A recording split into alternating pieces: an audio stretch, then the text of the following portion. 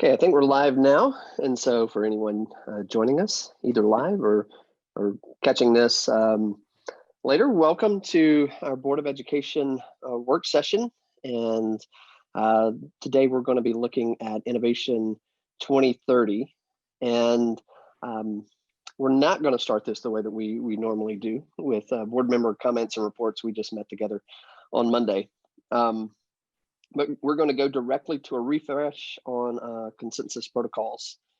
And so I don't see our superintendent. Is she here? She is here. Okay. I don't know why you're not on my screen. But I'm going to hand it over to you to lead us through this.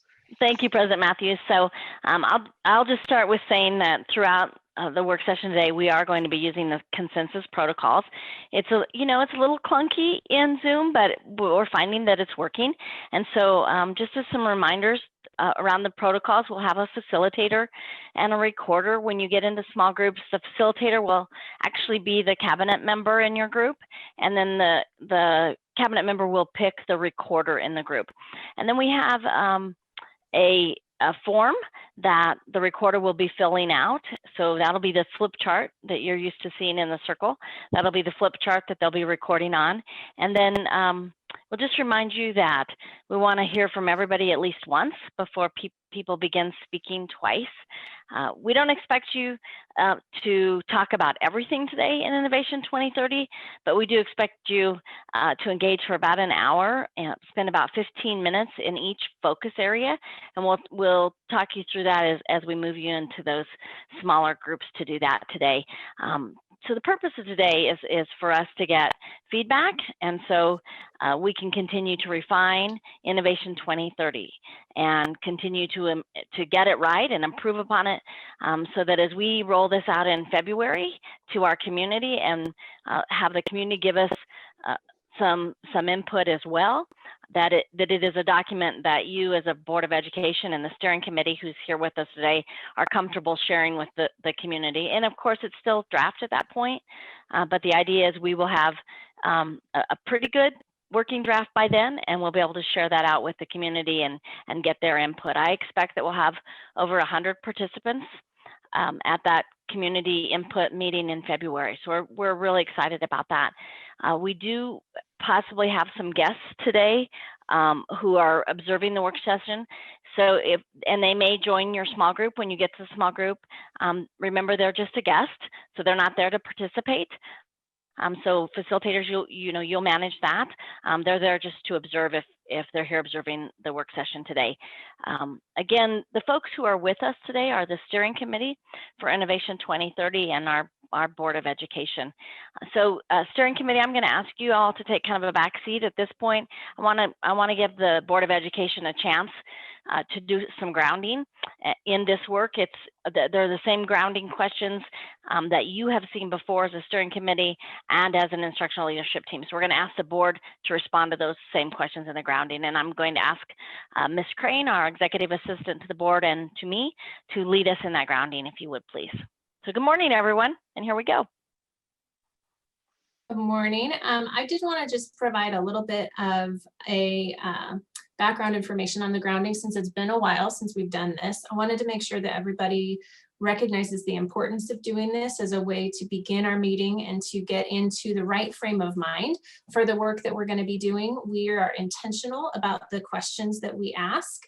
And we ask that you take a moment to think about them before you respond and allow yourself to really kind of get into the space of work that we are doing here today. I know a lot of people are running from this meeting or that meeting, and many of us spend more time than we would like on Zoom throughout the course of a day.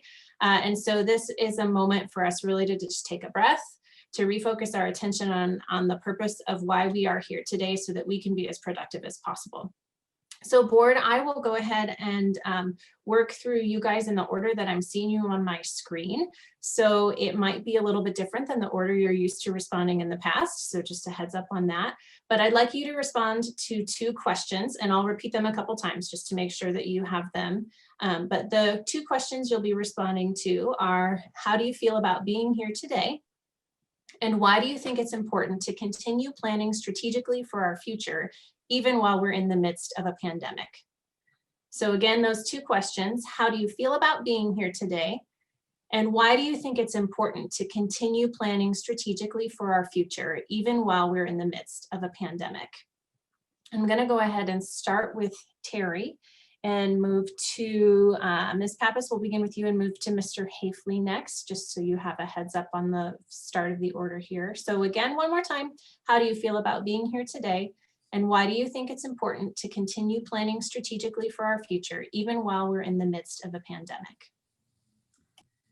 Thanks. I feel good about being here today. I am looking forward to the work that hearing about the work that has been in place already and what we can offer today.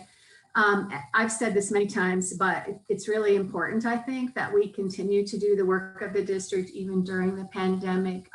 The reason that I believe that the reason we are experiencing the success we are is because of the targeted intention that we've had on Innovation 2020 for the last 5 years, and so 6 years, I guess.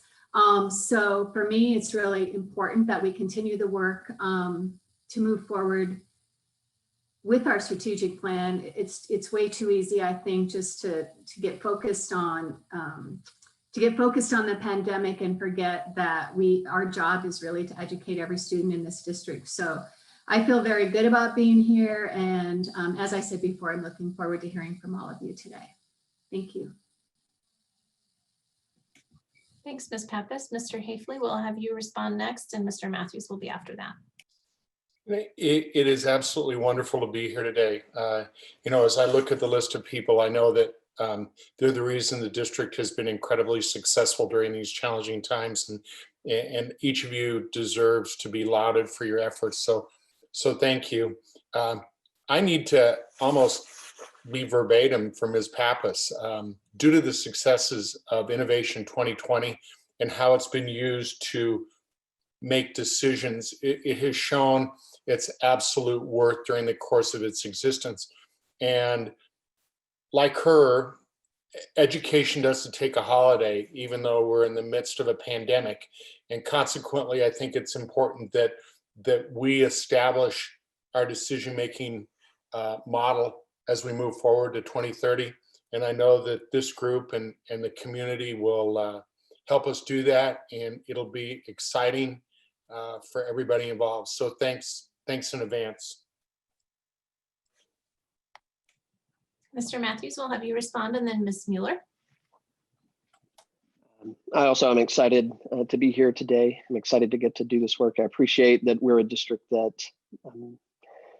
can walk and chew gum at the same time, and that we can that you guys can make sure that we're doing what we need to do with respect to this pandemic and addressing the needs of the present, but also look beyond the present. And I think it's absolutely critical that we focus on Innovation 2030 in the midst of a pandemic or any other time, because if you're not clear about your mission and your core values, your priorities, your goals, and you have no idea where you're going. And so it doesn't really matter what the environment is, you'll be tossed this way or that way. And so to be very clear about where we want to go, what we think is important for this district based on where we are, I think it's absolutely critical. So I'm glad we're doing this work.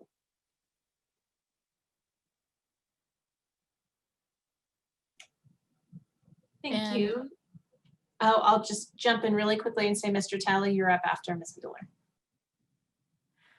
I am happy to be here. I will admit that for some reason during a pandemic, I'm slower to become invigorated in the morning to do the work that is entailed. And I do think that that's something we do also have to be honest in facing with our students. This was the start of class at UNC as well this week. And so a lot of my students did voice that sort of ambivalence about why do we have the motivation to do what we're doing during a pandemic. Things are not normal. The political climate is not normal. What do we do? And I didn't want to give a pat answer, but I will say that this too shall pass, and that we can't just stop We can't just stop living. We can't stop planning. We can't stop thinking about what our future could be. I remember when I was in college and we had the Cold War hanging over us, and everyone had the same sort of question of why try, why continue on. And then I remember in 1989 when the Berlin Wall came down, and this excitement over the fact that this too shall pass. And so we have to be strategic, because when the pandemic's over, I want to hit the ground running. And I want to make sure our students have everything in place to make sure they can be successful and have the education they deserve. Thank you. Mrs. Solis, you'll be up after Mr. Talley. I'm excited to be here. As we all know, any chance that I get to take my son to school in the morning makes me super excited. So I'm glad that we schedule these full day things. And I also love to see everyone as much as possible, especially with the adult interaction that I currently receive is very limited. And I can only listen to so many Wheels on the Bus and like kids movies and Peppa Pig and all that stuff. So I really thank you guys for scheduling this today. But no, yeah, I'm excited to get started. And I really think, I think a lot of in our society, in our world, there's always something happening. There's always something going on that we are worrying about, or that we were thinking about, or that we are considering. And we can't take a pause in education because it only affects our students and their ability to grow and their ability to learn and their ability to move forward. It's really difficult to walk forward if you're looking backwards.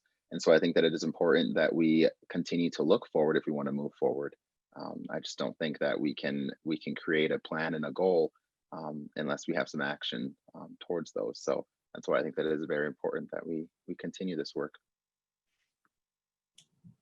Thank you. So Mrs. Solis will be up next, and then we'll close our board grounding with Mrs. Mash. So I don't know about everybody else, but I've been yearning to get back to this work. I have seen and witnessed what this work and these conversations have produced. And so at a time that things are so abnormal, this feels normal. This feels good. So I'm excited to be back and to really talk about district stuff moving forward. And so I thank the board members that spoke before me for their wisdom. It's definitely good to hear everyone. And Ray, obviously, I am so behind on the shows and movies for kids. But I think I've been yearning for this work. So I'm grateful that we're here today. Why it's important. There's so many things that have happened that are out of our control. This planning and this work that we do puts some sense of control. And when the pandemic happened, we had plans for everything. Obviously, we had to pivot and tweak, but we were prepared to do that. And so I'm just really grateful for the work that we've done these past years, because I think it set us up for a situation like this to come out of it the way we have and deal with the way we have. This whole situation has been traumatic, and the things that have unfolded lately have been even more trauma for our students, our staff, our community. And so I just feel like this groundwork that we do is imperative to make sure that we're prepared for whatever comes next, and that we're really looking forward to see, how are we going to move forward as a district. One of the things that I'm really, really proud of is the things that have unfolded recently. I feel there's going to be a lot of soul searching happening. Whether it's locally, at the state level, at the federal level, neighbor-wise, friend-wise, family-wise. There's just a lot of conversations and soul searching happening. And fortunately for us as a school district, we've been doing that soul searching for years now.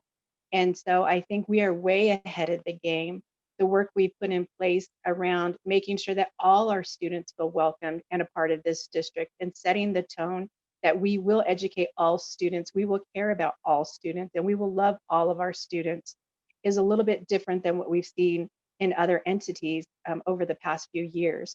And I think those other entities are going to be far behind and not prepared to really deal with even tougher questions and conversations that need to happen to really make sure that they're ready and prepared for the future.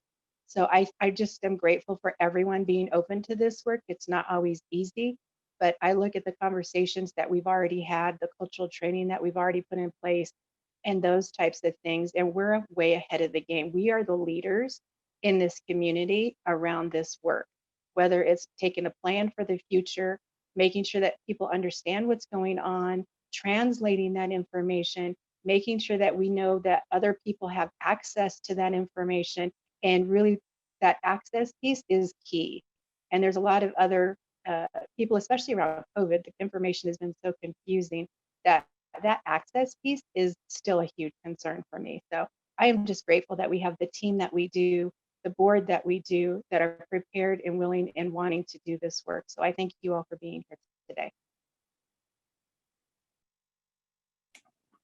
Thank you, Mrs. Solis. Mrs. Match.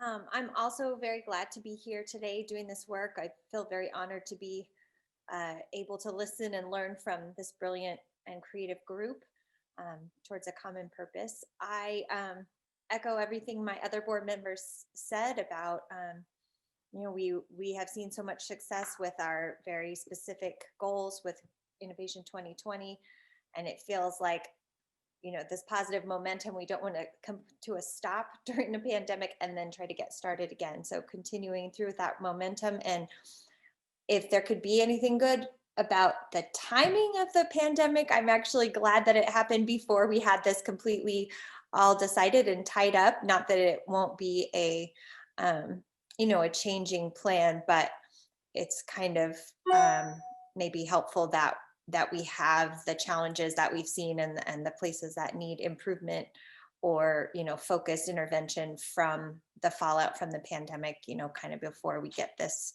plan completely solidified. So I'm glad to be here and looking forward to the discussion. Dr. Pilch, would you like to respond to the grounding questions as well? Sure. I feel really good about being here today. We've put a lot of time into preparing for the work today, and I think it's, you know, what many of you have said about the importance of this work, and that this work has helped us to lead and to continue to lead during the pandemic and during, you know, really a tumultuous 10 months in our nation. And so I think continuing this work and setting the path for our community and making the commitment of what we will do in public education here in District 6 is critical. And having that plan out there for our community so they know this is our promise to them, as they have invested in us in mill levy overrides and with bond issues. We have a promise to them, and Innovation 2030 helps to guide that promise, and I think also tells the story of the promise. So I'm excited to be here today, and pleased to be with all of you and to hear your feedback. I look forward to hearing your feedback at the end of the morning. So thanks everyone for being here today. So we are going to move shortly here into our small groups, and I just want to kind of set up what that's going to look like.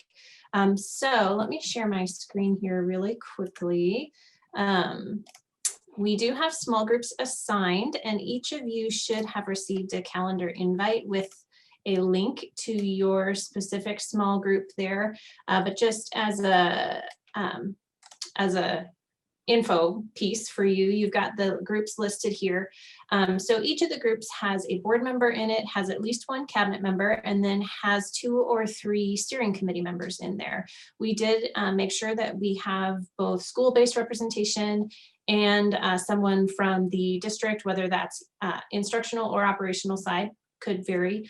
But we've got good representation on each of the teams. And what you'll be doing in your groups is going through, it's guided in a form linked in our cabinet or in our agenda. There's a form in there linked for you guys to go through each of the 4 different focus areas. So you'll be reminded of the focus area and the description of the 2 different goals within each focus area, and then the objectives that the steering committee has worked on. And we will be working through those to get your feedback on that. So each team will have, like Dr. Pilch said earlier, a facilitator. and a recorder assigned. And so the recorder will be completing the information in the Google form that is linked. And I'll go ahead and in just a second here, I'll put a link to that form in the chat so that folks have that before they head off into their small groups. But just to make sure that we get equal time on all 4 of the different focus areas, we've asked that each group start with a different focus area. So group 1, we're going to ask that you begin reviewing the student learning and achievement focus area and then scroll through the others. Group 2, you'll start with strengthening partnerships. 3 will work on climate and culture, and group 4 will begin with operational and organizational effectiveness and work your way through. And then group 5, student learning and achievement, 6, strengthening partnerships, and 7, climate and culture, so that we do get some equal time spent on each of those. We don't want any of the focus areas to get gypped of time in the end if we run short. Dr. Pilch, do you have anything you'd like to add? I will just say that, our hope is that you'll get to each focus area and the goals and the objectives in each area. But we've split you up this way to start on a different one by group, just to make certain that we get feedback on every focus area. The other thing I just want to remind you is that everything is not here. So we have another document that under those objectives that document has a bunch of actions and recommendations of other things that we would do and how we would measure that. And so we're really looking for your feedback on what's here in terms of we're still a little higher level. And so we're looking for your feedback on that. And so facilitators, you can, if somebody asks about if something should be included or is it there, you know this plan pretty well, feel free to share verbally that, those actions have already been included, or that we'll take a note to make sure we include those actions if they, if new actions are recommended. So, I think, this should be an interesting and fun activity. Don't get bogged down too much on wordsmithing. We're not asking you if it should be each or every. For example, we're asking you, do we have the big ideas right? So, don't get too far into the grammar and wordsmithing of this. We really want you to work on, do we have the ideas right? Do we, have we captured what you want to have happen in this school district? All of you, board members and steering committee, have we captured that here in writing? And what else do we need to do to make sure we've captured the work that we should be doing? Okay. All right, so the different things you guys will be discussing in your groups, you will do a grounding within your small group as well. You'll spend just about 15 minutes, maybe less, on that. So you'll first begin by discussing what your best hopes are for Innovation 2030. And then the feedback form records these group discussion questions of what do you see that resonates with you and what are one or two recommendations or questions you have. And for any community members or other participants who are watching, I will keep the links to the small groups active on this YouTube live stream. So you may access any of those small groups that you wish to observe.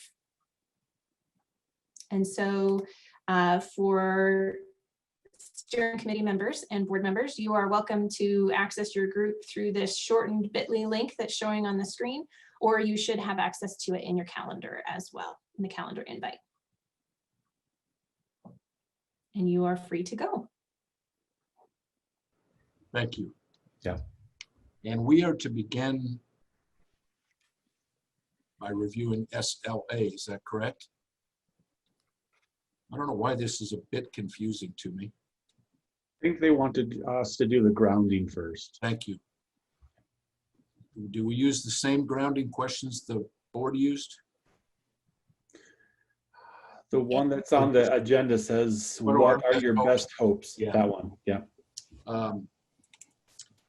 I guess I'll just start. My best hopes for 2030 are that we have a transparent and attainable roadmap for our district going 10 years in the future. Would entertain any other thoughts that you might have.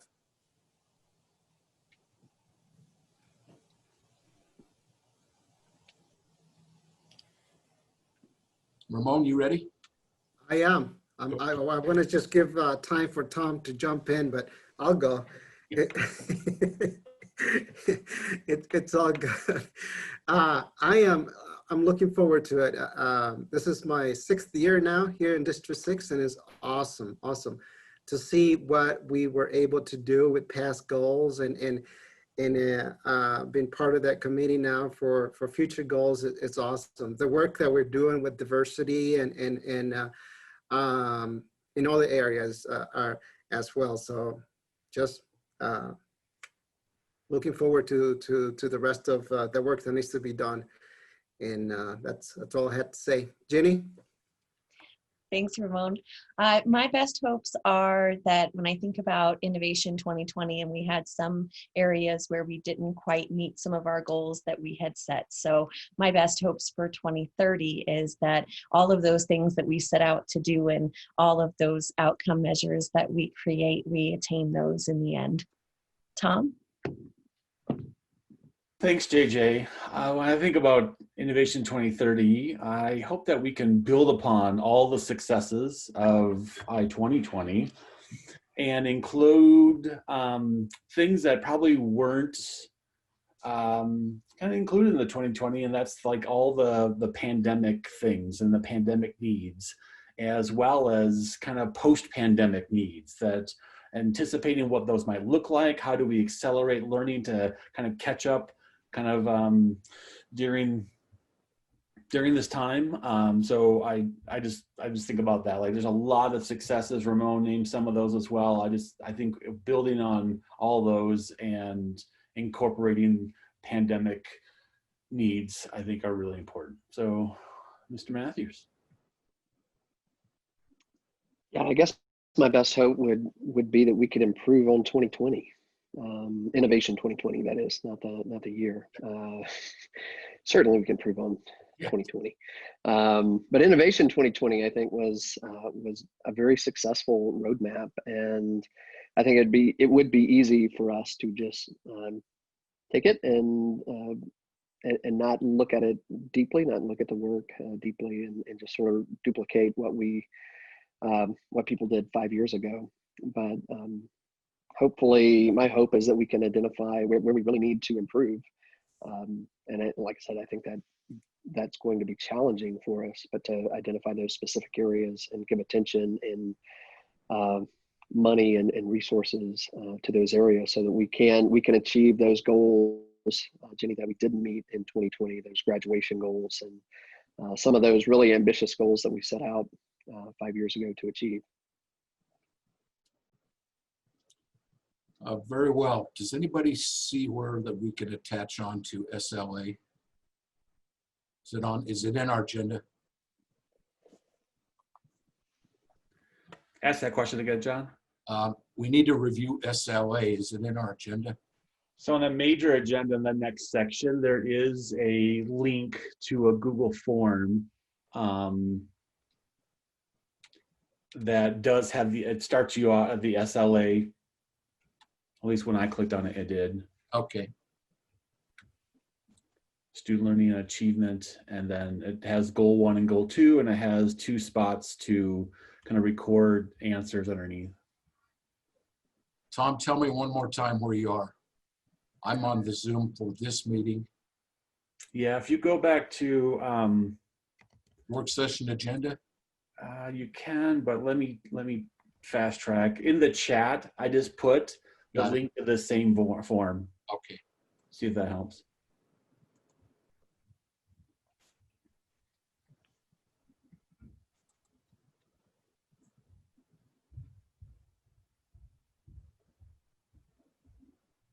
Did that work for you?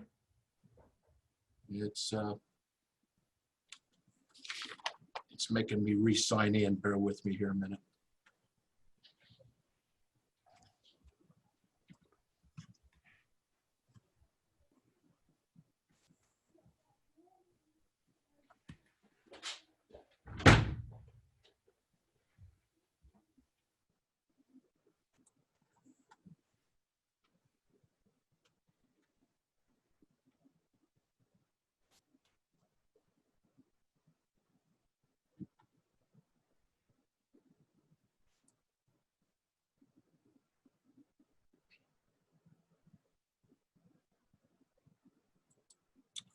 Okay, I have that. I assume everybody had it well before I did, but just making sure.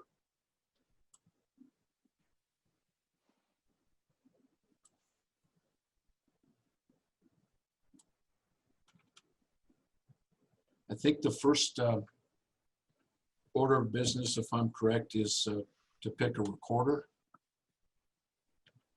Is there anybody that's absolutely dying? Mr. Gribble, thank you, sir.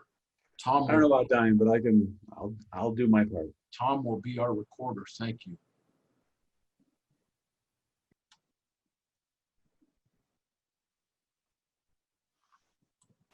We are tasked with reviewing SLA. It looks like we're way ahead of schedule. And then beginning at 10 or beginning anytime we want to, we are to spend approximately 15 minutes per focus area.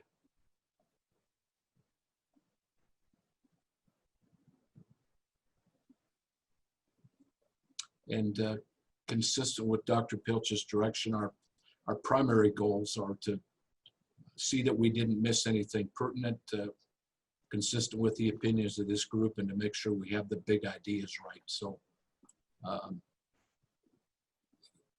while the steering committee has vetted this, it's very possible that we may have missed key items, hence the reason to go through this today.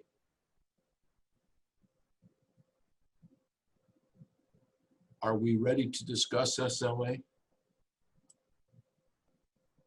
Are we taking it in two parts, John? Are we doing goal 1 to discuss first and then goal 2? Or are we looking at both of them all together? I think we could easily separate those out, Ramon. Look at goal 1 first. Provide a personalized learning experience so all students graduate on time and are college and career ready. Objectives as follows: align our system pre-K postgraduate to meet the grade level requirements and graduation competencies, followed by objective 2, to continue to implement career pathways responding to industry and community needs, increasing student engagement, K-12. Is there feedback for our recorder on goal 1? Something that resonates with me about that is just the intentionality of calling out the career pathways and then having that be K-12. And so then thinking about too how that stretches among all levels instead of just secondary. Thank you, Ginny. Now, Tom, you enter on the Google document, is that correct? Okay, way ahead of me. Thank you for your feedback, Ginny. Ramon, anything to add? You know, this group, it seems to me that they were really intentional the way they use, you know, Dr. Pilch said, don't get caught in wording, so I'm not going to. I'm just going to honor and celebrate that they're intentionally owning the fact that we do have systems, but they're not together.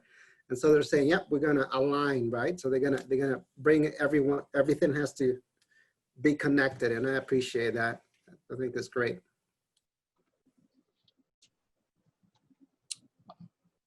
Michael, I like the, I'm sorry. yeah, I was just going to say, I like the focus of it. I remember when I first started working with the district, I would say I have 4 kids in this district, and next year I'm going to have 5. Yeah. And in just a few years, next year I'll lose one of those to college, and the next year another one, and the next year another one. In 4 years, I'll have 2 kids in this district. And so just the intentionality again on okay, what comes next? What are we here to do? What are we trying to accomplish for our kids? And that's prepare them for something. And whether that's to go directly to a career or to go to college, I think that's got to be our goal, right? We want them to all read and write, but we want them to be prepared to enter, either get more education to enter the workplace, or to be able to enter the workplace right away. So the thing that resonates with me is just the intentionality about the future. Thank you. I will say that I liked that goal 1 was all inclusive to include pre-K through post graduate work, and that there's an emphasis with one objective on career pathways, which I think the district continues to do a little better job at each year. Jenny, could I ask you to take over for recorder so Tom could give us his answer?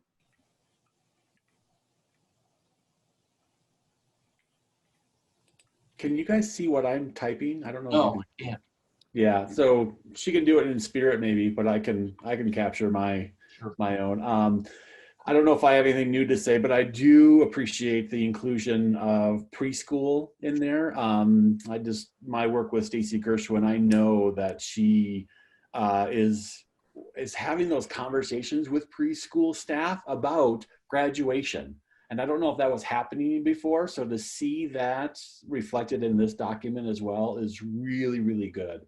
And I'll hold my comment for like suggestions, but I would, maybe I'll just say it now too, as far as like recommendations. I think wherever we see K-12 to challenge ourselves to wonder, why are we not including preschool in this aspect of whatever goal or objective? So I'll include that in the future ones, but as far as what resonates with me, including preschool is a really big deal. Thank you. How about if we move on to our second request, and that would be what 1 or 2 recommendations or questions do you have related to this focus area, goals and or objectives? Ramon? You know, I really don't have any questions. I guess the reason why I don't have any questions is because I see the need for both objectives to be there. Jenny talked about that career pathway that we started this few years now and how great that is. I see the end results here at GAP personally with my students. So props for, I'm just celebrating that. So I don't have any questions. I think both objectives, so hardly agree. Jenny, how about you? I don't have any recommendations or questions either. I like Tom's idea about including preschool in that second objective. Michael? Yeah, I would love to see see us create something that just makes it very clear for students and parents, a pathway to college or to a career. I think we know this pretty well. We understand the career pathways. We understand what is available. I don't know that our parents and our students know what all is available. And so just, I don't know how we do that, but I would love to see a focus on just on the communication of or creation of some sort of plan for students, but how to communicate that to parents and students. I think that's great feedback. I don't believe I concur completely with what our board president had to say. I don't have anything to add with regard to recommendations. Tom, how about you?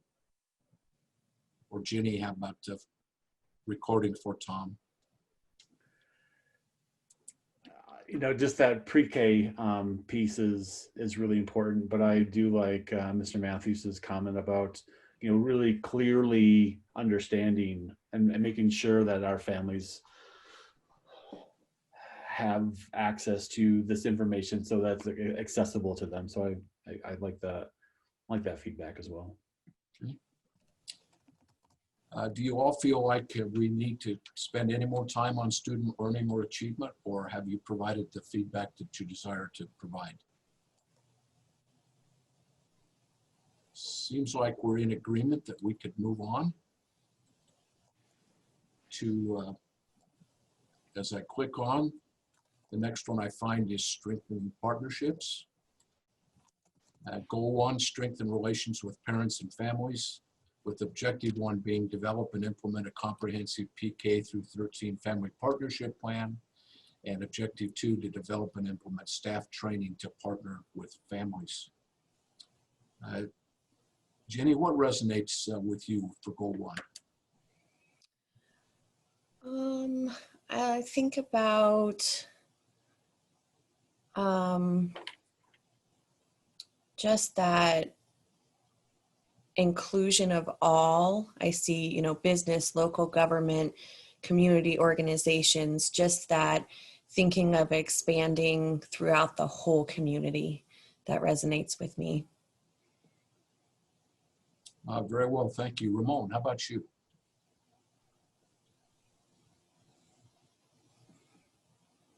You're muted, Ramon. There's like a commercial. It's like you're muted, right? I need a clarification of that. We're still talking about goal 1, correct? From the top. John? Yes, I'm sorry. I don't have anything else to add right now. Okay, to goal 1. Mm-hmm. Anything in particular in that resonate with you, or do you like how that's worded? I like how it sounds at this point, yes. Michael, how about resonating with you on goal 1? Yeah, it certainly resonates with me. I think that's one of our successes, and yet it is so tough to communicate with parents. There's a lot for us as parents to understand. So it's certain the language and the focus, I believe, is absolutely right. I believe it is short, succinct, and pretty well nails it. That's my short answer. Jenny, I called on you, right? Sorry. Tom, how about you? I like how, you know, simple and direct it is. You know, we're going to develop a plan and then we're going to train staff. So that is, as simple as that is, that's a ginormous undertaking, but it's the right work. Okay. How about we move on to the second area where we have been asked for feedback.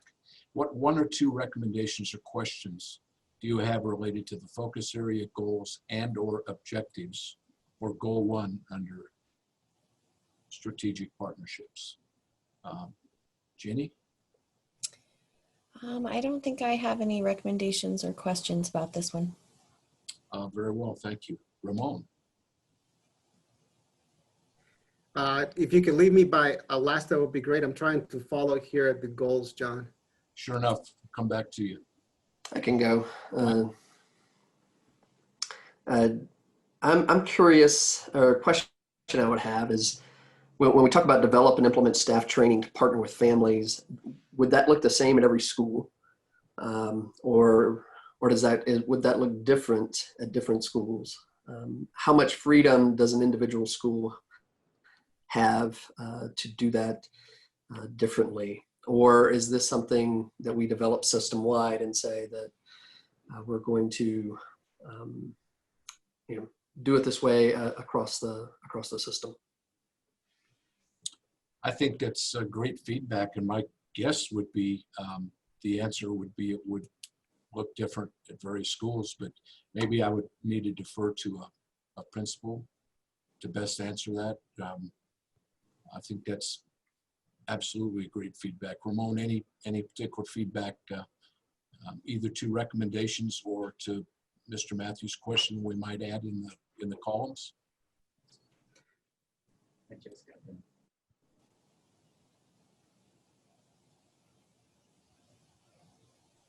There we go. I'm trying to focus on that, what they have written down right now, rather than trying to look too deep into it. First thing first, Tom, they did put pre-K there. Did you see that? So they heard you. We're getting somewhere. The partnership with families is a little dicey because I, for one, have always said, and what are you going to do about it once they get there? Once you get families into the buildings, right? So yes, it's great to have family involvement and so forth, but I always caution that from a principal perspective, to have some intentional conversation with families and let it not be about behaviors. All right, let it be about celebration of students' academics and so forth. Oftentimes we get caught on that. I need families in here so we can discuss issues rather than how can we move forward as a community. So that's my 2 cents. I'm not sure if I answer or add anything to Mr. Matthews, but that's what my reflection is. Thank you, Ramon. Tom, how about recommendations or questions you may have related to goal 1? So I do like the inclusion of PK. I am intrigued by the use of 13 here, and I wonder about, should that be considered for other goals when we stop at 12? Should we have 13 or include kind of that 5th year senior or beyond for other goals and objectives? At the risk of being a copycat, because that's exactly what I'm doing, I don't really know what staff training means to partner with families. And I would recommend that we delineate that a little further at some point in 2030, just as a slight add-on to Mr. Matthews' comments. Is the consensus of the group that we're ready to move on to goal 2? Okay. Goal 2 is to communicate and collaborate with external stakeholders, including business, local government, and community organizations. Specifically, objective 1, develop and implement a plan to partner with community members to support student learning. And objective 2, to develop and implement a plan for District 6 staff and students to contribute to the community. First area of feedback is what resonates with you. Jenny? Well, since I jumped to that one too soon, I'll just say again the piece around including a wide variety of stakeholders. Great. Thank you. How about you, Ramon? No, this is awesome. So I would love to see what that would look like. I think that we are a big district, right? And so I'm always a proponent for getting our students out in the community and do some civil work. So I'm like, give to the community, not wait until you graduate. Why not now, right? Teaching them that responsibility. That's awesome. I like how it sounds, and yeah, it's great. Thank you, Ramon. Michael? Yeah, I would just echo that and say I love objective 2, to find a way for, and I would be curious to see what that plan looks like as well. But yeah, I think we need our community. We've seen that, and we've over the last 5 years gathered a lot of community support, and that has been essential. And how do they begin to see the return on some of that investment? Yeah, I think it's so critical, and I love the idea that to develop and implement a plan for students to contribute to the community, and love to see what that looks like. I concur that we need community support to advance our goals satisfactorily. With my fairly long tenure with the district, I remember a couple of times when the district didn't have strong community support. And to be candid, some of that was because we appeared as though we didn't want or need community support to survive. With some new leadership, that philosophy has changed and has paid pretty huge dividends for the district, I think. So I like this part a lot. Tom, please.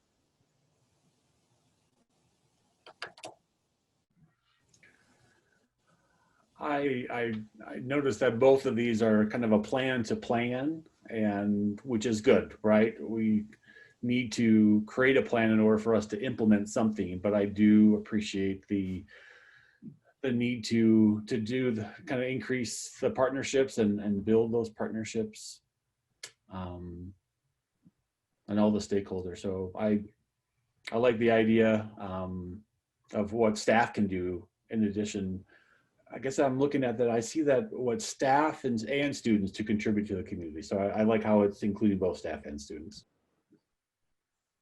Thank you, Tom. And on to our second task. What 1 or 2 recommendations or questions do you have related to these focus areas, goals, and or objectives? Jenny, are you tired of going first? No, that's okay. I think about the second objective and talking about staff contributing to the community.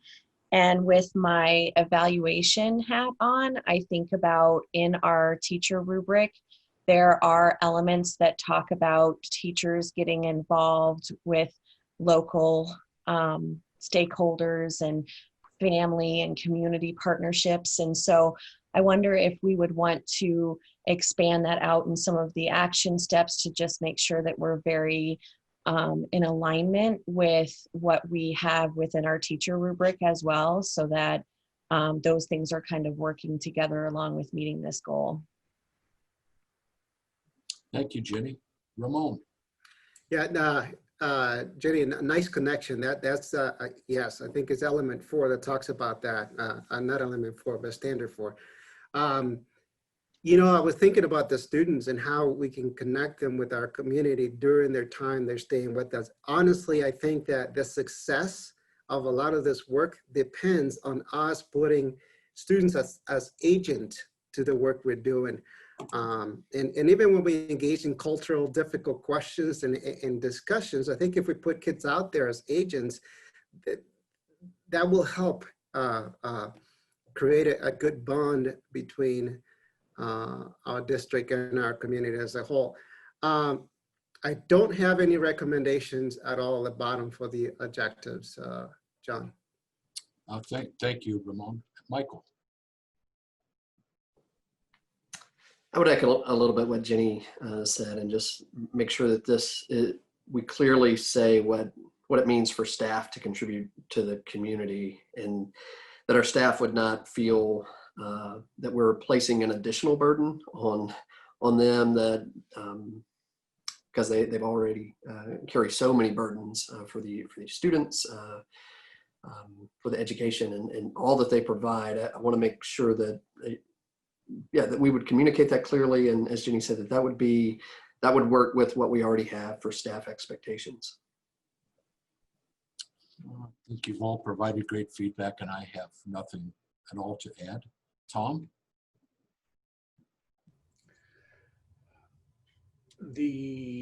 That first objective talks about community members to support student learning.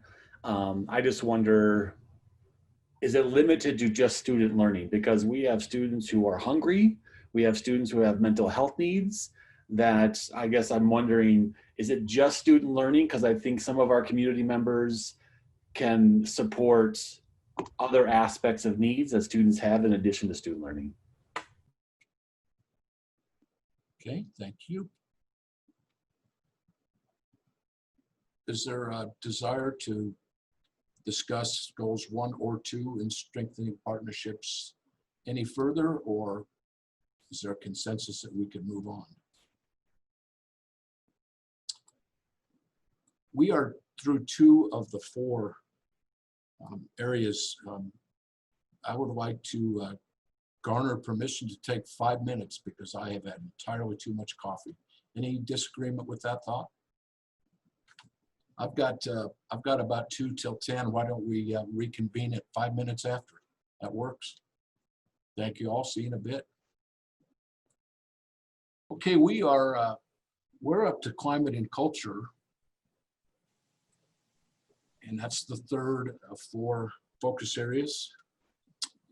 And goal 1 there specifically delineates that we'll develop cultural responsiveness throughout the organization.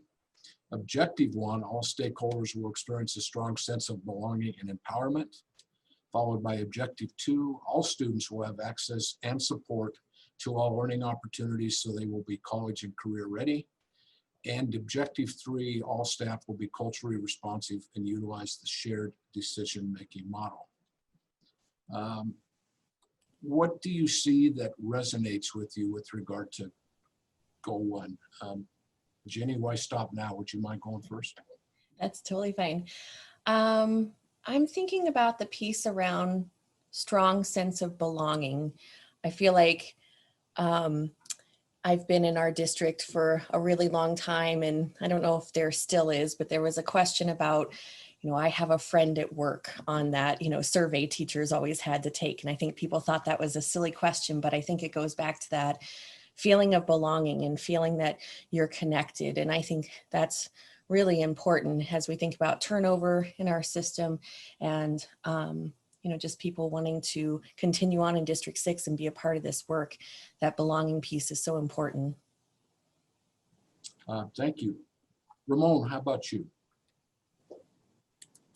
Not so long ago, I don't know if you all recall, we had a lot of, we're still doing, but not as much, I think, people leaving District 6. And I think that a lot of the work Dr. Pilch have done has been amazing. One of the areas is creating the sense of pride. I mean, we are rocking it in District 6, and that's one thing that she has continued to preach is like, let's tell our story. Let's share out how good we're doing. So kind of goes with what Jenny said. Looking at the whole the objective 1 and 2 and 3, I just would like to acknowledge that it targets everyone now in terms of it reads all staff will be culturally responsive and talks about being trained throughout whoever is employed in our district. I often talked about one of the first trainings that new employees should have is that culture responsive training in working with our district. I know that a great deal, Jesse and team has done a lot of work internally with our administrators. I look forward to that to get to individual buildings as well. Thank you, Ramon. Michael? Yeah, I love those words, belonging and empowerment.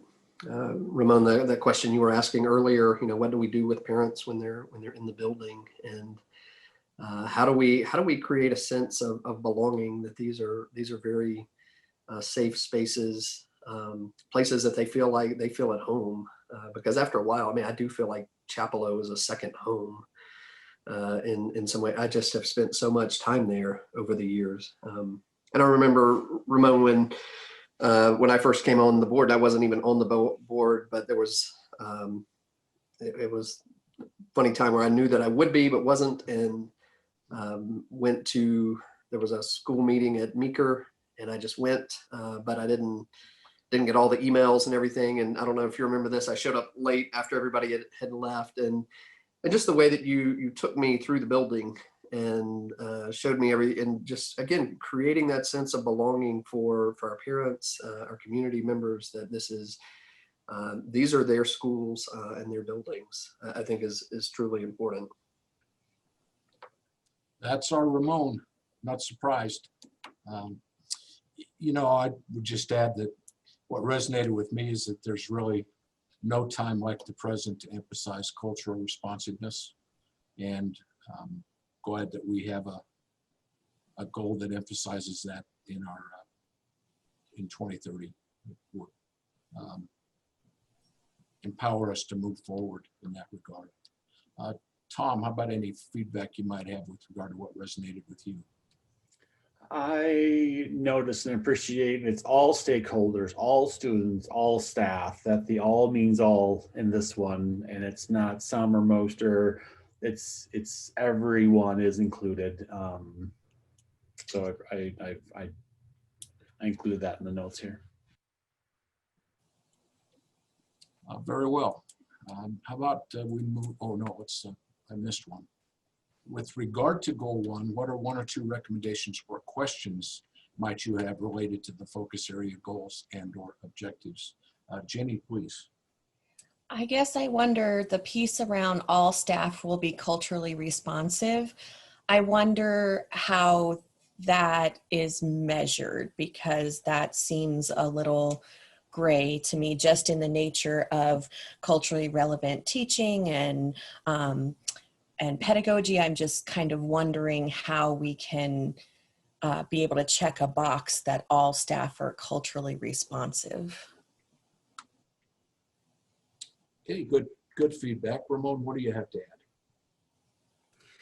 You know, I would, and I probably whoever's going to be working on this is probably well aware, but I would challenge our groups to not just focus on like Latinos, for instance. We are a district that has a lot more diversity than just Latinos. So let's make sure that we give that love and care for other diversity, like our Somalis, right?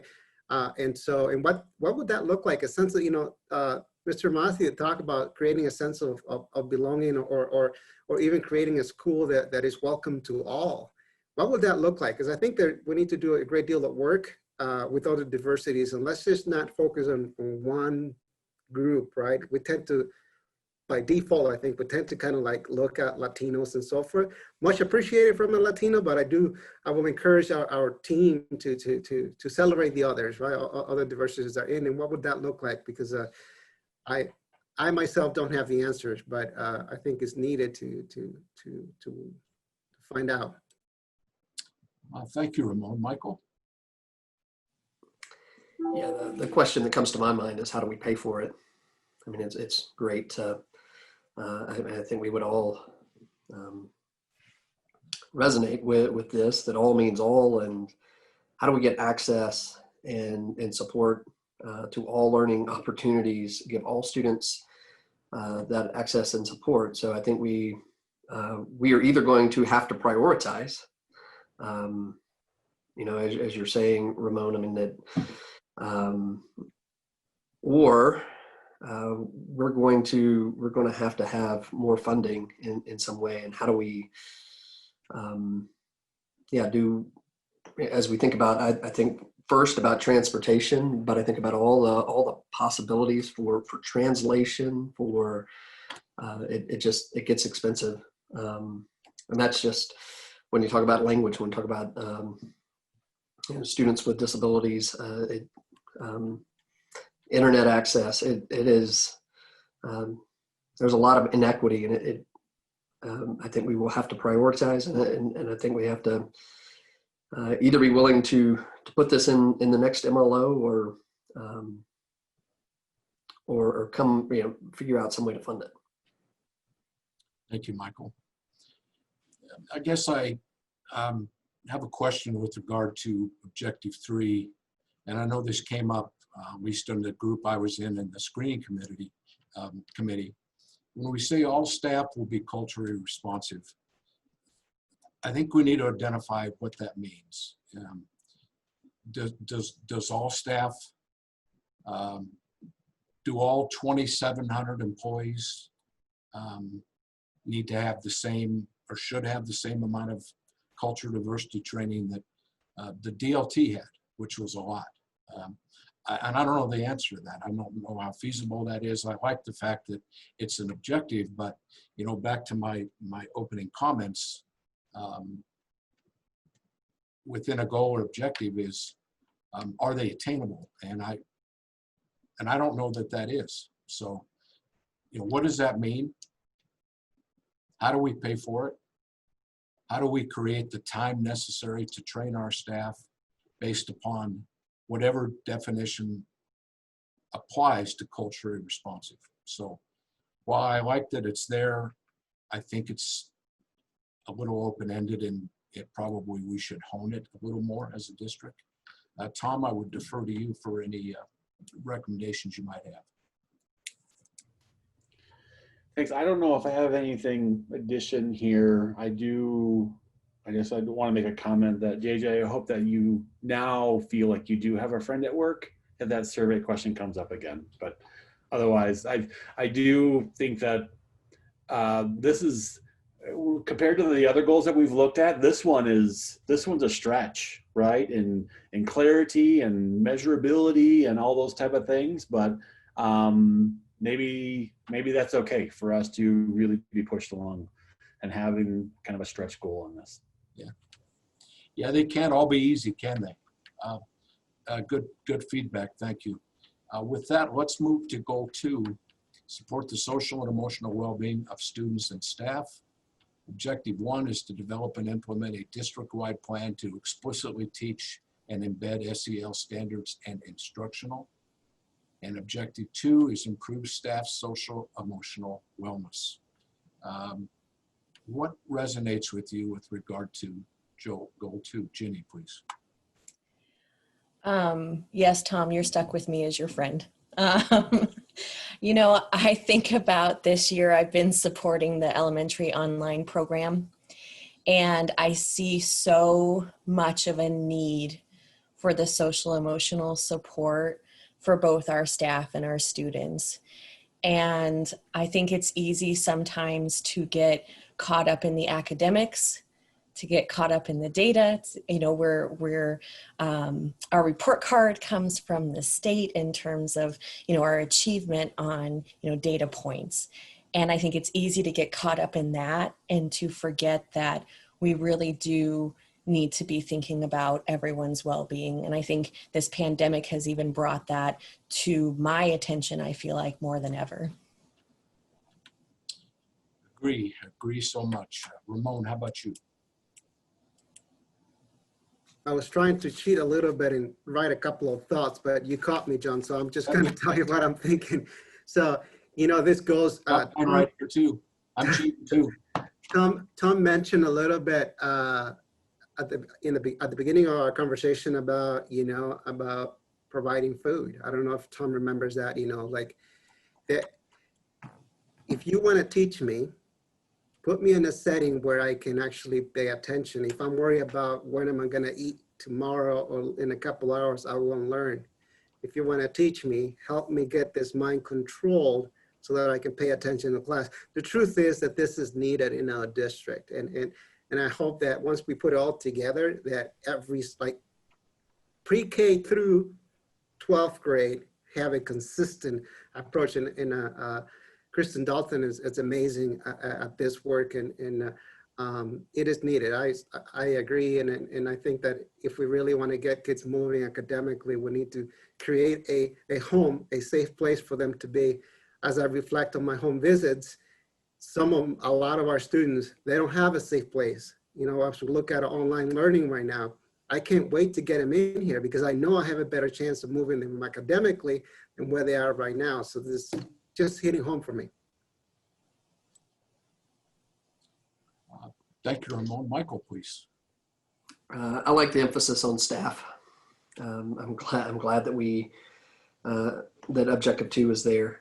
That we make it an objective to improve staff social and emotional wellness, because I don't think we stand much of a chance at all of improving student social and emotional wellness if our staff are not feeling like they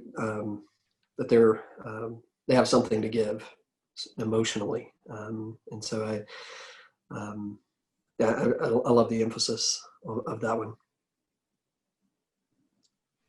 Thank you, Michael. I have nothing additional to add to that. Tom? I'll use some jargon in my thoughts, but the concept of Maslow's before Bloom's sticks out. So as we think about like Maslow's hierarchy of need, like we need to be able to breathe and eat and all these things before we can talk about students learning at high levels. And so I appreciate this goal, not saying that, but meaning that.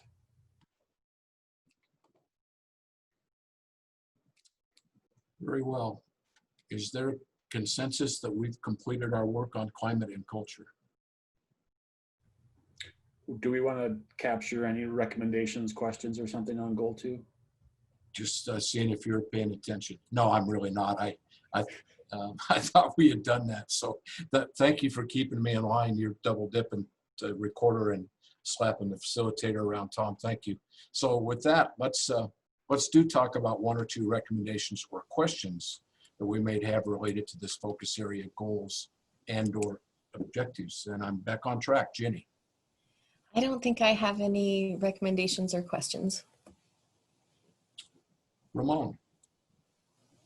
Don't have any either. Okay. Michael. No, unfortunately not. Like the last, like goal one, this is a challenge. It's a huge challenge to try to, but it's the right goal. Yeah. I would concur. I have nothing to add. I would defer to you, Tom. No, but I feel good about filling in this box. So Yep. Thanks for helping me to do that. Yep. We will not have a blank slate there. Let's move to operational and organizational effectiveness, which is our last focus area. And that says as follows: goal 1 is to align district resources to meet the needs of all students, followed by objective 1 to align financial and other resources to ensure a learning environment that is supportive of student achievement, and goal 2 to implement the facility master plan. With regard to goal 1, what may resonate with you, Jenny? If you could skip me and come back, my computer has decided to not load that page yet for me. Happy to do that, Ramon. Thanks. You know, I'm stepping out of my comfort zone when we talk about finance for the district because I have very little knowledge there, but it reads well. The last objective, it was short and sweet: implement the facility master plan. I remember, I don't know who was talking about the master plan, how thick it was. It's a huge binder. So it's deceiving. It's a simple line, but it involves a lot of information and materials there. I don't have anything to add on those. Okay. Michael, could I skip to you? Sure thing.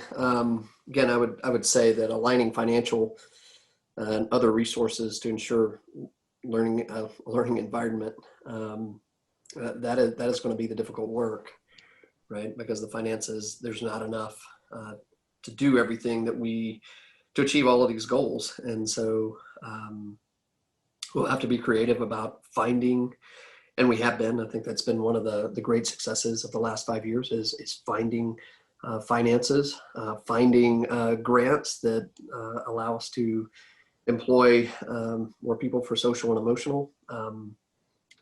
But I think this will be challenging work, is aligning all the finances to meet all these other goals that we've talked about, deciding who gets hired and where we put money.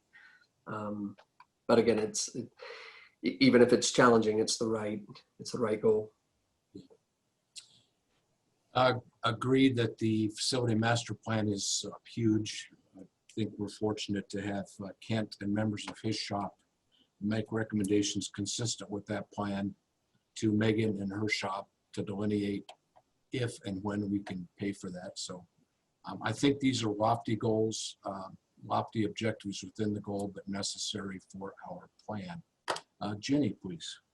Yeah, thank you for the chance to hear it and then be able to read it while I process an area that's not totally the place that I support. But what resonates with me is the meeting the needs of all students and just thinking about how we're using those resources for all students. I was in a conversation earlier this morning in another meeting where we were talking about AP courses and just the opportunity for all students to have access to those higher level courses. So I like the thinking around we're going to align our resources financially for all students. Thank you, Jenny. And Tom, please. Yeah, I really like how it spells out that alignment. I think looking at someone's checkbook, follow the money and you can follow their priorities, and how we're really being explicit about, connecting that to students and their learning is really important. So I like how it's written. And objective 2 is 1, 2, 3, 4, 5 words, but incredibly massive beyond those 5 words. Okay, thank you all. How about 1 or 2 recommendations or questions that you may have related to this focus area goals and or objectives? Let's start with you this time, Ramon, please. I don't know. don't want to critique much. I wish that objective one would be a little bit more specific when we set resources. But that's about it to me. Thank you. Jenny? I agree, Ramon, with wondering about what are the other resources? Like what can we be more specific inside of that? Michael? Wondering about student achievement on objective 1. So student achievement really is, as we look at these goals, number 1. But when we think about financial resources, we've already said that we need to, if we're going to accomplish, say, goal 3, not goal, but objective 3, or well, priority 3, sorry. We're going to need to put financial resources towards that as well. So I'm wondering if that doesn't need to be bigger.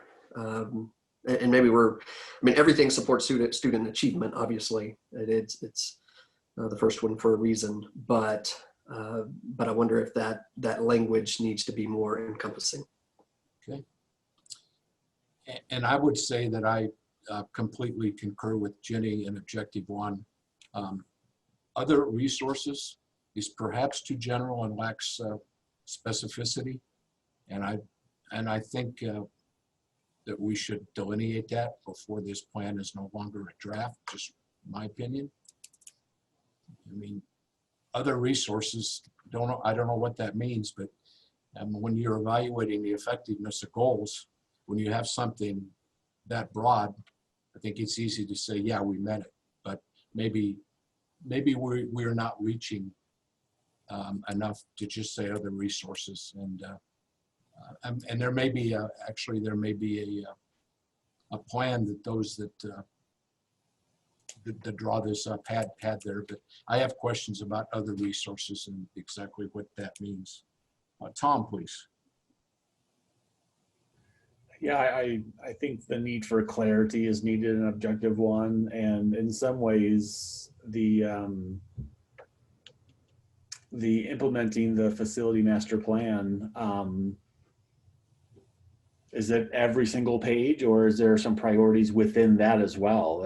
If it is, the last I saw it was pretty comprehensive, almost overwhelming. And do we mean the entire thing, or is there some priorities within that? So some clarity.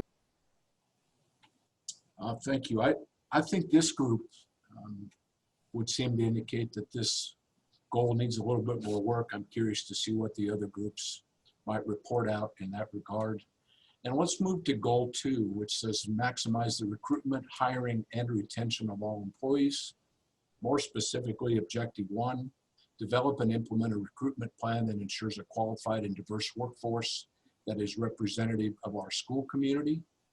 Objective 2 is develop and implement a plan to efficiently hire the qualified and diverse workforce. And objective 3, develop and implement an employee retention program.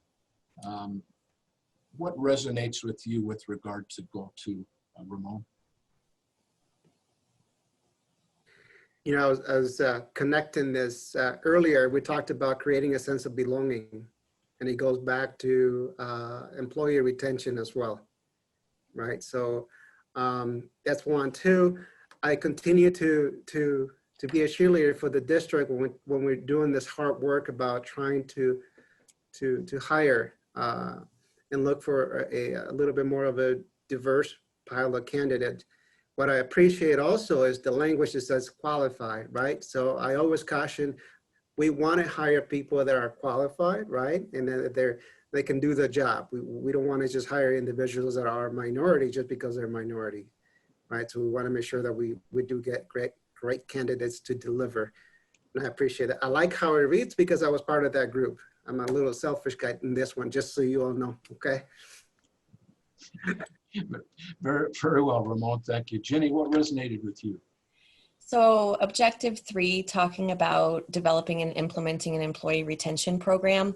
I think about how we have highly effective teachers in our district that have had a lot of training, and they're sought after from other districts because we do such a nice job of really a lot of quality professional development and really getting people skilled in their practice. So I think that keeping those people is very important.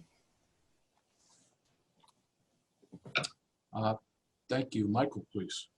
I would just echo what Jenny just said, that it is far better for us to retain our highly qualified and highly trained staff than to try to replace them.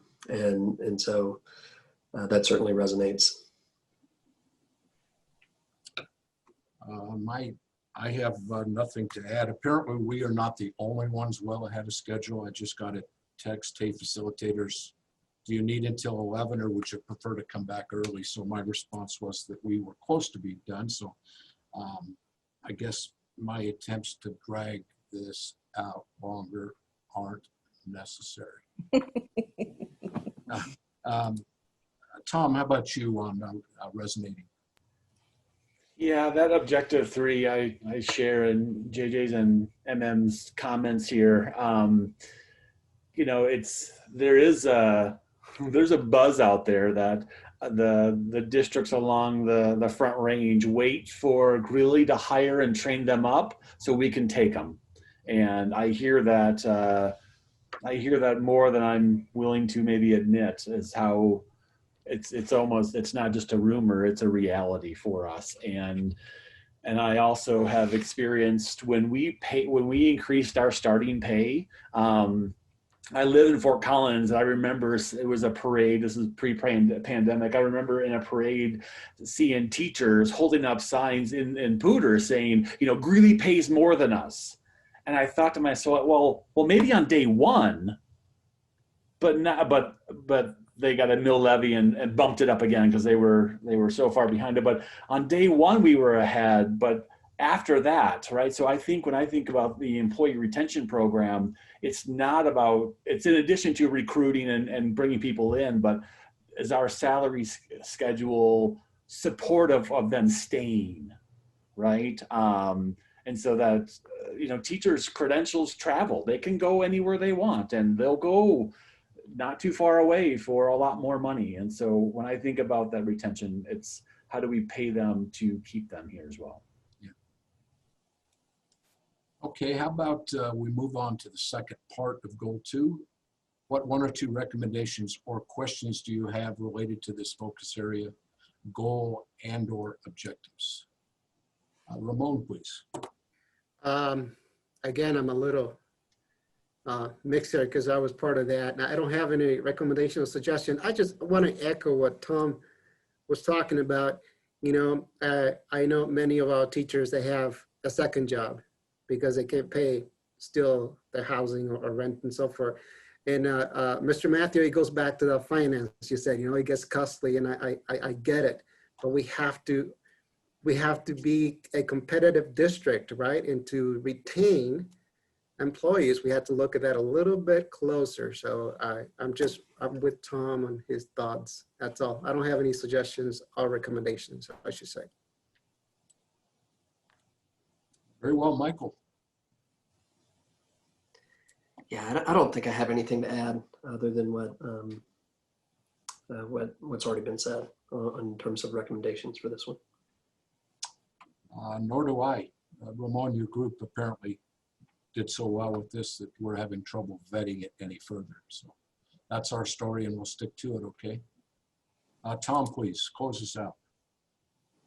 Yeah, I don't want to beat up on Ramon any more than what we already have on this one. So I agree to kind of leave it alone. I am noticing we have a JJ, MM, and an RR in this group. So we're the oddballs, Tom. You and I are the oddballs. Yeah, yeah. Did you guys get called RR? Did anybody ever call you RR or JJ? I mean, JJ sometimes, I would imagine. Yeah, Tom calls me JJ. Yep. Okay. Our whole team does. We have Ginnies and Jennies and all these things, and so we had to keep it simple. But just looking at the pattern. Oh, no one calls me RR, and I'm afraid to tell you what my middle name is, but I'm going to. My middle letter is A, so it would be Rat, and I don't want to be a rat. No, thank you. No one calls me RR either. Yeah, I would get Eminem quite a bit. I'm sure. Growing up, so. We have because it sounds cooler than Rat. I can see Eminem. AJ sounds awesome. I think those are AJ is the easy one. We have reached the finish line. That being said, does anybody want to revisit or discuss these focus areas any further?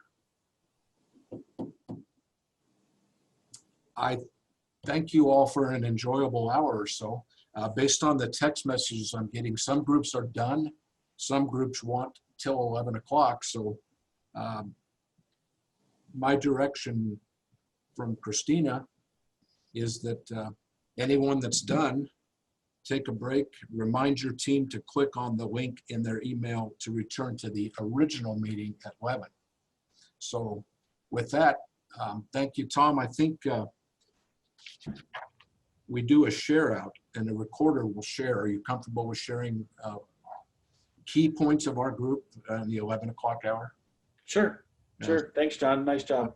It just says each group will share significant themes, responses that were shared by multiple people. So use whatever discretion you want, Tom, in that regard, and the recorder will share. So sorry for the bumpy start, but we got to the finish line. The bumpy start's on me, and I'll see you all in just a few minutes. Get caught up on my email.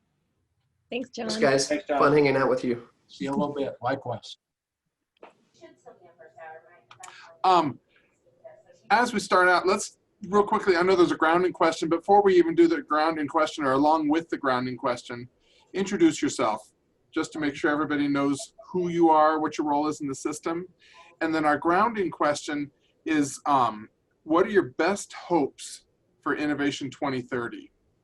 And Nate, you don't really need to record our grounding question. I'll just have you start recording on the next set of input stuff. I think we're already recording. We're recording the screen, yes, but you recording it into the Google Doc? Mm-hmm. Yeah. So I'm just going to go around my screen, and I'm going to, as the facilitator, part of my role is to make sure that everybody has a chance to speak once before we go into open discussion. And so I'm going to go around my screen, and then I'll go the reverse direction and so forth on each of the questions. So I'm going to start at the top with Amy Spruce. So if you'd introduce yourself and then tell us what's your best hopes for the Innovation 2030.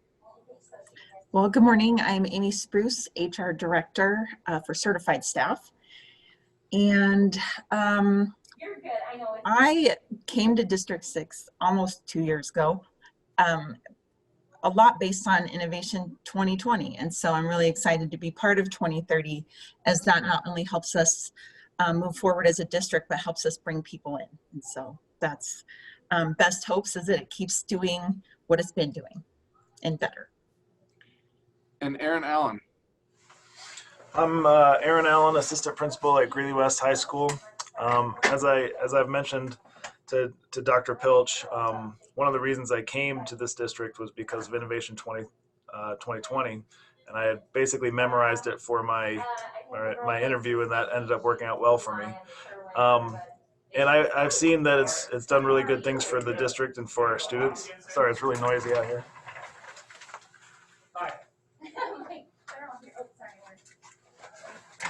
We've got construction going on over here, so there's always people in and out.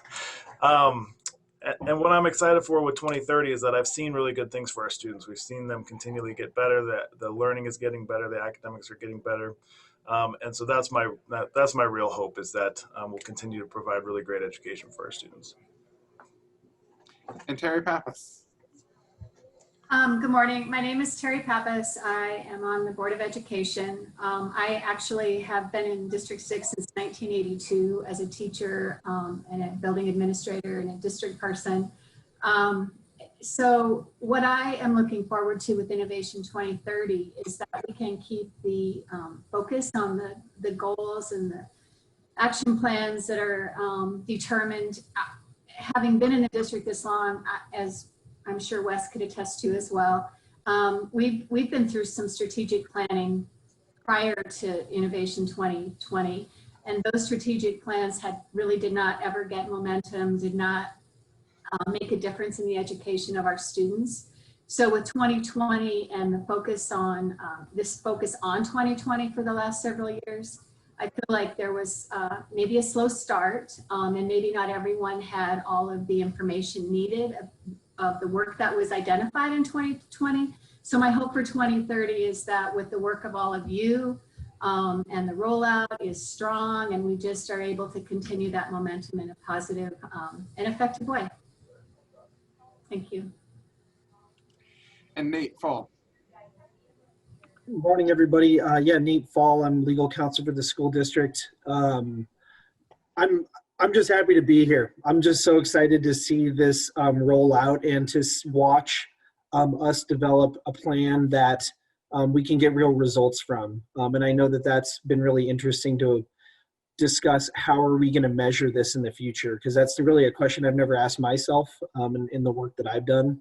And so it's really interesting. But to be more specific, I'm excited to see if we can get those hiring and retention numbers on point and closer to kind of representing the population that Greeley's in. I would be really excited to see that kind of get closer to that actual number. We'll see, but I'm happy we're going for it. And I'm Wes Tuttle, and I'm like Terry. I've been here a while. I actually am a product of our system, so I actually went through the school system to Jackson, to Brentwood, to John Evans, and graduated from Central High School. Sorry, Aaron. It's a conversation at our house frequently because my boys both graduated from West, and then Amy teaches at West. But this is my 30th year in the district, and I'll echo what Terry said as far as this is one of the first times that really a strategic plan, our 2030 or 2020 plan, drove the work of our system. And I really feel like it has impacted our system in lots of positive ways. And so I'm excited to see how that 2030 has that same drive and momentum and focus in our system in several different aspects. Before we dive into our work, any other comments or thoughts that you want to throw out before we go to our first topic?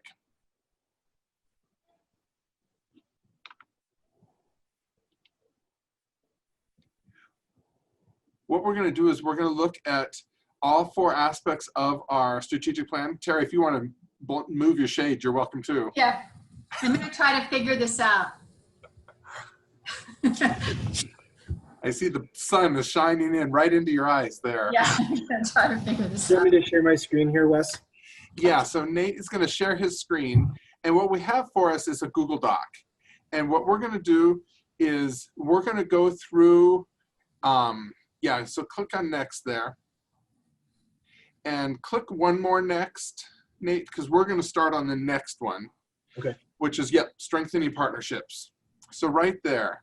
So we're going to talk through, and I'm going to have you guys help kind of, we'll read these out loud.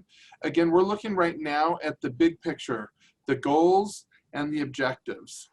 And so you're going to see those goals and objectives. Each of these areas have 2 goals within them, and you're going to see the objectives listed underneath each of those. So we're going to kind of start with that as our grounding. We're going to read those on each of the goal areas. And then there's going to be 2 questions. The first one is, and you can see it right at the bottom of your screen there, what do you see that resonates with you? And so we're going to go around and have everybody respond to that question first. What do you see that resonates with you? And then we're going to come back around and ask the second question. What 1 or 2 recommendations or questions do you have related to this focus area, or to the goals, or to the objectives? We have started to draft out some measures, outcome measures. Those aren't on here right now, but just know that they're in early stages of conversation. And then if you look at the actual document, there's bullets that kind of talk about maybe some of the things that would fit there. but we haven't included that yet because that's not really developed out. As we really continue to work with these small groups, those small groups then will really put meat onto those action steps and confirm that those outcome measures are the case. So that's kind of where we're at in the process. Erin, I know you've been a part of the student learning and objective with me, or goal area with me. Amy, I'm assuming you and Nate have both been a part of, or let me ask you this, which ones have you been a part of? Nate, which one have you been on? In terms of just my work generally, or the small groups that have been working on the strategic plan to this point? I'm not on these ones. Okay. I'm on goal 3. Goal 3. Yeah. Yep. And Amy, which one are you on? It'd be great if I remembered which one I'm on. Are you on our hiring and retention? Yes. Okay. Yes. So we'll see that one shortly here. So, Terry, we're so glad to have you a part of our group today. So let me start with this first one. And so this is strengthening partnerships. And you can see right underneath it says District 6 enhances student success by communicating, engaging, and collaborating with our communities and school partners. And Amy Spruce, can I have you read goal 1? Yes. Goal 1, strengthen relationships with parents and families. Objective 1, develop and implement a comprehensive PK through 13 family partnership plan. Objective 2, develop and implement staff training to partner with families. And then goal 2. Erin, would you read goal 2? Goal 2, communicate and collaborate with external stakeholders, including business, local government, and community organizations. You want me to read the objectives? Yeah, go ahead and read the objectives too. Objective 1, develop and implement a plan to partner with community members to support student learning. Objective 2, develop and implement a plan for District 6 staff and students to contribute to the community.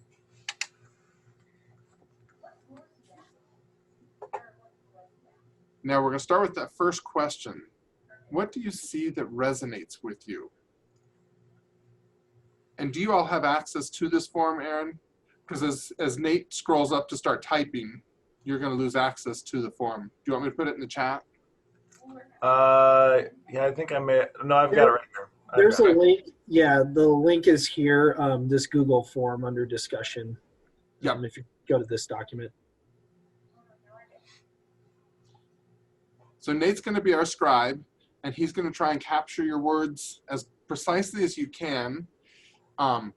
So kind of organize your thoughts for just a moment. What resonates with you? And I'm going to start with Terry Pappas. What resonates with you?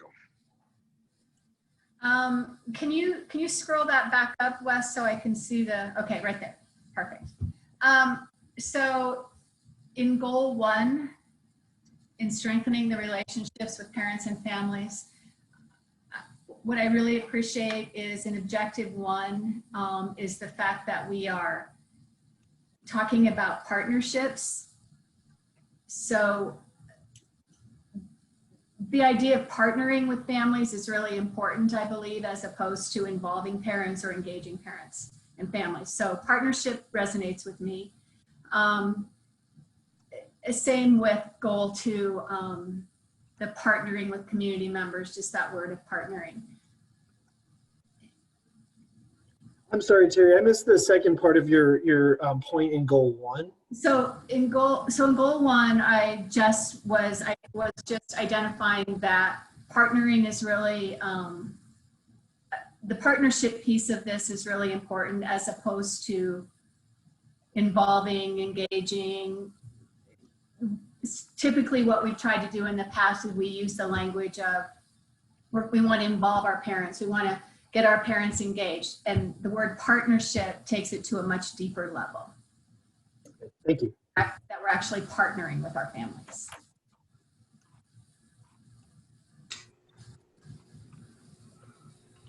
And that's the same with goal 2, partnering with the community members to support our students.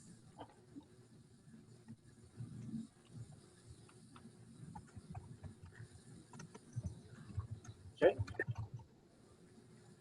Am I supposed to go to what I have questions about, Wes, or is that a different? Not yet. Let's just go with this first one as far as what resonates with us first. Okay. So yeah, thank you, Terry. Anything else, Terry, before I go to somebody else about what resonates No, with thank you? No, that's all. Thank you. Perfect. Let me go to Amy Spruce. What resonates with you about this first goal?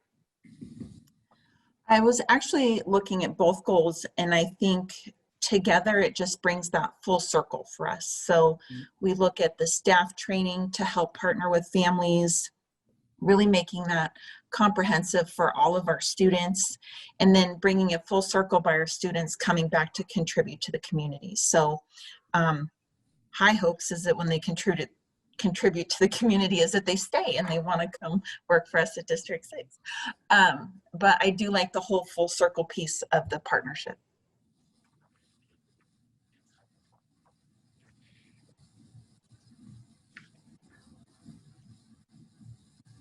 Does that look accurate? Like an accurate reflection of what you? Yes. Okay.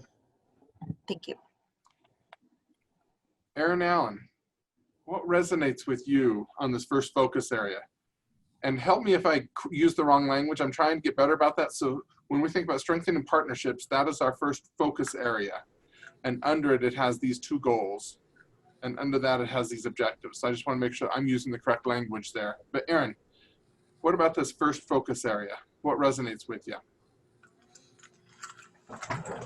So just talk about the focus area, not the goals, or everything. No, focus area and goals. Okay, great. Yeah. What resonates with you with this first strengthening partnerships? Sure. I find in my capacity, when we have a really strong partnership with a family, that's where we see the greatest growth from our students. So when we have a struggling student and a family fully partners with us and we work together, that's where we see the growth with that student. And then I would also say that in our current time when everything is changing so much and we have to send out so much information about how things are going to run in this new way of educating students, we find that families are really appreciative of that. They're very appreciative when we reach out and we continually talk with them either through phone or email or anything. That's definitely part of what they want. So I'm really glad to see those goals there.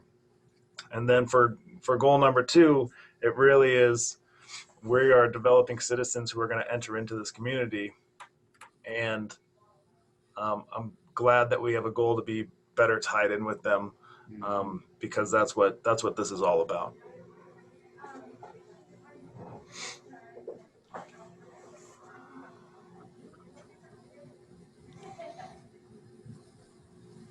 Does that look accurate, Aaron? Yep, I think it looks good. Nate, you're doing a great job as being our first recorder here, so thank you. So all those Mario typing challenges I did in 6th grade to catch me up for this. And Nate, I'm going to give you a chance to respond then on the same thing, and I'm going to type for you. It'll be a different form, so we won't see it on the screen, but I'm going to type for you. So what resonates with you in relation to these goals, in this first focus area? Yeah, I mean, I'm not an expert in these relationship buildings, and what Aaron said, I mean, I didn't even think about that, to be quite honest, because I was going to jump right to the community piece. And so, you know, it's interesting for me to hear from a principal who's actually there, who's saying that these strong relationships with families are really what's most important for student growth. And that resonates with me a lot, just that comment. But I think even what I was planning to say is still important. And it's just that it's so important now for young people to have real life experience even after they get out of high school. I mean, you know, graduating from high school with a year or two of real work under their belts, something that they can do through community partnerships and internships, get credit, get paid, and get some of that job experience is just so important to kind of moving forward. And I just think that that's what resonates with me about kind of this plan. Thanks, Nate. And then I'm going to answer the same question here. Mine was similar to what Terry was going with as far as just the term partner. I think it's really important that we're using the word partnership here, and that it is a two-way partnership. It's a collaboration with them. It's more than just involving or engaging, as Terry was saying. That partnership is real important to me. And then on the second goal, it's really about the external piece, that we're going outside of our school, that we're connecting with the community, and that we're connecting with our businesses, connecting with our broad community, connecting with our colleges, whether it be UNC or Ames. But it's that external partnership that's so important. Sorry, Nate, I talk fast. No, you're okay. Connecting with colleges. Does that look accurate? Yeah. Anything you want to add? Okay. Thank you. Okay. We're going to go to the second question then. So the second question, what's one or two recommendations or questions do you have related to this focus area, or the two goals or the objectives that are listed underneath those? And I'm going to start this time with, Terry, you went first on the first one, right? That's what I thought. Right. So my screen is in a different order. So I'm going to start with Amy Spruce on this one. All right. In looking at goal 1, my question would be, especially from my lens, is what schools already have some type of family partnership plan happening, and can we look at those and pull those together and learn from those while we do a more district-wide implementation? And then the other thing that I have would be more of a recommendation moving forward, is just as we look at partnerships in general, that we really be broad in that respect, because there are partnerships that may not be quite as obvious. And so I think anything we can do to help our families and our community and our students and staff would be well served by any type of partnership that we can bring to them and offer. So Amy, just to clarify, are you saying that we want just a more expansive understanding of what a partnership is? And I think we just don't want to turn away any partnership that's offered without looking at it. I think there's benefit to being more broad.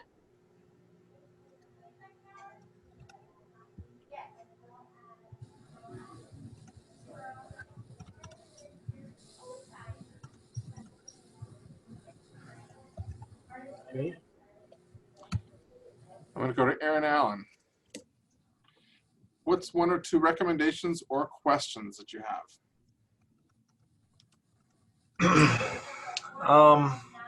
What's going through my head is, are objective 1 and 2 for goal 2 a little too vague?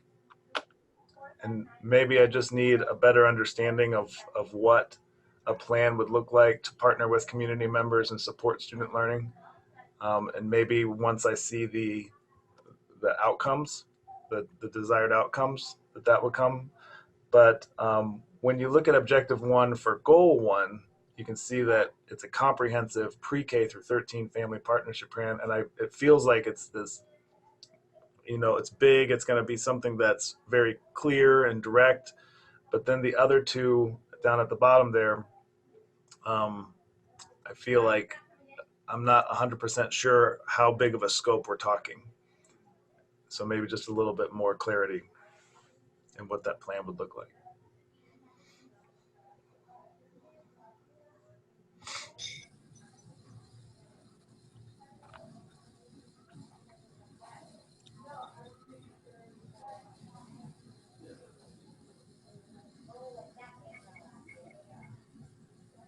Chief.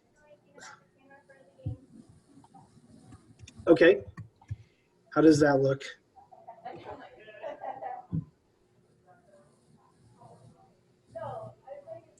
And if you could just put in there that it's possible that the outcomes will help clarify the goals or clarify the objectives.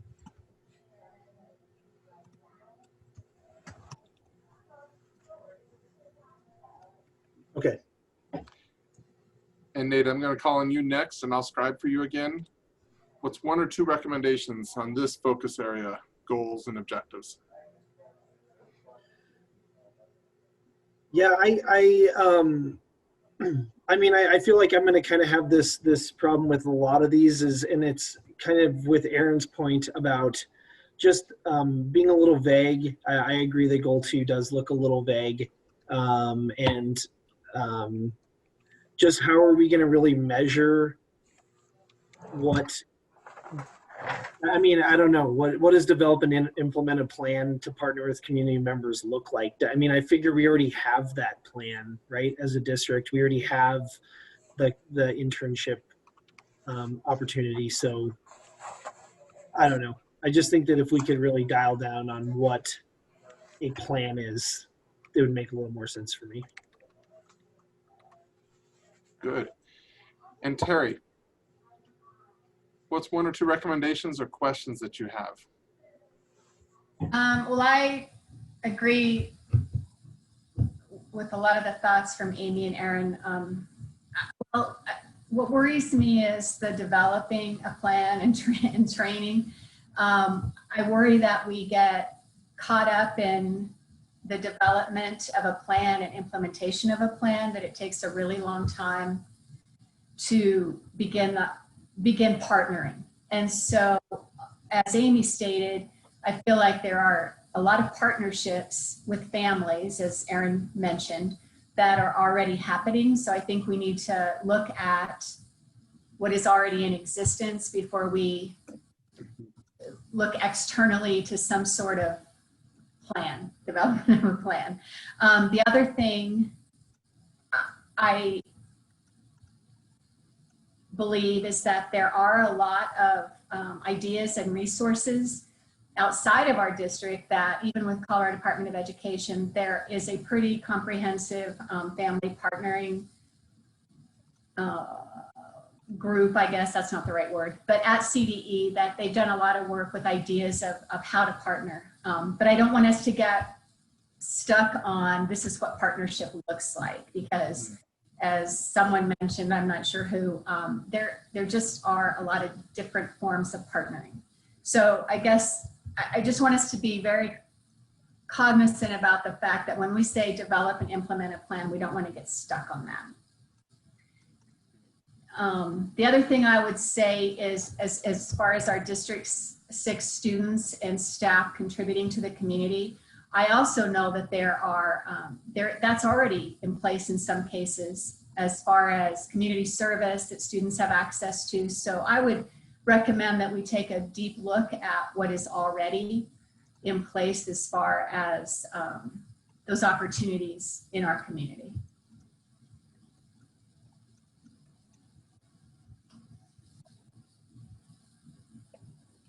I think that's it. Does that look okay? Yeah, that looks fine, Dave. Thank you. Well, getting to go last, I just kind of capitalize on the comments that are already made. And really, I'm just going to only add two things. One is I want to build on what you were just describing, Terry.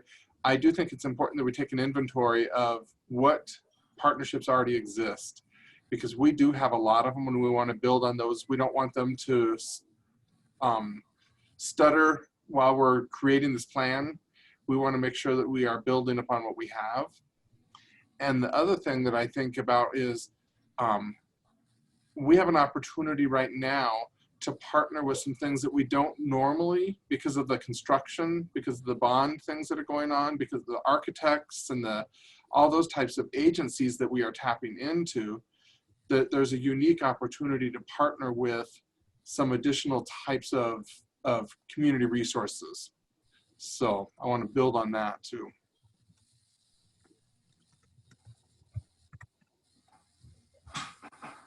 I'm going to open it up. Anybody want to add any additional comments here? Either recommendations or questions you have.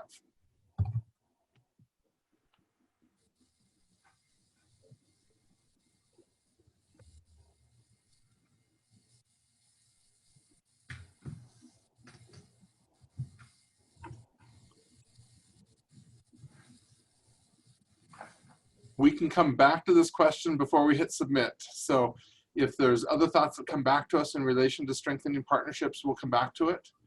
But if there aren't any, I'm going to move us forward. We have until 11 o'clock as a small group, and we've got 4 focus areas. We've just done 1. So I'm figuring about 20-ish minutes on each of these focus areas.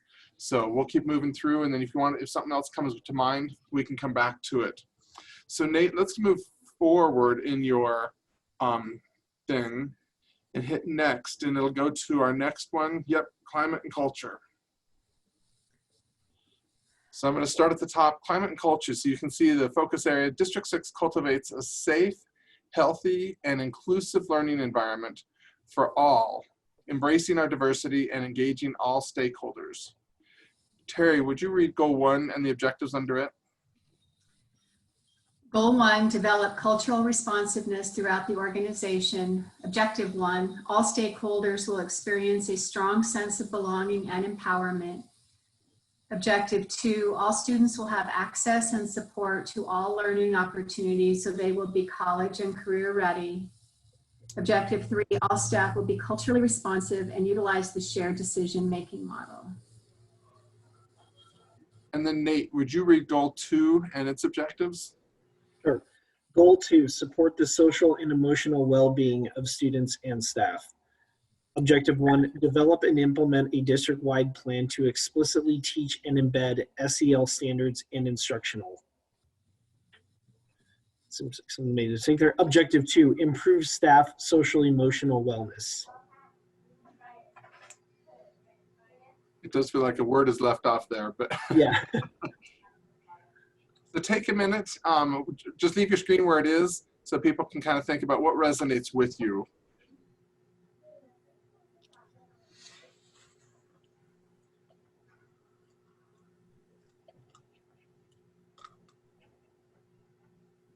And what resonates with you? I'm going to start with Aaron. Give me 20 more seconds. You're fine. Yep. Take the time you need.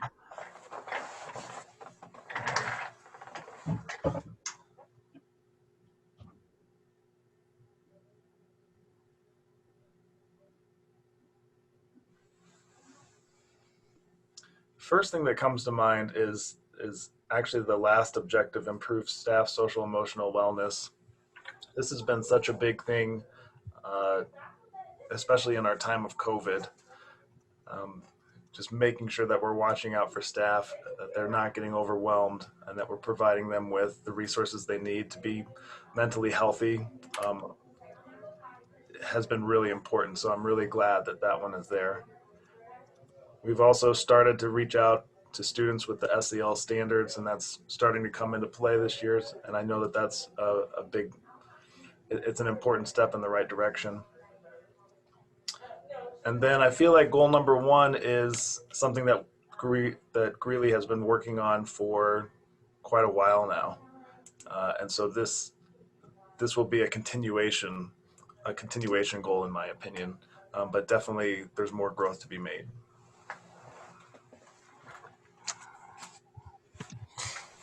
I don't feel like I captured accurately what you said for that first point there, Aaron, if you want to. So just that the staff social emotional wellness is a really great goal for us to have, because we found in this challenging time how important it is to support them with resources.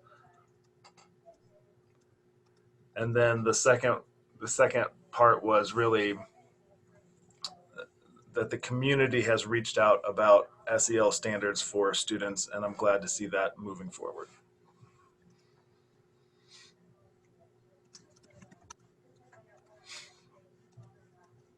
Okay, thank you. And Nate, I'm going to go to you next, but I'll let you finish typing there and then I'll let you respond. Yeah, I also think that the social and emotional piece is really important. There's no doubt that this is a very, this is a unique time.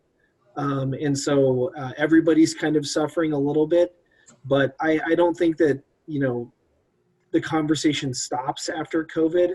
I think that this is a great opportunity to reflect and to kind of acknowledge that we all, or many people, have social and emotional issues that we could really work on. And I think that COVID has really brought this to light. So I'm just happy that we're focused on that.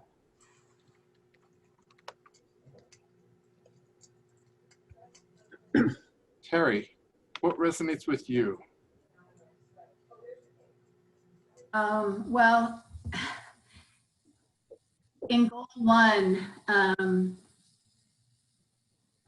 I think for me, what's really important is that students have access and support. When we first when we were having these conversations about access and support, we were talking about this before COVID, we were talking about transportation and making sure kids had opportunities to be involved in extracurricular activities. During COVID, we have certainly realized that all of our kids do not have access to what they need to be successful, even in the internet is just one example. But then, as Erin mentioned, the social emotional wellness for staff, but also for our students, I just feel like that access and support those are two pretty simple words, but there is a real deep meaning attached to what we believe and how we offer that access and support, whether we're in this pandemic or post-pandemic.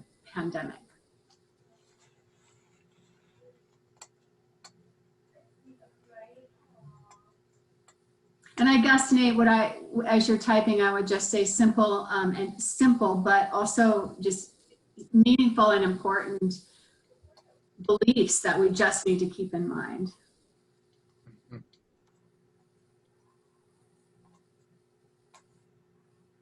I wish you could bold and underline the keywords you all are saying here. Yeah. Is there anything else you saw? And then, can you scroll up? I'm sorry, I have a really old brain. Okay. And again, I know that there are SEL standards in goal 2, and I appreciate that we're starting to look at those. But again, I always worry when we say develop and implement a plan that it takes so long. So knowing that what is happening, and that there are things that are happening now that we just need to take inventory of as well. I'm sorry, I missed that last point. Just that we need to make sure that we're taking inventory of what is happening so that we don't throw things out in order to develop and implement a new plan. And I know the SEL standards help with that as well.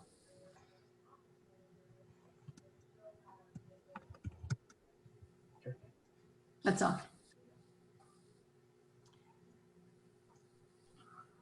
Amy Spruce, what resonates with you about this focus area? I am excited to see this focus area continue on from I-2020 and see how it has improved and how we can improve it moving forward. I look at that strong sense of belonging and empowerment for stakeholders as a continuation of that partnership piece we had earlier. And then I also like what Terry said about current pandemic and post-pandemic, because the strong sense of belonging and empowerment looks a little different remotely, and it can be a little bit more difficult. And so I think the commitment of District 6 to all stakeholders in this area is what resonates with me the most and excites me the most.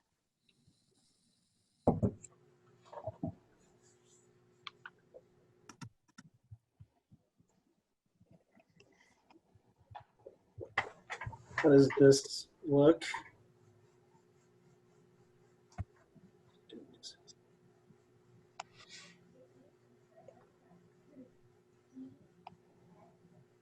Yep, looks good.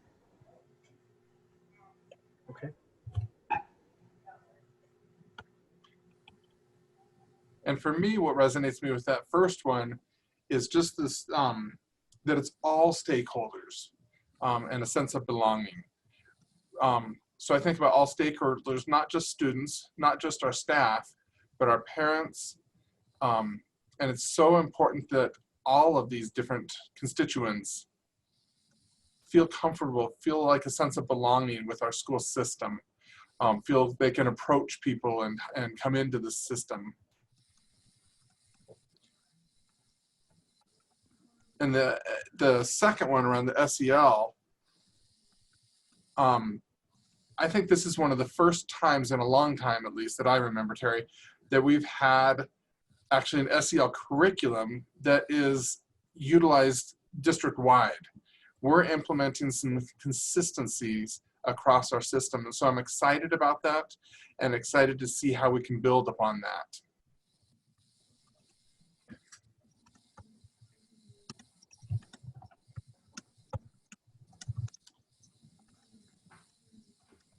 Any other thoughts, things that resonate with you before we go to our second question?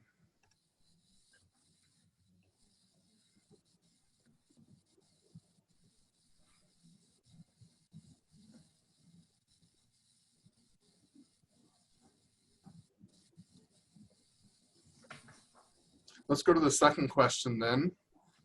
What one or two recommendations or questions do you have related to climate and culture? So I'll give you a minute to just think. Thanks for scrolling back up there, Nate, for us.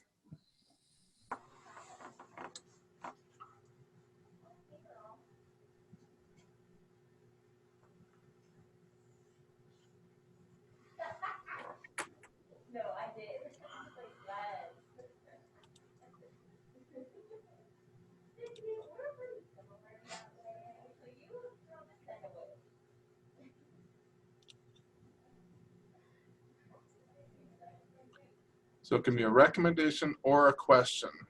And Nate, I'm actually going to start with you this time. I mean, I got to be honest, I just have questions. Generally, I want to learn more about what SEL is and what a shared decision-making model is. So I really, this is more just my ignorance of what's going on and that I need to do a little bit better of homework. So. I'm going to go to Terry next. Questions or recommendations? Can you scroll back up? Yes. Thank you.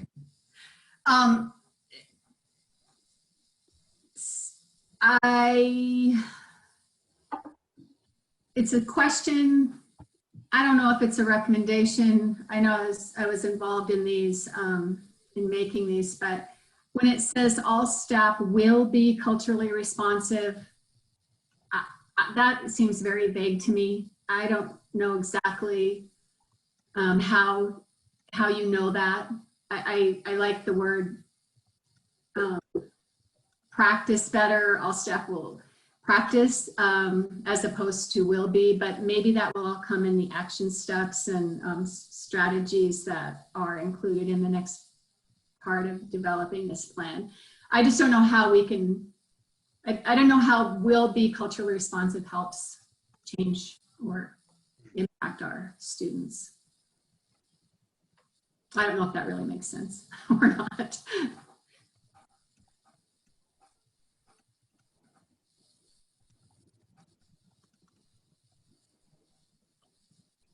And then the other, it's kind of the same thing, but I'm sure it comes in the action steps and strategies as will experience a sense of belonging. I just wonder how we will measure that or know that.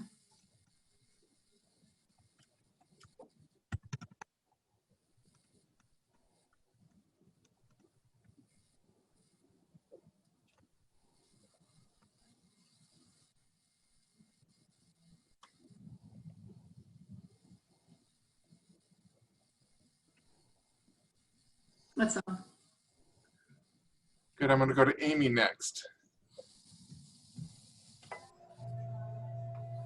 I guess I'm going to piggyback on Terry's a little bit with goal 1 with the question when it says all stakeholders, all students, and all staff, what the measure is there and who's included. That's a lot. I love it. I love a lofty goal. But I just wonder what that looks at when we're recording those down the road as a complete, what that looks like for us. And then my other question, just because I'm curious, is when we're doing I-2030, will it have special sections, or will we have online and brick and mortar situation type things based on current situations and hopefully, you know, coming out of those in the future, or if it's just going to be looking to moving back into full-time face-to-face all the time type of things. I don't even know if that made sense. Makes sense in my brain, but I don't know if I said it very well. I think I'm with you. So you, it's that you're just kind of curious to see how education will look in 10 years, or? Well, how we roll this out while we're online versus in person, or how we roll this out during pandemic, post-pandemic, if it will look the same.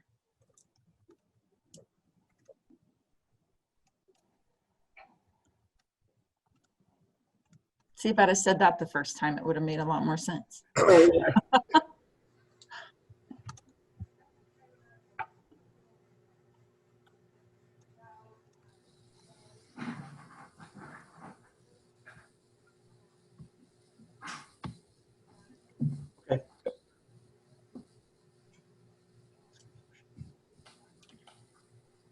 And Aaron. So my question is around goal 1, objective 2. And maybe Greeley West is just a really great school, but I can't think of any students that don't have access and support to all learning opportunities, with the exception of some students don't get access to special education, but that's by design. Or they don't get access to CLD supports, but that's also by design. And so I wonder where the issue is. Like maybe I'm missing something. And I also wonder if it's, if maybe it just needs to be clarified.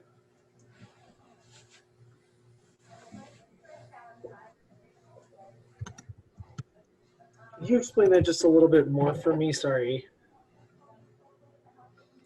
I think the right thing to say is just, I wonder if objective 2 needs to be clarified further to help determine which students need more access and support.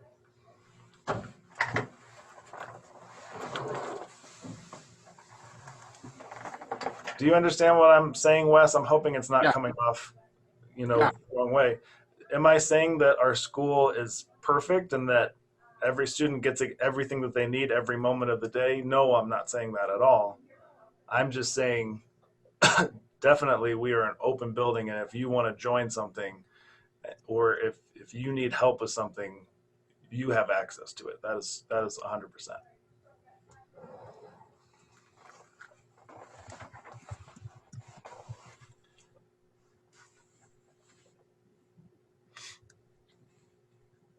And I kind of went with the same. I'll give you a minute to finish typing, Nate. Sorry. Good to go. I went with the same one, really around measuring it. The college and career ready.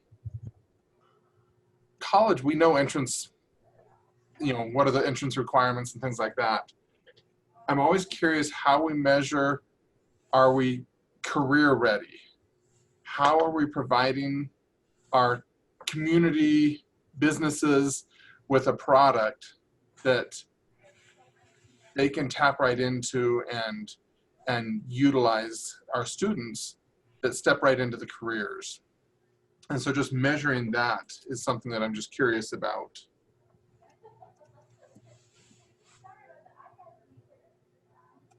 And similarly on the other one, staff wellness. You know, I know we do our panorama survey, and that kind of, there's some pieces of that get at that, but how do we really measure that our staff are in a good place with social emotional wellness?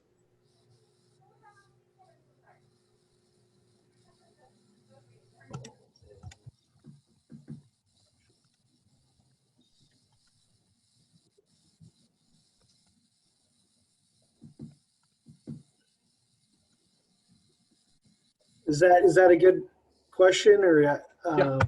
Okay. That captures it. Hey, Nate, can you update just the last sentence for mine where it says Mhm. not every school is perfect? Yeah. Can you just write, schools aren't perfect, but generally schools in D6 provide open opportunities for students to join all of their programs. Hmm.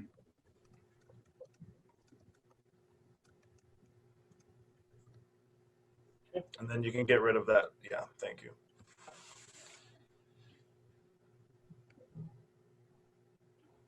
Does any other questions or recommendations related to climate and culture?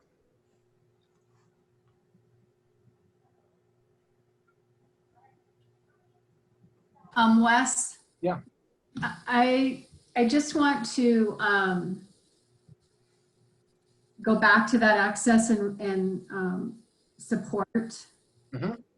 Just that, just to clarify or put in there that we're talking. And Nate, just make a new comment here at the bottom. Yeah. Okay. Access and support goes beyond the school, the actual individual schools. Also just remembering our students and where they come from, and that access and support might be looking outside of the brick and mortar and evaluating what that might look like from a home community perspective. Could you repeat that last part? So looking outside the schools and evaluating what that access and support might look like at a home, individual home or community perspective. And I guess that's kind of a question and a clarification that we are looking in this goal, that we are looking beyond individual school support. Yeah. Makes sense.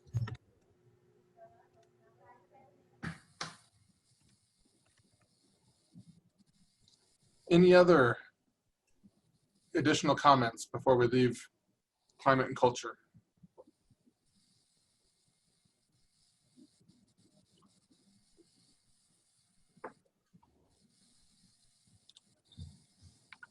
Yeah, so go ahead, Nate, or whoever is going to start talk.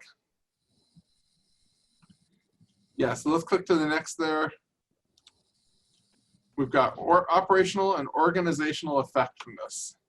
So District 6 ensures innovation, transparency, and accountability to our community through measurable outcomes and continuous improvement. And Aaron, would you read Goal 1 and its objectives? Goal 1, align district resources to meet the needs of all students. Objective 1, align financial and other resources to ensure a learning environment that is supportive of student achievement. Objective 2, implement the facility master plan. And then Amy Spruce, would you read Goal 2 and its objectives? Goal 2, maximize the recruitment, hiring, and retention of all employees. Objective 1, develop and implement a recruitment plan that ensures a qualified and diverse workforce that is representative of our school community. Objective 2, develop and implement a plan to effectively hire the qualified and diverse workforce. Objective 3, develop and implement an employee retention program. So I'm going to give you 30 seconds or a minute to just think about what resonates with you. Well, while Nate leaves that screen right there where it is.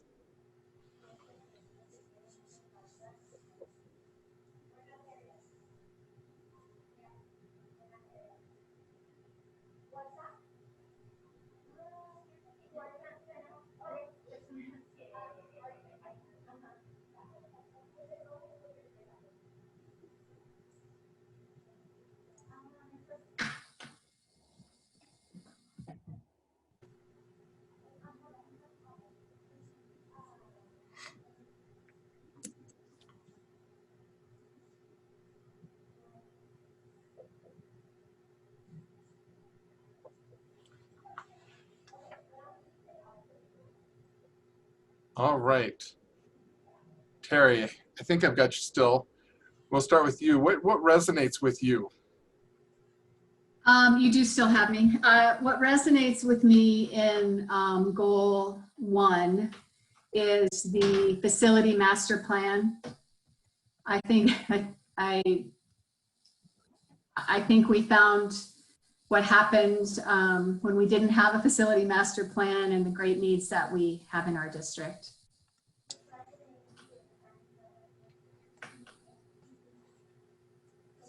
And then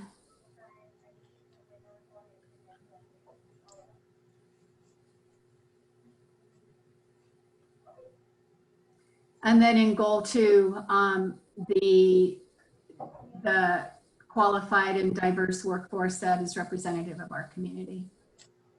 The importance of that and the intention that we need to put into this particular goal and objective.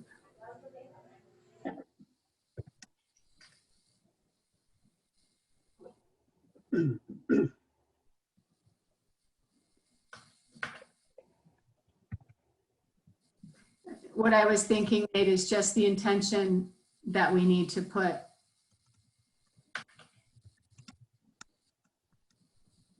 Oh, sorry. I'm a little why I'm rephrasing this.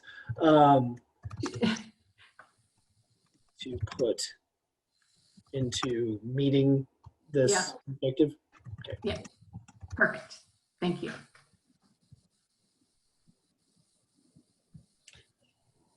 Good. Amy, what resonates with you on this focus area?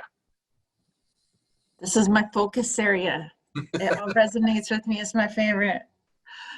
I would agree on goal 1 that the facility master plan, that's great. I've seen the giant notebook, so I'm glad it's on here. Goal 2, each one of those objectives is near and dear to my heart. And so I will be embedded in this work, and I think just really bringing it to the forefront and moving through it thoughtfully with goals and thought partners is really exciting.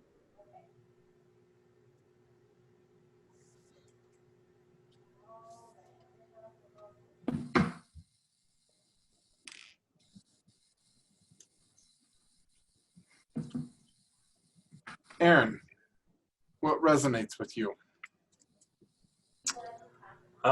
Recruitment, hiring, and retention are some of the most important things we can do to improve student achievement. So I'm really glad that it's a focus for the district. And also working at Greeley West, I'm very happy there's a facility master plan.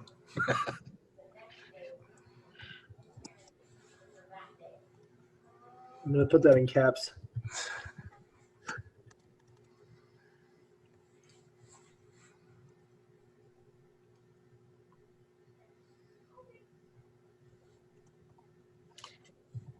And Nate, what resonates with you?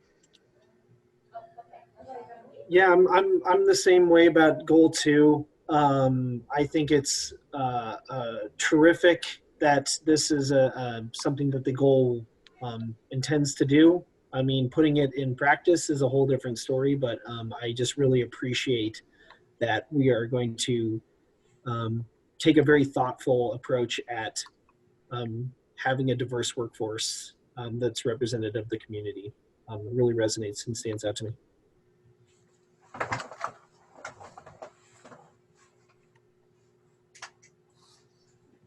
Yeah, and for me, it's the facilities master plan. With all of our bond construction going on, it's nice that we did the facilities master plan and that can drive and we can stay true to that with our use of our bond construction.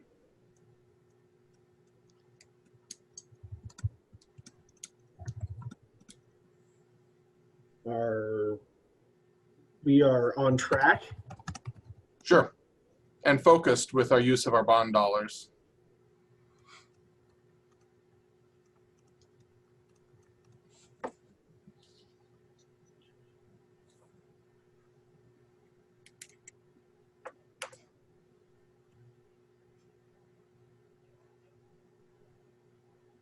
Good.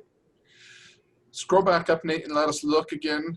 So now I'm going to ask the question, what's one or two recommendations or questions that you have as you think about operational and organizational effectiveness?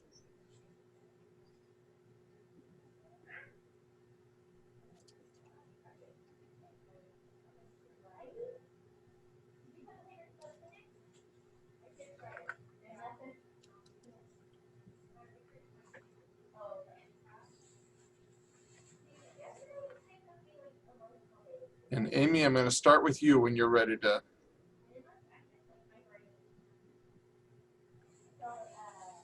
For goal 1, I think my question, and maybe it's already a thing and I just don't know, is the facility master plan available to all our stakeholders, community members, families, things like that, or will it become available as we work through this online? As I know, much of I-2020 was available to look at, so I'm not sure.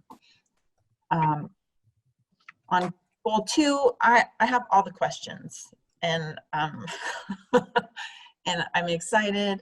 I think my biggest recommendation on goal 2 is that we involve as many people that would like to be involved, so that we really hit the nail on the head with the recruitment, hiring, and retention. It's a big bucket to fill, and I think there's a lot of talent in our system with great ideas, and so I'm hoping we can tap into all of that.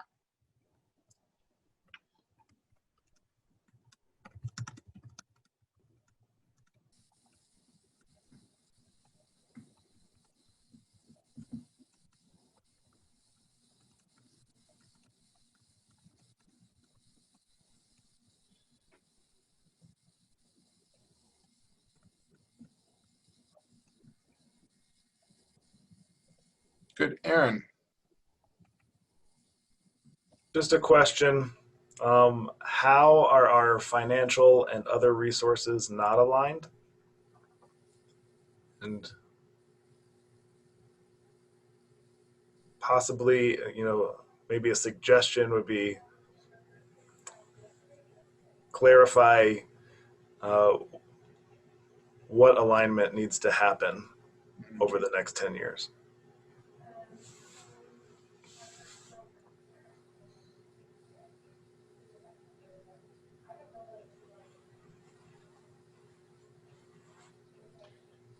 Nate. Yeah, I can kind of cheat here because this is also what I'm working on. And Aaron's right. I think that the biggest struggle that we've had is even just defining what our resource is, because not all resources are financial. There's resources like time and scheduling and staffing. And so, I mean, how are we to even look at resources generally before we can align them in the first place? So that's been a challenge that has still been on my mind as I look at that goal in particular.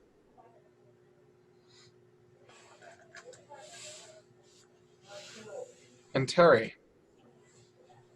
Can you scroll back up? So I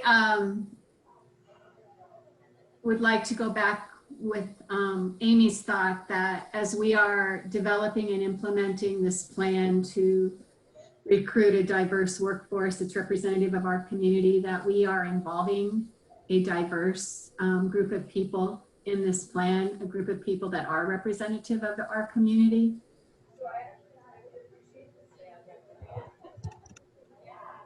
As well as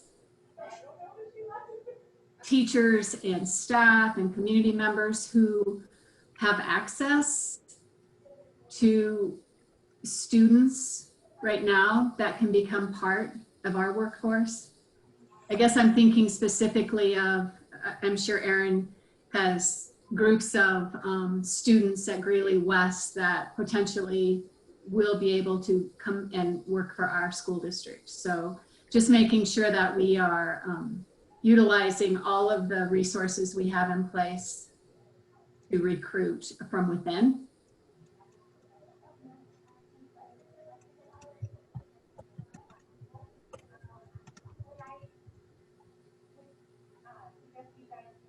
Thank you, that's good.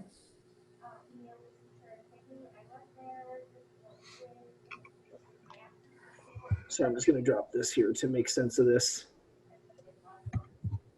You mean my words didn't make sense, Nate? No, your words made, yeah. words made perfect sense. I just wanted to quote the part you were talking about. For me, I went to the retention also of the diversified staff, and I went back to one of the earlier goals around a sense of belonging. And how do we help, and it's a question of ponderance. So how do we help, when I think about right now, we have what, 12, 15 at most African-American staff members. And how do we help so they feel like they're truly a part of the system and they're not, you know, isolated and that kind of stuff. And so what supports do we need to put in place that as we do intentionality around hiring, how do we ensure that they really feel connected and sense of belonging in our system so that we do retain them? And I don't have the answer, it's just more of a ponderance and a question that I'm.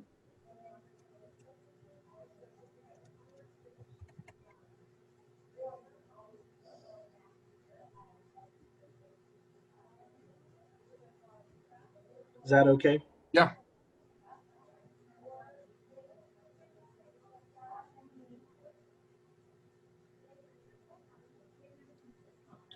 What would anybody like to add before we leave operational and organizational effectiveness?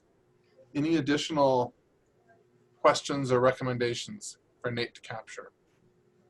Wes, this does not need to be captured, and it has nothing to do with this work other than I was one of the first graduating classes from Greeley West, and as I drove by Greeley West yesterday, I was just struck by how little it looked and how old it looked and how exciting it is that this work is happening. I really had a moment, I almost had to pull over. It was quite powerful moment.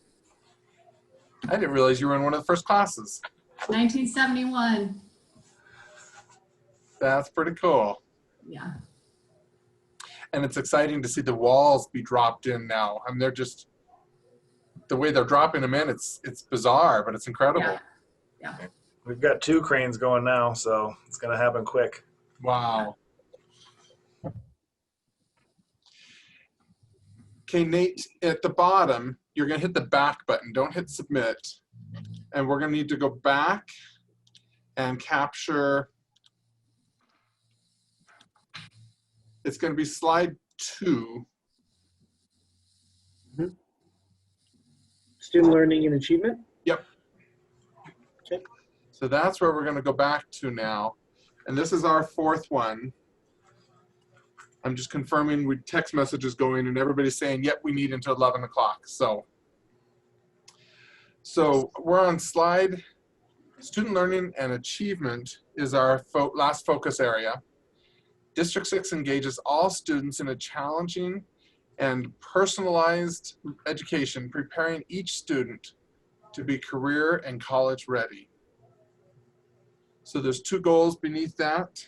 If I can have Terry, if you would read goal 1 and its objectives. Goal 1, provide a personalized learning experience so all students graduate on time and are college and career ready. Objective 1, align our system pre-K postgraduate to meet the grade level requirements and graduation competencies. Objective 2, continue to implement career pathways responding to industry and community needs, increasing student engagement K-12. And then Nate, if I can have you read goal 2 and its objectives. Okay, goal 2, implement consistent and coherent aligned curriculum, assessment and instructional practices that are research-based to ensure all students learn. Objective 1, fully implement the District 6 instructional framework for excellence to support access and equity across the system.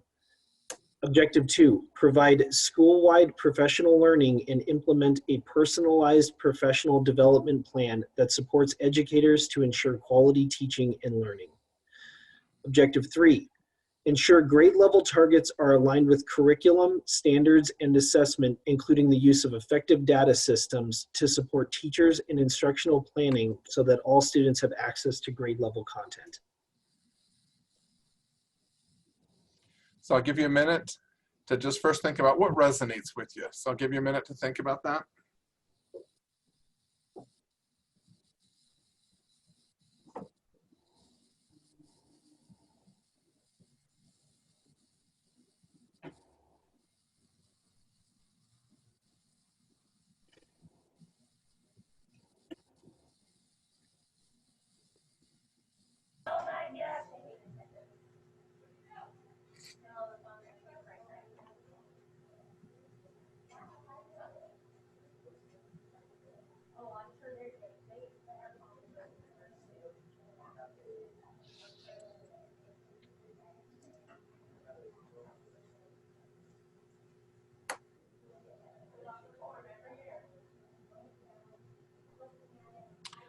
All right, I'm gonna start with Aaron.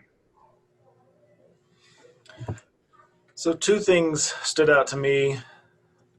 The first one is that personalized is being used for students and for teachers. And I think that's a great direction to go. The second item that I noticed is that we're trying to combine systems into a larger functioning system. So curriculum, assessment, data systems, and instructional planning are all combined into one objective.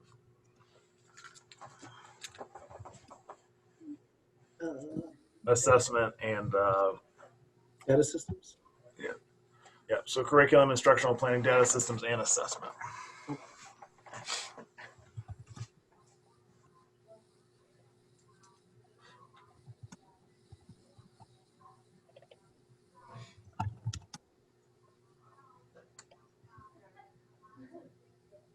Was is that accurate, or is there more? We're trying to combine. How about individualized systems into a larger functioning system?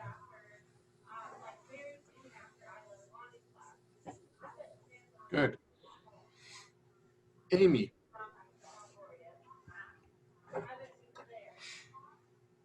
For goal number 1, it would be objective 2 with that continuing of the career pathways.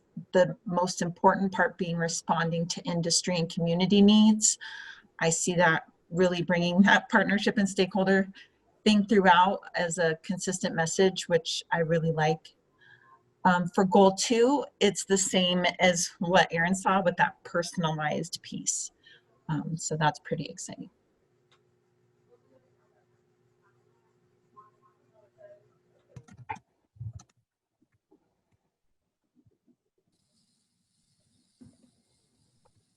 Does that accurately capture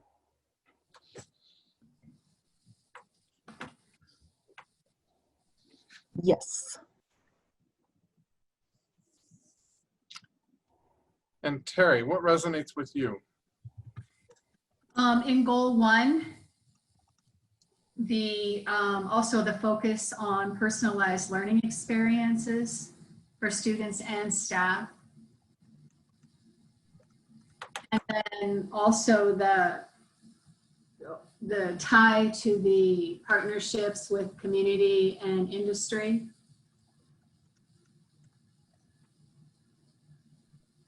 And then in goal 2, the instructional framework that focuses on the supporting the access and equity.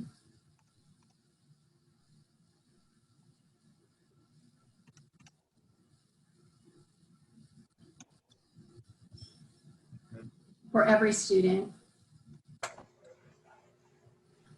And then Nate, if you could also just include the word access that supports and equity. Does that look okay? Uh-huh, thank you. Okay. And Nate, what resonates with you on this one?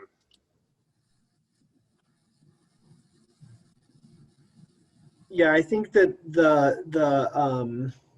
the equity piece is really important. And I'm still, I mean, I know that I said this earlier, but obviously everything kind of ties together, but this kind of focus on career pathways resonates with me a lot, and kind of working on more individualized plans for students, rather than just assuming that every student needs to be career or college ready, to be going in different directions, and providing those options for students, I think is really great.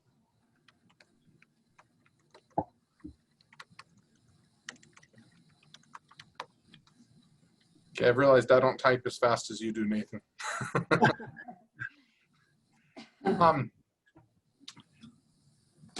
What resonates with me, it's similar, which talked about where the pathways is responding to community needs. And just that partnership is happening in a real thoughtful manner.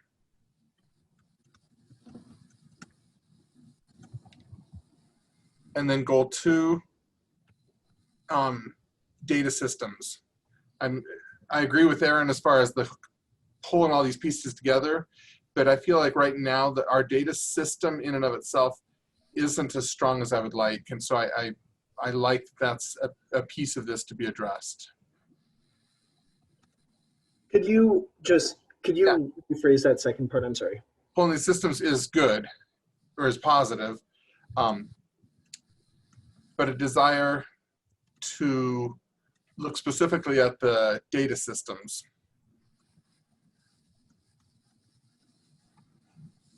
And address the needs there.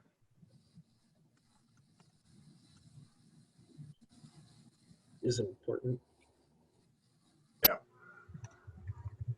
Okay. Okay, any other thoughts on what resonates with you before we go to our other prompt?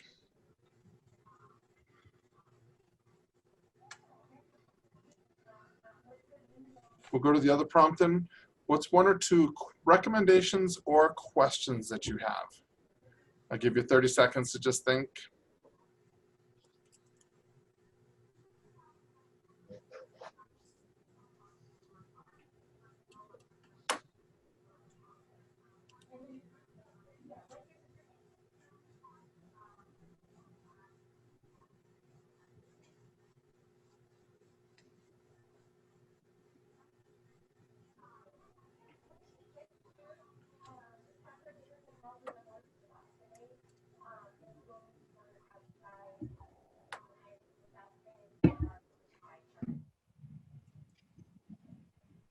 And I'm going to start this time with Amy.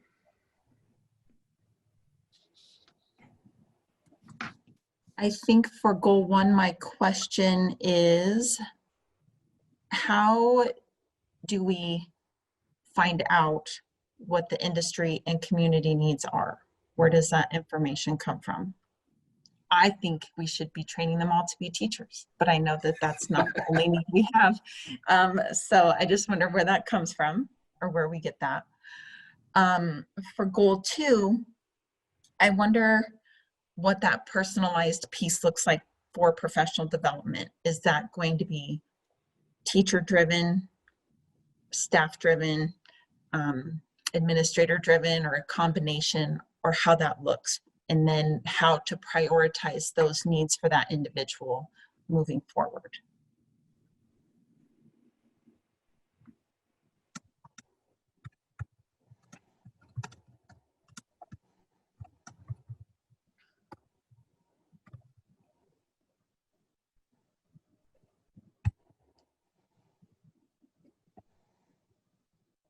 Is that okay?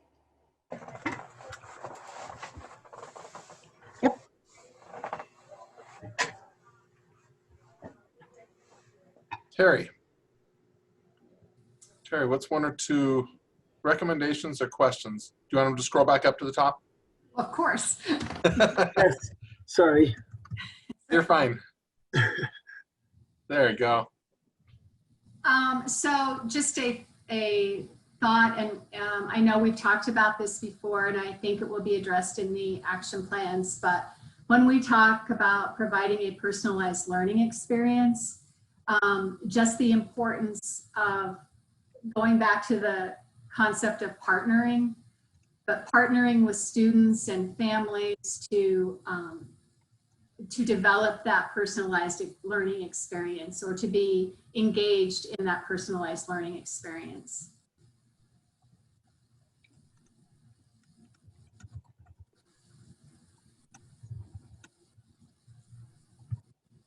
And then also with the career pathways, just remember that we have a very unique community here, and there are so many options for careers that if we just can remember to look broad and think out of the box when we are offering opportunities for our students.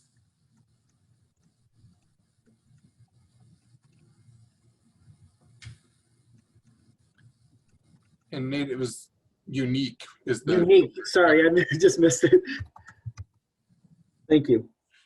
And then for goal 2, I kind of piggybacking off what Amy's question, also just thinking, going back to partnership and involving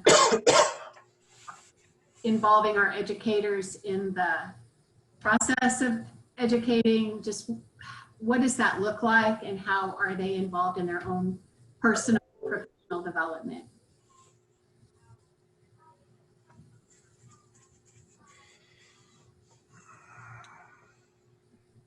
I guess personal and professional development.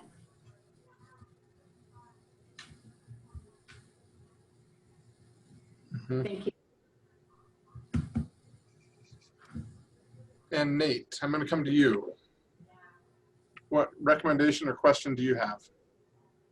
I think mine's more just focused on goal number 2 itself rather than the objectives. When we say research-based, I mean, what values do we have as a district in terms of what research do we find important, and where are we pulling this research? I have a lot of questions and concerns about, those big for-profit New York firms that are doing research on education and deciding what's best for kids who live in rural Weld County. It's a little concerning for me that what type of research we value and what information we expect to get from it, and how we're going to apply it. I guess would be my biggest question.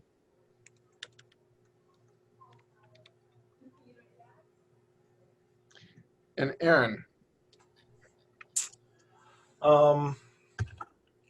Several people in this group mentioned the importance of having a personalized learning experience for students, but I don't see that explicitly shared in the objectives for goal 1. So a suggestion could be to clarify the alignment between goal 1 and the objectives in regards to a personalized learning experience.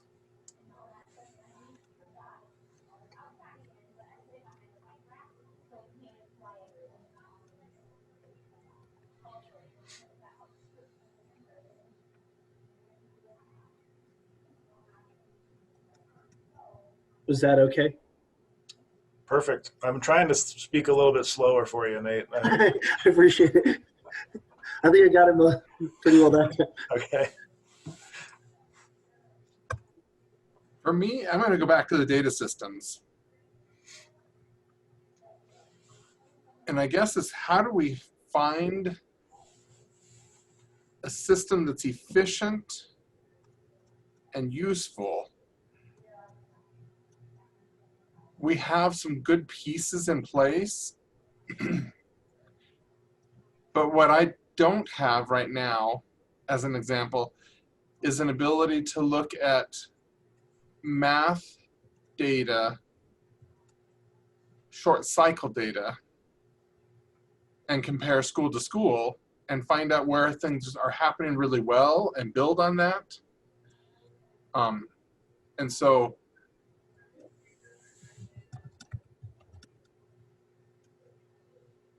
yeah, I'll just leave it at that.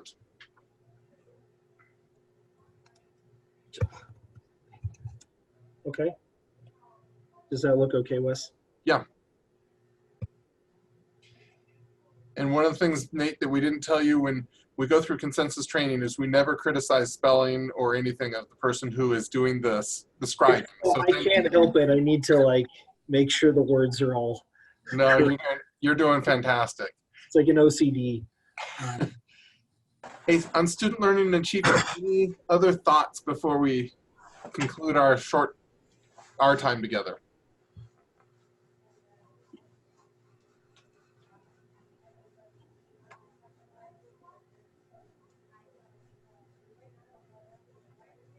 I sure appreciate this small group, guys. We're going to reconvene at 11 o'clock, and they said if you finish early, take a short break, so it gives you a chance to go to the restroom, stretch your legs, do whatever you need to, and then we'll convene back with your earlier link back to that large group. And so I think the easiest place to find that is find the email that came. I think mine came like at 8 o'clock, and just click on the link there to rejoin the initial group. So we exit this group and rejoin the new group. Yep. So Okay. exit this group and then join back to the group from the email that you had probably about 8 o'clock. Okay. Thanks. I really appreciated this opportunity to meet all of you and work with you today. Thanks. Yeah, thank you all. Yeah, thank you so much. See you shortly. All right. So good morning. And we all made it. Megan is in our group, but she is doing COVID work this morning, so she will not be here. She doesn't have COVID, but she's working on a vaccination process. So anyway, so we are it. And so let's, I don't know if everybody knows each other. Let's just go around a quick introduce. Kent Henson, Assistant Superintendent of Support Services, and then let's go to Steve. Steve Eisenhower, Principal of Madison Elementary. And Jesse. Jesse Tijerina, Department of Cultural Excellence. And Natalie. Natalie Mash, board member. All right, so glad to have you all here this morning. And so I need to have a recorder. And so first off, do you all have up the Google form? Does anyone have up the Google form? I don't. Give me just a second. Okay. I don't. I gotta find it. I had it up, but my computer's been acting real funny lately. Blame it on IT. Come on.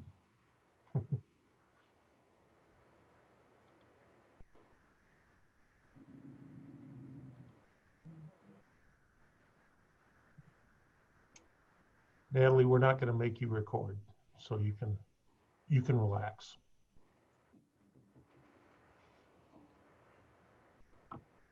I don't mind. It'll be Steve or Jesse, whoever's the first one in. Okay. Yes. Was that the one? Was that in the chat? Was that the link in the chat? Yeah. No, that got, It yeah, was the original link, but when I just went to this one, it's not there. So it must be in the one from the first gathering. okay. Well, I'll tell you what, let's start with the grounding. I've got the form up so I can do both to get us started. But anyway, so our grounding is really, what are your best hopes for 2030? And so let's start with, let's go Jesse, Steve, and then Natalie, you can go and I'll go last. Jesse, what are your best hopes for 2030? So my best hopes for 2030 is definitely to continue the momentum where we're at.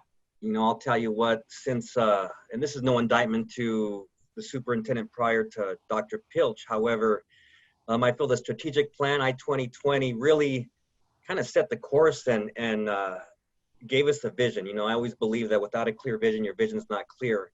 And we have some great momentum. I look at the article that just we had in the Greeley Tribune about our increased graduation rates, and considering the dynamics and the mobility of our students and everything that's internal when it looks at homelessness, foster care, students of poverty, all of these factors that are existing. And then I see how neighboring districts are performing with not what we have, right? I mean, we live in a very unique place. So I'm super excited. I'm super excited around just the stakeholder input that we have. Looking forward to, you know, having these conversations with about 100 folks. So I just feel we're heading in the right direction. So I'm super optimistic, excited about the distribution of leadership. So I couldn't be more pumped up. Those are my hopes. Yeah, good, thank you. Steve? I would agree with what Jesse just said. I think when you focus on specific goals, you achieve those goals. And when you have too many or not specific enough targets to aim, then you go everywhere. And so the more 2030 narrows down and continues the great work of 2020, the stronger we as a system become. Living in a different town than where D6 is, and hearing their struggles in their school district, and then having a spouse who has 23 school districts under her as she works with CDE, and hearing the disarray that they're sometimes in, just solidifies the efforts that we're making here and the focus. Are we perfect? Absolutely not, but certainly getting us in the right direction. And I think having the consensus piece and lots of stakeholders helps that buy-in and incredible growth, that we're all here to do the right thing and do the great work together, instead of this is being forced on us or mandated to us. So I think we're on the right track in my opinion. Yeah. Thank you. Natalie? I agree with both Steve and Jesse. Just continuing the momentum and all the things that we have laid as a groundwork. When we went through all the bond work and all the work you did, Kent, to get, you know, kind of every single need in every single building laid out, I feel like having that to-do list, you know, really is going to help us move forward and stay focused. And as new board members come in over the next 10 years and, you know, potentially any new staff, like the plan and the focus is there. So the continuity of our work can continue. So yeah, and I agree. It's just been so great to see the community participation, so many different entities, businesses, churches, individuals. And so to continue that and to get everyone's input is great. Yeah, okay, thank you. And I kind of feel like a broken record because I agree with all you, but I always say this, that, you know, this is like my 35th or 36th year, I kind of forget, but I've been through many strategic plans, and they're painful to work through because they were never used. They became something that got stuck somewhere, and then if you listen, they actually became kind of the butt of jokes, and people would pull the little keywords out of there and use those in a sarcastic manner about the plan, like we're, doing this. And since coming here, I mean, I walked in right as, or got hired here as this was starting, and it's just evident that this is so much different, that it is a living document, it's a working document, it's what we base our work on. And I think with my change in positions to coming over to facilities, I use this with all my people and do that consistently. And we talked about why we work and how this fits in with what we do, whether you're a carpenter or a bus driver or whatever. And so I think it's helped connect parts of the district and maybe some employee groups to the greater good. And I really like that it can do that. It's not a stretch to make that happen. So I think it's nice to have a 5-year plan to look out, and now, hey, here's what we've done, here's where we're at, but let's go farther. And so my hope is this will continue to help guide us with the work we do. And also I'll say that when you hear people in the Chamber of Commerce and City Council and things like that, groups that I've presented to, they know what I-2020 is. They don't know all the details, but they know, oh yeah, you have that plan, and it's in that plan. It's in that thing you do that you follow. And when the community knows that you're working towards goals, I think that really helps with community trust. Okay, so thank you for your comments. So I'm timing here to make sure that we kind of stay on track. And so what I will do is, did either of you guys get your form to pop? Let me try to. I shared it in the chat here if you're able to. I have it up from Natalie. You do, Steve? Yeah. Okay. So can you see my screen? Yes, sir. Okay. How about this? How about we try this? How about I stop share? And how about I do this, screen share, and I let multiple participants.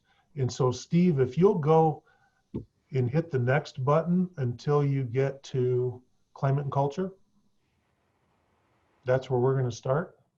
Okay. And then you should be able to share your screen. And if you will be the recorder, that will be awesome.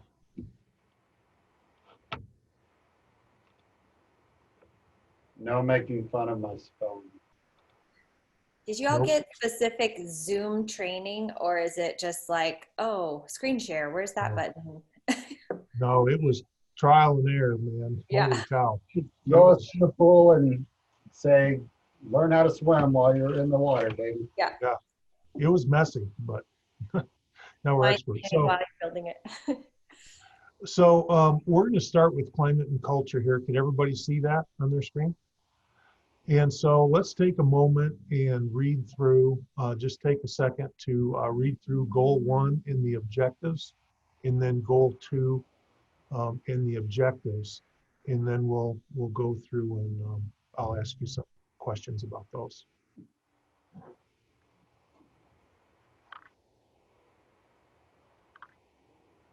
Feel free to take notes if you need to.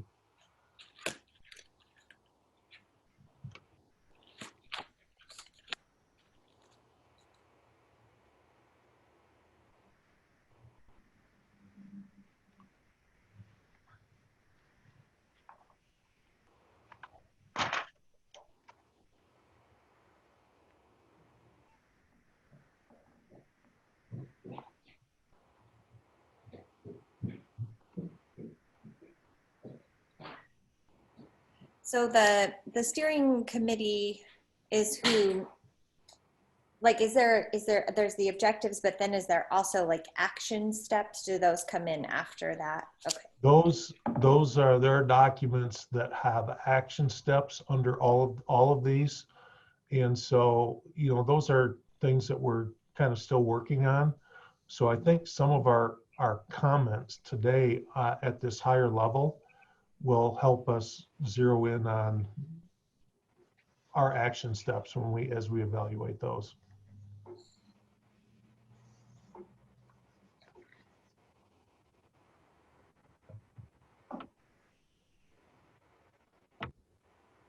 We lost you, Steve. We lost your form, Steve.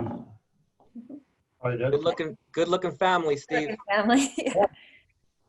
Is it there? Sorry, I moved forward, so I was looking more at the camera. So I thought that was a Patagonia ad or something like that.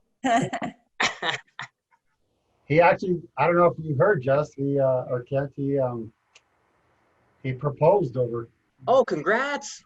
Oh, nice. I bet you're super excited. Yeah, she's a great kid. So very, very happy to have that. Good.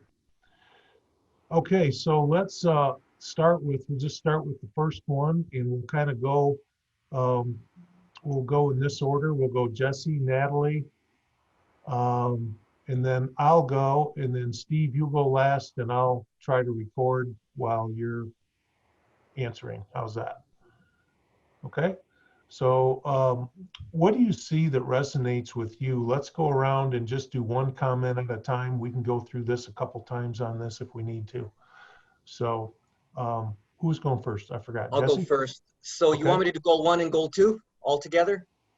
Kent? How about, should we do goal 1 first? How about That's goal fine. 1? Let's go goal 1. You know, for me, definitely goal 1. You know, I think about cultural responsiveness throughout the organization and just the importance of the student groups and families in which I work with. Cultural mannerisms and our understanding of that is essential. You know, creating safe spaces for stakeholder voice. Okay. I think Steve, we want to just make sure we get the word essential in there. Okay. I also like throughout the organization, you know, that this is reaching every piece of our school district. If I can borrow from goal 2, I like the word explicitly, and I have sometimes wondered if we need to be even more intentional with, and this might be getting into that weeds or the nitty gritty of the action items, but like very specific anti-racist curriculum or verbiage. I don't, just heard some questioning if our culturally responsiveness, if that goes far enough, or if we need to do whatever would be the next step in there. So. Okay. Did you get that, Steve? Yeah, I'm just trying to think how to summarize that. Sorry. Good.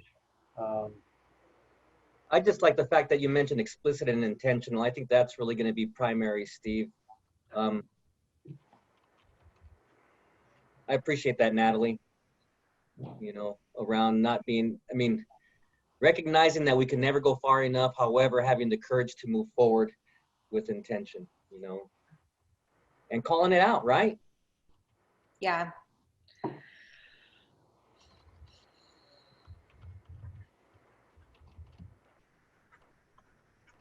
So Natalie, did I hear right when you said, do we need to go further into goal 2, or you like how it's listed at this point? Well, I was just borrowing the word explicit from goal 2 and wondering if we should put like a little stronger language in with goal 1. And Jesse did a good job, but yeah, explicit and intentional. I just sometimes wonder if culturally responsive training and things like that just seems maybe a little general, but like I said, that might be part of the action items that are yet to come. That can also come in the next question has to do with recommendations or questions. Oh. So we can repeat that again in the next question. Okay, anything else? Steve, or I said I would go. So what resonates with me, I think I like all stakeholders.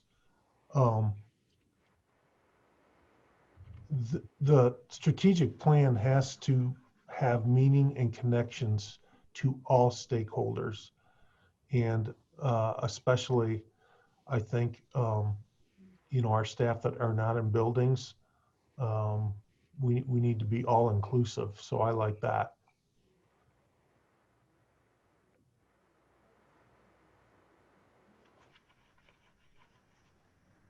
Steve, I'm not going to be able to type on your form, so you'll have to do it. Okay. Steve, what about you? So Resonates. I agree, Ken, with what you just said. And I think one of the things that that we think about when we're looking at building a strong climate and culture, it must include the inclusiveness and the valuing of the different cultural awarenesses. But it also needs to be that piece where people feel empowered and there's a culture of empathy and understanding, and a sense of belonging to where we can hire the greatest people in the world, but if they don't feel like they're accepted or belong here, they won't stay. And so how do you retain that? And that goes into this, even though it's a kind of a different piece of that employee retention, it's still part of the climate and culture.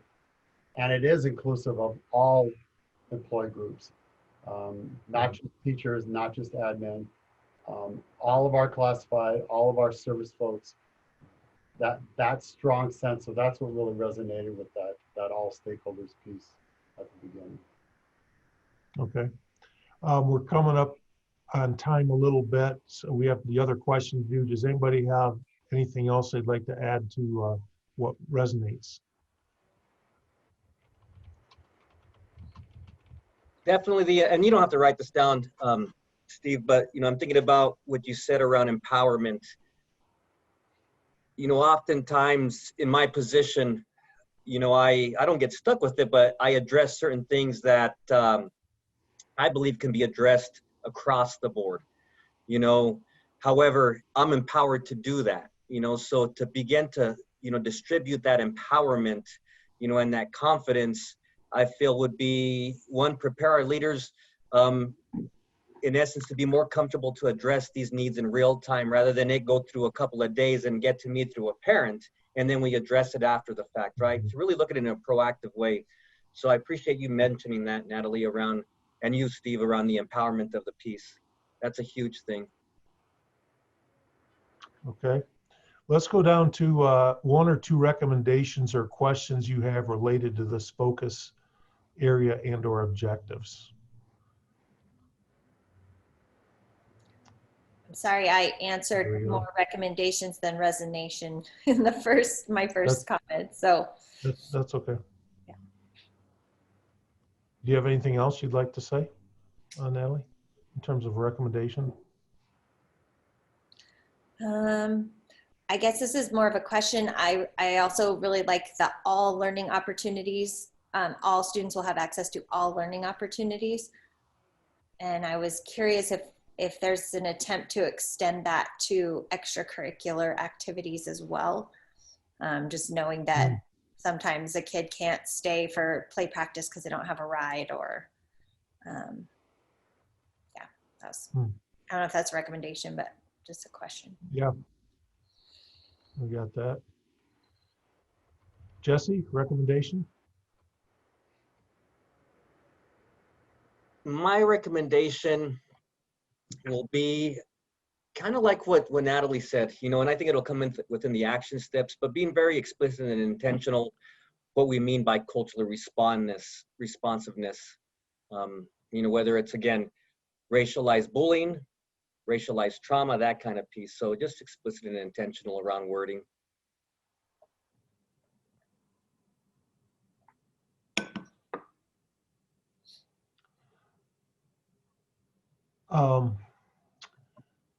The wonder that I have in having my teaching and principal experience is college readiness is embedded in curriculum, and we do all sorts of things to help make sure that college is accessible to kids.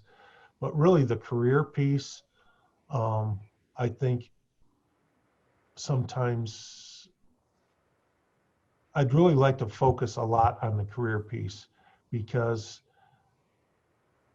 if you look at the trades that I deal with over here, those are career oriented.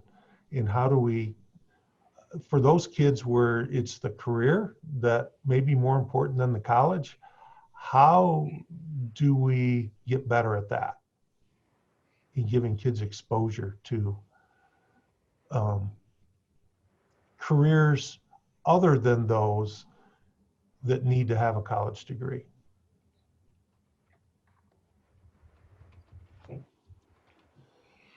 I like that, Kent. And you don't have to write this down, Steve. I've been thinking about, we've been going through this process of hiring this new CJ and, the internship pieces. And I just think about what areas that we have not tapped into. And we have a lot of students whose parents have careers in areas where a post-secondary education may not have been required. However, in those areas, there are people in supervision positions that have education backgrounds, right? So how do we get, and our kids are very interested into oil and natural gas. They're very interested into, these areas. However, how do we get them to see, yeah, they can do this, but however, they can also be the supervisors. They can also be the engineers. They can also be the mineralogists. So I definitely feel you in that area of how we can really begin to align what their needs and their aspirations are to what we already have in the community that we have not tapped into. Yeah. How does a kid know if they want to be an electrician? Right. Exactly. They can get trained so they can become a journeyman, but you got to start. You got to start. How do we get them to start? Steve? Well, I'm going to kind of repeat what all three of you actually said regarding those choices. I know that at Madison, we're really looking as an avid school and getting kids that opportunity to be college and career ready. But is there a way we can give our scholars who are right now, 9 years old and have no idea what they want to be when they grow up besides a pro football player or, whatever, that they have those choices and opportunities to expand and see, is this the type of career that I want to go into? And then what kind of education do I need for it?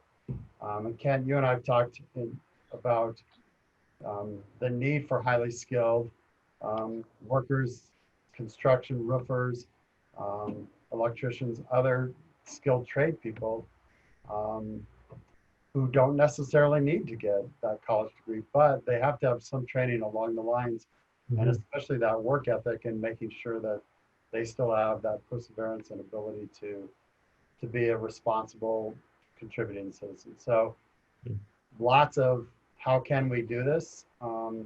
Is there an opportunity to provide choice in the I-2030 for this type of exposure for our scholars? Yeah. Okay, we are going to need to move to the next. So Steve, once you get that typed, if you'd hit next.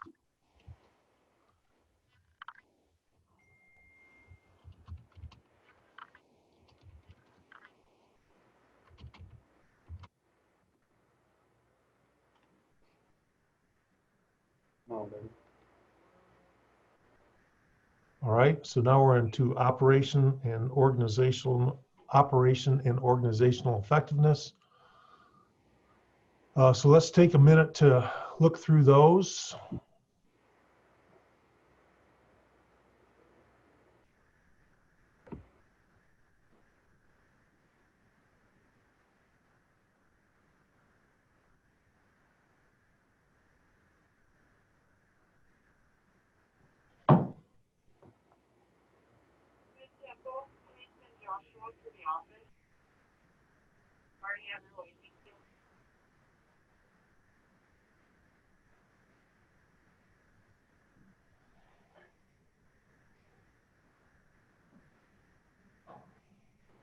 Okay, and then we'll kind of go through the same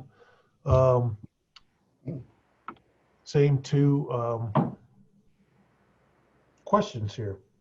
So question number one is what resonates with you about operation and organizational effectiveness? So let's start with Natalie this time. I feel like I just want to put a whole bunch of exclamation points after implement the facility master plan. I just feel like I'm so excited that we were able to pass the bond. We have this long-term plan of how to get all of our facilities up to snuff, and I think the culture and climate of keeping all of our stakeholders invested and feeling belonging will lead into this to continue, to pass another bond to renew the mill levy override. So yeah, I'm just excited about that, and that we're in such a good place with all the new schools and the renovations. And then maximize recruitment, hiring, retention.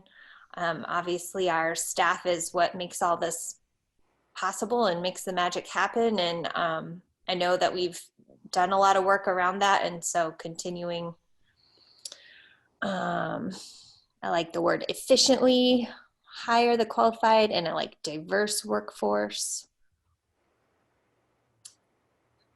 I think that's all. Okay, thank you. Jesse, what resonates with you? So goal one, I believe that alignment of financial and other resources offers elevated opportunities. And, I just think we need to continue to push forward around goal 2 and look at diverse workforces. When it comes to bilingual folks, we need more bilingual folks, and I can't say it enough. We do need qualified educators. However, we need educators of color as well. We need to do better with that.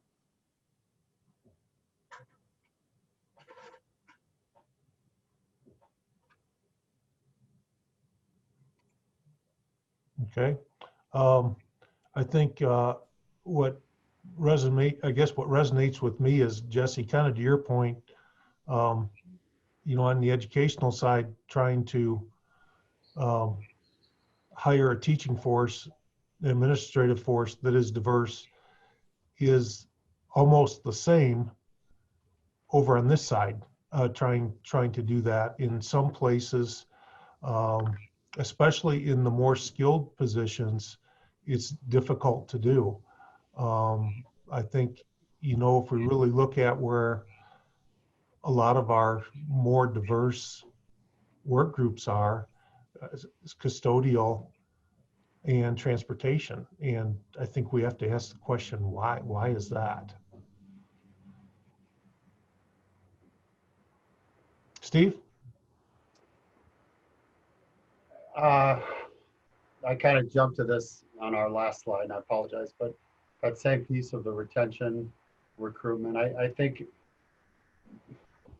without getting biblical, but quality builds quality and iron sharpens iron. So the stronger workforce you have, and the more they love their job and love being where they are, then that retention, it stays, but you start to recruit even stronger people and more people who want to be a part of this culture in this community. So I think that's what really resonates with this goal of, we have this opportunity to bring in more teachers of color, more teachers who have dual language and bilingual, and who reflect our scholars that we serve. And I think, Kent, you brought up a great point. We focus on our little campuses or our work areas, but don't see the big picture of the entire district.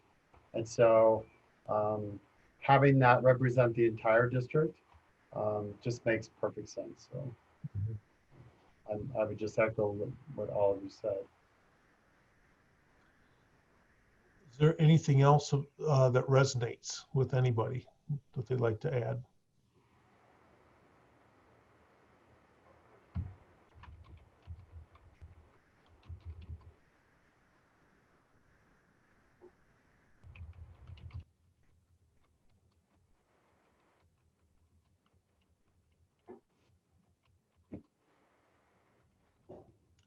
Okay, what about, let's go to the second question. What 1 or 2 recommendations or questions do you have related to this focus area goals or objectives.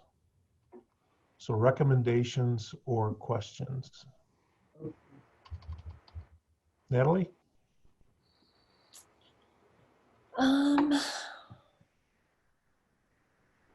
guess recommendations for implementing the facility master plan. I think it's already in place, but just, you know, that future planning for when is the next bond, when do we need to ask our voters to renew MLO or pass another bond. And recruitment and hiring, I guess I'm just wondering if there's any sort of like research we can do. Can we ask teachers of color that we already have employed at our district, kind of like what do they specifically like gather information from those teachers of what made them choose our district, what's helping them to stay, what I don't know what I'm trying to say, but looking to that group of folks, of teachers of color to collect data that would help us in retention and recruitment. Yeah.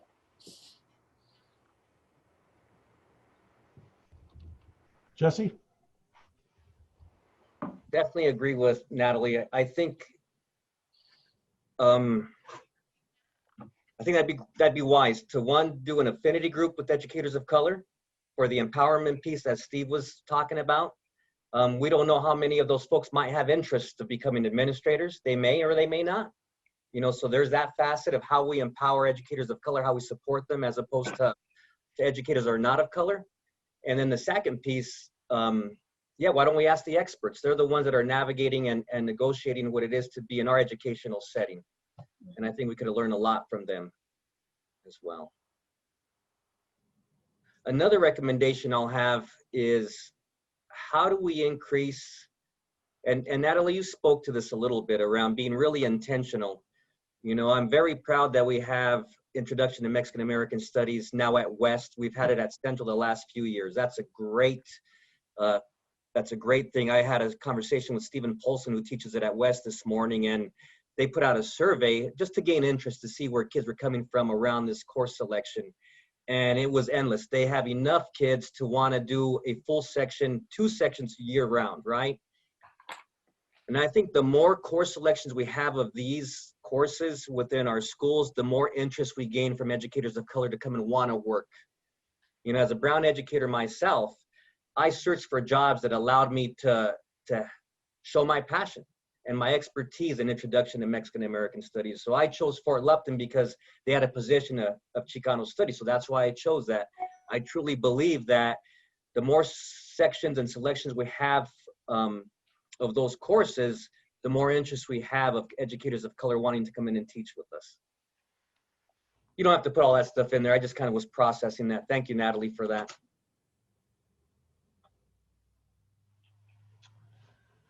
I think one thing that I would really like to look at is we have so many positions, and I'm sorry, in this district, classified and certified, I get them mixed up because I'm used to using them different in Michigan and I can't get by it. So I'm going to say non-instructional, our non-instructional staff.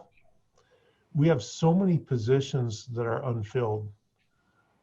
How do we do a better job of recruiting for those positions?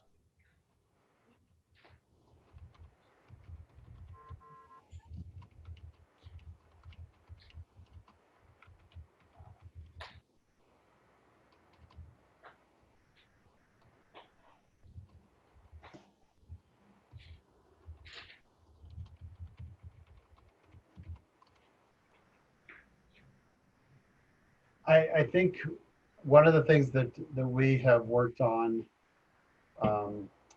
as elementary principals and had conversations with Annette and Amy Spruce and Robert regarding our turnover and why teachers are leaving and why classified leave and how can we retain other folks. And you take out all the other factors regarding we had to cut budget, you non-renewed people, all those different pieces. And it goes back to the question I asked earlier of what kind of culture are you creating that makes people say, this is where I want to work. So Natalie, I don't know if he's done, formal research, but Simon Sinek is one of my heroes, for lack of a better word. And I preach his words to our staff constantly of, you can work in a place where you show up and do your job and leave as fast as you can, or you can work in a place that you absolutely love. And let's make Madison the kind of culture that nobody wants to leave and we want to be here and stay here. And so how do you do that?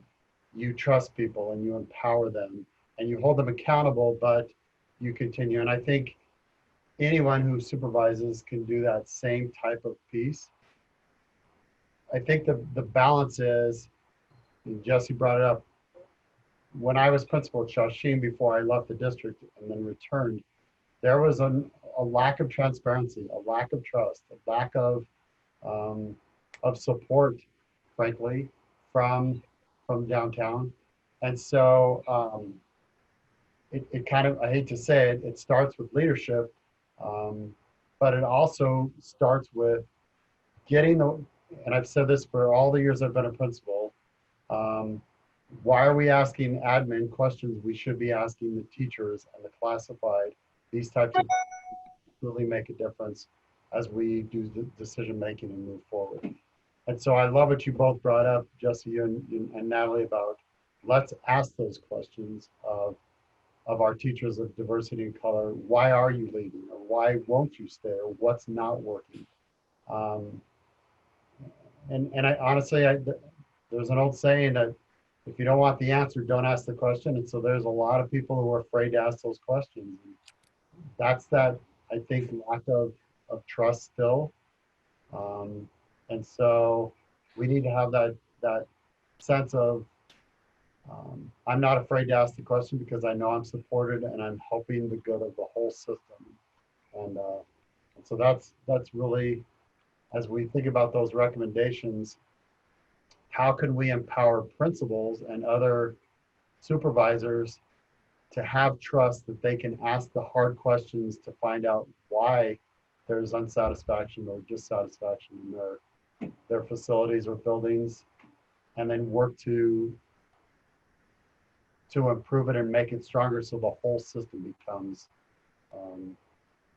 a strong community that supports the kids and families of DSA. If I typed all that, I'd fill up the whole form. So. Okay, well, you got it. You have about 45 seconds to paraphrase that. Okay. Does anybody have anything else they want to add? Recommendations or questions?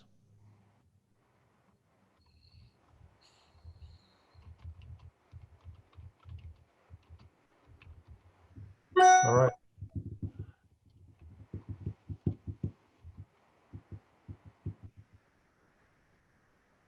I think one of the other slides talked about shared leadership. I think that, or shared decision making. I think that's kind of what Steve was talking about too.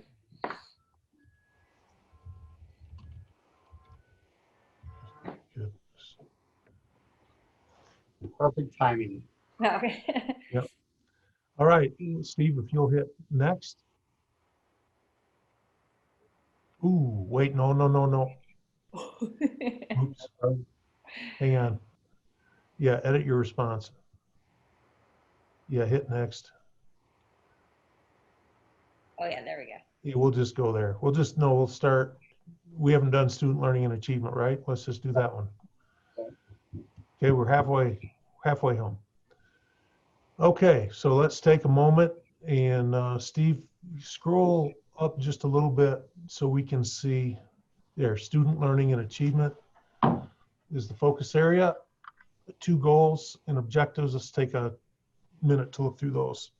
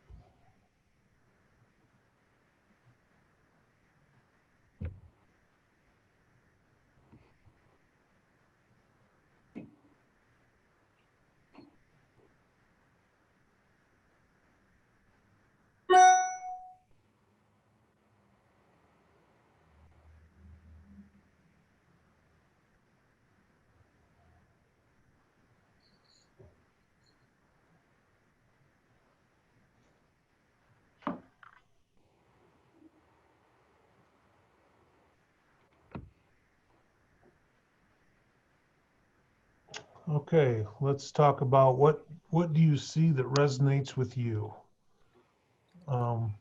Jesse, you want to go first? What resonates with me is, of course, alignment's always key. I love the alignment as we transition students from grade to grade to ensure that we are aware of the educational milestones. You know, when I think about goal number 1, and then when I think about goal number 2, just the importance that we do provide access and support to grade level instruction and priority standards.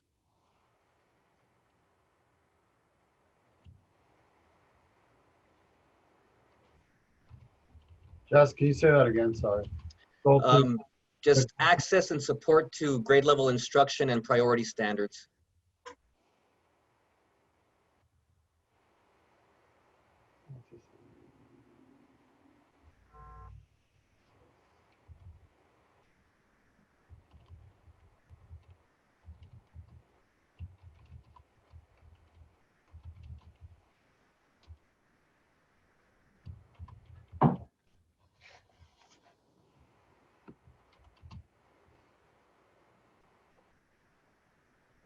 Okay, Natalie?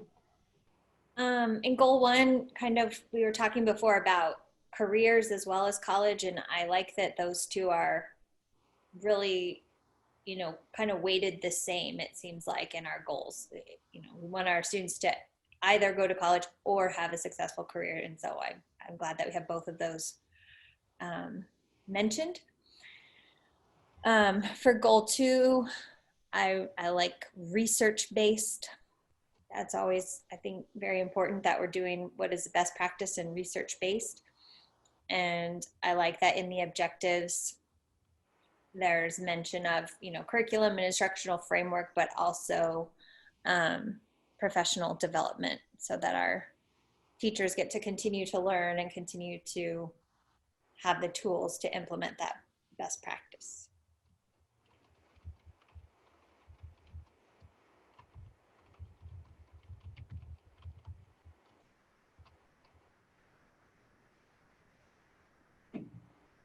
Okay, Steve, why don't you go?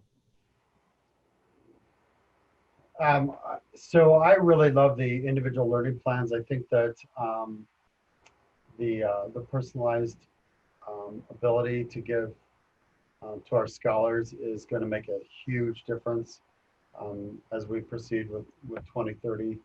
I know a couple of schools have already started this work, and they're seeing just more attention to first best practices. So that really stands out to me. And then in goal 2, I agree with what Natalie just said. I think we can have the greatest curriculum, but if the teachers who are implementing it aren't trained on all the nuances and how to really give the best of that curriculum, our results aren't going to change one bit. If anything, they might plateau or go down. And so we have to have high quality professional development whenever we take on the new curriculum. So this really stands out to me. I hope it's comes to fruition when all things start rolling out.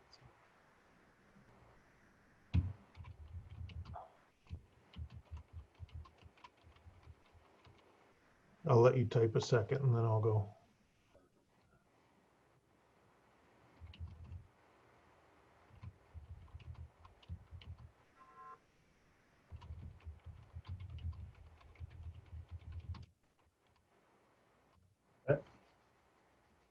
Yeah, I would agree as a former curriculum director and principal. I think professional development has to be ongoing, and it has to be timely. And in some cases, I mean, it has to be personalized. So as you have a teacher that's been doing something for 3 years, professional development they need in an area is different than someone that's just starting at 1 year.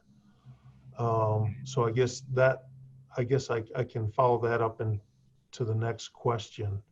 How do we make sure that we do that? I think that this focus area is the top of the pyramid, because this is why we're all here. is about student learning. So to me, this is probably the most important focus area to make sure we get right. So I think since you jumped down to recommendations is how do we ensure that we're providing personalized, timely professional development.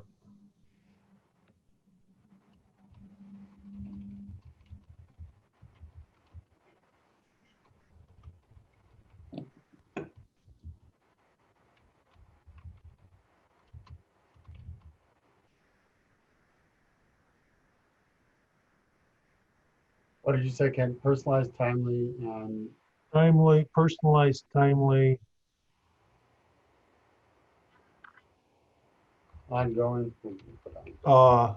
yeah, and ongoing, yep. I like that question, Kent. You know, I like that we continue to ask that question because I think we do a great job already, of course, with PD. We continue to engage our internal experts. So as long as we continue to ask that question, I think we're going to be headed the right direction compared to some of our neighboring districts and what they offer. Like as in a summer type of PD as compared to us, we offer really extensive, in-depth stuff. The only thing I would recommend is we increase PD around culturally relevant pedagogy, you know, to a deeper level. But man, we have some really great experts within our district. We just need to leverage them more.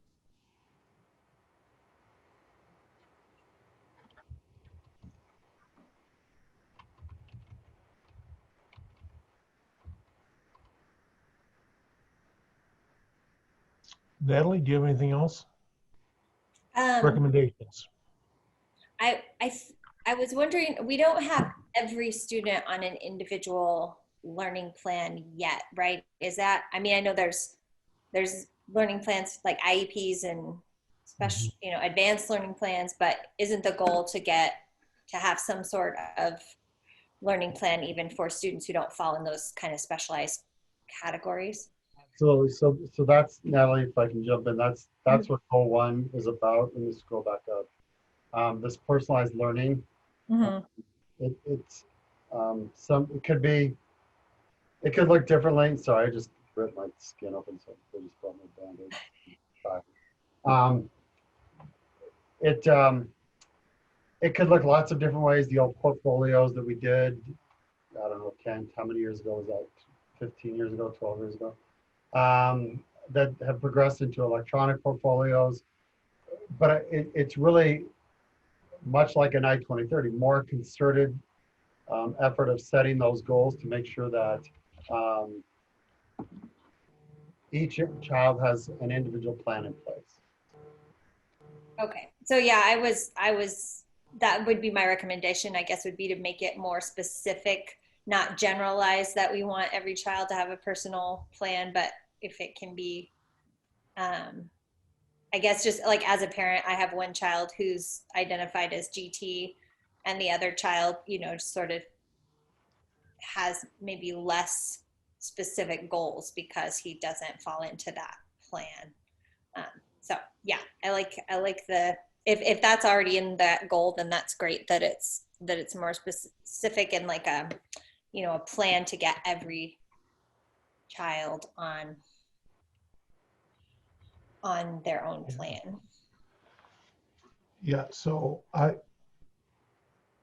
think what you're saying, Natalie, is because we have a GT coordinator, we tend to get plans.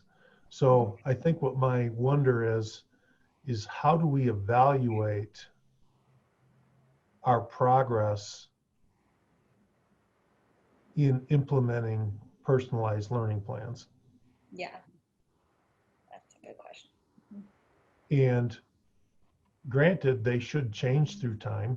As kids go through school, they should adapt, but what kind of data are we collecting and how do we evaluate our success of having personalized learning plans, and then how do we evaluate the success of those plans? In other words, are we are the plans leading all of our kids to success? Mhm. What's working, what isn't working within that process? And I'm not sure that I know or have seen statistics on this.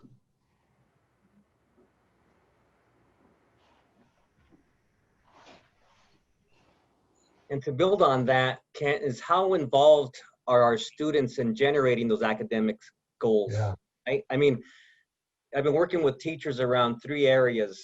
You know, one, are you able to identify the students' academic self-belief? Like, do you truly know what these students believe they can accomplish? And how are you supporting that? Are you able to identify, are they able to identify race and ethnic affirmation? Like, do they see themselves in the instruction, whether it's race or intersectionality? And 3, what are their perception of discrimination? Like, how do they feel included in this space? And I think that's why that culturally relevant pedagogy speaks to so much to this, is that, you know, sometimes we get lost in just driving things forward and we forget that the most important thing is student voice. Like, are they co-generating these efforts along with us? And some of the work we do with our homeless and our foster youth is really sitting them down and having them co-generate these academic and social emotional goals along with us, right? But that's huge. Alignment again. You know, Jesse, you just brought up an incredibly important piece that we forget about. And I'm not saying this because of Melanie's role with GT and CDE, but the most successful ALPs are the ones that the kids are sitting with you and with the teacher and with the parent, which is legally how it should be done. And same with an IEP. And then when we think about our CLD support for second language kids, especially our NEPs, LEPs, we should be doing that same type of procedure of here's where you are and here are the goals. Where do you see the next step being? And that's a piece that we don't often do.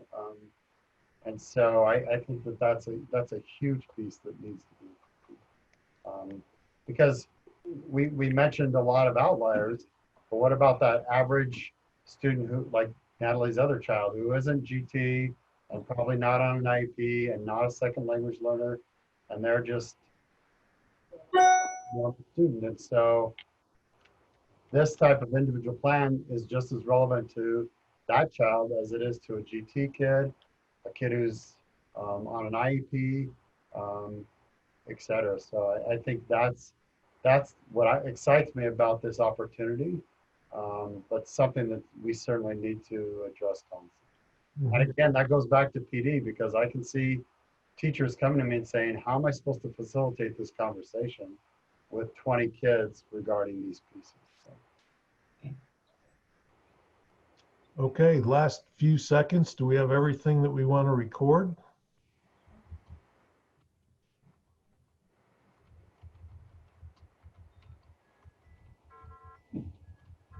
I think so.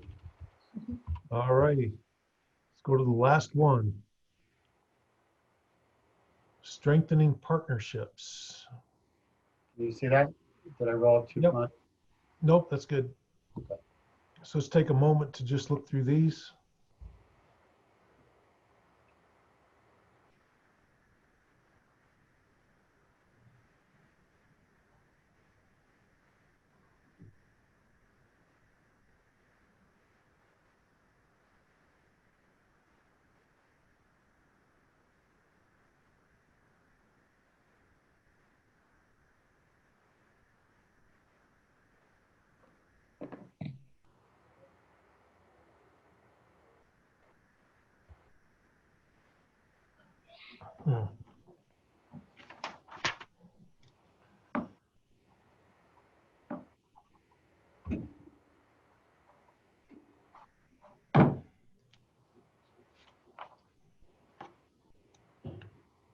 Okay, Steve, why don't you go first?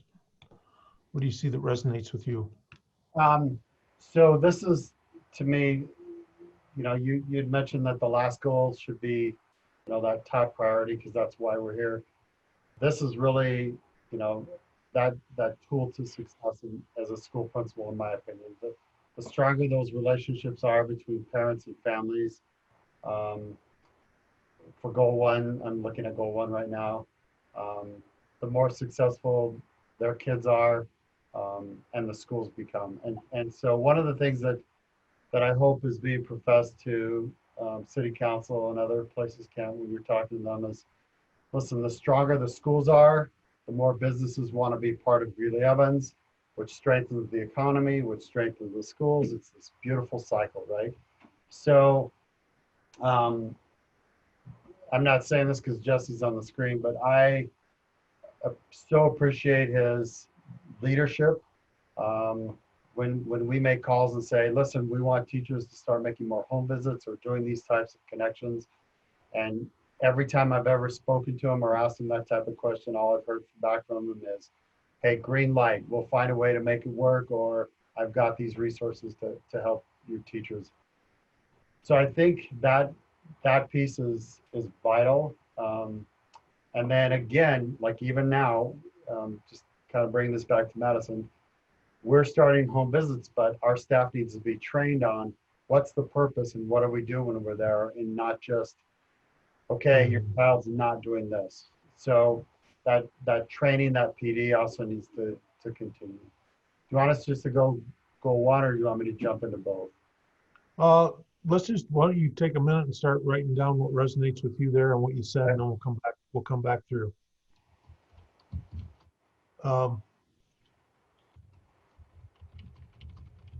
I think I will comment. I guess that would be goal 2. I think this goal, for some reason, goal number 1, seems like one we struggle with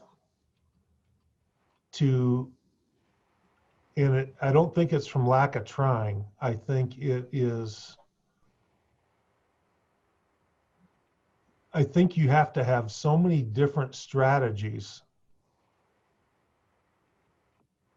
to accomplish goal 1. I think that makes it difficult sometimes, and part of that, so I think it's something that we talk about a lot, and we try something and it doesn't seem to be effective, so okay, we try to go to another layer.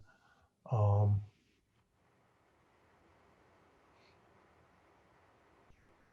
don't know how to solve it. That's just an observation. Jesse? I agree, Kent. I think it's one of the hardest goals to accomplish, right? Because it's ever changing. I think I go back to what Natalie said a few goals ago, was the intentionality. I think we really need to be intentional, right? I think we really need to think about what an invitation looks versus like an inclusion, right? You can be invited to a lot of things, but are we really including the voice of our families while we're making decisions? And I know this is a recommendation. However, one of the things that I continue to encourage from folks is we don't want to add tasks to people. However, it's really important that someone in everybody's school serves as a leader when it comes to partnerships. I think about Madison, I think about the work I do with Steve, and also the work I do with Cameron Shin, and also the work that we've done with Colorado Statewide Parent Coalition, particularly at that school. And my hope is that it alleviates some of the work from Steve and Cam. However, really they're a part of that process. They're not having to lead that work, but they're able to work with their peers and their families and their teachers in creating these activities that are more authentic and reflective of the communities that they're serving. So, I would hope that we have funding for every school to have, even if it's classified, a parent, family, or community liaison that can really assist with bridging those pieces together. Because if not, it does get lost, because it's continuous work. But it's primary work. I mean, if we want to reinforce the learning that takes place in our schools, we also need to partner and help, increase that piece with their families too. But it's tough, it's tough. I mean, Weld County has the most mobility, one of the counties with the greatest mobility. Our district has 7% high mobility youth, meaning that 1 to 4 of our students have a school change within a school calendar year. And you see that. You've seen that at the high school level. You've got kids coming in on a daily basis. You got kids leaving on a daily basis, some within the district, some outside of the district. You see that too at Madison, Steve. And so how do you continue to support those families through this mobility? So yeah, it's unique here. Thank you. Natalie? I don't think I have anything else to add. I also was going to say that it does seem like one of the most difficult. Every student is different, but at least like most third graders have the same developmental state or whatever, but our families are all so different from each other. And one third grade family to another third grade family could be so different. So yeah, I also echo the intentionality. And if we could hire a person for each school that is that family liaison, that'd be amazing. That would be more than full-time work for one person out of school, I'm sure. Yeah. Steve, what about goal 2? So again, this is that piece that we've all just been talking about. What's that framework and that plan to build those partnerships and those community members that help that student movement. So this is the piece in my mind as a principal that's even more difficult, because it's one thing to reach out to our families and our parents and get that relationship going, starting with trust and other pieces like that. But then when you can get those external stakeholders who have that commitment to an organization, a building, a group of kids, and then stay consistent, especially in, like I'm thinking about our business partners right now. One is the Kiwanis group and one is Roach Construction. And what I'm hearing from both of them literally since August is, well, we can't really, be there physically or so we're here emotionally, and here's this, and here's how we can support this. But so it's a troubling time. So I would hope in the future, this can be a consistent commitment from different organizations who are stakeholders in our community, who want to see our kids in our district thrive, and we become the shining star of Northern Colorado. I think I'll add to goal 2 is that I think this is an area where we have been strong at times. I think the reason that we passed the bond in the MLO is because we had a really good strategy of getting into external groups, civic groups, even working with the city. I think right now my involvement with the city of Greeley is constant with building projects and permits. And if you look at the work that we did to get the property switch out at Boomerang, boy, you think we have bureaucracy in District 6. City of Greeley is unbelievable. And the number of departments that were involved in that, in handoffs and signatures, but we worked together on that, and that's how we got that done. And now the city of Evans, who has not had a project of any kind for a long time, is extremely excited that we'll be working on 2 schools there this summer. Well, actually 2 schools, this summer, and we're getting to work with the city of Evans, and they're extremely happy. So that has brought them closer to us. so they're not like a distant cousin. I serve on their master planning, City of Evans master planning subcommittee. And it's really the first time someone from the district has had that connection. And I look at it just like a service. It's good to connect our district with the City of Evans, because now going forward, when we need things from them, we'll have that platform.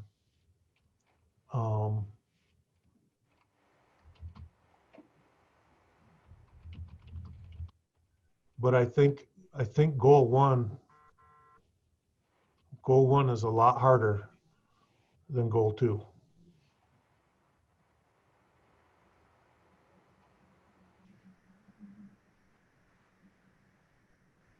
However, when we're trying to use goal two, you know, part of it is using goal two to accomplish goal one.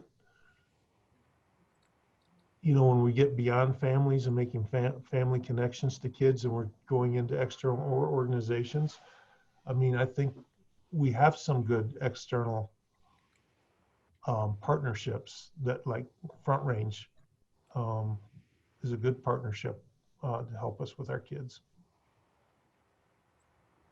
So I guess we need to, I'm sorry, I talked too much there. Is there anything else on resonates, or we can move down to recommendations? I was just going to say that I like that it's partnering with the community to support the students, but then also how can our staff and students contribute back to the community? Yeah. And definitely with our career pathways, you know, hopefully we're helping to produce workers and, you know, that asset to the community as well. And I think there's been cases of kids, you know, doing trash cleanup along the Pooter, or doing, you know, water projects for the Pooter Learning Center and things like that. So I think we're already doing some of that, but I like that that's a specific objective.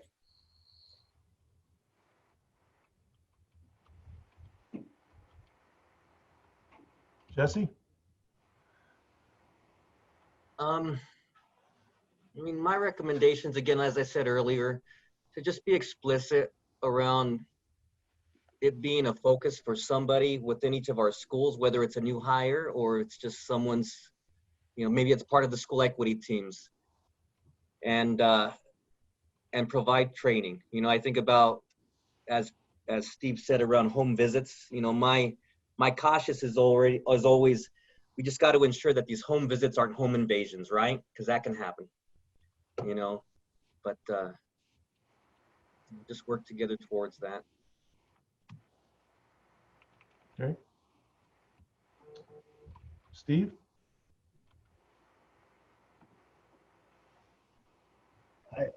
I mean, I think that our biggest, you know, again, what I hear from colleagues who are building principals is I have a really good relationship with this entity. I like what Natalie said about, is that reciprocator? Does that business realize how much you appreciate them and support them? So how can we continue to show that same kindness and support back to those, so that we don't burn bridges or lose people who are supporting us so much? I think goal one, and I agree completely. It's extremely difficult to meet, but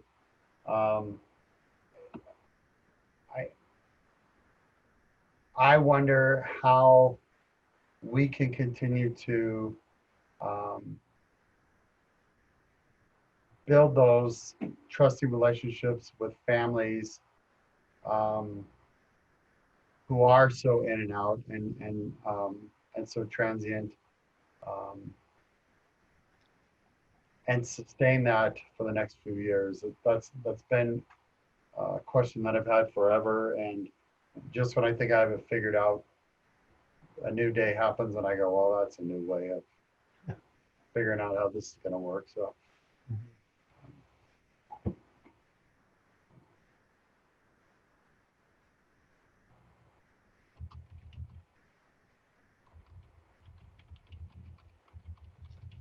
Anything else, Natalie, recommendations or questions?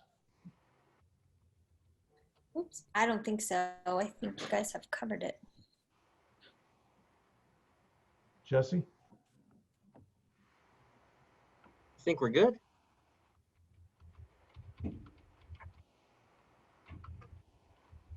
Steve? I'm good. I'm good. All right. Go ahead. All right. Is there anything before we hit submit? Is there anything anybody feels like they want to go back and comment on?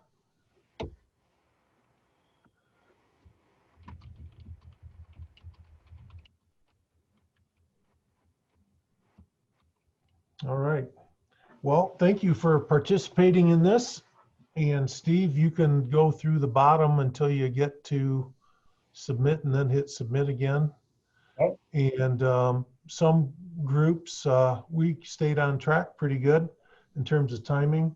And so we're going to take a little break here and then we'll come back right before 11 o'clock. Thank you all. Get a little change for hot coffee. So thank you very much. Kent, do we go back to the main Zoom meeting Yeah. at 11? Okay, sounds Yep. good. Thank you for facilitating. Thank you for recording, Steve. Sure. Yep. I think it looked great. Great. See you. All right.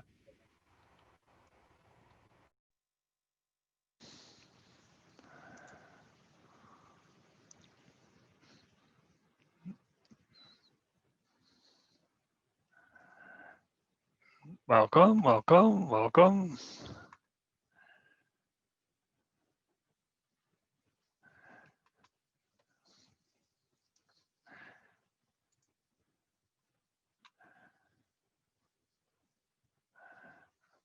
Probably Stephanie. Howdy, Stephanie. Hi, group. I think this is everyone. Can you guys hear me okay? Awesome. I when we planned these, I said, oh man, I have the greatest group. Like, this is going to be great. So I'm super looking forward to going through this all with you. We going to start with a little grounding, and that is just going to be our best hopes as we do this work today and kind of go through this one. And your best hope really can be just the work of today. What do we hope to get out of today? Or really, when you think about the long-term vision of I-2030, and as we do this work, it could be the now work, it could be the end result work, but what is your best hope? So just take about 19 seconds and kind of think about that, and then I'll call on you in just a second.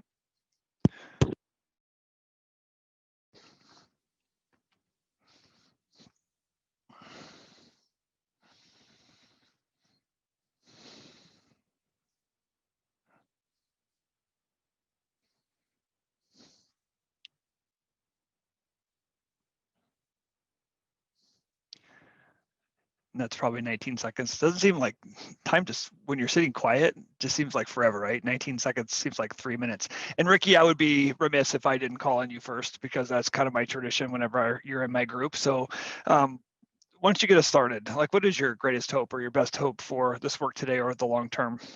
You bet. I love it. I love Anthony always gives me the first cold call, so I can always be on my toes. I love it.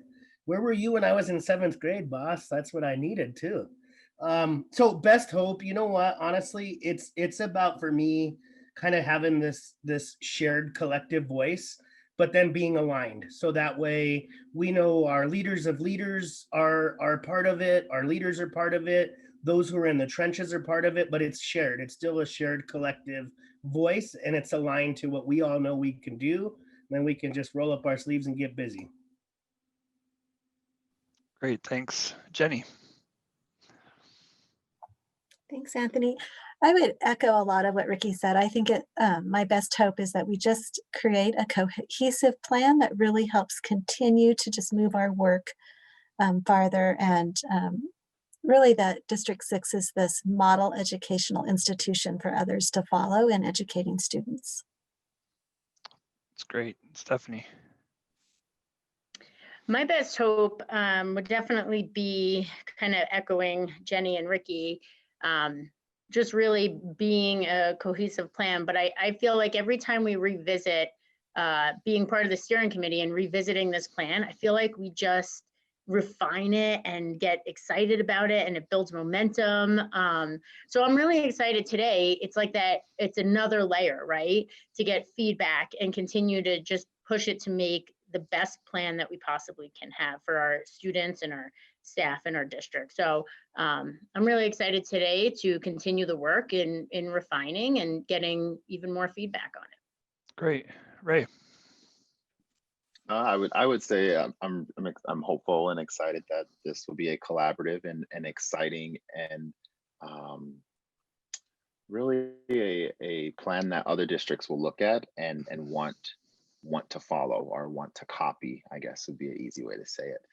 Because I know that right now, District 6 in Northern Colorado is really looked at as a leading district up here. And I want us to continue that momentum and to continue that work.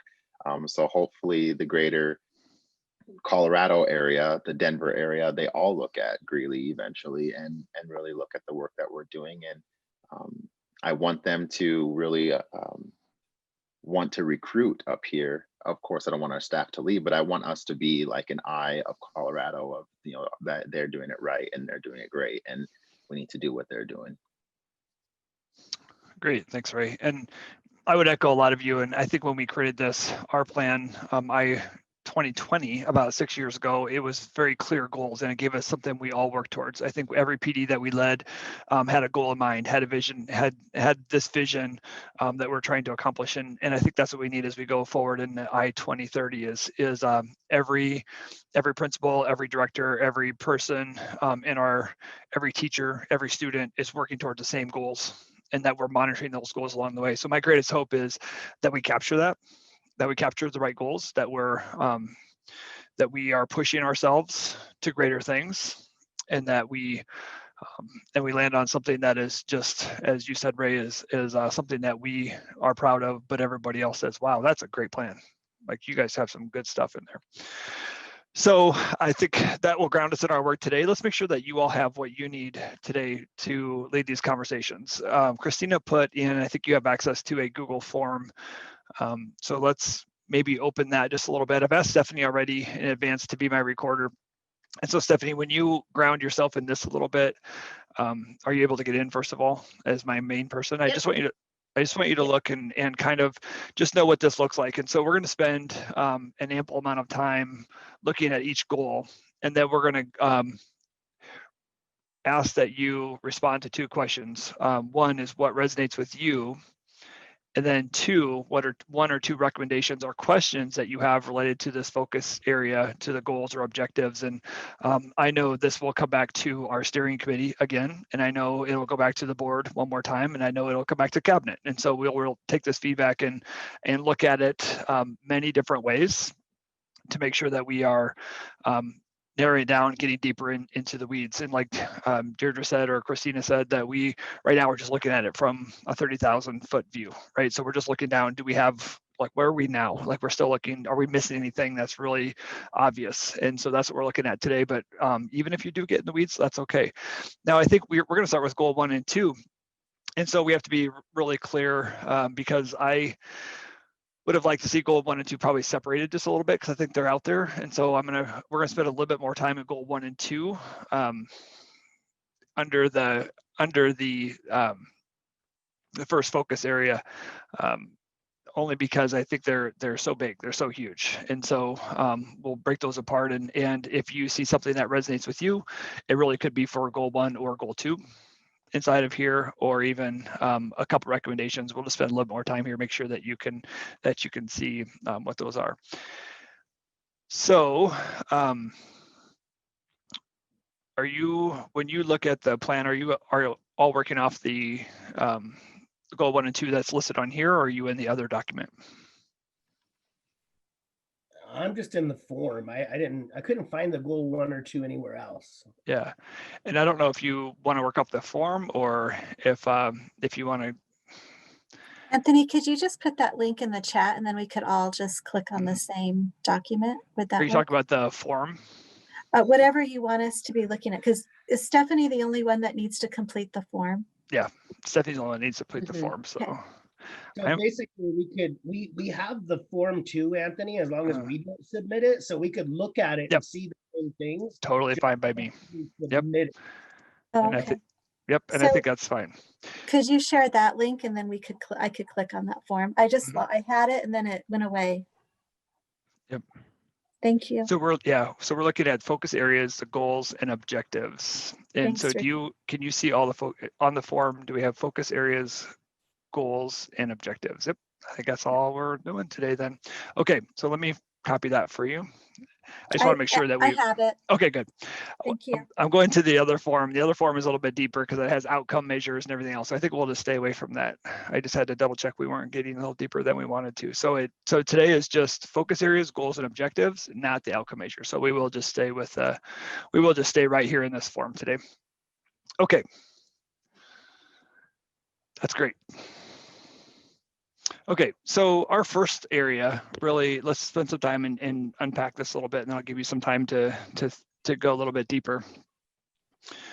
District 6 engages all students in a challenging and personalized education, preparing each student to be career and college ready.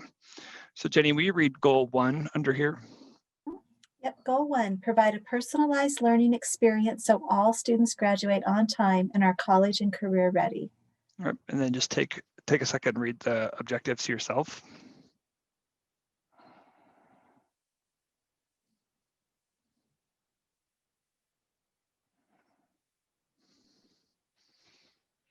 And Stephanie, can you read goal 2? Implement consistent and coherent aligned curriculum, assessment, and instructional practices that are research-based to ensure all students learn. Thank you. Just take a second to yourself and read objectives.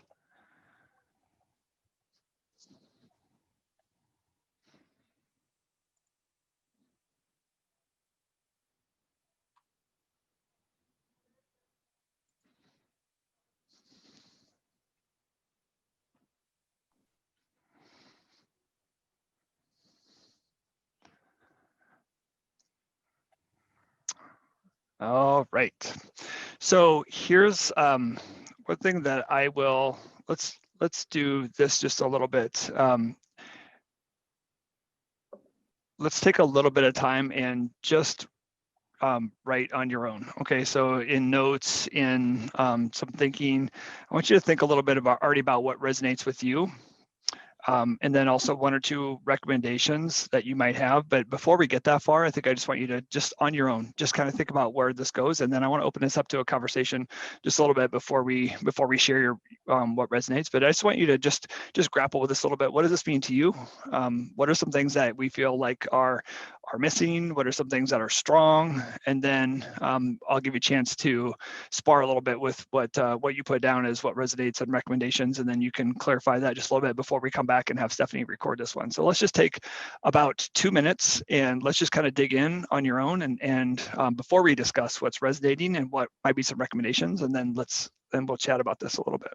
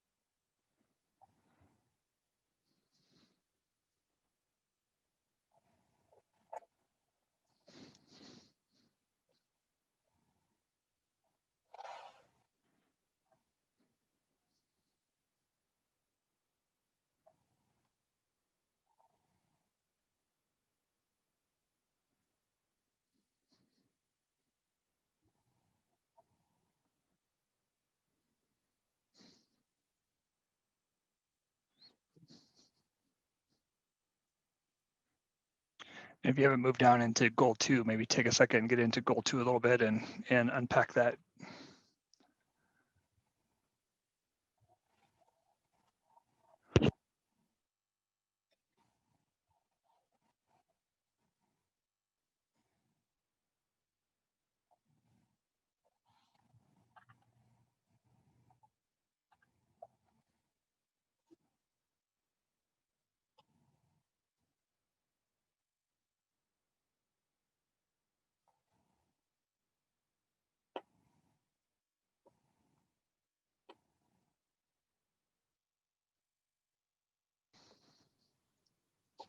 All right, we'll try to wrap up your thoughts here.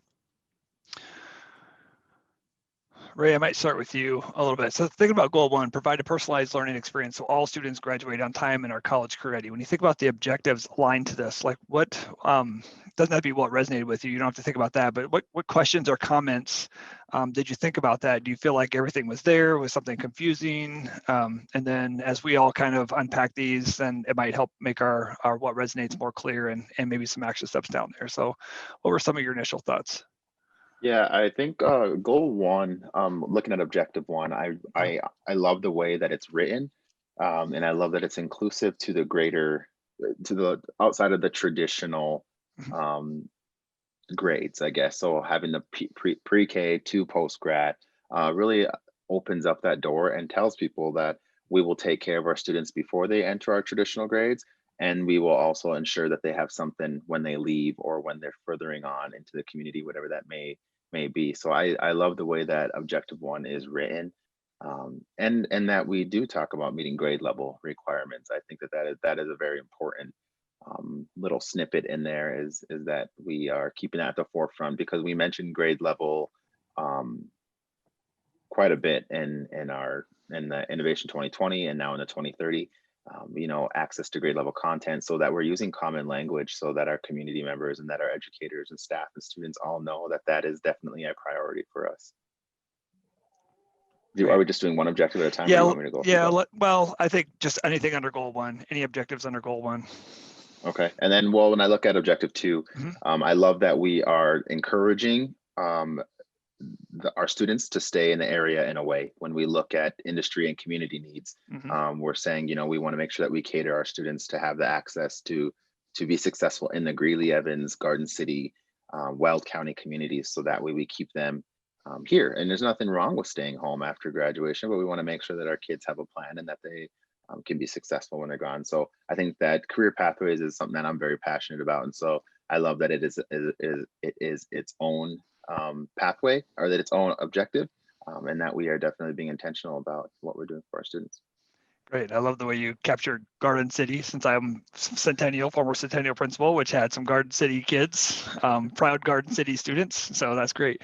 Jenny, what would you add to that? Well, I thought Ray captured it really well. When I look at that goal, I am very excited that we are connecting our academics with also our career and college planning for students. Like Ray said, it's looking at them as they come into the system, and then looking at them and helping them land successfully upon graduation. Great. Ricky? Yeah, just ditto to what everybody says. And since we've kind of helped write these, like I'm kind of in that semantic piece where I'm like, I love it just the way it is. Don't change it. I was glad to hear what Ray had to say, and him not having maybe looked at these in much detail as we have. It was really, I was listening like intently, like, okay, what does he think? Because when you write them, you get lost in the semantics sometimes. But I love it, guys. I think the career pathways are great. I wouldn't change anything. I love the alignment.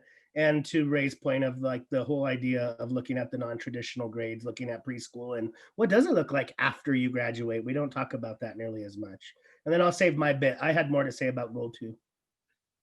Yeah, Stephanie.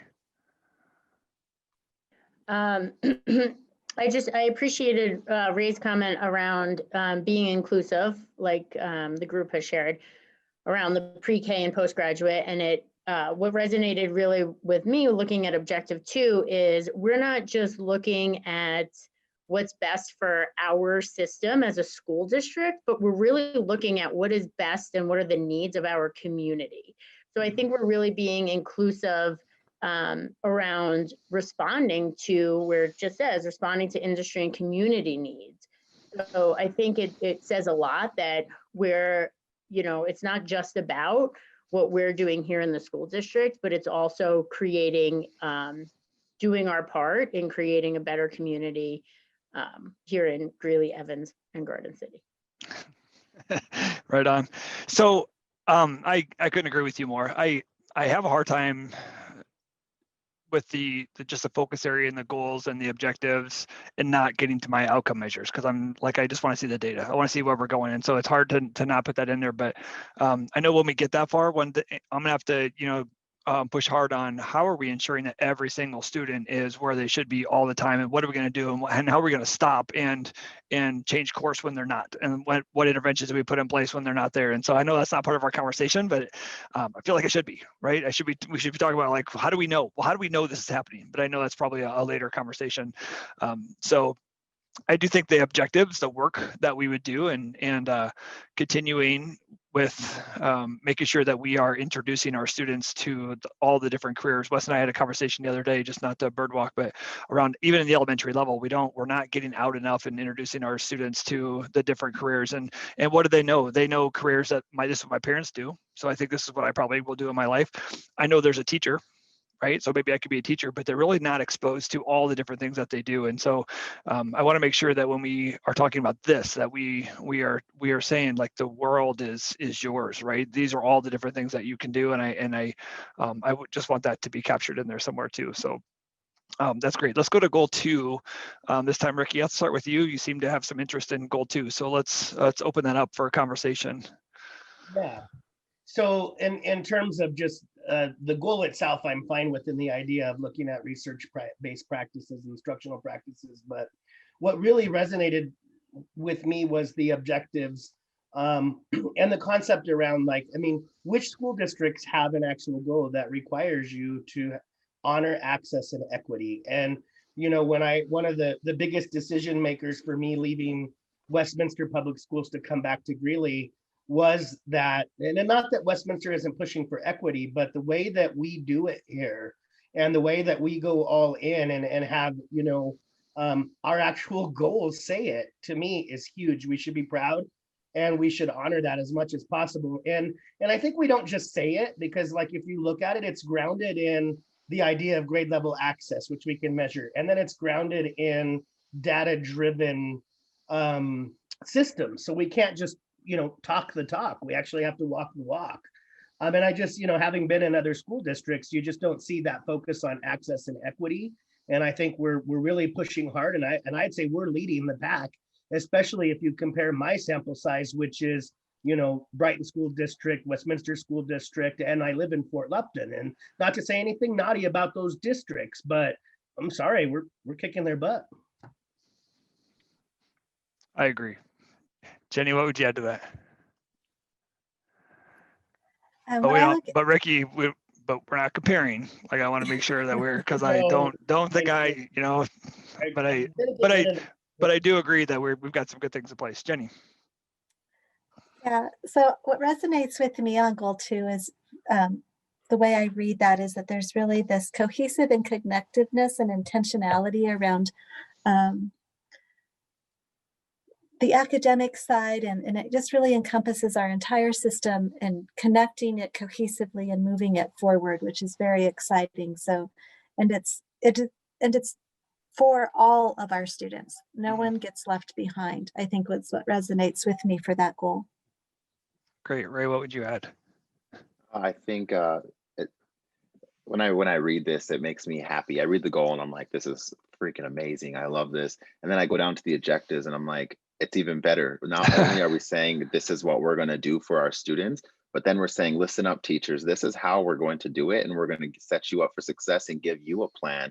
Because I think often, and I see this right now, and I won't say school districts and the school district I work in, a lot of the times it's, here's a plan, what you need to do for the students, but there's no support in achieving that plan. It's just, figure it out and make sure that students are successful. And so I think that this is definitely, like Ricky said, we're walking the walk, and I love it. I love that we definitely are saying here's a plan, but also here's the supports, and here's how we're going to be intentional.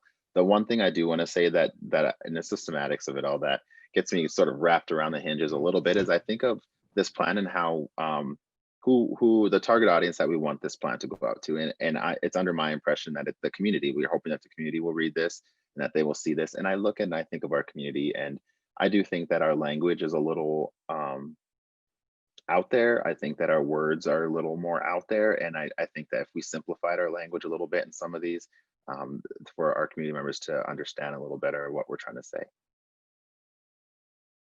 That's great, Stephanie.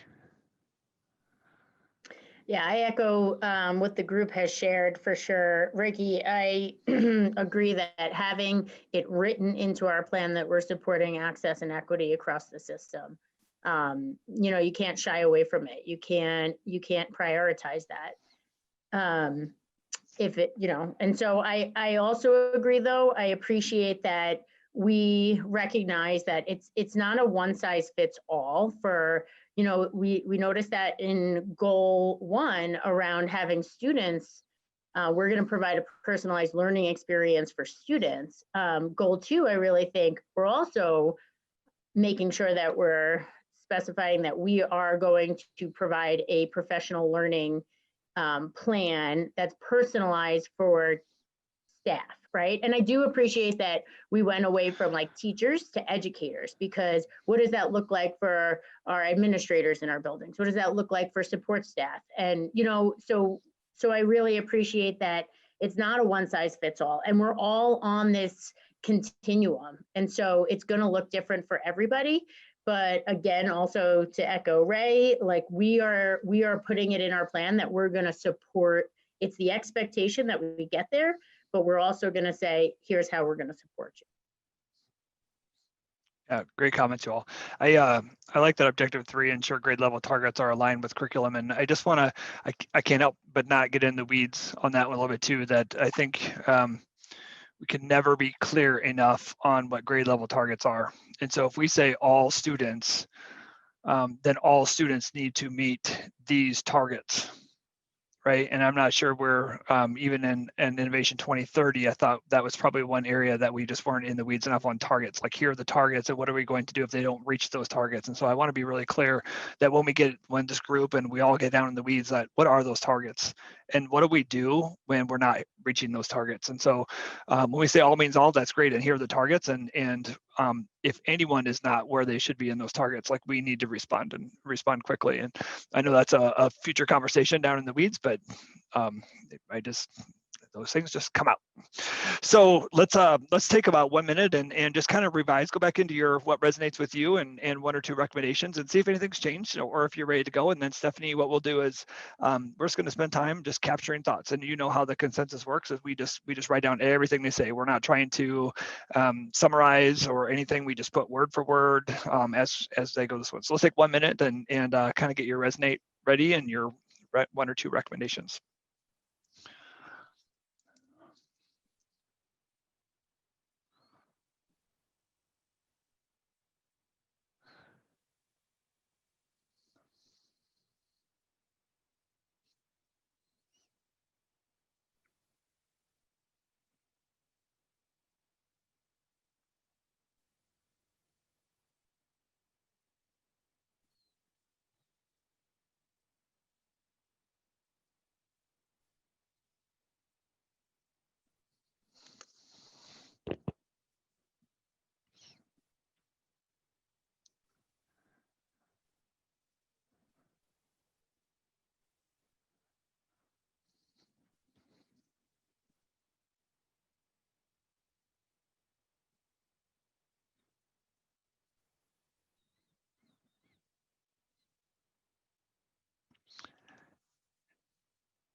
And I'll go last, and Stephanie, you'll go second to last. And then when you talk, I'll type for you. Okay.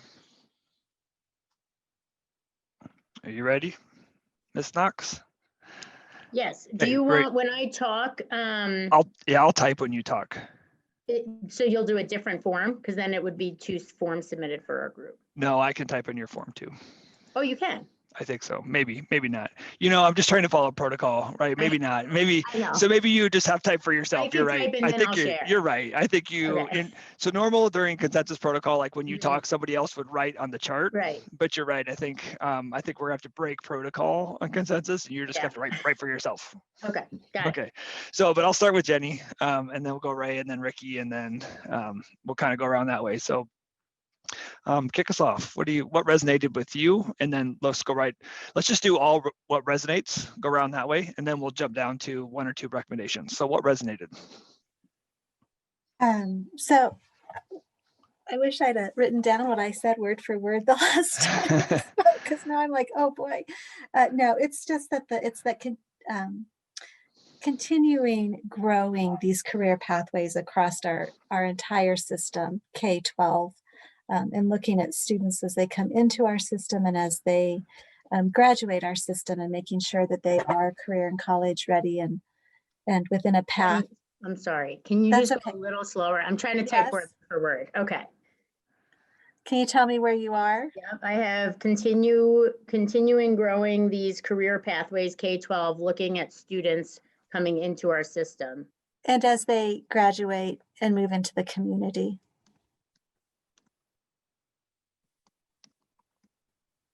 Okay.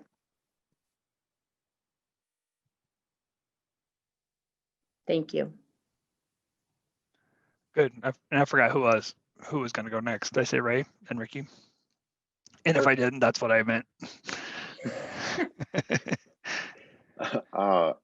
I love how the plan gathers a plan for students before they enter our system and continues the plan after they leave our system, to ensure that they have what they need to be successful. And also, I'm trying to talk really slow and it's making me feel weird. Also setting up our community for success by training our students to do community and industry needs. So also setting up our community to have for success for success by training our students in the community and industry needs.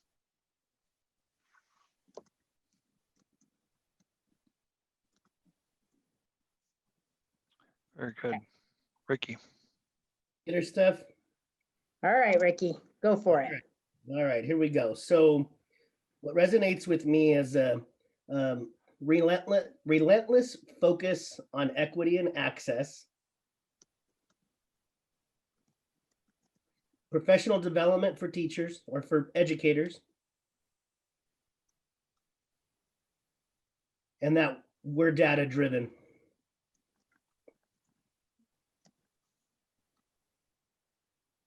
Perfect. Thank you.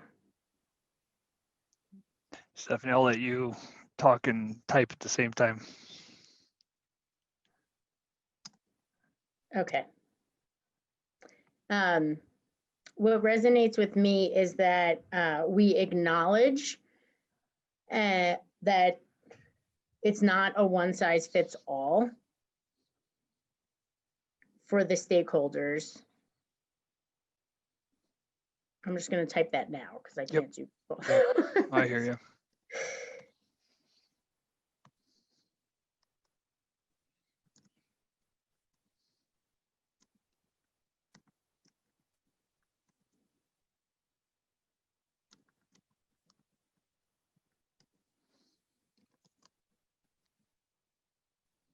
Okay.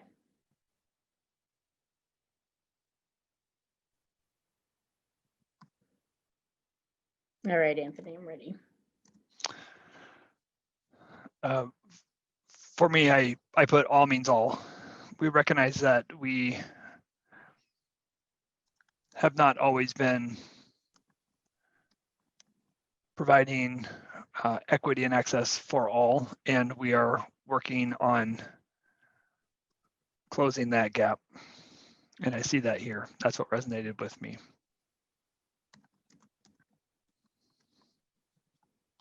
Got it. Okay. Let's shift down here to 1 or 2 recommendations that we have, and that we have in here. And Ray, I think I'll start with you this time. 1 or 2 recommendations or questions you have related to this focus area, goal, and or objective.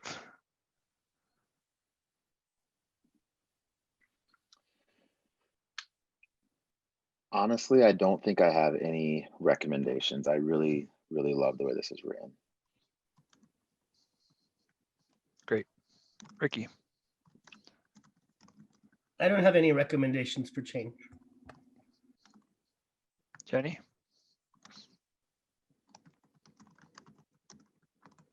You're on mute. I don't have any recommendations for any changes to these 2 goals. Steph.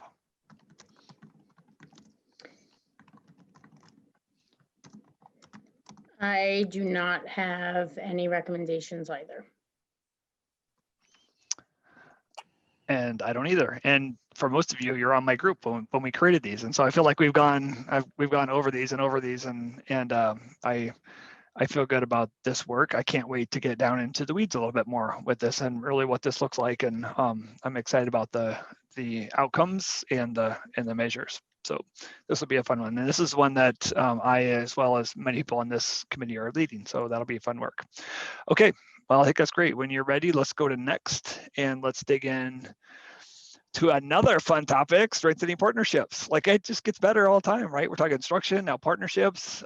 These are, I think the focus areas that we have are all just excellent. And we think about how we, all the things we need to lead the district. I think we've just hit the nail right on the head. So let's think about goal 1. So let's back up a little bit. So District 6 enhances student success by communicating, engaging, and collaborating with our communities and school partners. Stephanie, can you read goal 1? Sure. Strengthen relationships with parents and families. Ricky, 2.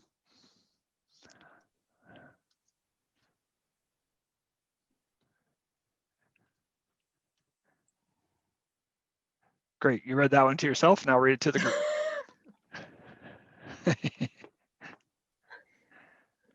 Oh, I was trying to say you're on mute in a funny way, but I guess I wasn't funny. You're hilarious. It's strengthening goal 2. Sorry, my cell phone shut off and I lost the. Oh shoot! Yeah, I know you still have the 2. Yeah, I know your system. Okay. No worries. Communicate and collaborate with external stakeholders, including business, local government, and community organizations. Was that what you wanted me to read? Yes, sir. And then you want me to do objectives? No, let's just take a full minute, you guys, and just all go through the objectives real quick and read those, and then let's just have a conversation and then give you something time on Resonate and questions, and we'll process a little bit in there too.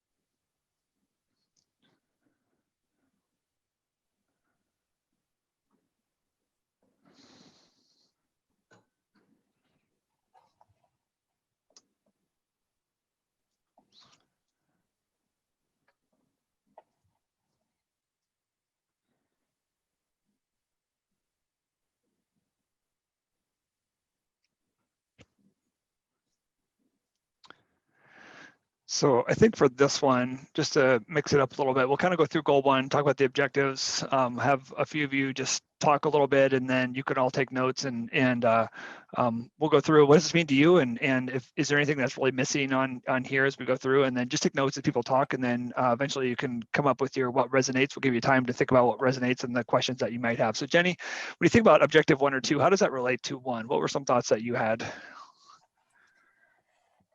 Yeah, so I love that there's some energy around creating some training and developing a plan and working with partners.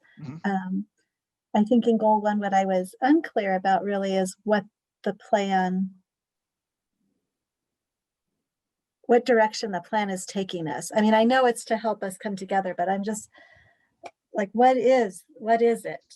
I guess I'm just not clear of what are the components within this plan that we hope to address to help involve community. And maybe I'm getting too far into the weeds. It just left me, I was like, if I was a community member, what would I see? Develop and implement a comprehensive PK-13 family partnership plan. What is that? Is it volunteering within the schools? Is it staff working with, is it parent teacher conference? I don't know what that entails, I guess. And I'm glad you said that, because I know this is, because we have to make sure that we're clear that when people just see these, really they see the objectives. They see the focus area, they see the goal, they see the objective. They don't really get into the weeds and see all the things that we might see. So we have to make sure that this is very clear.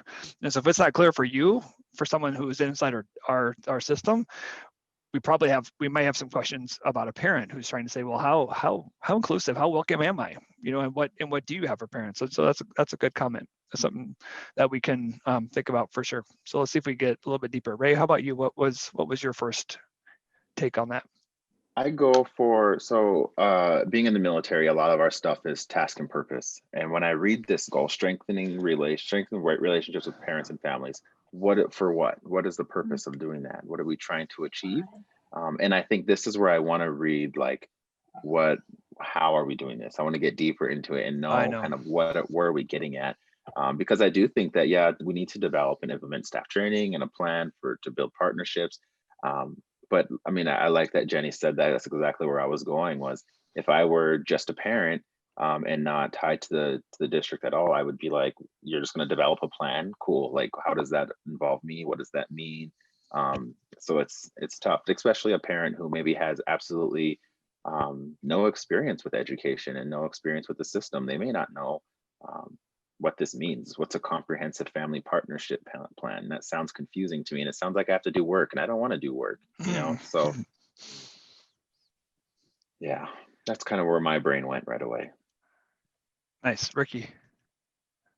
I stay just in the sort of like I always think of goals as sort of the cloud, and then you start talking about objectives, and then you get into outcomes, and then as you get into your outcomes, sometimes it clarifies what that goal might look like. And so in my mind, I agree with everything I just heard both of you say in terms of like, what would that look like to a community member? Am I off though to assume that as we get to build in the weeds a little bit more, that we might even have an exemplar of what a community partnership plan could look like? So like, I imagine the beautiful media on the line, and then right there where it says partnership plan, that's a hot link or a little asterisk that says see page 2 for example of partnership plan. Because to me, it's the same thing. If you go back to the last one we were on and we talked about the instructional framework, if you know what the instructional framework is, that goal made heck of sense. True. If you don't, we could have said the same thing on that last one. Well, what's the instructional framework? If I'm a community member, where do I find that? And we have it so publicized, and I think most people know that. But to Jenny's point, we don't know what a partnership plan might look like. So you're right. And so we all went over the instructional framework because we live it. But if I was a person looking on the outside, I'd say, what's your instructional framework? Or this one, because we don't really have a partnership plan quite yet, and this is going to be developed, we're all asking, what would this look like? And I don't want to click 5 times to find out what's in my partnership plan, right? And so that's good. Stephanie, what were your first thoughts on this?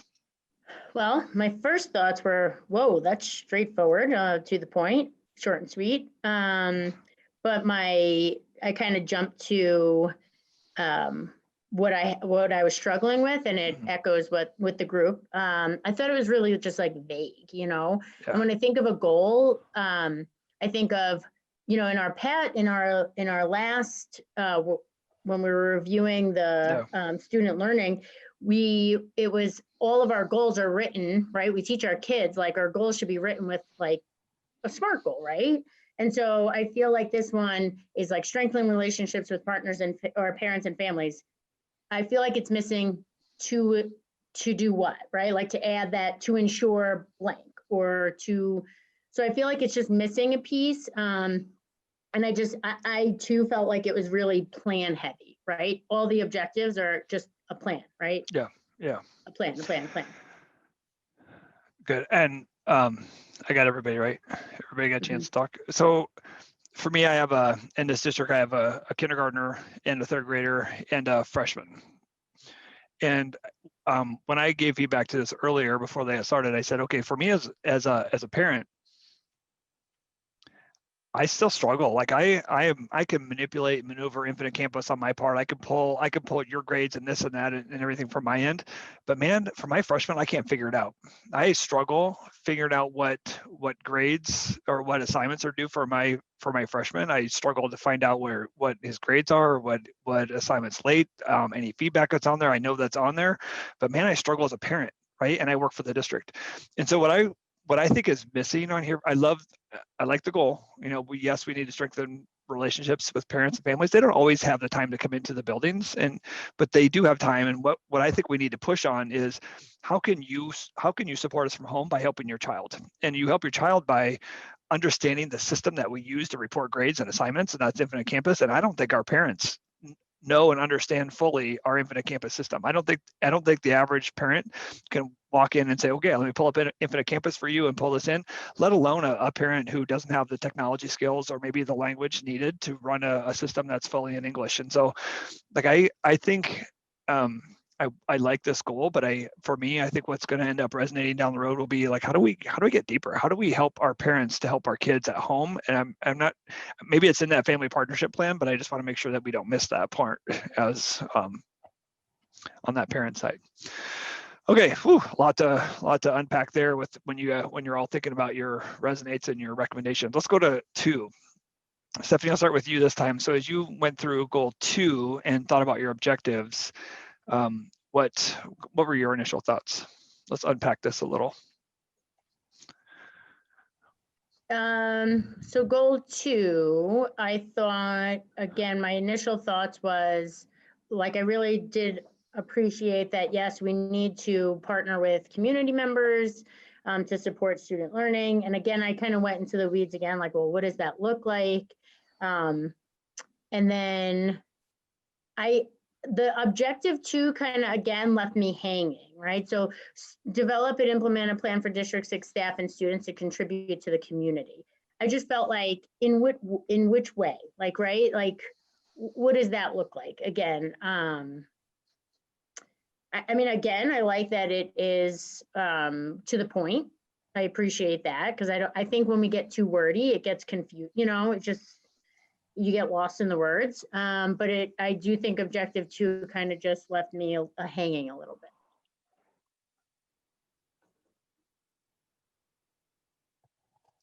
Yep. Okay.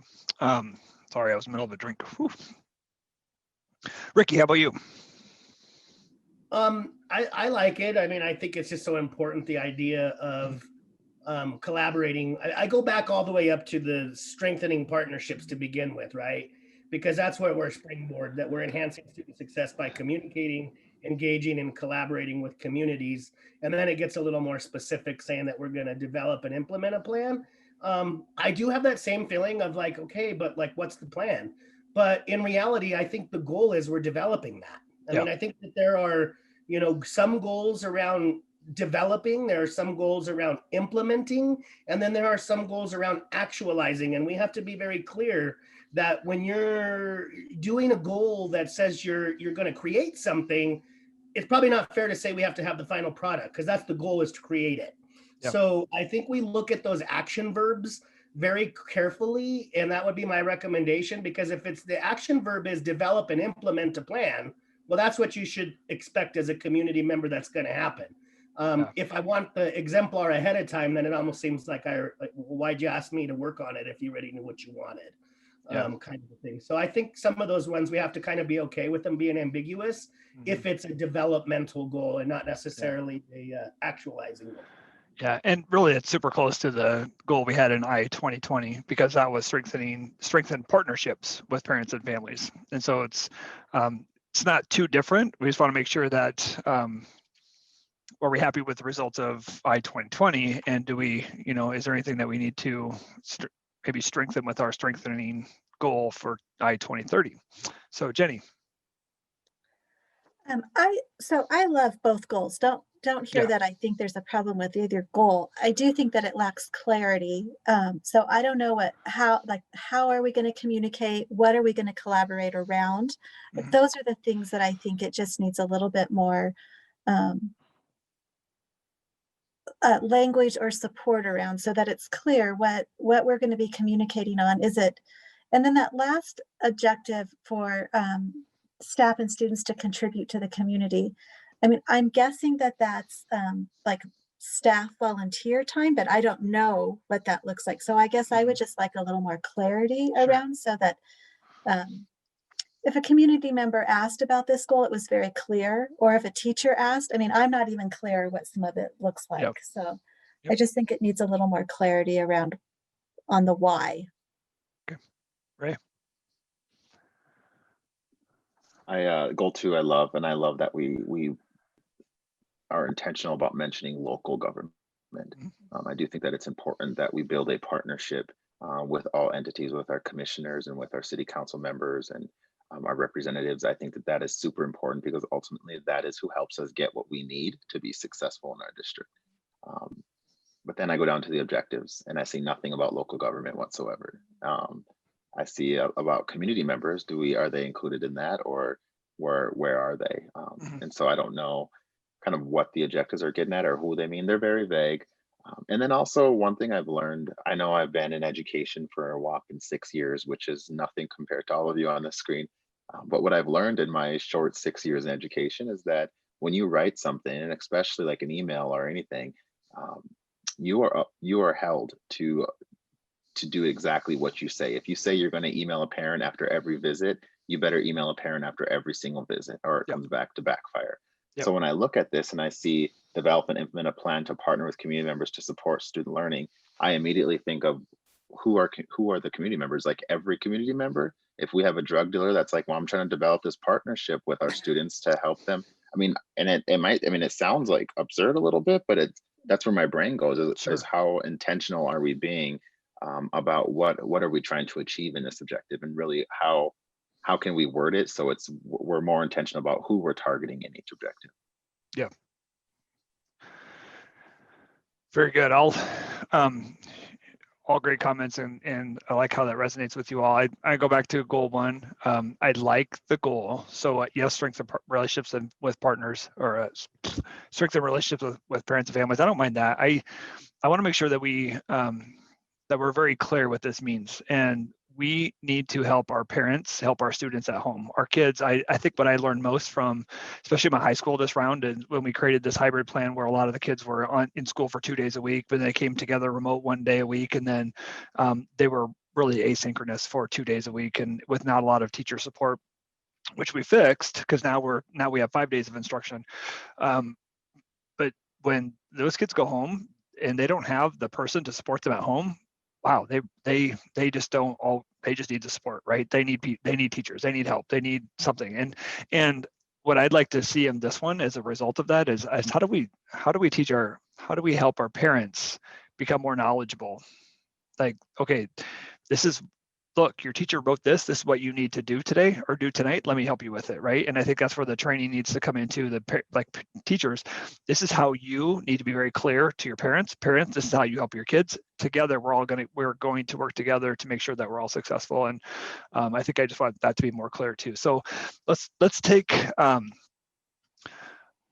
let's wrap in a little tiny break here too. So let's just go screens off for like 5 minutes, and you can kind of think about what resonated or what questions you have, and then if you want to refill coffee and hit the restroom quick too. But let's come back. I'll say when I'm done talking, it'll be 10:18. Let's come back at 10:23, and then we'll capture this work in here. So let's go screens off, take 5 minutes.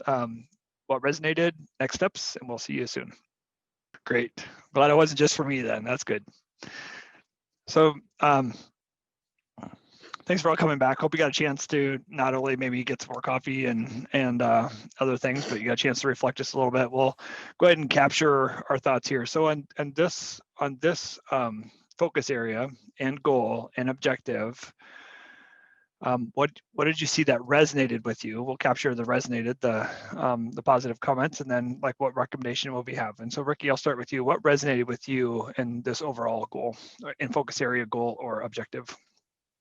Well, what resonated with me was just the idea that we need to develop these things. I mean, it kind of is a admonition. We don't have them, but it resonates with me that we would. And then I'll save the rest for when it's the suggestions. Okay. Stephanie, give me a thumbs up when you get that. Good. All right. Jenny.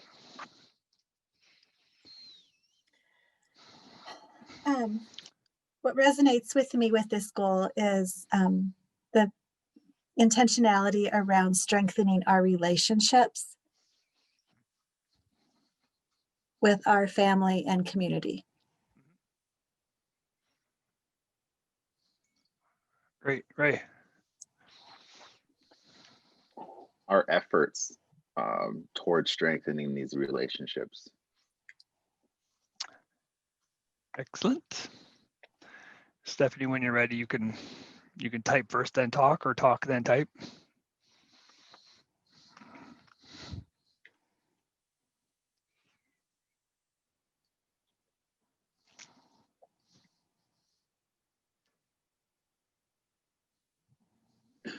I just put that what resonates with me is the need, identifying that we have a need to strengthen the relationships and empower families. Good. I think what resonated with me was that we are going after the need to empower our families to help students at home. Community is important too, but I also think just the power of the parent helping the student.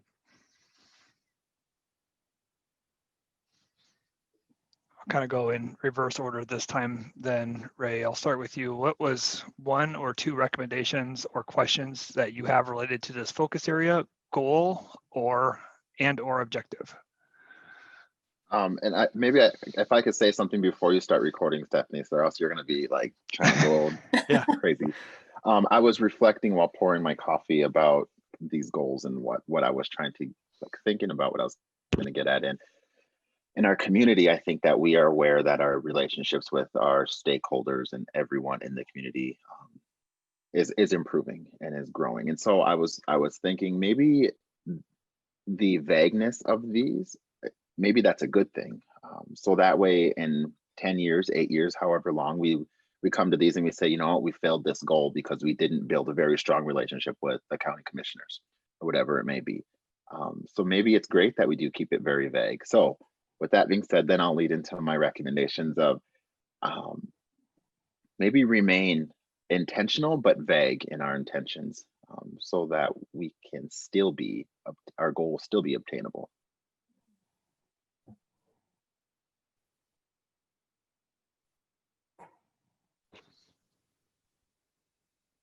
Jenny? Yes, and I'm thinking about what Ray said. So I think what I would just maybe say is clarity around intentions, so that the how and purpose is clear.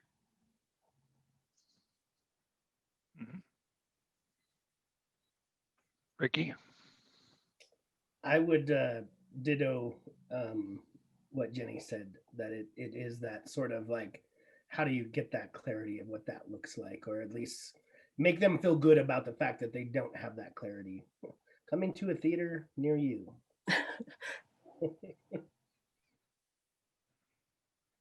Stephanie?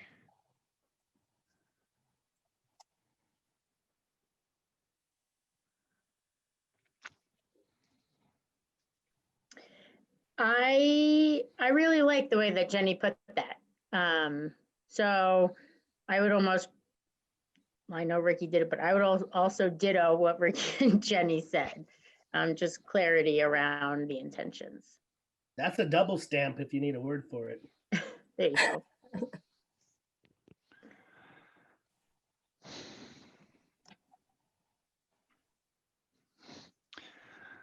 I think maybe a recommendation I might have would be for under goal 1, objective 1 and 2 would be to be more, we can't go with outcomes, but almost lead to the outcome. So develop a comprehensive PK-13 partnership plan to increase achievement, student achievement. I don't know, I'm just thinking the purpose. Yes, I want parents in the building. I want them to come in the building, but I also, so I don't know, I don't know, keep typing when I'm rambling, but I also want, I'm like, right. To be more clear, I want people in the building, but we need to support the relationship at home between parents and to be able to help our kids at home. And I just know, I know that there's a gap that lives there, and I want to make sure we address that. And then cut. And then I hope you got all my ands and buts and ors and my self-reflection in the middle of that comment. I hope that's all captured. Okay, let's move to the next one. Good job. Great job, group. Okay, so we're moving into climate and culture. Wow, this is a good one too. Like climate and culture, like how we can't survive without, you know, people wanting to be on a bus, right? So, so District 6 cultivates a safe, healthy, and inclusive learning environment for all, embracing our diversity and engaging all stakeholders. Ray, can you read goal 1 for us? Of course.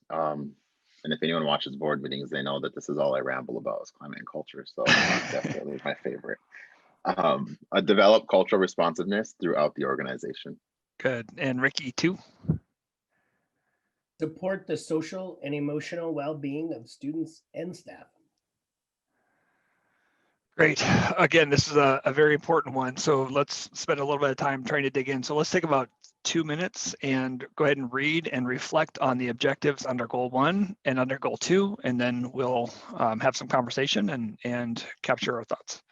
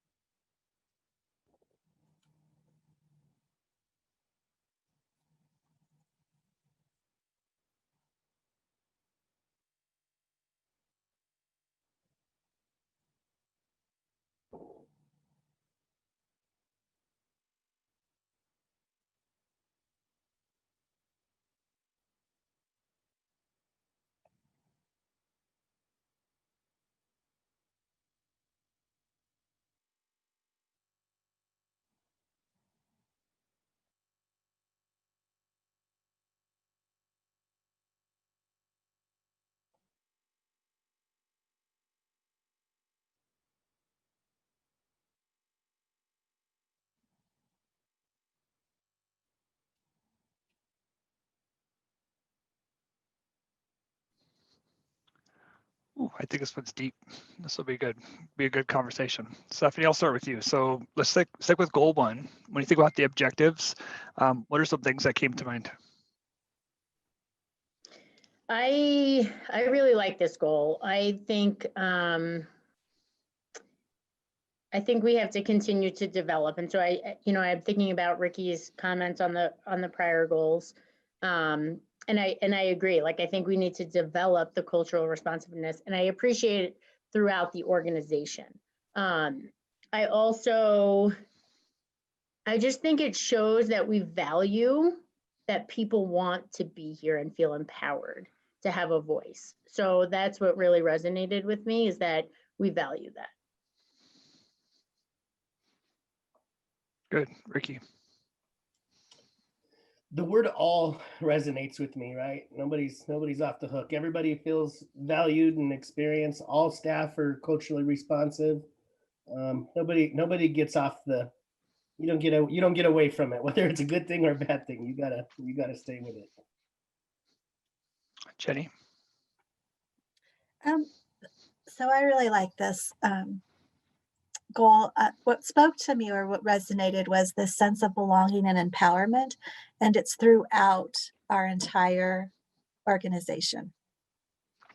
That everyone's going to belong. We're all in this together. It's not, we're going to assign this to teachers to do or principals to do, but really there's this sense of belonging and empowerment of all stakeholders throughout our organization is what resonated.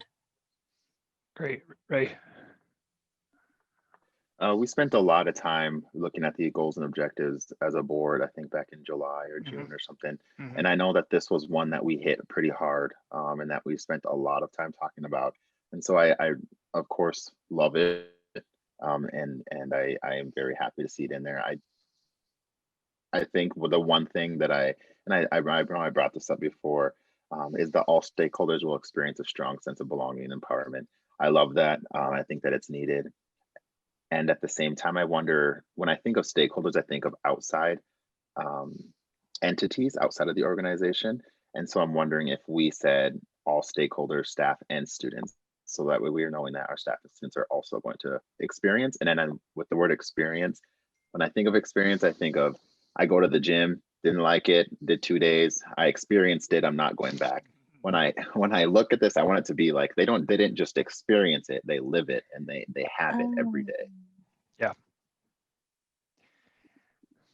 Right, that's a great answer. And you know, I need that to keep me balanced because I focus on objective 2, where all students have access to learning opportunities. And I think that's when I'm looking at my data, like I'm saying, oh, we don't have enough students of color or poverty that are taking the advanced classes and taking enough concurrent enrollment. And like, we need to drive more, and like everybody, we need to make sure that we're pushing all kids to be college and career ready. And sometimes in that drive, I lose that whole sense of belonging and empowerment, and maybe that sense of culture sometimes too. So I'm glad that we have such even a diverse group in thinking, so that we can push the students and help them realize that we're not that we do respect you, and we have a sense of belonging. So I think there's a nice balance in there too, and I'm glad that we have all those different objectives. I think it captures it. I think it tries to encompass the full student. Yes, we're trying to push you, but we're also respecting you, and we're also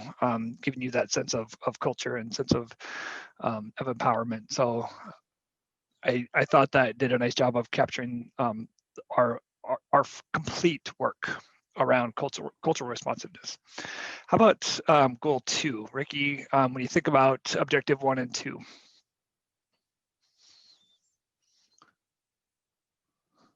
Are we resonating still, or are Yeah, we? well, yeah, just whatever what came to mind, good or bad, whatever. We're just debriefing or unpacking. Well, I mean, I love the idea of embedding and explicitly teaching social emotional learning standards. Thinking about what Ray said earlier, just a quick suggestion. Let's spell that out. I don't think many people will know SEL, maybe parents, community members. And then on objective 2, improve. It was like, I hate to say this, but it almost looks like we got tired and just left a sentence stem there. And I know we didn't, but it's just like all these other ones are like, develop this plan to do this thing by doing this. And then this one is improve staff social emotional wellness. And so I just wonder if it needs to be like improve staff social emotional wellness through targeted development or through via, like something's missing there for me.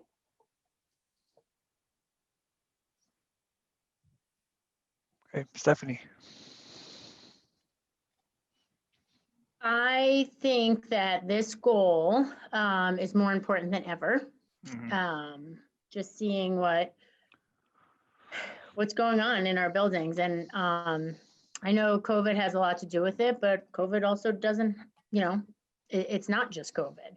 Yeah. And so I appreciate that we are putting this in our plan, because I feel like as important of, spelling out that we're focusing on equity and access, we also need to focus on, everybody in our organization having the social emotional supports that they need in order to do their jobs or be successful in school. So I really think that this is a critical component of our plan. I too, Ricky, I feel like it needs like objective 2, something around like provide resources and blank to improve staff, something that, because I feel like, what are we doing, right? Our objective is we can give the resources or have the resources there for people. But I don't know. I feel like improving staff social emotional wellness, it just needs a little bit more.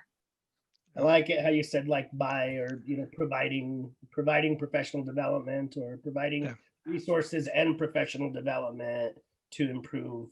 Yeah. Staff. Yep. Ray, what were your thoughts? I feel like I could spend the next hour talking about just this one goal. And I think I am very passionate, obviously, because I'm a social worker, but also because I have a first grader in the district who has some pretty significant challenges. And this year has been very, very difficult for a lot of our students. and I reflect on last year as a kindergartner, receiving phone calls every day because he was running out of class, or because he was biting or screaming or taking his clothes off, or just a lot of things. And as I met with the school, we talked about the knowledge around foster youth and what their brain goes through, and the whole brain child and all of that. So when I look at this goal and at this objective, we want to implement a district-wide plan to explicitly teach and embed SEL standards in instruction and instructional. I don't know what that, it's kind of just ended, instructional what. Yeah.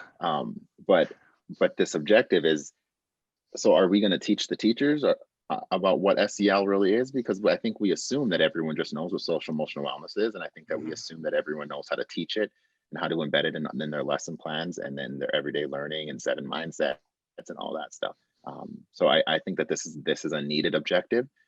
Both of them are, but I think there needs to be a third objective around, a monthly training or a quarterly training or something like that around being intentional about teaching our staff what social emotional wellness is and how it affects different children and how different children display their emotions and things like that, just so that way our staff are feeling supported.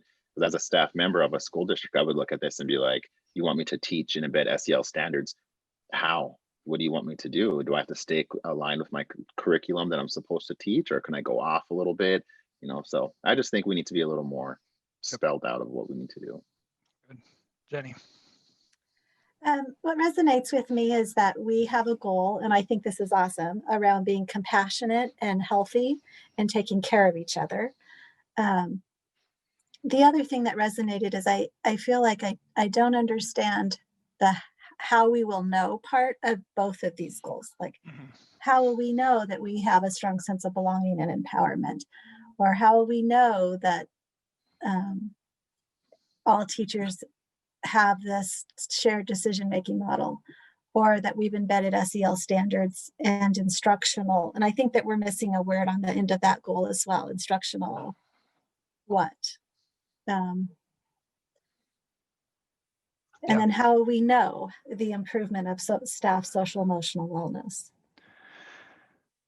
Yeah, and I jumped over, like I know I shouldn't, but I jumped over to the outcomes, and I think the outcomes need a little work too, because they may not match to the level of conversation that we had. So this one might just need a little work, but it's so needed, right? And so we have to make sure we're captured. And I think the thing that jumped out to me on this bottom one is we want to make sure we implement a just right plan, but we want to make sure that we are teaching on the front end, right? Our teachers need to be we need to have some deep conversations on what we're facing every day, and then how to address those needs and make sure that they're having that. It's just so important anymore. Like our drive for college and career readiness, we have PD over and over and over around instructional strategies and what we're looking for here, but we don't always give our teachers what they need to maybe address the social emotional needs in the classroom. And so where does that? So I'm just wondering, as we go through here, that might be a recommendation that if I don't see that, like I'll add that too. So let's just take a minute and just kind of firm up your resonates and your one recommendation, and Stephanie will get her fingers warmed up and ready to type. We'll give you about 1 minute, and then we'll capture those two things.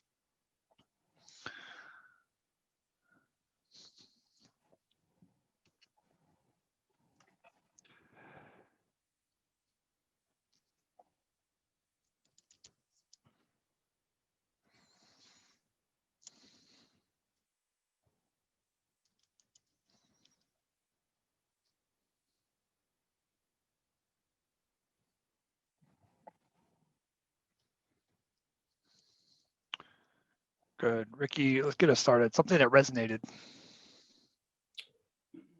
For the record.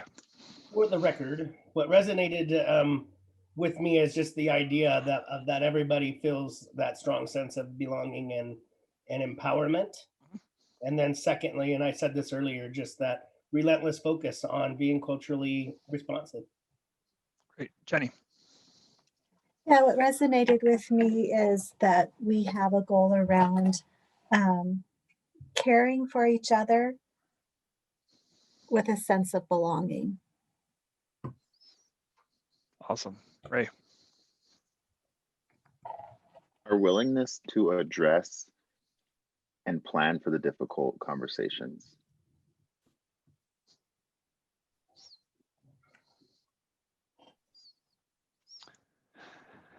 Mrs. Knox.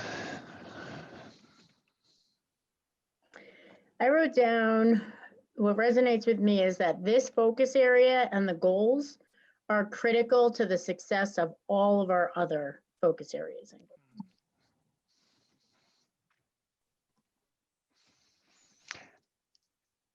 And I put in here too, this is a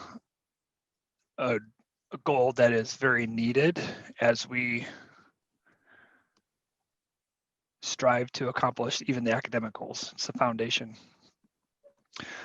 All right, let's go reverse order a little bit, Ray. What would be one or two recommendations or questions that you have related to these areas? We need more time spent on this goal. Looking at student achievement, it looks like a lot of time was spent there, and they're well written, well thought out. And this whole focus area just seems like it needs some more thought.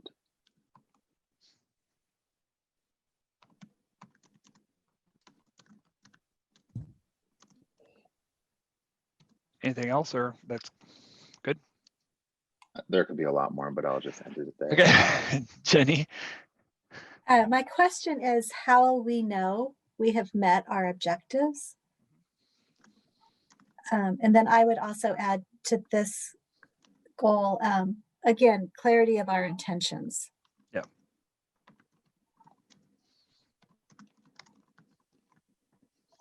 Ricky. When possible and when relevant, provide examples or artifacts to clarify buzzwords. Okay. And that's just for when we're all done and it's an out-facing Yeah. document, to Ray's point around when the educators are looking at it versus when a community member is looking at it, I think. Yep. But Yep. Stephanie.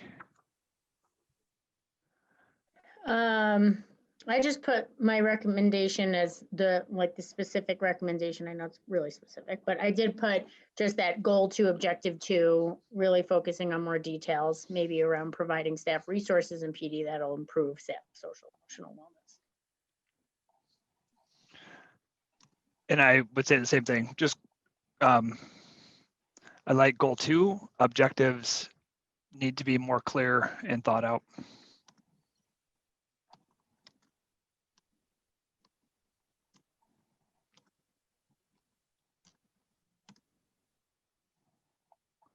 Specifically around staff education and training.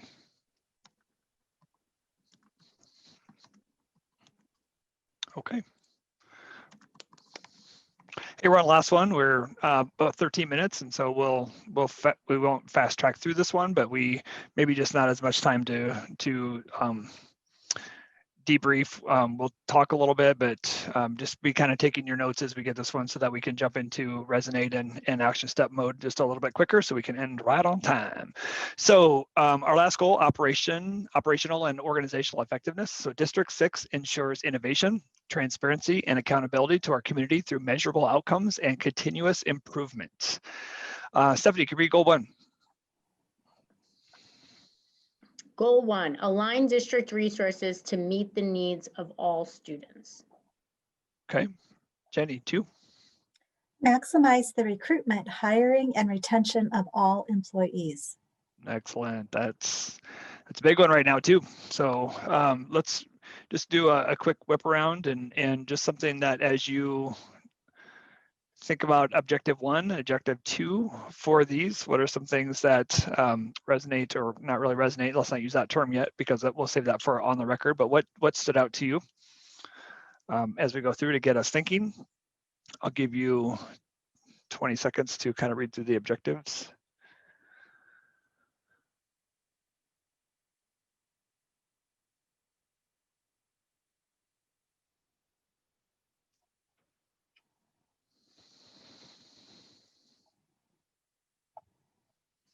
All right, Ray, kicks off. What stood out to you? Given 2 years ago, I think if I would have read this, not being on the board, I would have read implement a facility master plan and been like, what the heck does that even mean? What does that look like? And so I think that's one thing that is, for some reason, I can't stop looking at it because I'm like, what does that mean? What are we talking about here? I work here. I don't even know what that is. So Stephanie. I think meet the needs of all students. And when I think about this goal, it makes me think about, especially when I see like the facility master plan or ensuring a learning environment. I think of our buildings and the environment in which we put our students every single day to learn. So I really appreciate that it's all students and that we're really focusing on making sure that everybody has that environment that they need. Good. Ricky. I just think the concept of aligning resources to fit needs of all students, just to always have that as that cross check. And, you know, having been in multiple districts and been a principal for years, you're always looking at where is your money going and what percentage of it is going to instruction or professional development. And so I think it's important that we just name it, and that is so that way people understand we really do it.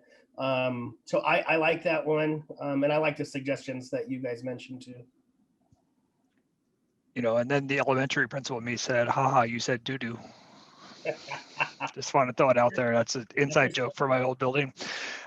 So yeah, no, I get it. And I jumped down. I tended to go down to the bottom one right away and think about the diverse workforce and the retention. And so all the work that we're doing around that. And I think that's kind of where my focus landed. And did anyone, I don't know if I wasn't very clear with the directions. Did anyone want to say anything else about goal 2 before we go into resonate? Or I would just add that, you know, when you think about the retention rate of educators in general, and we're turning over on average 20 to 25% of our teachers, meaning in 5 years, you can do the math what that means. And so it isn't a District 6 concern, it's a statewide concern. Yeah. And then when I supervise the instructional coaches, realizing how many new people come through induction, because I got the benefit of being in charge of that, and I realized the need. So this one's really huge, and it resonates to me that if we're not, I think retention is huge.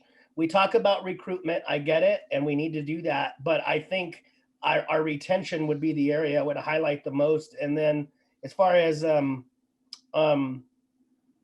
a program, what does that look like, I guess? Well, I know Jenny's gonna ask that question, so we need to give that as a suggestion to give an exemplar, or what does a retention program look like? I'll just open the floor. Any other comments on those? Or are we ready to go on the record? I have just one more comment, and then I'll say the rest of the record. But okay. I just went back up to goal 1, and it just looks like somebody got lazy. I don't know, like aligned financial. What else can we put in there? I don't know. And other resources. Like what does that mean? It just kind of looks like they were trying to think of cool things to put in, but they couldn't think of anything, so they just put other resources to ensure learning environment. So that's kind of standing out to me as just what do they mean? What other resources? So yeah, it looks like they tried to maybe work off I-2020, but it said align district resources to maximize student achievement and create the culture of continuous improvement. Like that's pretty solid, right? It seems like they just maybe took that goal and said, oh, maybe that was too wordy. Let's try to shorten it. But I to your point, I think it almost needs those words back in. Like how do we maybe go back in and put in those words? It would even sound better if you just took out "and other." Align financial resources to ensure a learning environment. When you say other, I'm with you, Ray. It's like, what do you get?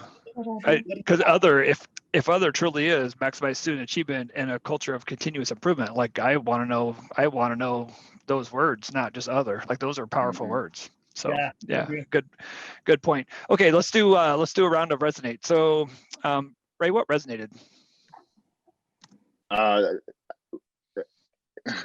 Goal 2, what resonated is that we want this plan, and we want to be intentional about recruiting, hiring, and retaining our staff here at District 6. Beautiful. Jenny. What resonates with me is the intentionality that every department within our organization is dedicated to student achievement. Good point. Ricky?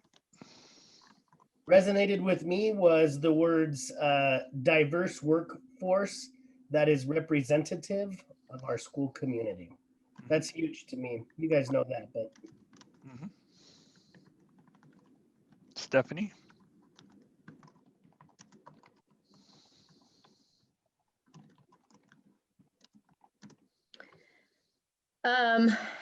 I think that just what really resonated with me was, yeah, I think goal 2 overall. And I think it's a really important goal to have to continue our work. And I feel like it'll help us not by always starting over. If we can retain, right? If we can retain people, it'll just help us from not starting over.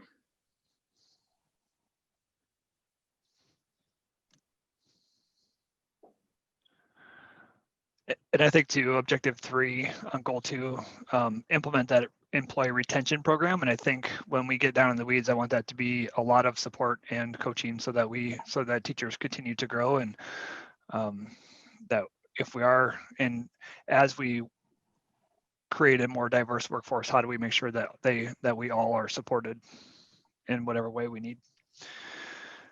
All right, 1 or 2 recommendations or questions that we have related to any of these areas. Ricky, I think I'll start with you. I don't think I have any questions. I mean, no, I agree with the suggestion that Ray gave earlier, though, on the goal 1. Just like, let's put some more words in there. Yeah. Bring that part you talked about, Anthony, back. Or. Yeah. So maybe to put words in your mouth and on that one instead of what was define, it's either on objective 1, either define other or take it out. And I liked what you said better, Anthony, to reinsert words from I-2020 that used to be there. Priority, yeah, the priority 2 under reinstate priority 2 wording. Yeah. Okay. All right, Ray, off to you. I think we need to, for 1.2, the facility master plan. Cool. That means absolutely nothing to the common eye. Yeah. Yep. And then for goal 2, I really think that we need to put people of color. I think we need to really just spell it out just right there instead of beating around the bush. Okay.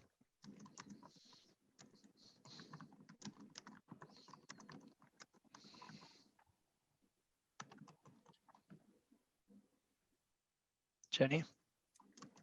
My recommendation for this one would be just to be a little bit more detailed, I think, about what our words are really trying to focus on. Because like to Ray's point, facility master plan isn't going to mean much to others. Good. Stephanie, I'll let you catch up and then you can do yours and share when you're ready.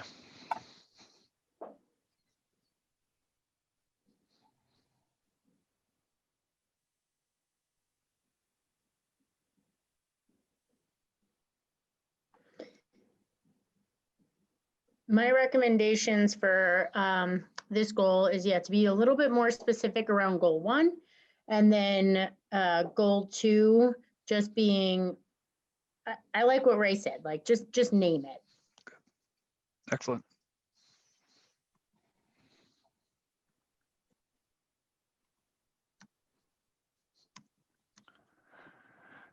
And I think I want objective 3, my feedback, objective 3 under goal 2 to be just more clear, like because of really what it seems like we have a high turnover rate, especially when we get our teachers of color. They don't stay long enough, and so I don't know if we need to name that or if we need to name what we're going to do to make that happen. But I want to be more clear with objective 3.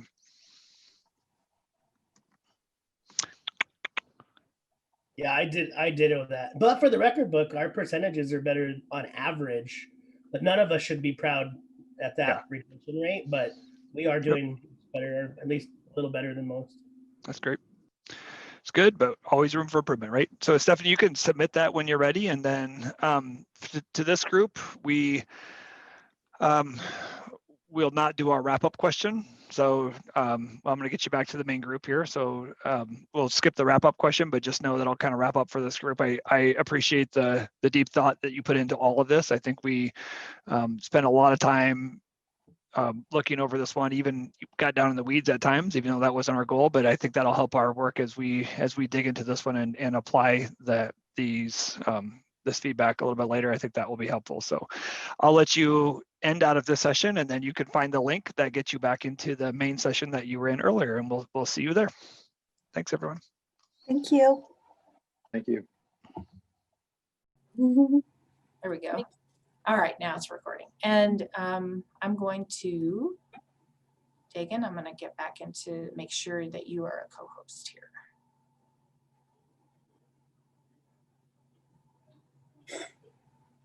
Perfect. There you go. All right, so just in time, Dagan, you're now a host, and you can share your screen, and we'll go to those questions that a part of the strategic plan. And this is the strengthening partnerships part. If you notice on this page, you'll see that there's a goal 1 and the objectives that are present in goal 1.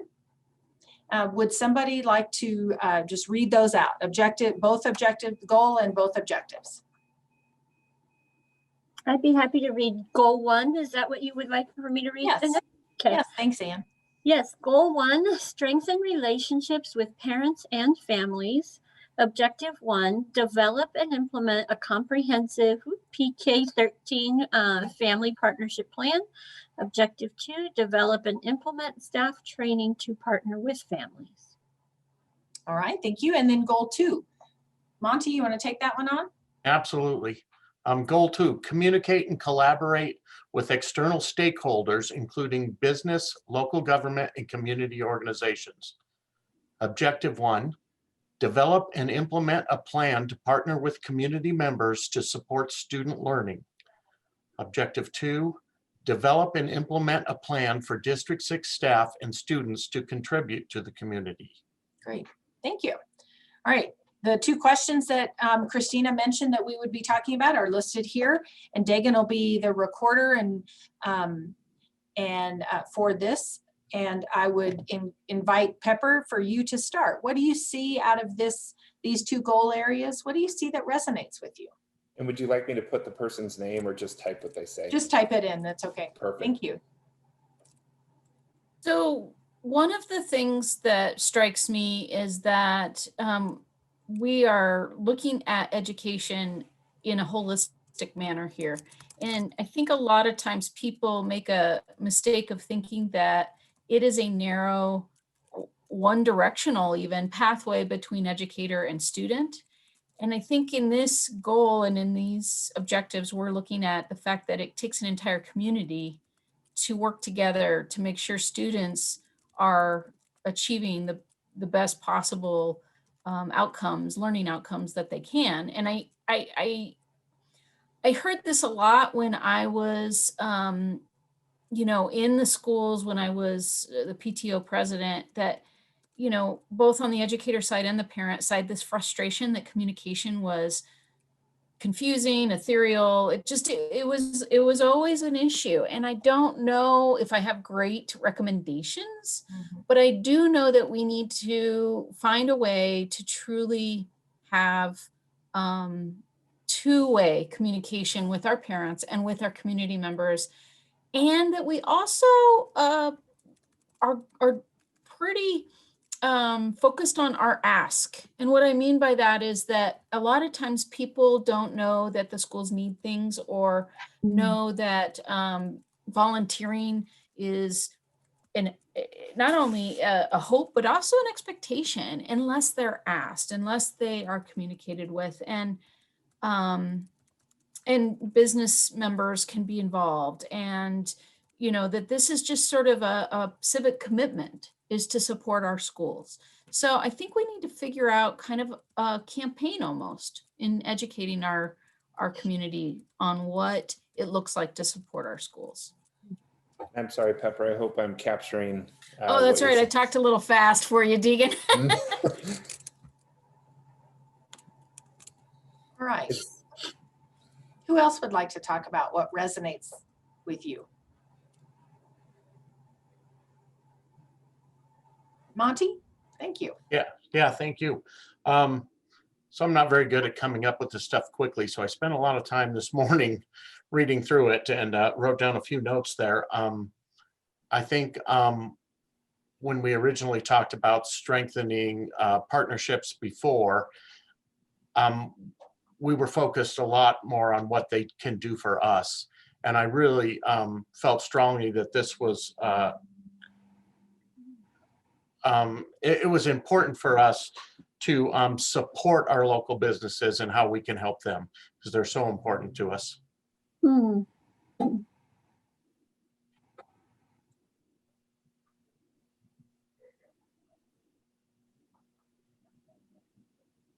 Capture it, Monty.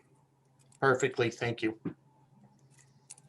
I would say that I really appreciate what you just said, Monty, and I think that as part of the steering committee, I'm glad that and I worked on this part of it, so I'm glad that that came across, because we purposefully changed a word in that first objective, where we've always used in the past kind of like parent involvement. I think we changed it to partnership. It's not on the screen anymore, but I think that's the word, and I think that was really intentional and what we were trying to get at, and I appreciate that you noticed that, Monty, and if there's a better word, great, but that was really kind of, I feel, where we were thinking with that word partnership, that it's not all about, well, what are you guys going to do to make our schools better, to help us, but what are we all working together, schools and community, to make our bigger community just a better place, of which we're all a part of. So that word partnership resonates with me, and just because I was part of putting that together, we talked a lot about that. I'm glad that came across, Monty. I think. And Ann, I don't know how well I caught that. I'm sorry. It's okay.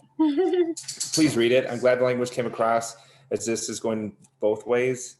It is a partnership rather than we are all working together. It's a partnership. Right. And we're all working. Yep. Yeah. Good deal. All right. Dagan, I have the form up here on my screen, but I don't, is it okay if I just, it's not going to type into what you have? It'll just be a different screen. Do you mind if I do that? And then I'll just read out what you have? Is that okay if I just, I'll capture what you say and I'll just read it to you? Yeah, I think I don't have anything novel to add, and I'm just appreciative of this idea that, because I do think sometimes community feels as though schools are saying, gimme, gimme, gimme, rather than seeing the intersection of this is all our community and how do we truly work in partnership and support of each other. And I think that is fantastic that that's coming across as people read this. Hold on, slow down. Sorry. Sorry. That's all right. That's all I had. Sorry. Okay. And I could never repeat that again. I want you to talk about the intersection part between the community and the schools, I think is what you meant. Yeah. Yeah. So just that idea of we all have a vested interest in our community, and that this can be done in partnership, as opposed to the community just being seen as somebody who can provide to schools, that it's a mutually beneficial relationship for our community when we all engage together.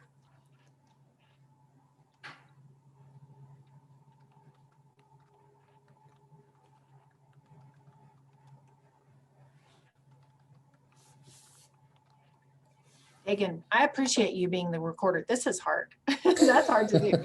So I put that you didn't have anything novel or anything new that you wanted to add, but that you were appreciative of the idea that the community, this represents the community, feels this intersection between schools and the community, that we all have a vested interest in the partnership, and that there's it's mutually engaging when we all work together. Think I captured that? Okay, Yep. so I've got that. All right, thank you. And then for me, I appreciated the difference, like Ann said, about the difference between partnership and parent engagement. Partnership feels like we are equal in our work, and that we, as is whatever I say, as is important as what you have to say. And so community members have this real important role in the success of the school district. So I feel like that's represented here now. I'm so sorry I talked so fast.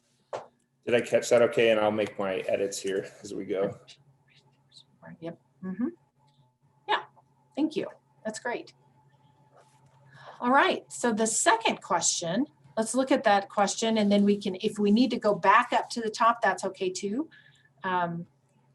The second question is, what one or two recommendations or questions do you have related to this focus area, goal or objective? Do you want us to scroll back to the top so you can look at that one more time?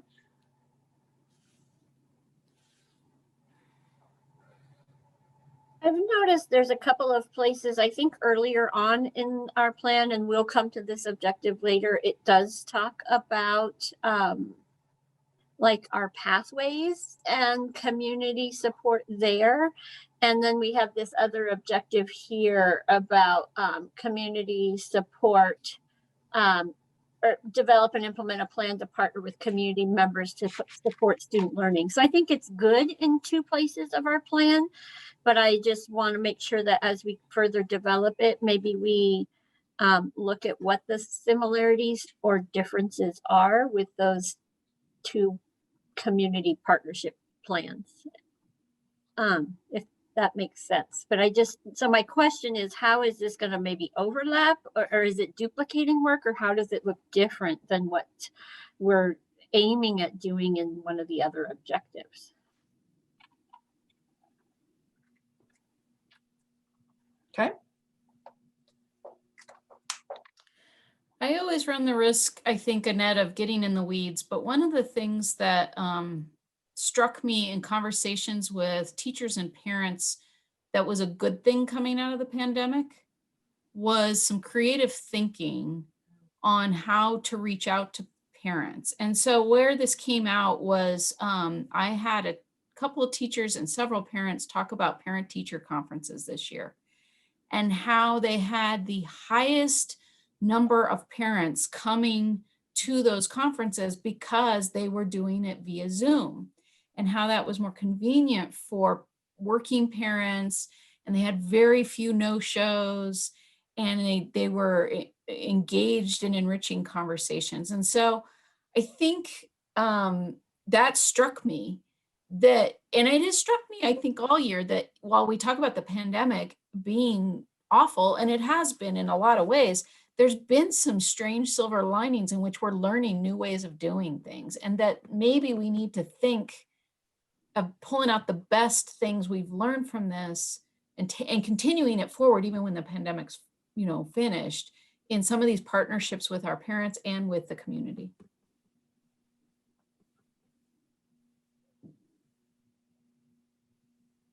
Pepper, did that capture it? Yeah, I think so. I don't know how to make that into a focus or a goal. I'm stream of conscious thinking here. Yeah, that's great. Thank you, Pepper. And we'll take this information and we can go back and look and see what are some silver linings from our questions or recommendations, and how do we update it. Yeah, and I wonder if it just around what have we learned that we can apply, such as parent-teacher conferences where we saw increase in participation. Mm-hmm. Mm-hmm. Right. I heard that as well, and I thought that was really cool. Should I put it into that question, or just leave it the way it is? No, I like what you have, but I would add the question, and then Okay. that way it'll come back, because I don't want to take away from what other things that she said. But Yeah. how about adding that question, Dagan? What was that question again? Was it, you mean the question of like, how can we take things away from the pandemic and implement them afterwards? I'm Yeah. not sure. I was thinking it was take the creative thinking or the creative ideas that were silver linings and make them regular practices. Right. Does that help, Pepper? Yeah, no, you're right. You're just far more succinct than I am. Does that capture it? Yeah. All right. Monty. I think it's important that we enable our staff and students to support our community. Well, actually, let's say encourage and enable. Okay.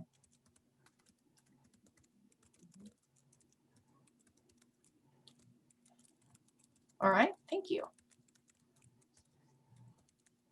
All right, Dagan, I've got the sheet here, and I apologize that your notes aren't in the same place, but when we pull this form, they'll show up in the same area. So I apologize that, but okay. No worries at all. I think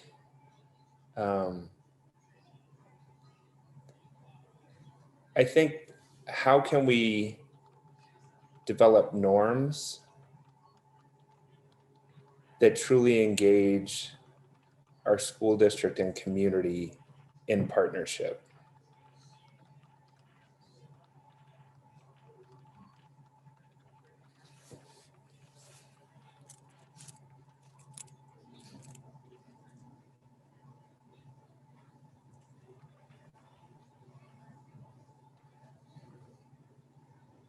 All right.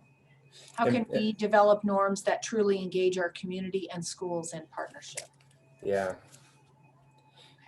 And I do, and please don't write this down, but sometimes in working with UNC on MSP grant and other things, we really drove it and said, this is what we need, rather than seeing a really great opportunity, because what UNC needs is they need partners to be able to, and this is, 10 years ago, they need partners to be able to provide access to pre-service teachers to students in schools. And so how do we think about, how do we deepen our knowledge that higher ed can bring and provide them the access they need? And so how do we develop norms that allows both of those things to happen because of the mutual interests of both organizations? That's just what I was thinking about as an example of that question. Great. All right. For me, I was focused on facilitating and watching the time. I didn't, what would I add to that?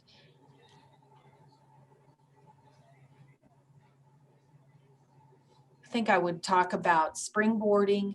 How can we springboard from the previous strategic plan and the successes there and deepen the level of commitment to partnership between both schools, districts, universities, period. Question mark, rather. Universities, question mark. And then you don't have to write this part. I just know that we have lots of university partnerships in HR, and how do we, deepen those? They've been very successful in the last 2 years, and how do we deepen those? So I think it's captured in that. So is there anything else we need to add here, or can we move on to the next goal area? I'm just thinking about making sure, if we're trying to put it in a question thing, is how are we going to check in with our partners, be it families, community, organizations, along the way, to make sure that whatever this partnership plan is meeting their needs, versus, again, us just as a district creating what we believe is a great family partnership plan. So I just want to see how we are keeping all voices who are impacted and part of it around the table. Did that capture it, Ann?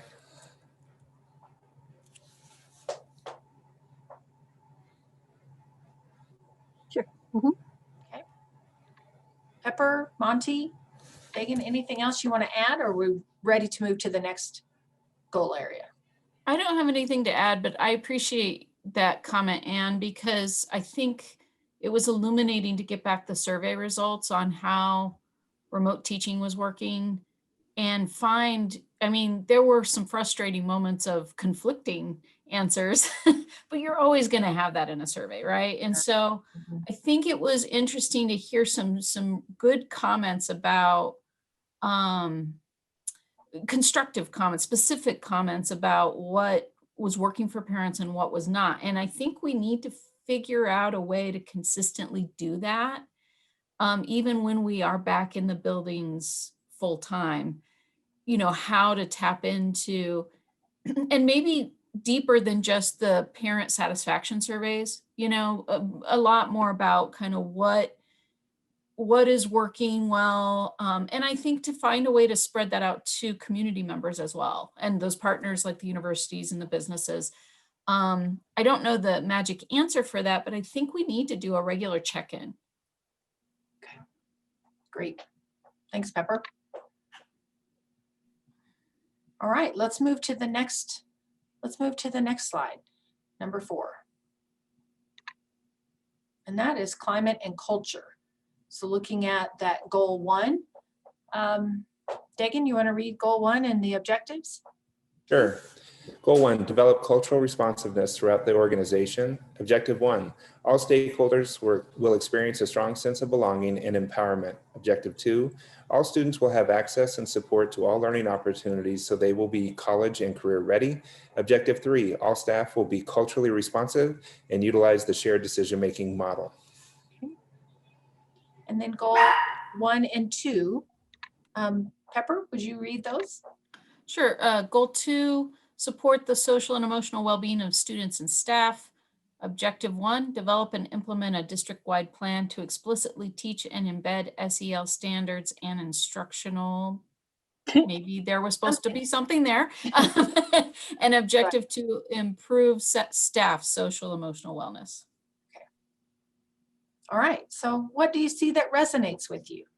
So the rest of that, Pepper, actually says, develop and implement a district-wide plan to explicitly teach and embed SEL standards and instructional practices within all content areas. Content. Okay, great. Thanks, Anne. All right, what do you see that resonates with you?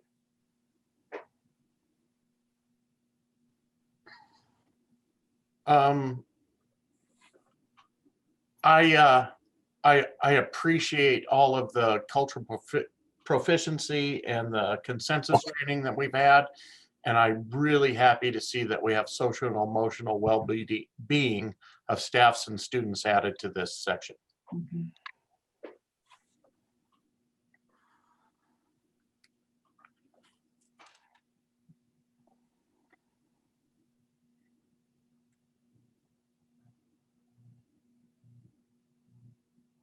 Did I get it, Monty? Yeah, and that we've added, I feel like we've added social and emotional well-being, and which is a great thing. For staff, I think I heard you say too. Yes. Mm-hmm.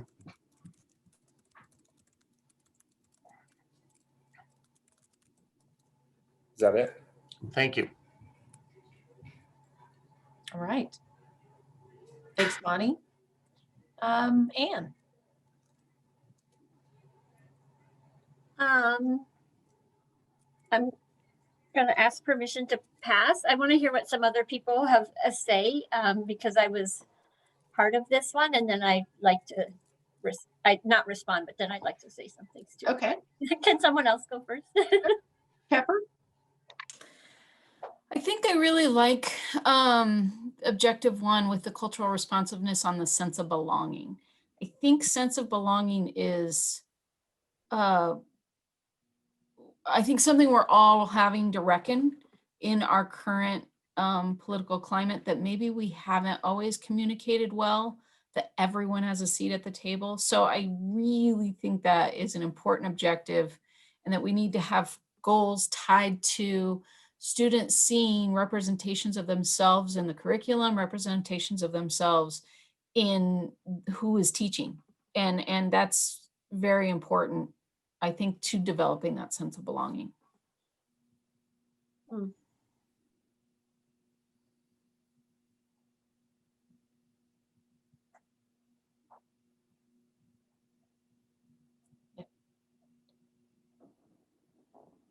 Did that capture it? Yeah, just that students seeing themselves. There you go. Yep, that's perfect. All right, Dagan, do you want to respond? What resonates with you? And I'll record. Trying to distill it down, sorry.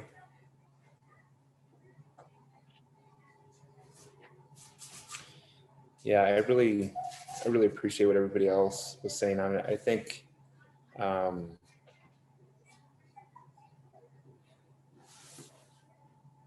I'm going to talk and then try to put it into a question, or put it into something that really into a sentence. I think the thing that seeing the SEL standards, and I think sometimes we think just about our students doing well emotionally. But what I think a lot about is what's embedded in SEL, and how do we work with others, and how do we support students in collaborating and building on what Pepper was talking about, that sense of community in general. And how do we productively work and collaborate with other students? And so I think helping students to navigate that is going to be incredibly important. So as I kind of talk that out, I think it resonates with SEL standards and embedding that in instruction. And what resonates is that building of students' capacity around working with others. And I love that sense of community. I think that I love that statement. I think that's critical to classroom environments.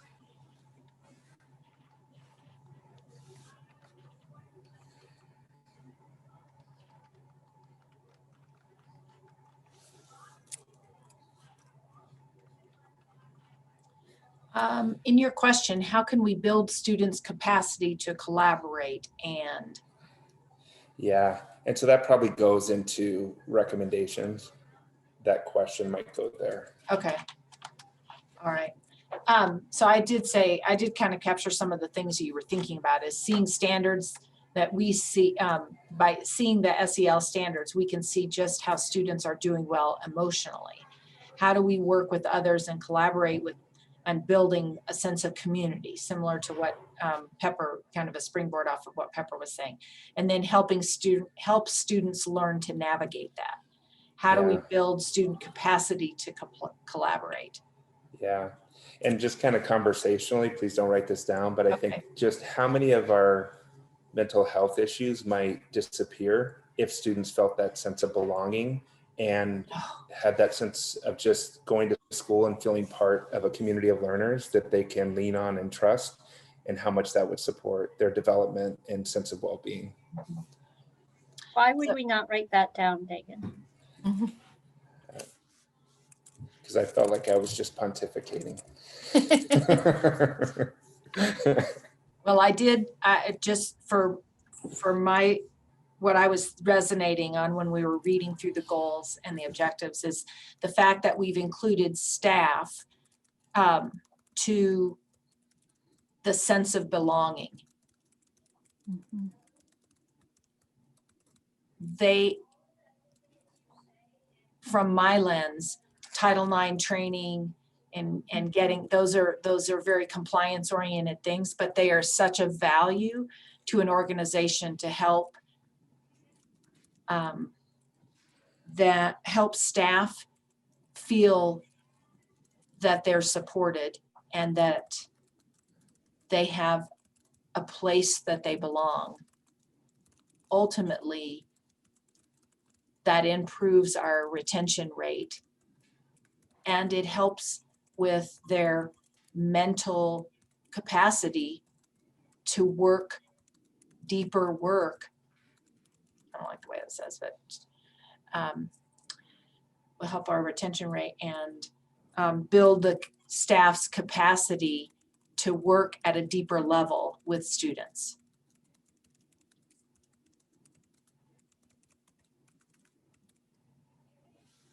I capture it, Matt. I think so, yes, thank you. I tried to go slower. I think that helped. My typing's getting a skosh faster, so I think we're getting. All right, Anne. Thank you for allowing me to go later. It's easy when I have been pretty deep, passionately involved in this part of it to listen to other voices first. So I am, what resonates with me is that we are moving this feels like we are moving forward. If we had another objective that said develop and implement a cultural development or cultural proficiency training plan, I think I would jump ship because I feel like we've said that and done that over and over. And so what I feel like this objective, all stakeholders will experience a strong sense of belonging and empowerment, is a powerful statement that says we've trained, now do it. Like we are going to go deeper. So I think that's where my deeper part, where we reflected earlier about best hopes, is that we've done some surface work, and my best hopes with some of the things in this plan is that we actually expect or inspect what we expect. That was like we expect this now. And we're going to do it. So that resonates with me, that this feels like we're moving deeper. And the conversations that we've already had, we're beginning to have in some of our Equify and equity trainings, definitely lead me to believe that we're headed in that direction. And I appreciate, I think Dagan might have been getting at this too. So it resonates that we are looking at embedding the SEL work in the instructional day of a child, a student, a staff member, versus making it an additional time of the day that says, here's your 30 minutes of SEL time. Whatever. So the efforts to embed that resonates with me. Did I capture that? And I think you said that, Dagan, too, about how, you know, it comes in teaching kids to work together, and there's social studies course or whatever that is. It's a big part of it. So I'll go back and look at it and see if I captured it. Hang on. Yeah, let's move to the next question. Pepper, did you go here? Did you give your what resonates with you? Oh, I did. Yeah. Okay. I just want to make sure that I caught it. I was trying to imagine what each person was saying. So what 1 or 2 recommendations or questions do you have related to this focus area? Keep in mind we're going to spend just about 3-4 minutes left on this goal area. I think I have a question, Anne, just because I'm not aware. You talked about a lot of this training has happened at the staff level. And so I guess the question is moving that into the classroom and how now we embed it into the curriculum so the students get it as well. Right. Because I think, you know, I'm just, you don't have to write all this, Dagan. I'm waxing a little poetic, that I used to, as a kid, think that everybody was brought up the same way, that everyone got the same, you know, I was a military brat. My dad was career. So everyone had the same standards of manners and, you know, expectations for behavior. And it wasn't, I know that sounds naive, but it wasn't until almost probably my senior year of high school when I realized that's just not true. And it's even more diverse now that students come in with all sorts of different, backgrounds, care in the home, so many different things, that how do we then now begin to set those, I think you said it best, Dagan, those group norms. How do we set those group norms that the social emotional well-being of our students is contingent upon everyone following the same expectations for belonging, for inclusion, for respect. So that's a big, long question, Anne, of what has happened, or is this the space where we do now go into translating that into the classroom?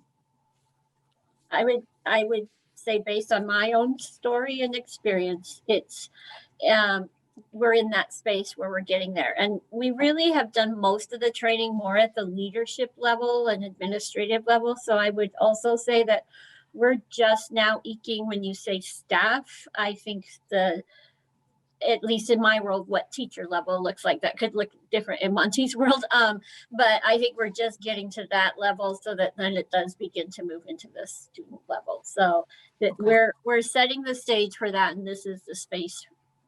I'm hoping we're providing the space for that to happen, because everything you said is correct, Pepper. Yes. Okay, great. Thank you for clarifying that. Mm-hmm. If I may, a little bit too, some of the curricular resources we have, I think of CPM, how that is just part of, it is built in. How do you work in a group? And then what the instructional team has been doing around the 5 practices with mathematics is really about how do you make sure that you place equal value on all students' thinking and what they bring to the mathematics classroom, so every student feels that sense of agency. So those are just some concrete examples of how some of those things are being embedded, but it's not in everything we do, I would say. Okay. I know this isn't supposed to be discussion. Annette, feel free to rein me in. I'm a process breaker. Right, Anne? We'll have to. Let me see. Are there any other questions people want me to type in here related to this?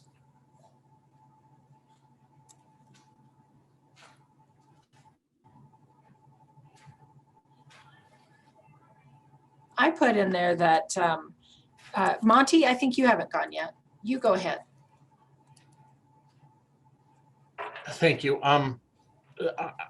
Don't type this yet, because I'm not sure if this is the right place, and it might be something we already have in place that I'm just not aware of because of my position. But I think it would be important for us to somehow celebrate our diversity and show that to our community.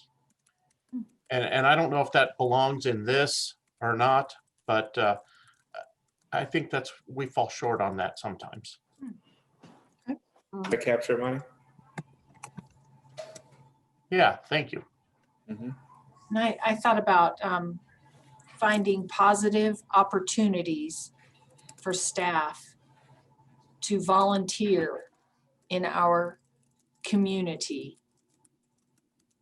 and involve them in our community cultures.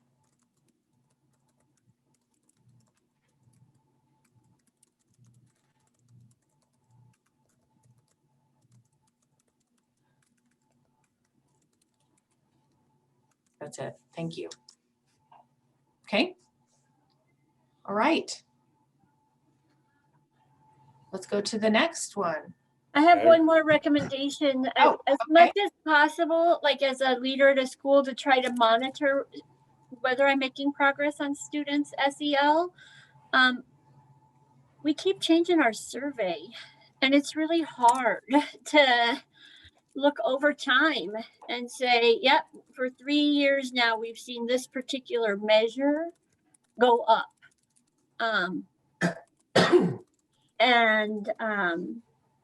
I think we're depending on some outside entities to do some of our surveys, like I'll say Panorama. And we've been really careful not to like put names, I think, in this and say Panorama survey, because we don't know that it's going to be Panorama survey forever. But it does get hard to monitor if we're making that progress. If we have a different survey every year, I can't really tell if I'm moving forward or not. That capture it in what I typed there. Yeah, just consider consistent ways to measure growth, especially with SEL. Dagan, can you go back to what you shared? And I've got for you that building that capacity for students to collaborate, but you made another comment on that as well. Do you remember what your question was or your statement? If not, we can come back to it. Just you and me, but. Okay, I don't know that I do remember, sorry. No, that's okay. I'm sorry. I just have that one. Okay, let's keep going to the next page. Next page, please. Yeah, that's page 5. And that is the operational and organizational effectiveness. And would someone read goal 1? Got it. Okay. Goal 1, align district resources to meet the needs of all students. Objective 1, align financial and other resources to ensure a learning environment that is supportive of student achievement. Objective 2, implement the facility master plan. Okay, and then goal 2. Dagan, you want to read that one? Sure. Goal 2, maximize the recruitment, hiring, and retention of all employees. Objective 1, develop and implement a recruitment plan that ensures a qualified and diverse workforce that is representative of our school community. Objective 2, develop and implement a plan to efficiently hire the qualified and diverse workforce. Objective 3, develop and implement an employee retention program. All right, what out of those 2 goal areas resonates with you? Pepper, why don't you start us off?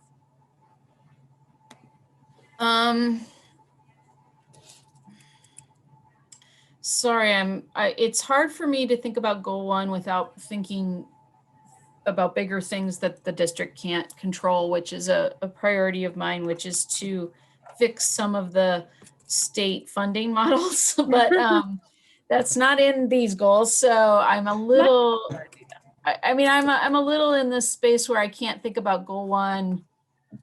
I think we actually do a really great job on goal 1 already, in that we squeeze a lot out of a very small lemon. But so I'm going to move on to goal 2. And that is, what resonates with me is this is an actual goal that we're putting in place to talk about the importance of our workforce. We have some of the most dedicated, hardworking teachers, administrators, and staff, I think, in the state of Colorado. And I think I really appreciate that we are continuing to try and strive to make sure our workforce represents and is the face of our students, and that we have more diversity in place there, but also that we retain our staff and our employees. And I think that we do need a plan to show our appreciation regularly, and to make sure our salaries are competitive. And so that resonates definitely with me.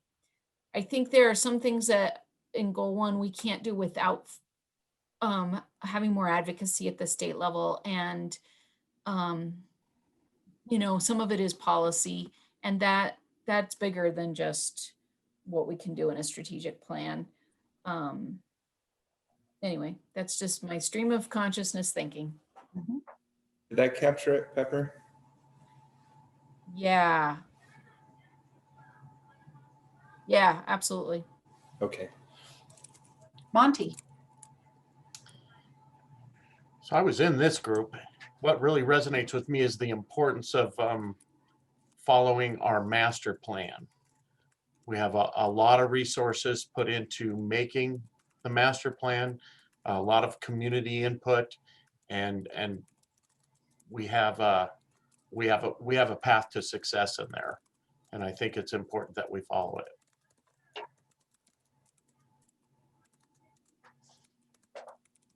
I get it? Ooh, sort of. Yeah. Thank you. My hands are cold, sorry. All right, Anne? Yeah, I would also say that that resonates with me, Monty. I'm just glad we have a facility master plan. I mean, and it feels like we've got some bond money, and we're going to have to keep working on MLO and bond and all that to keep it going. But what a celebration it is to say that we have that, and it resonates too, like what you were saying, that we have a plan. There's so much that needs to be done that I appreciate that we have a plan to keep us on track and not. I know we're not going to solve everything, but it would be important to follow that plan, or else other maybe non-important things could come across and say, hey, this has to happen, and we could go in that direction if we didn't have the plan. So I'm just glad that we have a plan.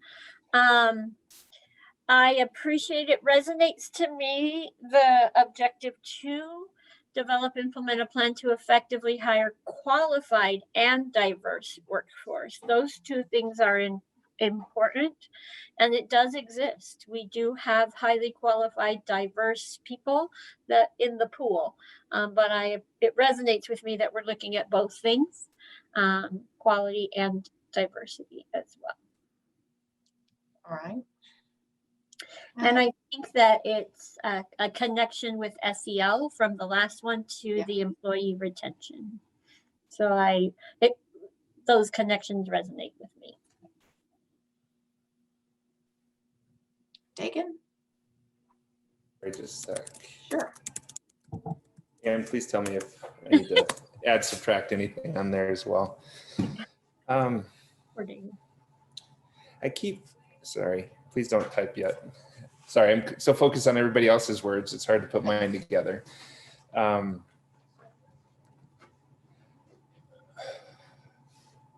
If we sought to have as the kind of diversity I think we look at with our the diversity in our student populations, we could never fill our classrooms with people who there just aren't enough people with our children.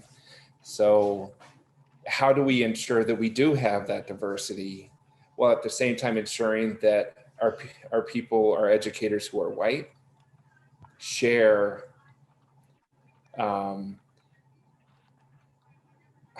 I think ultimately when I'm thinking about our diversity work, it really, when people have a bicultural disposition, I'm looking right at Anne right now, and how that helps support when people don't just have a white perspective, but also have a perspective or consciousness of another group, that helps our educators to be effective in the classroom.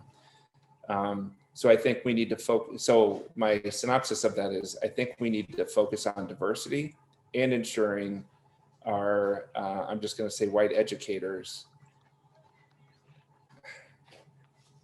develop a multicultural lens. Say that last part. That how do we develop a multicultural lens? I don't know. Or,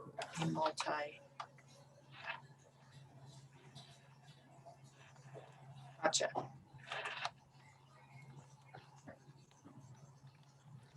All right.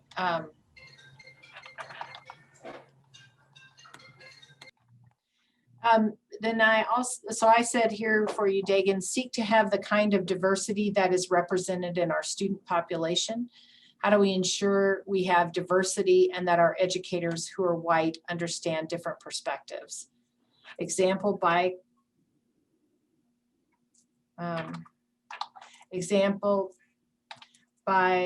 cultural employees have a unique perspective.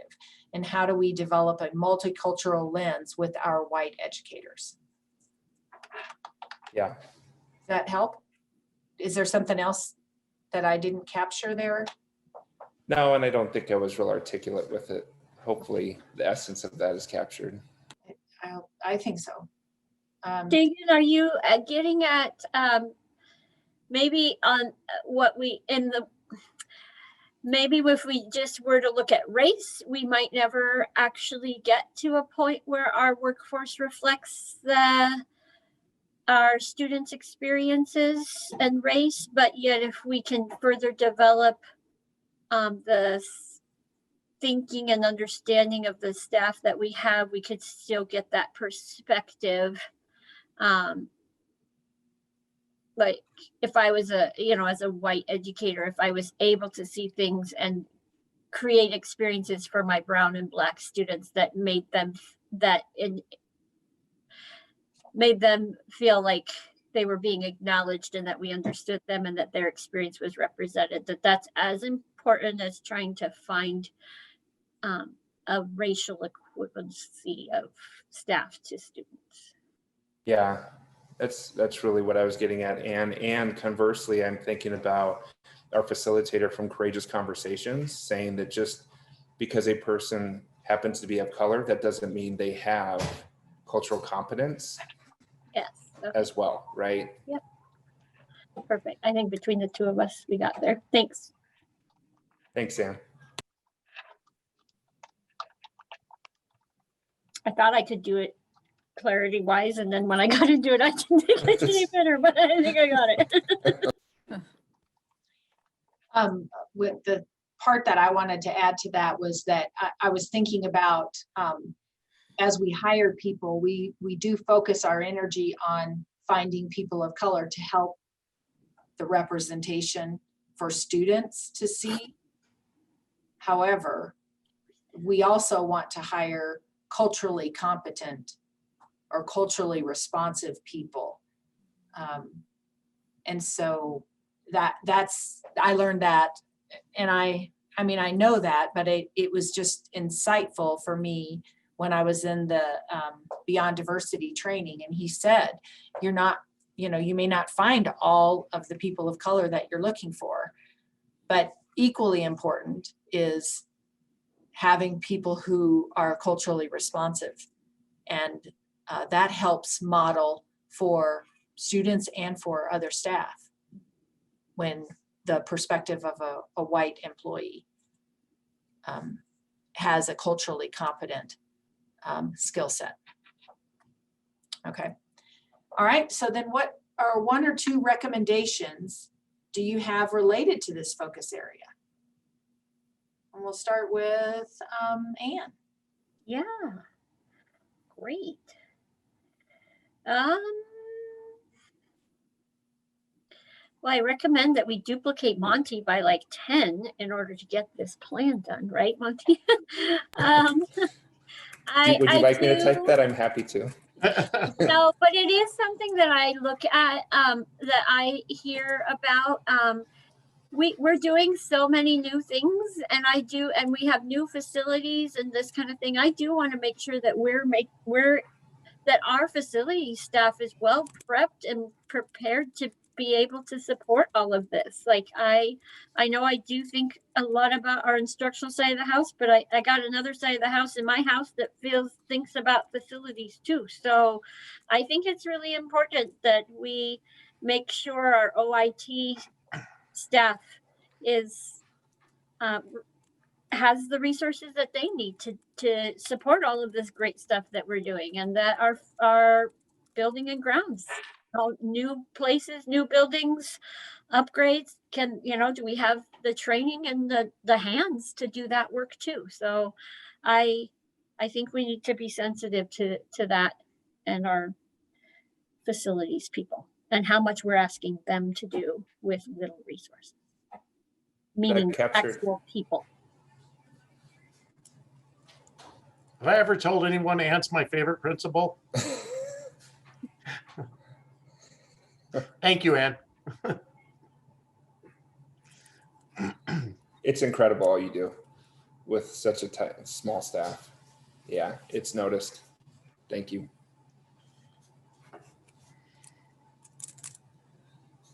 Monty, what one or two recommendations or questions do you have related to this goal or objective?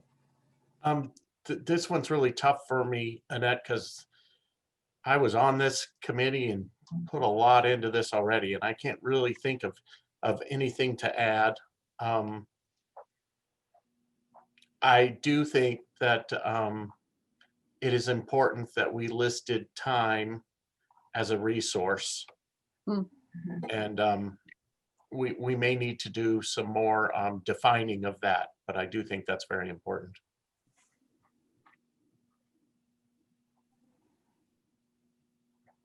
Yeah.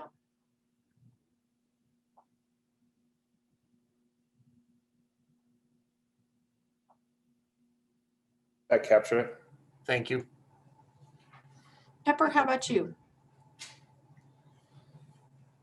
You know, I know I've talked to you, Annette, and I've talked to Deirdre about my concern that we have new generations of students coming into college settings not thinking about education as a viable career path. And it's a concern to me because we already know we're facing a teacher shortage.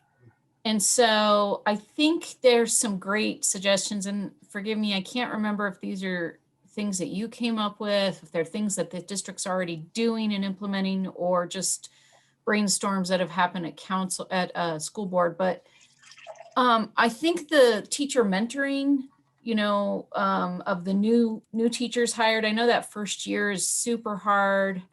I think that's a good viable plan for retention. I actually think the whole idea of having conversations already as early as middle school with students about the viability of a career in education and starting those types of visioning, because I am a little close to this, and then I am an advisor at UNC and an instructor, and I've worked a lot with students who've been thinking about majors and careers, and the language I hear is concerning, which is, I don't want to be a teacher. It's a lot of work and you don't get paid well. And that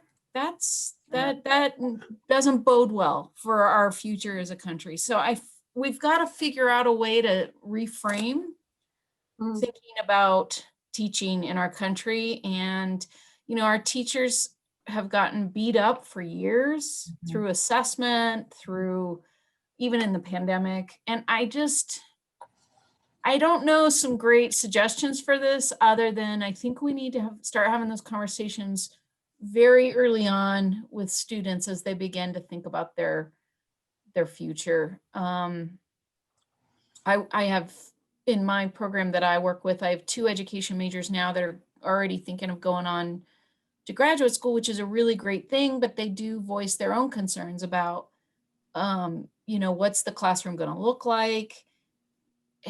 So I do think we need to do some work on this, not only for the retention piece, but also for the recruitment piece. And I think we can do it in the schools, breeding new teachers.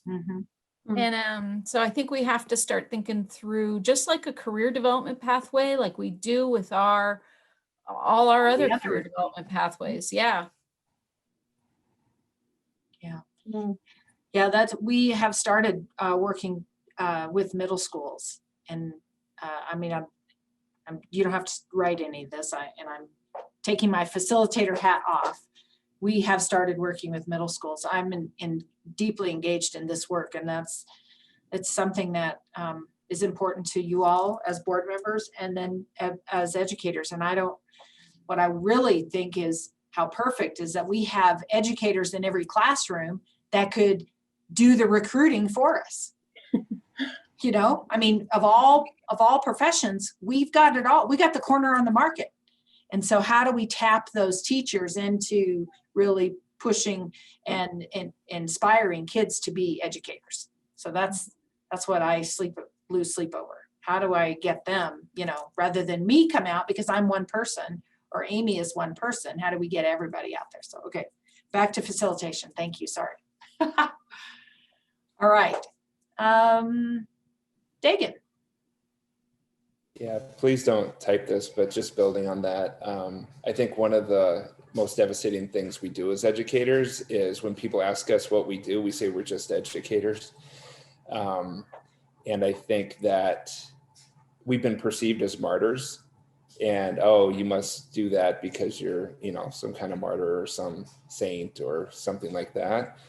And I think it's important that we articulate how lucky we are and the great students we have, and that our job is challenging, but it's so rewarding, and getting to work with students every day, because the national narrative is chaos in classrooms, and that's just not true, right? And so anyway, I think just what everybody was saying resonated with me on that. And so anyway, I do think we need to change the messaging around it, that it's an incredibly fulfilling career. And I think of all the great things that I've received because I chose a career in education, and the students I'm still connected with. So anyway, but we have become the nation's whipping children, unfortunately, politically. And that's harmful to our growing our workforce. It almost, so maybe what resonates is maybe we need a campaign to uplift our profession and our community, to start building that pipeline and just talking about how great it is. If I could interject, Deegan, that is one of my hopes for the silver lining of the pandemic, truly, is that parents are going to come back with a whole new appreciation of the work that teachers do, because they've had to see it first, like much closer than they ever have before. Yeah, thank you for interjecting that. And how many videos have we seen around parents like, I was not trained to be a teacher, I can't do it. Yeah. You're amazing, please take them back. Yes. Right. I had no idea. I mean, my cousin who has 5 children, and she has said for years, I mean, how it's not hard. You teach what you already know it all. You already know it all the content, because you went through it. And I just, went round and round with her many times. And then she had 5 kids at home from high school to kindergarten, or kinder to high school. And I mean, like within 2 days, she was like, oh, I'm so sorry. So yeah, I just didn't even respond. It was so funny. Yeah, all the negativity around schools, schools are this, schools are that. Please take my children back to school. Mm-hmm. Yeah, thank you for interjecting, and Dagan, I got that. So change the messaging from staff and others to inspire students to be educators. We have become the nation's whipping children. I don't know if you want me to include that, but I did like that sentence. It's true. We need a campaign to build up our profession and appreciation of what teachers actually do. I didn't put in the silver lining, but I love that line. So somewhere we need to say, the silver linings of COVID. Yeah. And we've got lots of them. Like Christine, I'll just respond on that. Teresa has put on there these really cool videos that's on the front page of the website. Celebrations of online learning, and that's cool to see. And how can we keep moving in that direction in celebration style, whether it's in person or online, and it's weekly, monthly, whatever, we're really looking to how do we celebrate staff. So that's good. All right, how about, I think that's it. Let's see, Anne, did we get you? Okay, everybody's in. I've got Dagan. So let's go back to the first page. That takes us to student learning and achievement.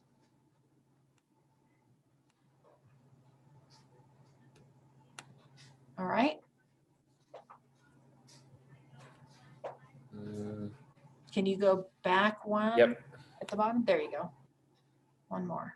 I had to do it a couple times to try to get, and then All the way back to, this is the beginning, right? That should be it. That's it. Yeah. Student learning and achievement. So Monty, why don't you read one of those for us? Absolutely. Goal 1, provide a personalized learning experience so all students graduate on time and are college and career ready. Sorry, Objective Monty. 1, I got align our system pre-K postgraduate to meet the grade level requirements and graduation competencies. Objective 2, continue to implement career pathways responding to industry and community needs, increasing student engagement K-12. Monty, that was amazing. considering how I increased the level of difficulty or challenge in reading it by moving everything. I was trying to be helpful and I'm always up for a challenge. Thank you. Clearly. All right, and then Anne, would you read goal 2? Yes, happily.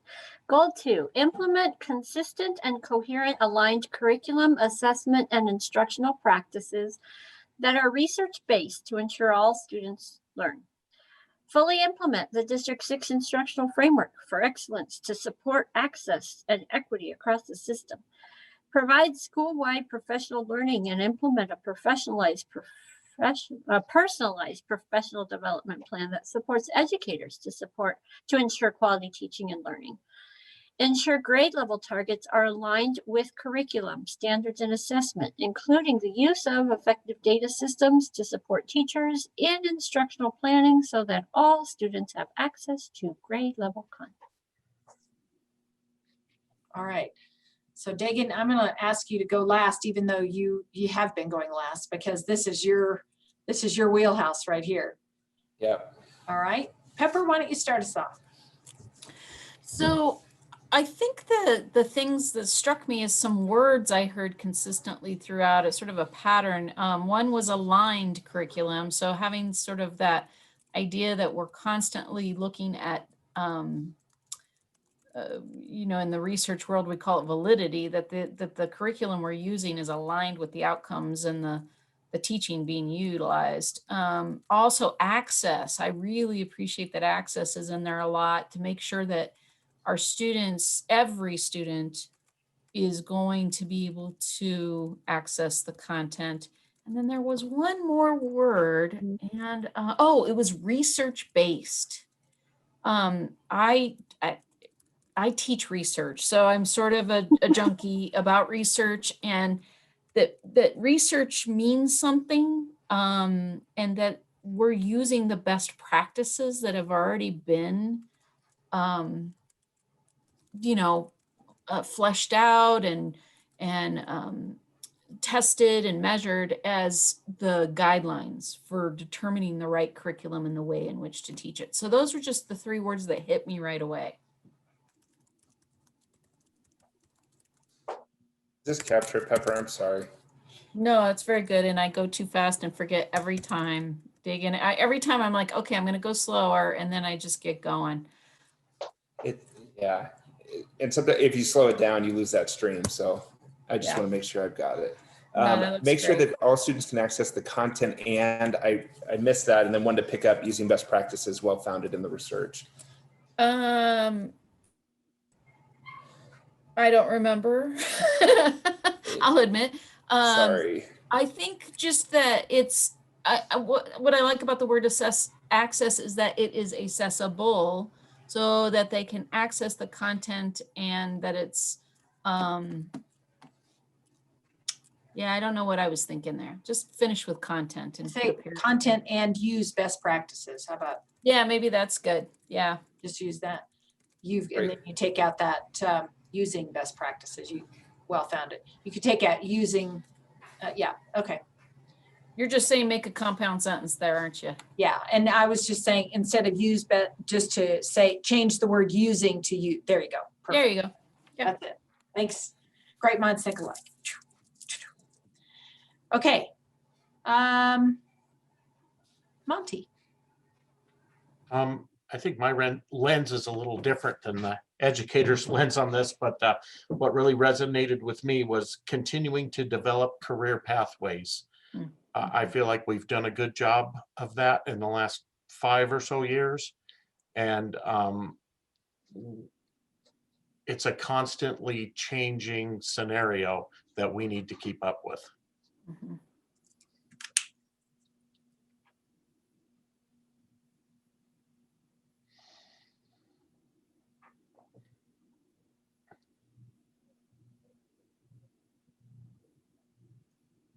Capture it. Perfect. Good deal. Anne? Yes, what resonates with me is the fact that actually our teachers are included in having professional development plans that are personalized to them. And they've been asking for differentiated learning for themselves for a long time. And so it feels like that's what that is. Mhm. That's where I was headed. That they,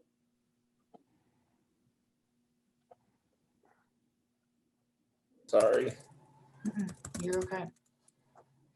Just professional learning is important. That's evident in what we do.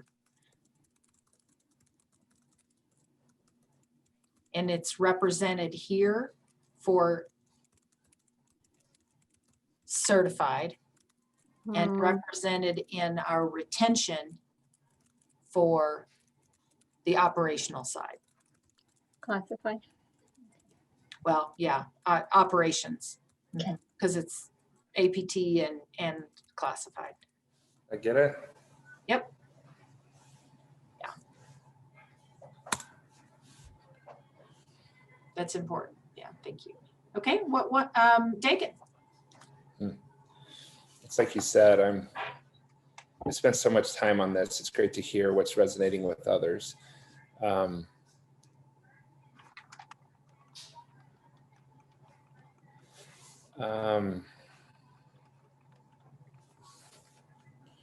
don't know if I have much to add here. I think what others have said around personalized for teachers is incredibly important, because when our educators feel supported and that the professional learning they receive is so targeted to them, then that translates in how that would feel for our students as well, and helps them to think about how do we make a more personalized experience for students.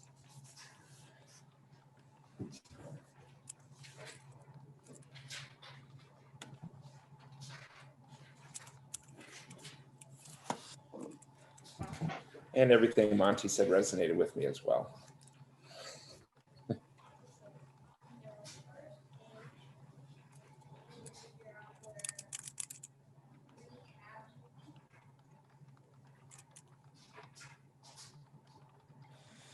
How are we gonna keep track of personalized plans? Just as a building principal, reading a personalized education plan for each student feels overwhelming. It feels ideal, but it also feels like, how do I manage that? Where do we keep that? How does it pass on from year to year? Because honestly, we have not figured that out yet. That is part of the work, and for sure, that is, how do we make it meaningful in the day-to-day lives of students, and for it to feel actionable for teachers and not an exercise in, paperwork or data entry or something like that, to make sure it comes alive and that we have a system that makes that seamless and easy for people to use. So maybe that's the question. Should we put that down in?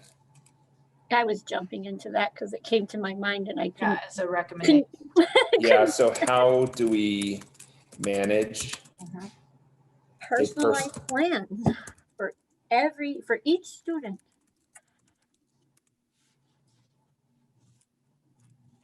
Personalized plan. That would be important. Yeah. Feels overwhelming. And for me, the biggest concern is how the transition, passing it on. It's just, that's so clunky right now. So clunky. Any kind of plan. Transition, that's great. What other 2 recommendations or questions do you have related to these areas? Pepper?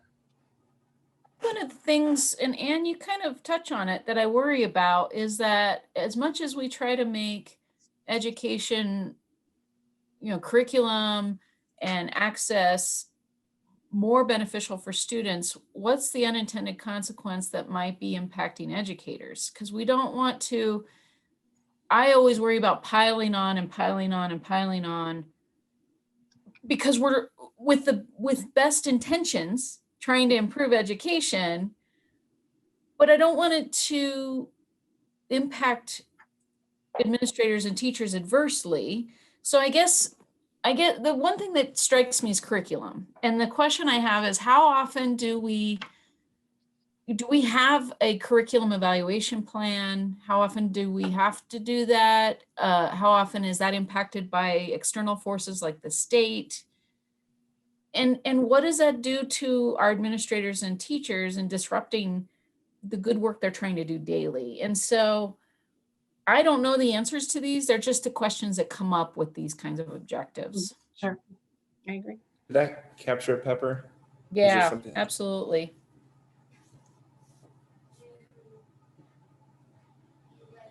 Monty? Yeah, I have a question, but before I go on, maybe you guys could answer a question for me. As I was reading through this form again, the Board of Education priorities listed at the bottom, I don't know what imposter syndrome and the terms code switching are. Oh, yeah, sure. So if somebody could please explain that to me, that would be helpful. That one kind of, I was lost.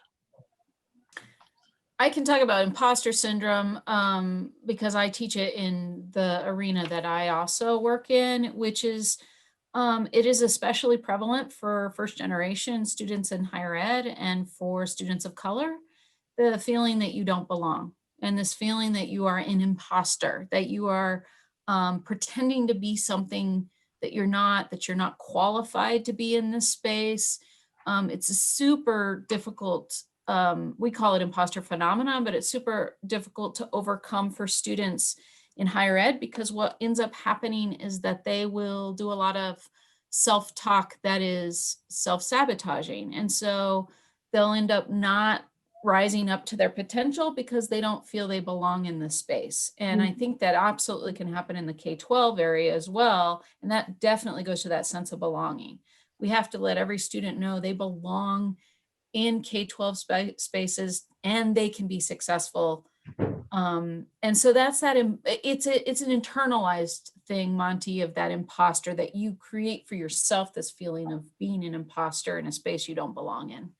And that then creates the code switching that we see students often do to try and fit in. And changing their language, changing the way they look, changing the way they present themselves in a group of friends and peers that's not authentic to who they really are. I don't know if that makes sense. Yeah. Yes, Did I answer absolutely. it? It's great. You did a That was really nice beautifully, job. Yeah, Right. actually, beautifully articulated. I've been there. I can understand that. So thank you. I I appreciate hadn't it. even made the connection, the transition from imposter to why they code switch because of that response. I hadn't made that connection to that. I just saw them as two separate ones. So when you put them together like that, Pepper, that was seamless and very nicely done. Yes, thank you very much. So when I was reading through this earlier, like Pepper said, the research-based really stuck out to me. And I guess my question would be, is how do we ensure that our curriculum, assessment, and instructional practices are based on the latest research?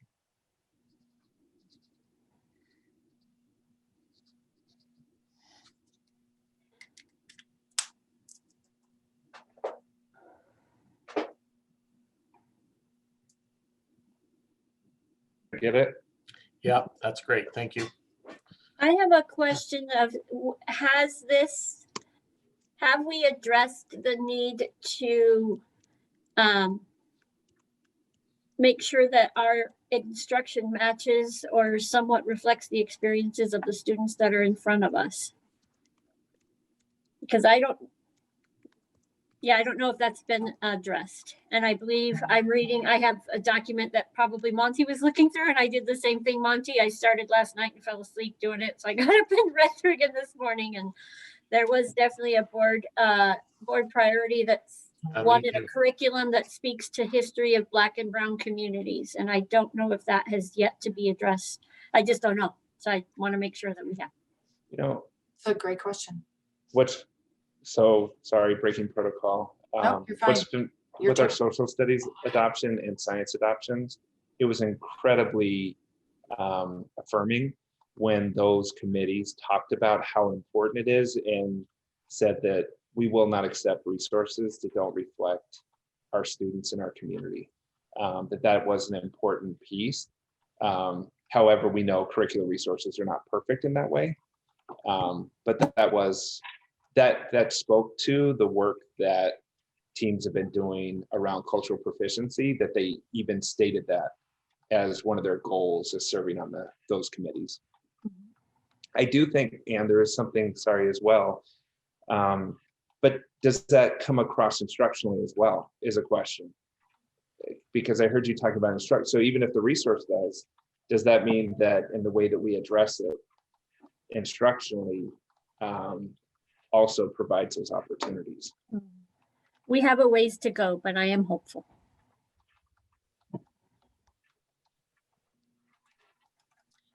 Dagan, what else do you want to talk about? I've captured what you said, and curriculum adoption committees are not accepting curriculum resources that do not speak to cultural proficiency and cultural representation. Does it come across instructionally, not just in curriculum? What else would you add on for your turn?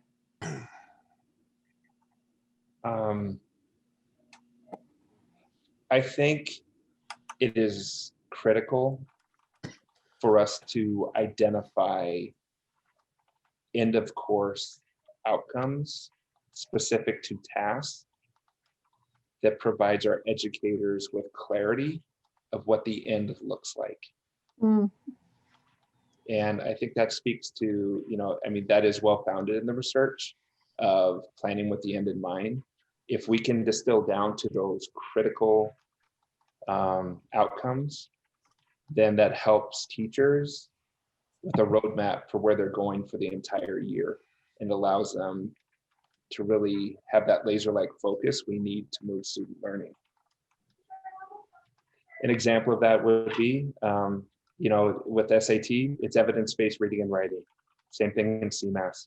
In those areas, how do we really support everyday social studies, science, ELA, evidence-based reading and writing? And we know that sets students up well for college and career.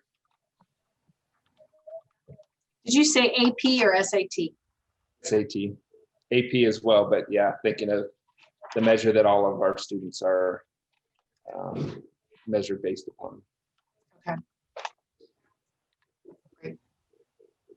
All right. It's critical to identify end of course outcomes that are specific to tasks to provide clarity for educators. It provides educators the roadmap they need to get through to the end. Consider AP and SAT measure examples. Right. And so if I may just clarify that a little bit, and it kind of goes back to what Pepper was asking about. We haven't even started assessing under the new standards science and social studies, and the state is already starting the review process of the social studies standards, right? And they're starting with 4 and 5, and we're getting really clear about what that means. And they're very clear that it's not an overhaul, it's going to be refining, but we need to have our own internal accountability that really clarifies for our folks those high leverage pieces from the standards that are going to ensure our students are successful. Okay. All right. Everybody's contributed here. Is that right? Okay. So we have to go back in just a few minutes, but what we need to do is kind of capture some things that we're going to share out. And so what were some of the key things that we discussed today that you want to be able to share out, or someone would share out when we get back? And Pepper, I think it specifically says Dagan's the one who gets to share. Is it? If we really follow protocol, which Dagan loves to do. The recorder usually does. This is true. And so that's why I wanted to help Dagan or somebody that wanted to share. If somebody wanted to, Dagan, I think, would give it up. But what are some key things that you want him to say today? Or Anne, whichever.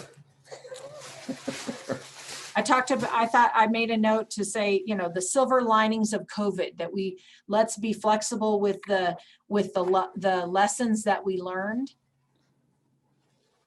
in those silver linings of COVID, and continue to be strategic and flexible.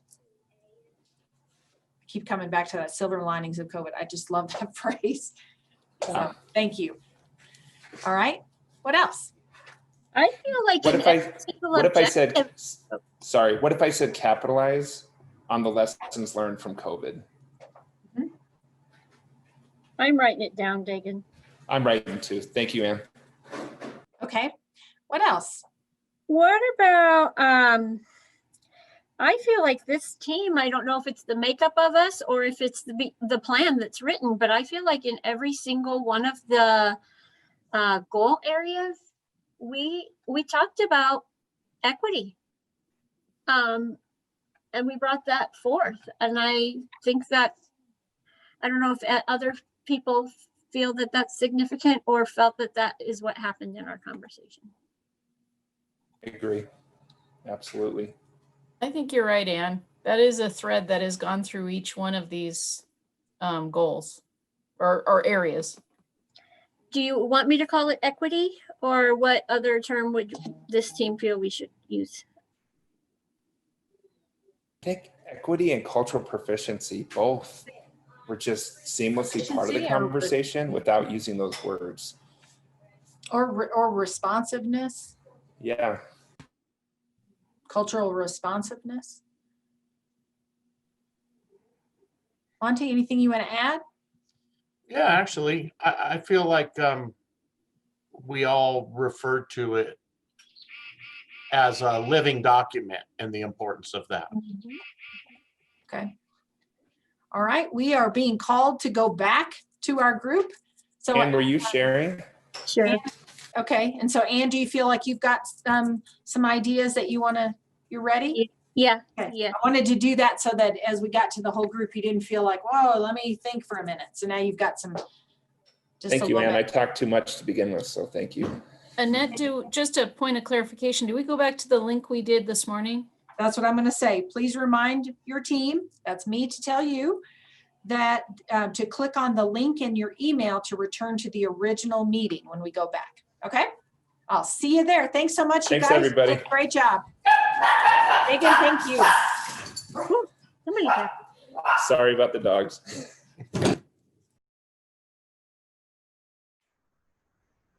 Legacy that's strong that will allow our students to learn and our teachers to educate, as well as our communities to be proud of the district that they have. Nice, thank you. Brian, you're next on my screen.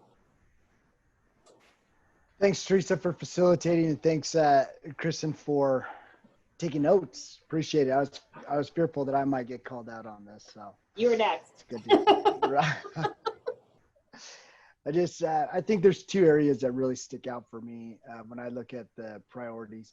Number one is the ultimate goal, student achievement. That's that's number one, and making sure that that's at the center, and we are doing a better job of getting kids to achieve and change our results, what we're at. I know we've got some upward ticks, but we need to be up in the 75 or above. That's just my personal feeling about that, and just being former principal and being at two buildings and seeing that happen, I know it's possible. So it's very it's something that just sticks with me a lot, that student achievement needs to be the priority in this, and that's the SLA one that I'm thinking about.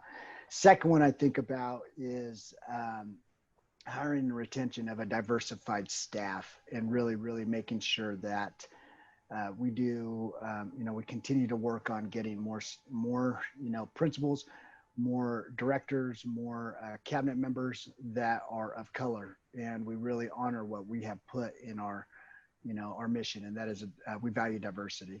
And so I think if we can, by 10 years, really make a change in those two areas, and really have the details in this plan to get us to where we need to in those areas, that would be something that I could say that's awesome. I was a part of that.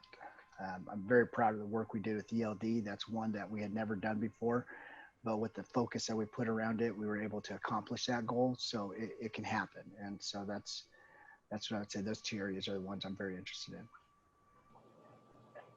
Great, thank you so much. Kristen. Well, I think I would echo the same. I think having been here a day or two, like Justin, it's really about the alignment. I think we did a great job with 2020 and that guiding all the incredible things that District 6 does. We have pockets of incredible things happening, but this work is so exciting because it's bringing it all together and really creating some of that alignment that really makes the whole district better rather than just one school's really got this going well. So yeah, that's what I'd say. Awesome. Well, I don't know if I have much to add. You guys really covered it all, but I really think, Brian, that equity piece really resonates with me as well, especially with the events of the last year, really bringing to light sort of those opportunity gaps that I think exist so prominently in our society still, and what we could do as educators to really start to close those gaps and gosh, make just a huge difference in our communities and our nation. So I'm really excited about the work. I've been kind of entrenched in it. So I think it's really good that we can get going and get some feedback on these objectives and goals that we've set forth. So let's just go ahead and get going on that. If each of you get into that document, recording document that's in there, the Google form. You all have that up? Kristen's going to record, but we're going to go through that form with each of the objectives under there. And we are actually supposed to start on the climate and culture one, so I'm going to need you to keep going through it. Teresa, I'm sorry, where am I looking for that? I apologize. Yes, Mr. Hafley, do you have the agenda up? It's no, ma'am. Okay. Let me share that. Is there a way to put it in the chat? I just put the link in the chat. Oh, thank you, perfect. Kristen. That's what I was going to try to do, Kristen, and you were too quick for me. Thank you. Sorry. No worries. I'm a technological Luddite. I appreciate that. No worries at all. Christina had it in the other chat, but then we left that meeting, so it didn't really matter if you hadn't already got that up. So thank you, Kristen. So you're in a form, and if you just keep hitting next until you get to the climate and culture page, we'll start there.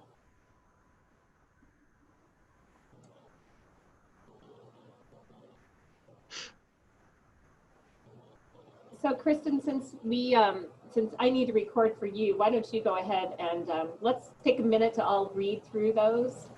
Okay. And then we'll start with you, and I'll record for you, and then we'll move on from there. Okay. Excuse me.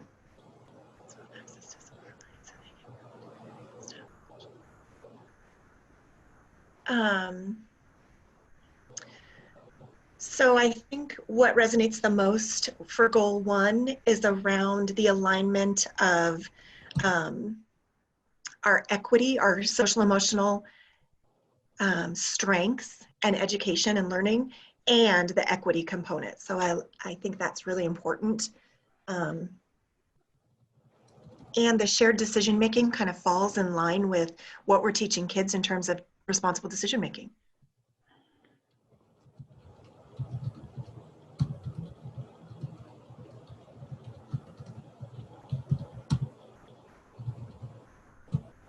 I think the other thing go ahead. Around goal 2 is particularly now, but it was important before the pandemic. It's even more critical now that we're explicitly teaching social emotional skills and that we're explicitly recognizing the adults in our system and their needs. Can you repeat the last part of that, Kristen, that we're explicitly recognizing the needs of our adults in our system. Thank you. And you said, I'm sorry, you said explicitly teaching as well, teaching our students social emotional. Our students. I missed that too. Okay.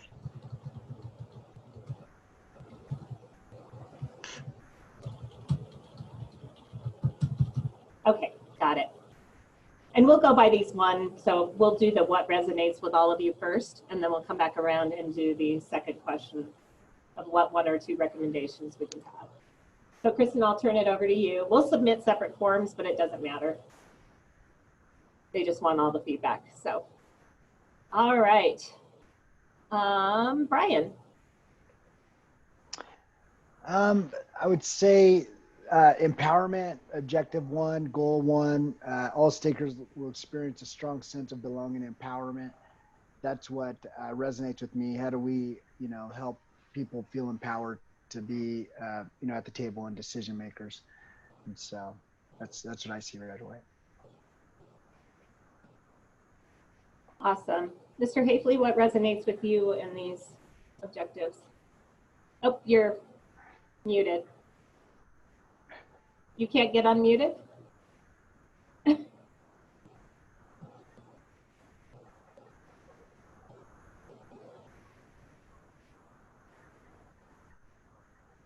You might have to log off and come back in, Mr. Hafley, if something's going on. Okay. Can you hear us? Okay. Can you put it in the chat? Yeah, I was going to say maybe you could put yours in the chat if you wanted to type it in. Okay. We do want to get your feedback, so you might want to try to log off and come back in. I don't know. Justin, why don't you go ahead while we're waiting?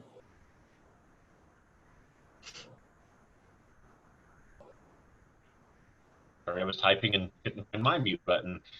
I put 3 down into the comments here in the Google form. Number 1, I put down the explicit teaching of SEL standards, and Katie, you have already got that one in there. Number 2, I just put the fact that all stakeholders, all students and staff are all acknowledged in the objectives under goal number 1. So it's not just about staff, it's not about our community, it's not just about our students, but it's all 3. I acknowledge that in the feedback that I put in here.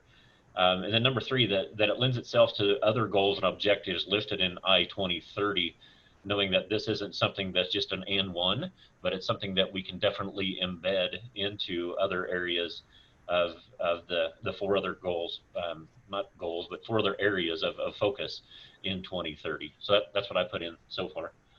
And then Katie, did you, or I guess Teresa, do we go ahead and send this information and then submit it, or? No, okay. That's what I was going to clarify for you all. Gosh. Okay. We are really going to use Kristen as our record keeper, and this, and this is just so you can make notes in your own form, but just don't submit it. Okay, got it. Okay. Totally fine. I'm ready, Ms. Kristen, did you have a question? I'm sorry, you were unmuted.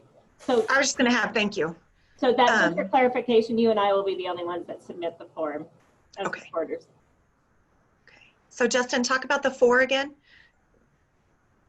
So my 3rd one was just a celebration that it does lend itself to other goals and objectives that are listed in 2030. So it's not just a climate and culture piece, kind of by itself, that it definitely ties into the student learning and achievement and the strengthening partnerships. Like it's not a standalone, it's all immersed inside of that.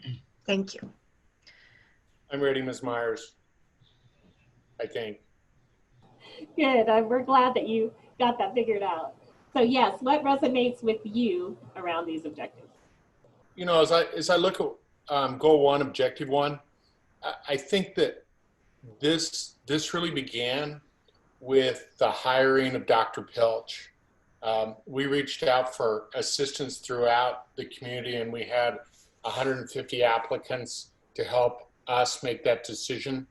And I think that was the start of it. And then as Dr. Pilch has come in, and you, Ms. Myers, and everybody else in the cabinet have used this means of giving everybody a say, I think that we need to continue at even a higher level that we already have.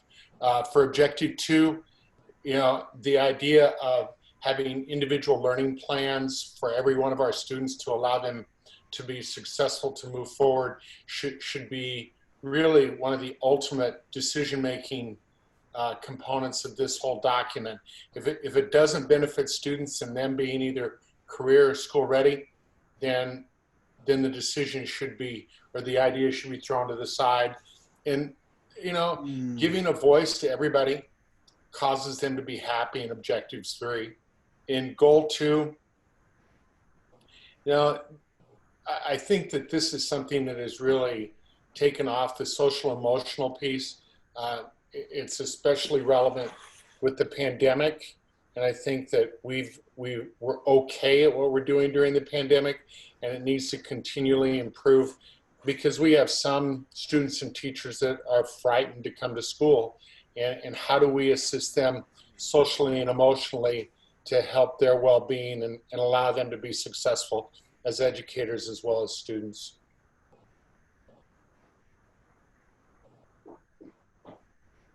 Well, thank you, John. That's really true, especially as we think about what the impact this pandemic has had on our students and our staff. I don't have a lot to add. I think you guys really covered it all pretty well.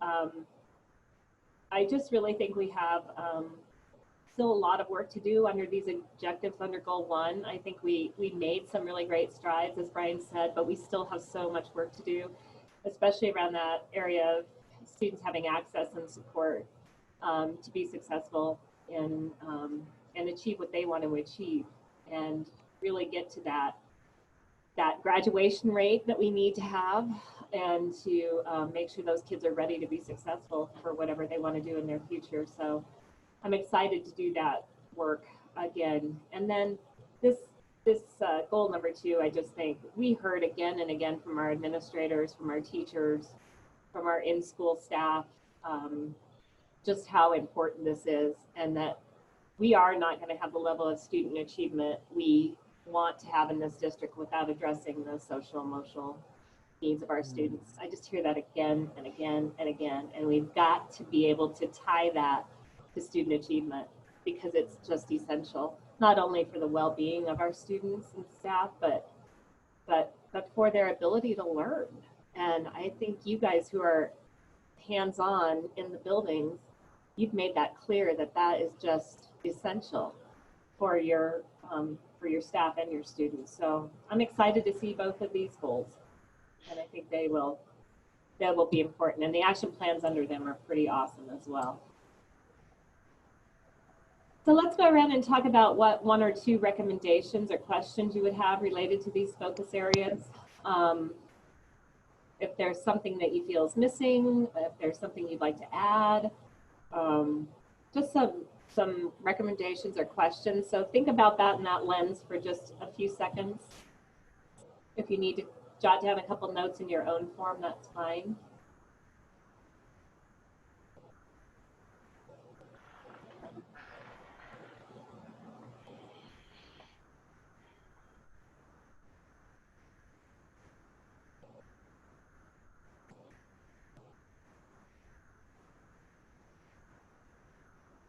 Okay, Justin, do you mind starting this time? For sure. So I don't know if it is a recommendation or a question, just me, an old guy rambling here. But in goal number 2, I don't see students or stakeholders or students. I do see staff.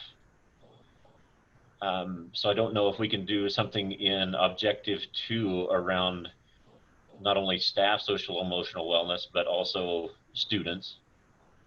Might not be the best to put stakeholders in there, but I guess, sorry, again, I'm rambling, but I would like to see all 3 students, staff, and stakeholders really in both of the goals. And then I know, like Dr. Deirdre said, that she didn't want us to get hung up on semantics or wordsmithing or what have you, but in reading objective 1, develop and implement a district-wide plan to explicitly teach and embed SEL standards and instructional what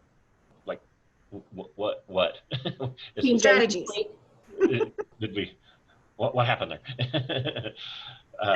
That would be my only question. Again, I don't want to get hung up in wordsmithing. So those are my 2 ramblings. No, that's fair. I think that's not very clear, and I noticed that too, Justin. But I think we struggled with that a little bit because Kristen and I worked on these objectives. This was our steering committee assignment. Oh, then if it's yours, oh, it was No, great. I No think we need question. to go back I and didn't look know. at it. We met a couple times and we were struggling to get through all of ours because we had both climate and culture and strengthening partnerships. So we had quite the workload, and I think Oh, sure. we need to revisit this, Kristen. So make sure you make a note of that so we can go back and do that. That's fair. That's the first thing I noticed too. Yeah, I noticed it too. All right, Mr. Hafley, did you have any recommendations or questions? You know, I would agree with Justin, what he said concerning students, but when I look at goal 1, objective 2, I think the idea of us, one of the things that we've learned during the pandemic is how to pivot and how to modify and adjust much more quickly than we have in the past. And to me, objective 2 is the one during the 10 years that are going to go from 21 to 30. That's the one that has to be the most malleable, and it has to be the one that reflects the needs of the students. And if we get stuck where we are today, our students won't be ready for their futures in 2030. And I think that I may be in the weeds and I apologize, but I think that that's the one that needs to be constantly evaluated during the course of its lifetime. And then in goal number 2, I would agree with Justin on, I think it could be District 6 social emotional wellness, because it doesn't matter if you're a bus driver or if you're the director of communications or the superintendent. I think the idea that everybody needs to be healthy emotionally is really important.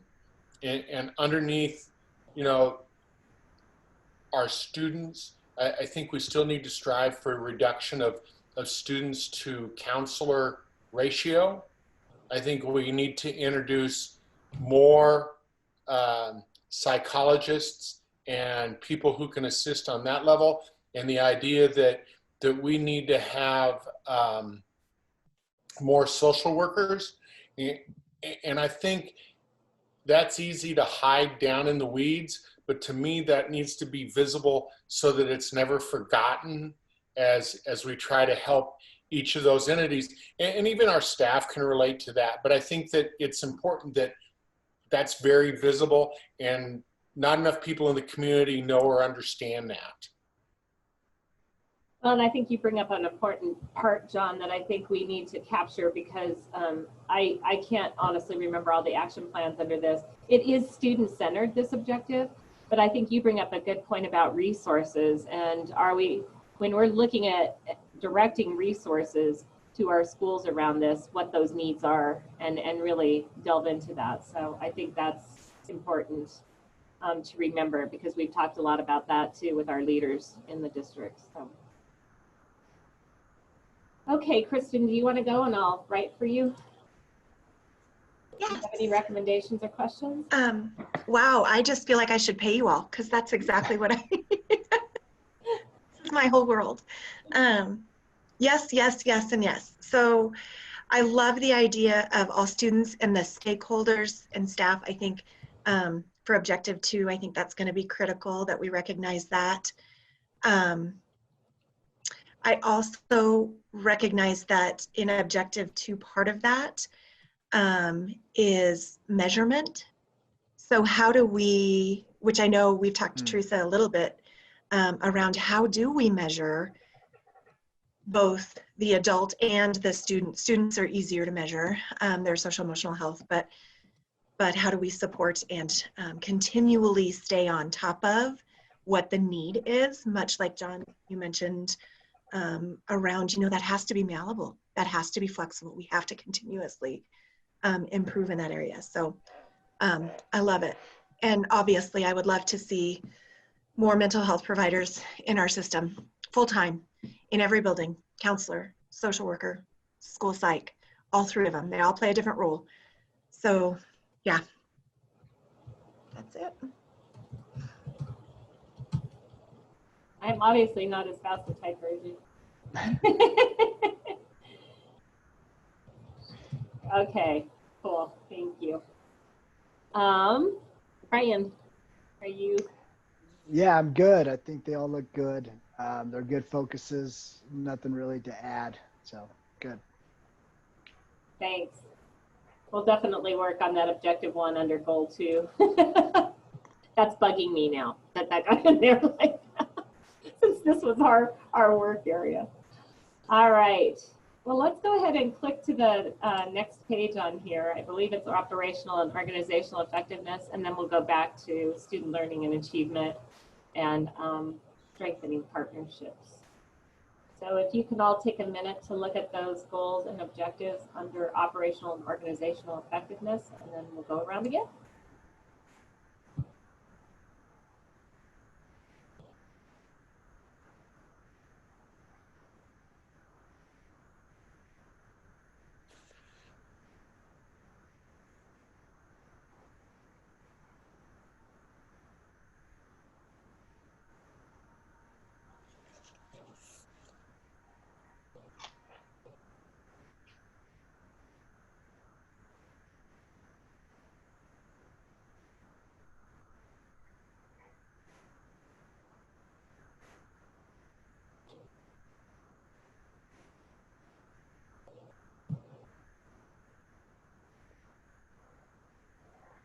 Okay, Mr. Hafley, I'd like to start with you. What on these 2 goals and objectives resonates with you? Kristen said it earlier. I think that by having Innovation 2030, that should be used as the means to focus the Board of Education as well as our finance office and how we're going to align our money and how we're going to use it in the future. And I think we've done a much better job of aligning everything off of this document. And I think it not only is it human capital, but it's also financial capital, allow the humans to be successful. Objective 2, that's a pretty broad comment about all the facility master plan, and I don't know if it needs to be narrowed a little bit. I will tell you that Mr. Henson has done a marvelous job of looking at our deferred maintenance and identifying what needs to be taken care of. And then as we continually grow with all of our new buildings and all the projects, I think that is nothing short of spectacular, and everybody involved in the district and our community should be delighted by that. So I think that's really, I don't know, maybe I'm nitpicking, so I apologize.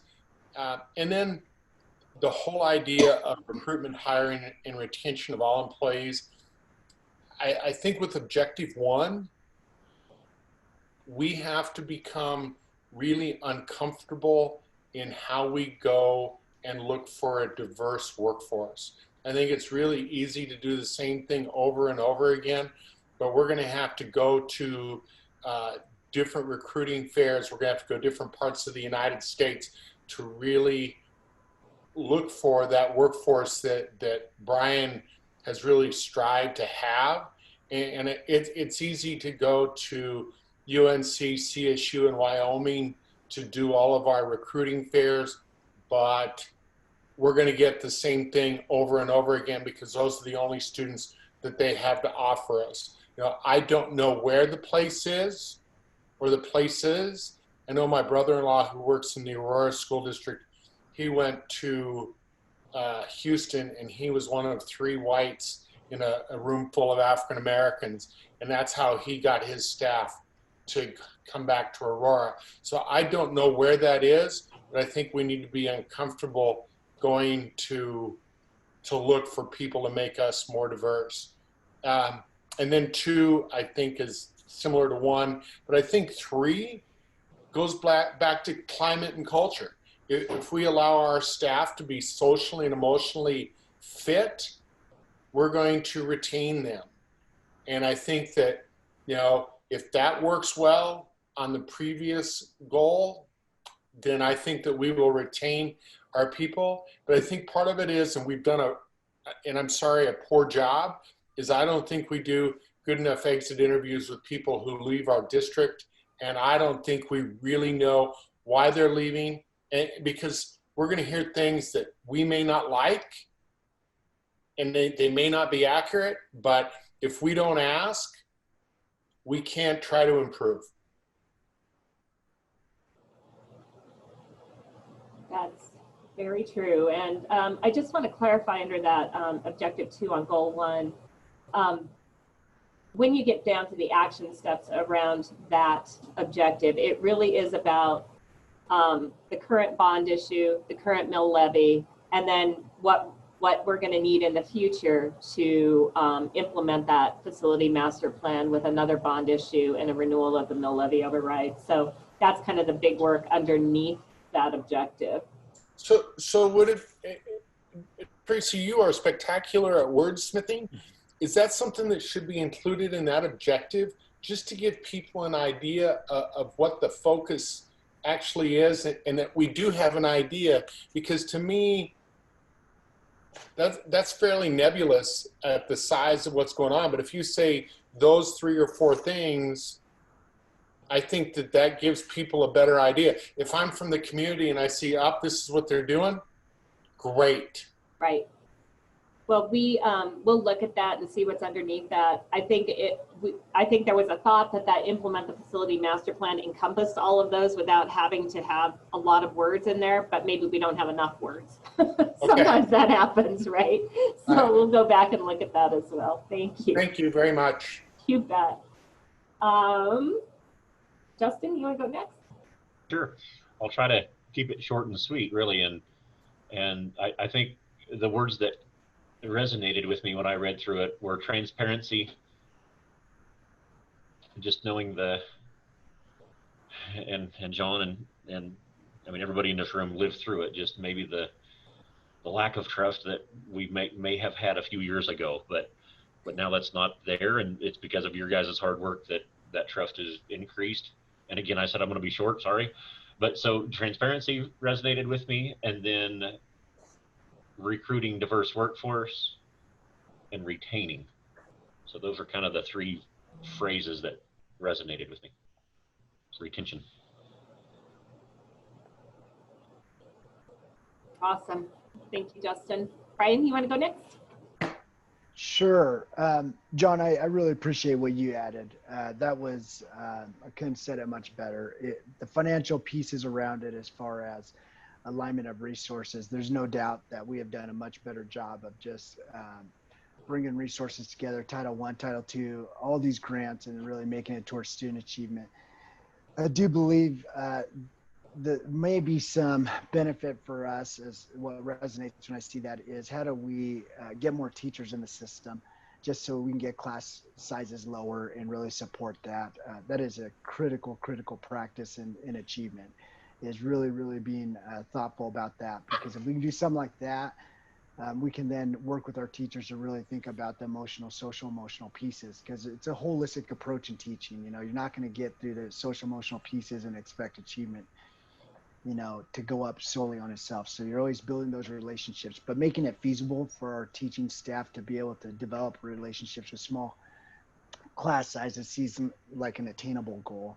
The other one, what John talked about, which is definitely resonates with me, is how do we get a diversified staff, and how do we do it all the way from the top to our teaching staff. And I think that we need to model that as leaders before we can expect our principals to really go out and say, I want to get a diversified teaching staff. That people look around, they're observant, especially when you think about our principals. They're not in those positions because they're not smart. They're very smart.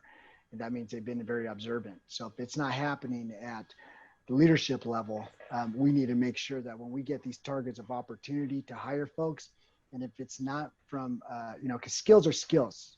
People are going to come in, assistant superintendents, directors, they're all going to say the same old. It's a matter of what's the match for you in the district. And that's our unconscious bias around it. So we get people that similarly look like us. They feel like they, talk the same lingo as us. So it's easy to get drawn into that. But how do we get a diversified staff to really, push our thinking? And so when we get opportunities in leadership, we need to go back to the drawing board if we don't get a person that is diverse. And we need to really go out and do what John is saying and find out who those pockets are.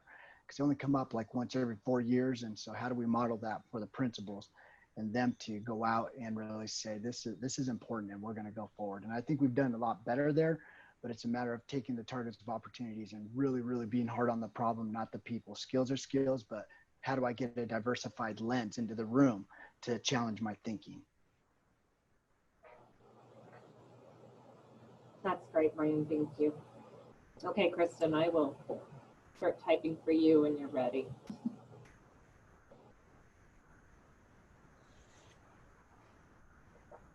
Okay. Gosh, I think that's a tough act to follow. Great. I don't know that I have anything else to add. Yeah,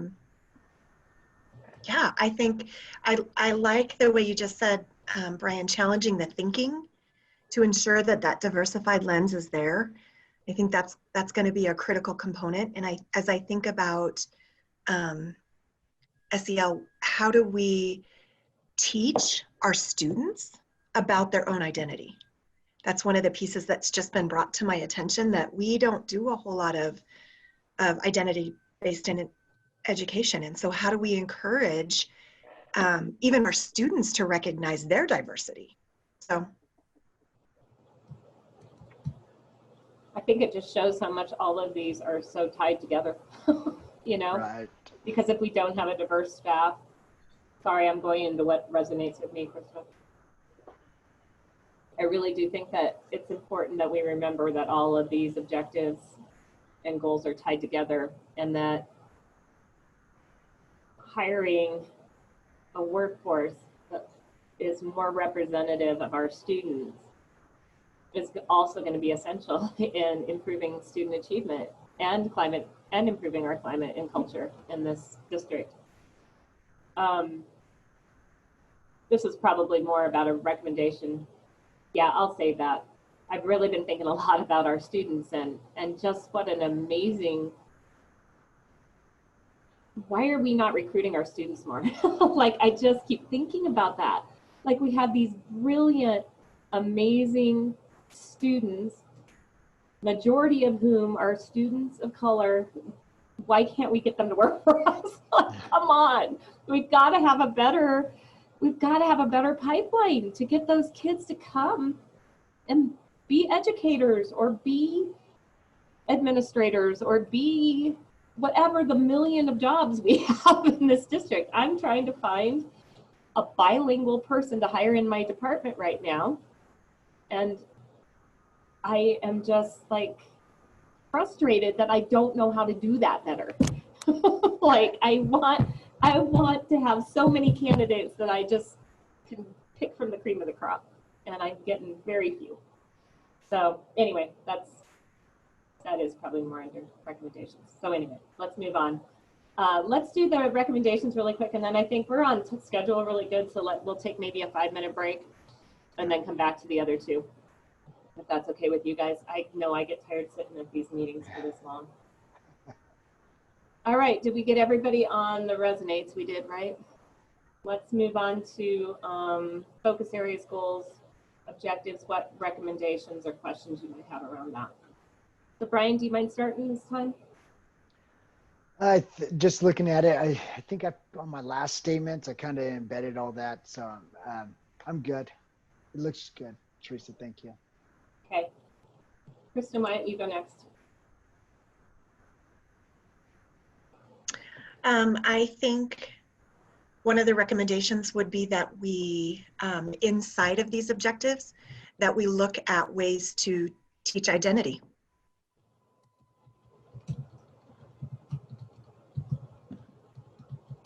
That was something I had never thought about till you just said it. I honestly had not. I think that is brilliant and very much needed. Well, I'm waking up white right now.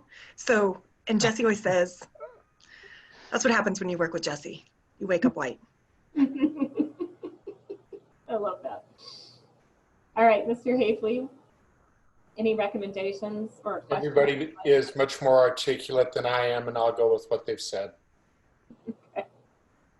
You're making it easy on us. Justin?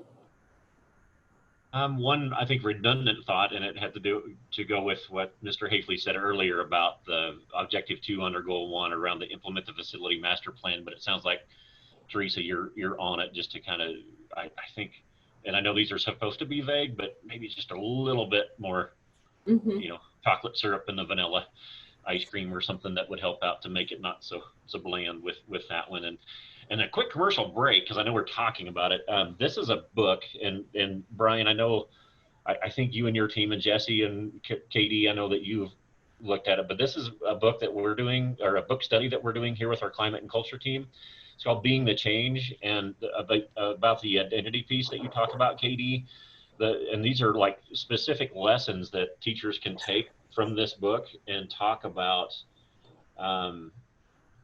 identity and culture and social comprehension, like a how-to, if you're a teacher, of how to incorporate everything that this group has been talking about all morning. Great book. If anybody wants to have that, I'll even buy him a copy if you want it. So don't put that in the notes, but just for you guys. Okay, I'll take a copy. Okay, I'll send you one. I know where you live. Checks in the mail, right? Yeah. Okay. Good work, Justin, Justin. you always do Good such a good job. work. Good job, Yeah, Justin. we actually just ordered, we have 6 student teachers in the building, and I just ordered 6 of them today. And I said, you know what? There's probably one more person that needs it. And John, you're that man. Are there a lot of pictures, I hope? Yeah. A lot of short words, big font, a lot of You know pictures. what? I'm in. I'm Exactly. I'll second that one too. If there's a lot of pictures, we're good. I'm a one-dimensional jock. I can't read. You just need Audible for while you're fishing. Damn straight, baby. Oh my gosh. Well, on that note, let's take a break. Let's come back right at 10:20, and see you guys in a couple minutes. Thank you, Teresa. Thank you.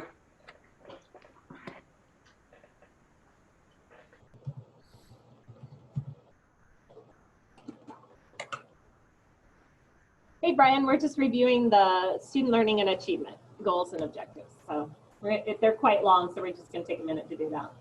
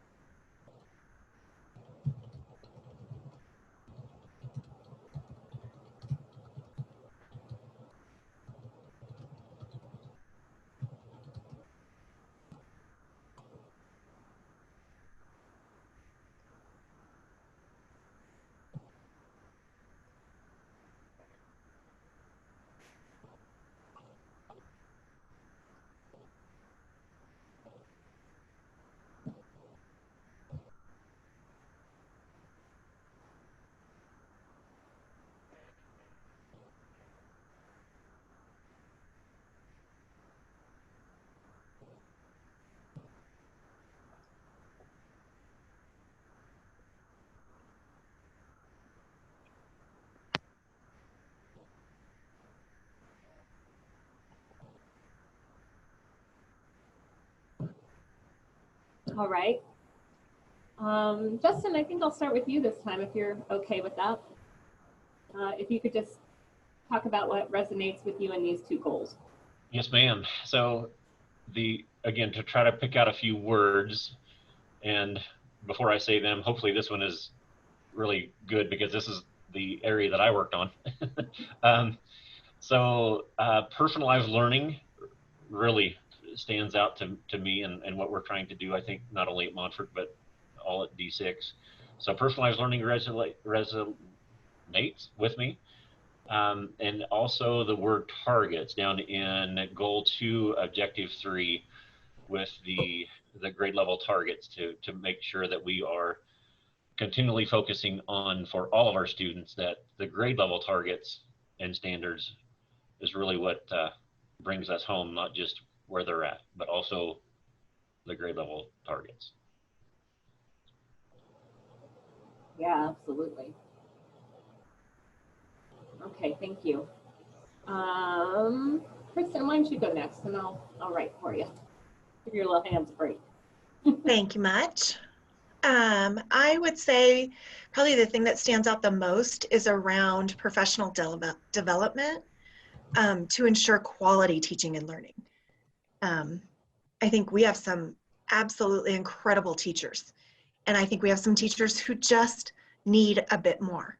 And so being able to offer that to them, I think is going to be critical. Mr. Hafley, are you ready? When you look at goal 1, objective 2, and goal 2, and the third bullet, I think that the opportunity for students to have choice as well as access is incredibly important. I think there was a time in this district in 95, and I don't know if anybody remembers that, but we were going to have 95% graduation and 95% go to college. And then there was a downward slide we didn't respond to the needs of career orientation. And I think that in the course of the last 6 years, that has been implemented and that's created access. And I think that we need to continue to strive to do that. Then when you look down to goal 2 and objective 2, I agree with Kristen. There was a time where there was no PD in District 6, and we went to Ames, and I could get credit for taking ballroom dance, even though I was a social studies teacher. And then we had a book that was 60 pages long, and there were a lot of things that I could take that weren't really relevant to my teaching. And now when we align them to allow our educators to relate to what this document indicates, it allows Justin to go into the rooms to make sure that they made full use of their professional development. And I think that's really, really important. And then when you look at objective 3, I remember in the district when intervention, if I wasn't very good at reading, it was never level-based or content-based for students. We just gave them double the amount that they learned to hate even more. And I think that by making it level appropriate with a focus on the content, that we've shown incredible success in the last 6 years, and I know that it will do nothing but continue to improve. Thank you. Brian, did it give you enough time? You're familiar with this, so I know. Go ahead. I was on this one with Justin. That's what I thought. So yeah. So what resonates with you? I think goal 1 in a nutshell, there's so many variables within that goal that are so aligned to so many other things that we've just talked about. When we talk about a personalized learning plan, some of the discussion in our group was really getting an adult that students really, really can, a meaningful adult in their lives, right? And I think that aligns to what we talked about, a diversified staff. There's just inherently certain things that we have 72% of our students are of color.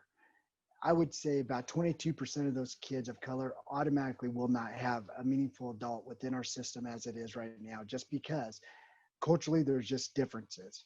There's just not gonna be able to get the jokes. They're not gonna be able to get the, a lot of little cultural things that happen. So when I meet a kid, and like when I was at ECA, I had 2 kids cry because they couldn't believe that a Hispanic person was actually in the position that I was in. And I filled in for Kim or before Kim, and so that cultural connection right away really helps that personalized relationship right away. And when we have 72% of our students are of color and 90-something are not of color, that's going to be a hard goal to attain unless we take care of the recruitment and retention. Then I think about graduation when I see that in there. We got this inverse going on right now when you think about our data. The inverse is that our graduation rate is going up, but then our SAT scores are going down. So really, what is our focus? Is it learning, or is it really just to get kids across the system, across the stage? And that's always the thinking that even as a high school principal, I know at the last 2 to 3 weeks, we would just get kids through when it was language arts. They needed 4 years of language arts. And it was our part to say, gosh, we don't want to be the ones to hold a kid back in 3 weeks from going across the stage. And I was a part of that system, and I can raise my hand and say that. But really, was that in the best interest of kids really walk away career and college ready? I would say no. And by looking at our data, that inverse is something that we need to think about as we think about student achievement. And there's a lot of variables within that, because how they come into us from elementary, how they come into us in middle school, and then we leave it at the high school level. So that's what resonates when I see that overarching goal. How do we do that and work with the variables within it? Then I'm looking at this other one that really I think is resonates, and that I think a lot about daily, is people want to be great. All people want to be great, and I think people that have coached understand this. It's that self-fulfilling prophecy, right? You treat a person as they are, that's what they are. You treat a person as if they are great, that's what they can become. And so when I think about professional development, how do we help teachers with what we're asking them to do, to have the tools to do what we're asking them to do, and be intentional around that, and really focus on what we know is going to really get kids geared up to be college and career ready. And that is literacy skills and scientific literacy skills, and really honing down our focus in that, because if kids can get good at that, then the rest of the electives and everything else we offer will be build off of those two huge components: math, scientific literacy skills, and our literacy, being able to write and being able to read.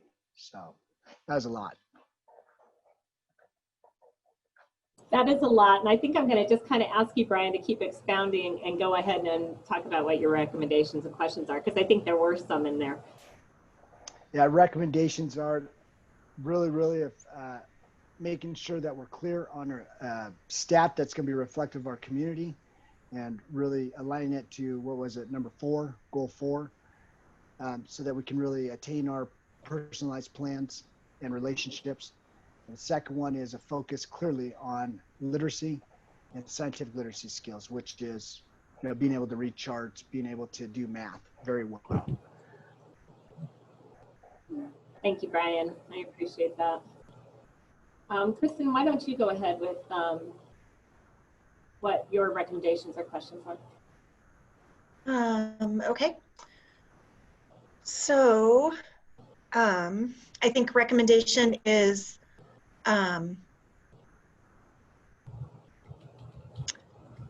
clear alignment within PD, so that when we are talking about math or literacy, we're also talking about the engagement, the student engagement, which is social emotional, right? So how do we do that alignment better?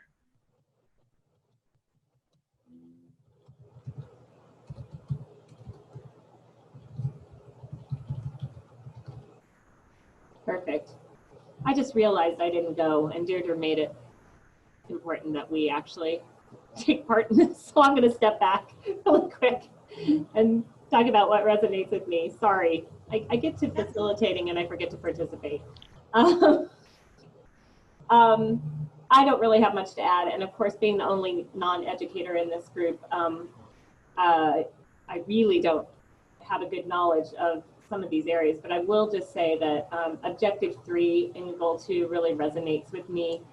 And I've just seen such a difference in our classrooms when we really started to focus on that grade level content for all students, and the co-teaching model that went along with that, and just seeing how beautifully that can work when it's done with fidelity, I think is just huge. And I just hope to see that make a difference for our kids, for all kids. And that's such an important part of that access and equity model that we're looking at with culture and climate, that I just want to see more of that. And as a parent, I wish that would have been done more when my kids were in school, because while they were both succeeded very well and were very smart, I just think that model is so important for our students.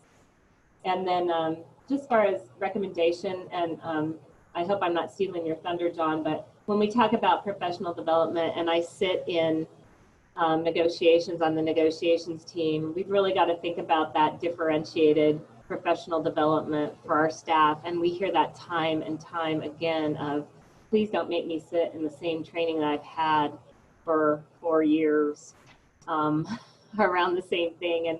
So I think we're getting better at that all the time, but just really making sure we're taking our staff to the next level of training that will, that will help them professionally, but also help them grow. So those are my two. All right, John, what's some of your recommendations or questions?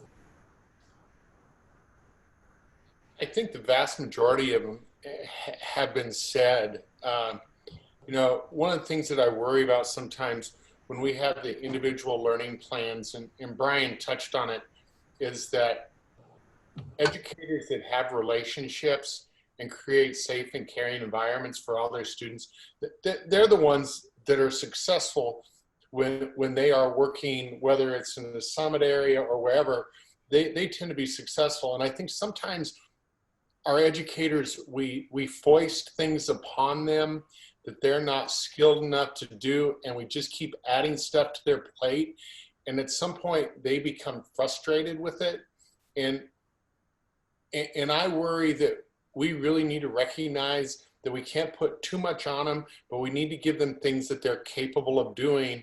And if they do that, then they'll have the relationships. And if we have relationships, we're going to be really, really successful as educators as well as a district. Yeah, absolutely. I think that's what Brian was touching on with that, having an adult in every single student's life that can be their person to go to as well. So Justin, real quick, recommendations or questions you have around these? Sure, yeah. You worked on these too. Yeah, and this is a really tough group to go 5th of 5, because to bring something smart to say after, that you guys didn't already say is tough. And with saying that, and I know that Katie is in the room, but I'm not saying that because she's just in the room, but I'm trying to wordsmith it or make it work that, without a student that is socially, emotionally taken care of, student learning and achievement is not going to happen. So I'm just trying to figure out how, that we can work it even into this area of focus of that, man, if teachers aren't able to teach the whole student and work on the social emotional area as well as being a great reading and math teacher, then they're selling themselves and their students short. So that's what I'm struggling with, and need somebody smart like Katie again to weave that social emotional piece into the student learning and achievement as well as all the other areas of focus with that. So I don't know, Teresa or Katie, if you can even type that in there, but yeah, just old man rambling of social emotional is a big thing. So well, and Justin, I know you didn't work in this area, and I'm kind of speaking for Kristen here, but I think that was the intention of that objective in the culture and climate when we talked about embedding social and emotional learning in learning. You know what I mean? Am I right there, Kristen? I mean, that's really what all of that conversation was around, was this cannot be a separate, here's a lesson on social emotional learning. It really was embedding that in all teaching. So right. I think that might really get to what you're talking about there. Kristen, I'm sorry, I stole your thunder again. No, not at all. I'm glad the thunder is getting stolen, right? But that really was the intention of that objective. So I think you're hitting the nail on the head, and really why these are all interconnected, again, going back to that. Yeah, and that's whenever personalized learning plans are an area of focus or brought up in any conversation, and it really came out with Kristen and I doing an interview, I don't know, earlier this week, and it's it's almost two-legged in my idea. In the past 5 years that I've been here at Montfort and initiated the personalized learning plans, it's not only setting goals around the academia world, but also the world of social emotional too, that the students is able to come up with somebody that they trust to set a goal around their social emotional well-being or moving them to the next level of that as well. So I don't know if that can be in here or if we embed it in focus area 3 or what. So, but KD, I know that you can do it. You can get it interweaved within this. So. Katie's the biggest champion of that. People get tired of hearing social emotional.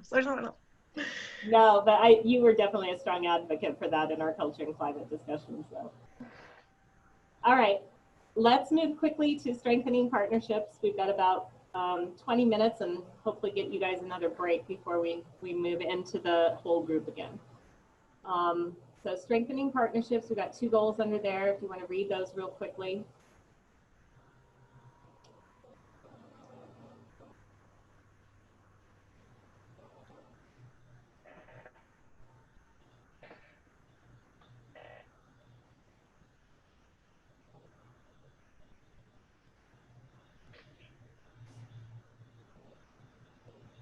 All right, Mr. Hafley, I think I'll start with you on this. What resonates with you around these 2 goals? No, go to somebody else. I need help for a second. I got to try to figure something out. Okay, no worries. Brian, do you mind starting? Yeah, no problem. Definitely, external entities. I'm thinking when I look at these, I see staff. I'm sorry, Teresa. No, you're fine. Trying to get that document back up again. Partners, community partners. I think the more we can get, what resonates with me is goal number 2, communicate and collaborate with external stakeholders. It's always good whenever you have partners and they get a better understanding, because you only have your own learned experience of when you went through K through 12. So a lot of business owners, that's what they reflect on, but education has changed. So the more partners we can have, the more allies we can build. Yeah, absolutely. I totally agree. Justin, you ready to go? What resonates with you? Yeah, resonates would be, again, goal 2, just the main goal around the external stakeholders. Not to skip ahead, but man, I wish there was something in there about, UNC and with Ames literally being, we're in the shadow of their new library that we're making. Again, I know I'm skipping ahead to questions or recommendations, but I wish we could have something in there about our awesome JUCOs and colleges that are nearby us. Kristen, did you get that captured in the recommendations? Thanks. I think that's a good idea too. And I think we had a lot of discussion about that, as I remember. Mr. Hafley, you ready? I am. Okay, what resonates with you? I hate to be that guy that relives the past so vividly, but there was a time in School District 6 that our allies and community hated us, and I would venture to say that due to the outreach of all of you being in the community and having positive things to say, as opposed to negating all the wonderful things in District 6, and you see that throughout the system, I think that's really important. And then each of you, when you are aligned out in the community doing different things, that causes us to be looked at in a different light. And I think that's what's important. And as we recognize that our allies are important to us and our allies think that we're important to them, the only way that we can move forward is work together as a team. So it's we, us, and ours as we attack problems going into 2030. Yeah, boy, isn't that true? I think we've seen that during this pandemic as well, in spades. Kristen, I'll go really quick and then I'll have you do both if that's okay. What really resonates with me is that developing a plan, objective 2 under goal 2, that developing a plan for District 6 staff and students to contribute to the community. I've been saying that for years, that we have these partnerships with community organizations and churches and businesses, but what do we really give back to them? Or a partnership should be a 2-way thing, and sometimes it's just they feel like the giving back is the fact that we allow them to do that in our schools, right? But I don't think that's enough. I really think we have to develop that culture of community and that culture of giving back in our students and our staff. So I'm excited to see what that looks like. I'm going to be working on that directly, so I'm super excited about that objective.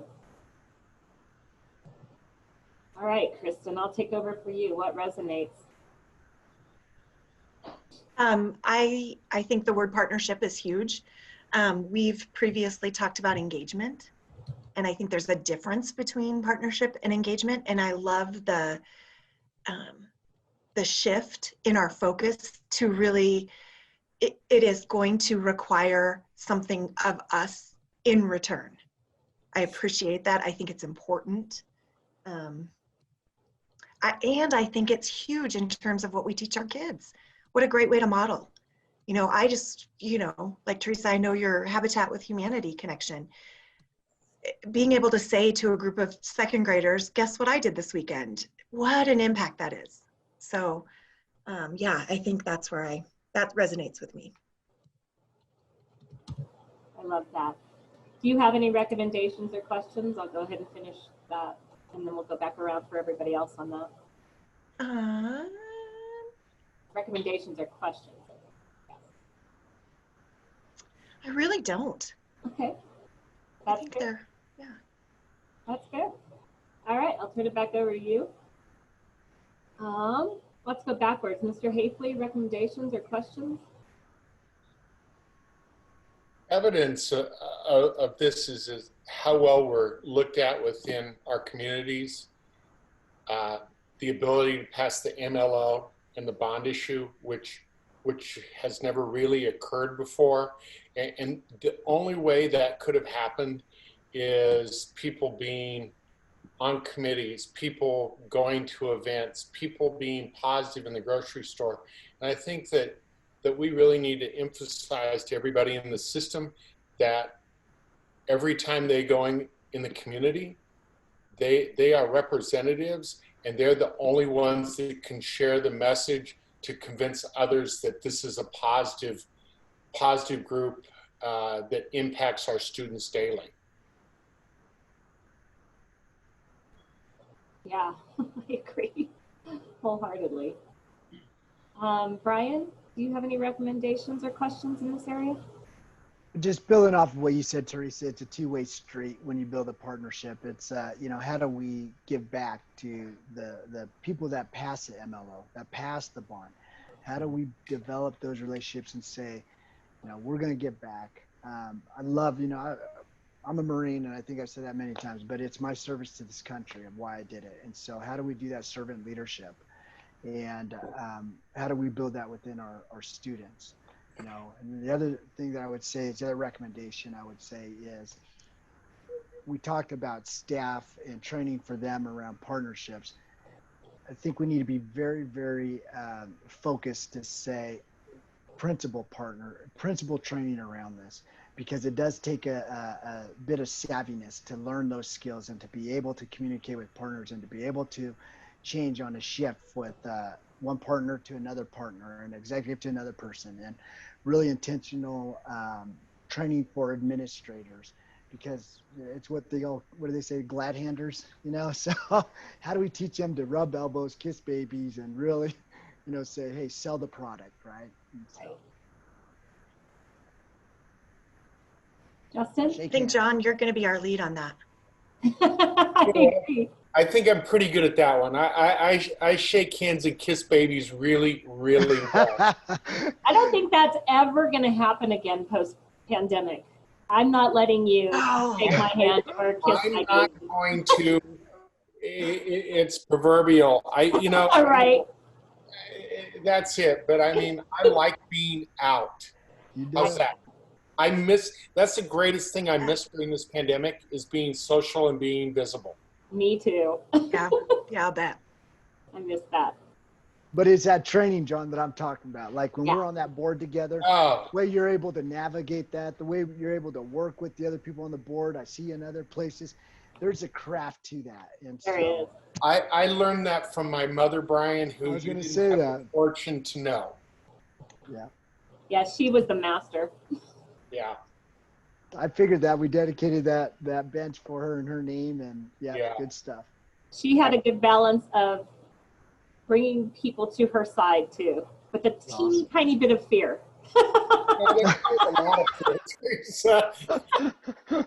She was, as she You were afraid a little bit.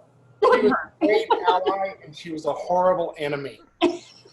You didn't want her on your bad side.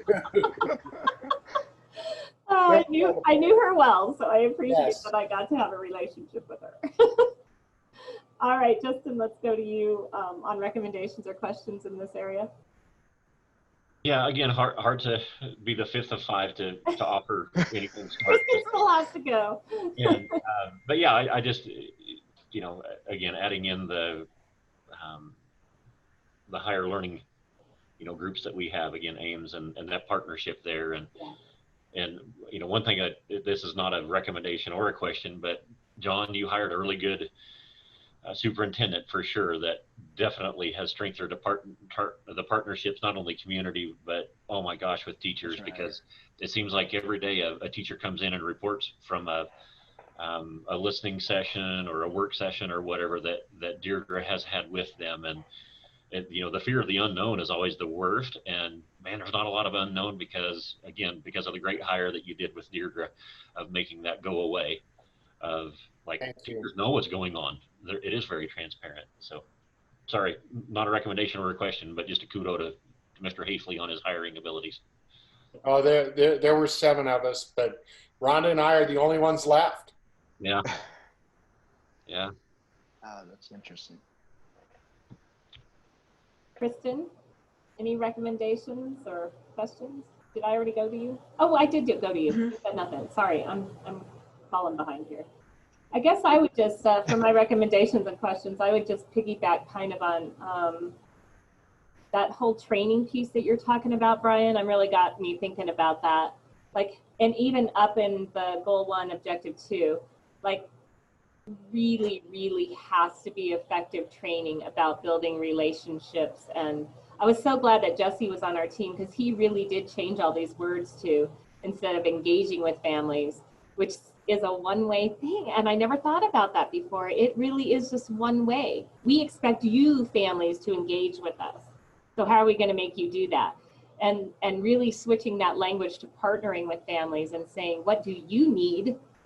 What can we do for you, as well as you can do for your student to support their learning? So I'm really pleased with that. And but really got me thinking about what that training looks like. We just do have to be super intentional about that as well. It's really that relationship building piece. So I'm anxious to see what that team comes up with for that, because that's going to be huge. All right. Does anybody else have anything for the good of the cause? I might be able to give you another break. So we're coming back at 11 with the whole group. You have to click on that original Zoom meeting to get back in. So we will see you back there in a few minutes. Appreciate facilitating, Teresa. Thank I you. appreciate Kristen. I hate being a recorder and I always get picked. So do I. I'm with you, Kristen. Great job. Kristen, you are going to be the one reporting out too. I forgot to tell you that. Okay. I forgot to tell you that. Got it. Sorry. Got it. Talk about relationship building. Good seeing you, John. Good seeing you, Justin. Good to see Brian. See you guys. See you back in there in a minute. Bye-bye. Looks like people are getting back in.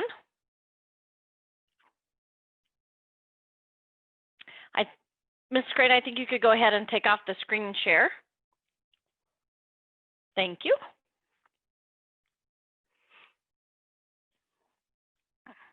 Welcome back, everyone. I hope you had a good conversation in your small group. I think some of you were able to take a break because you had a little bit of time in there. So what we want to do now is we want to hear from each of your groups and just share out the major, we're going to ask that you share out the major significant themes that you heard. So these will be responses that you heard multiple times that were shared by multiple people. And we're going to ask that the recorder do that share out for each group. So I'm looking to see if it looks like everybody's back. I think we still have a few people coming in. We will start with the Student Learning and Achievement group to do the share out. So John Gates was our facilitator. Who was your recorder in your group, Mr. Gates? I had the pleasure of facilitating group 1, and I present to you our recorder, Tom Gribble. Thank you, Mr. Gates. Thank you, Mr. Gribble. So are you ready to take it away, Mr. Gribble? Sure. Thank you.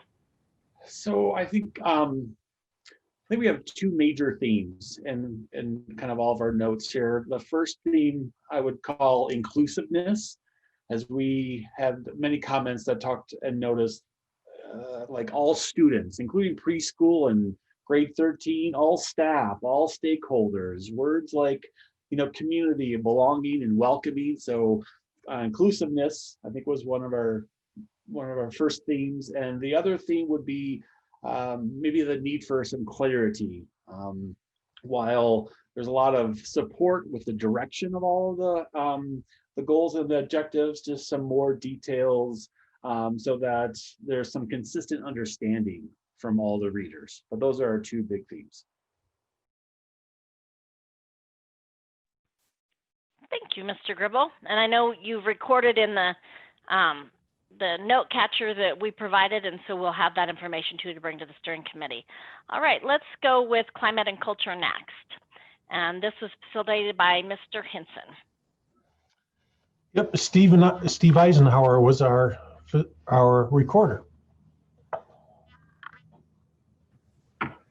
Well, good thing I just joined you. Apologize, I had a student come in and needed to talk to me. Lots of great feedback, good questions. I don't have the form in front of me right now, so I apologize for that. But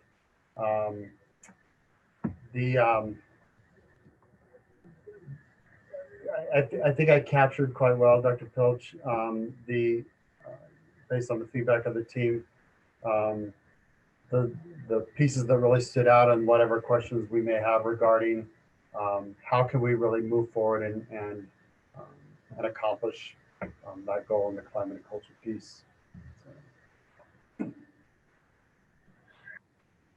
Yeah, I think just to add to that, I think we had a lot of affirmation for work that we have begun, and then discussed the importance of keeping it moving, and had some comments on how to kind of branch that out and keep that as a focus point. Thank you, Mr. Henson. Okay, let's go with strengthening partnerships, please. And this was facilitated by Mrs. Overton. Hi. Yes, we have Anne who would like to share what we did.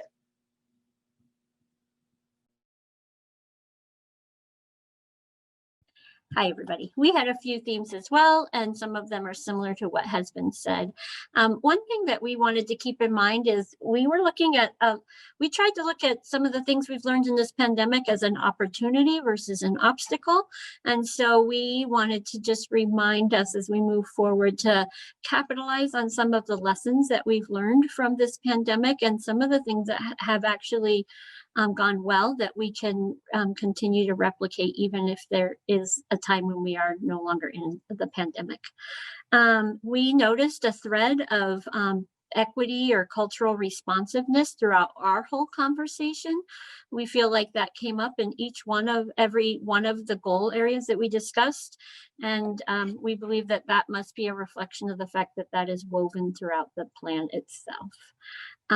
We believe we talked a lot about this being a living document and how much Dr. Pilch is a leader, but even our leadership team worked to keep that in front of teams as a living document. And we feel we can do the same with this. And we also talked about in seeing in many of the goal areas that there was a focus on keeping like SEL being for staff and students, personalized learning for staff and students, our partnerships for families, that including schools and families and community and businesses. So felt like there was a lot of representation of all the stakeholders in our district throughout the plan.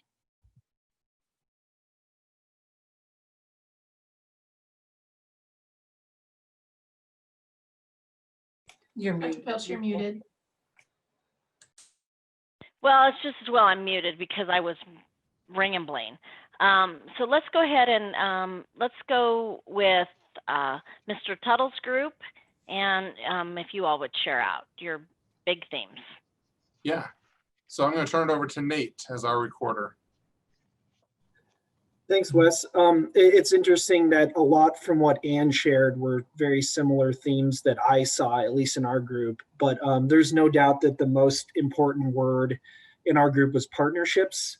And I think our group had a lot of questions about really what is a partnership? What are we talking about when we say partnership? What partnerships are most important?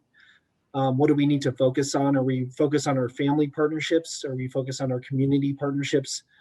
And really, what is most important to help students' growth and achievement at the end? Because that's what this is all about, right?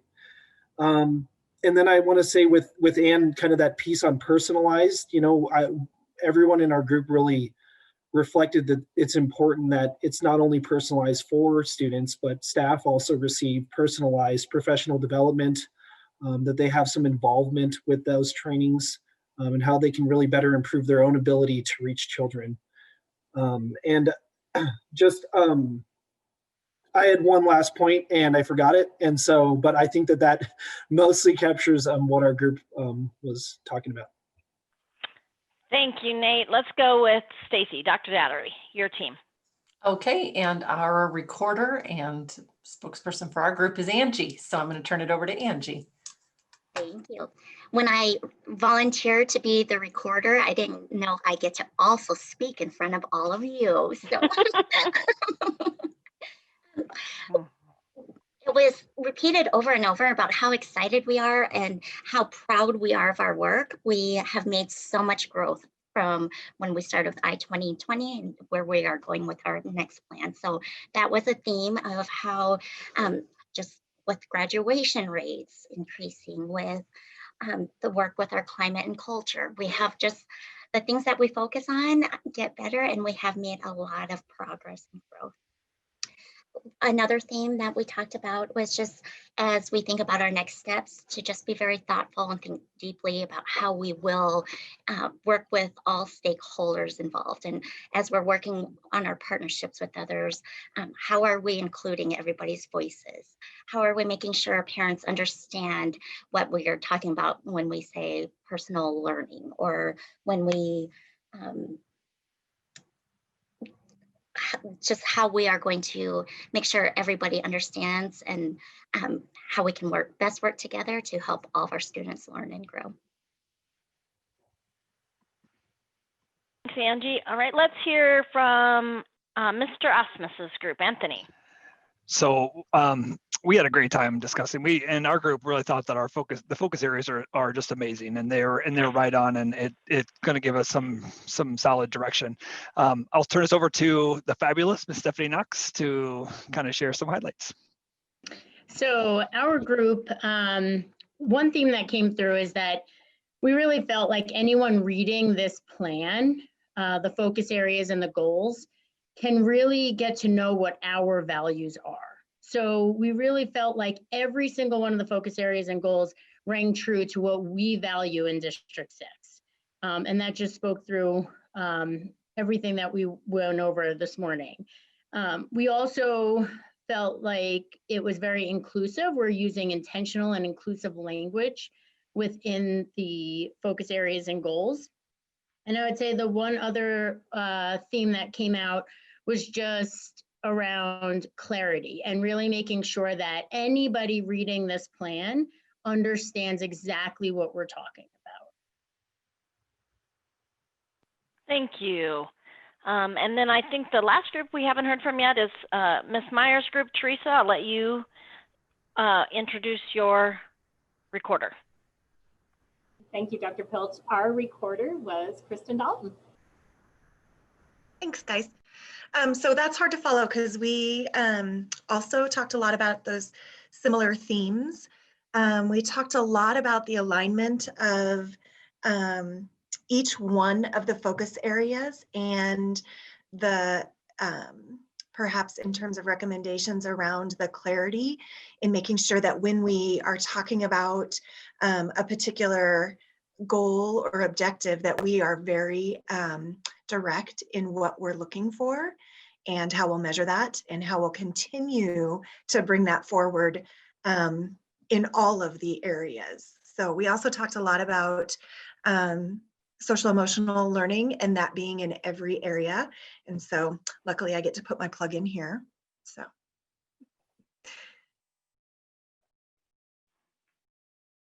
Thank you, Kristen. So I'll just now open it up to the group, just for a couple of minutes here, if there's anything else that you would like to add that you didn't hear in this share out that you would like to have shared out that you want to make sure the whole group hears. And I'll just let you either raise your hand or just go ahead and turn off your mute and make your statement. I will say that time will allow, I think, for each board member to do a little processing at the end too. But if there's something you want to add now too, feel free to do as well. Anybody else have anything you want to add that didn't get said?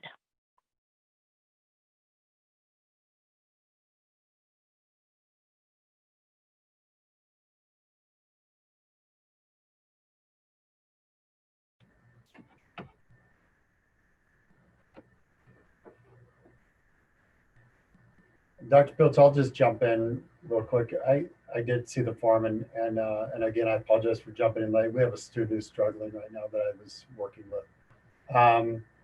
You know, one of the things that continued to come out in our group about the climate and culture was the inclusivity and explicit conversations. What stood out among our group was the thoughtfulness of the plan and the ability to have it sustained.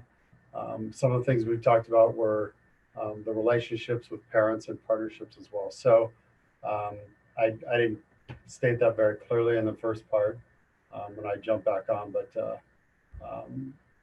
it came out pretty clearly regarding the equal learning opportunities and that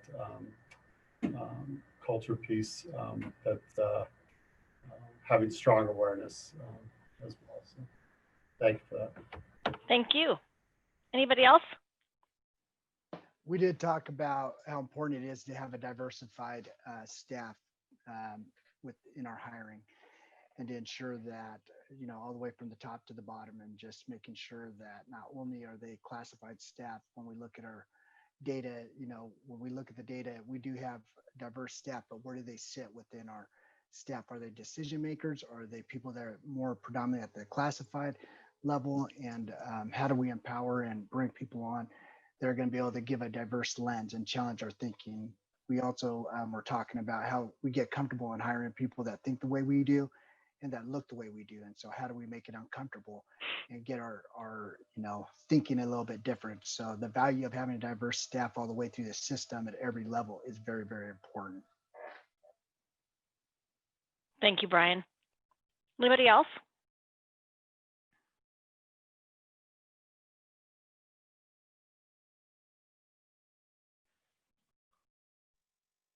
So one of the things that I had kind of talked about in our group, and I think we're going to have to really be conscious of as a district level, is, I mean, climate and culture has been the most important thing, I think, that I've seen us work on, because it's had a trickle effect into everything else that we talked about this morning.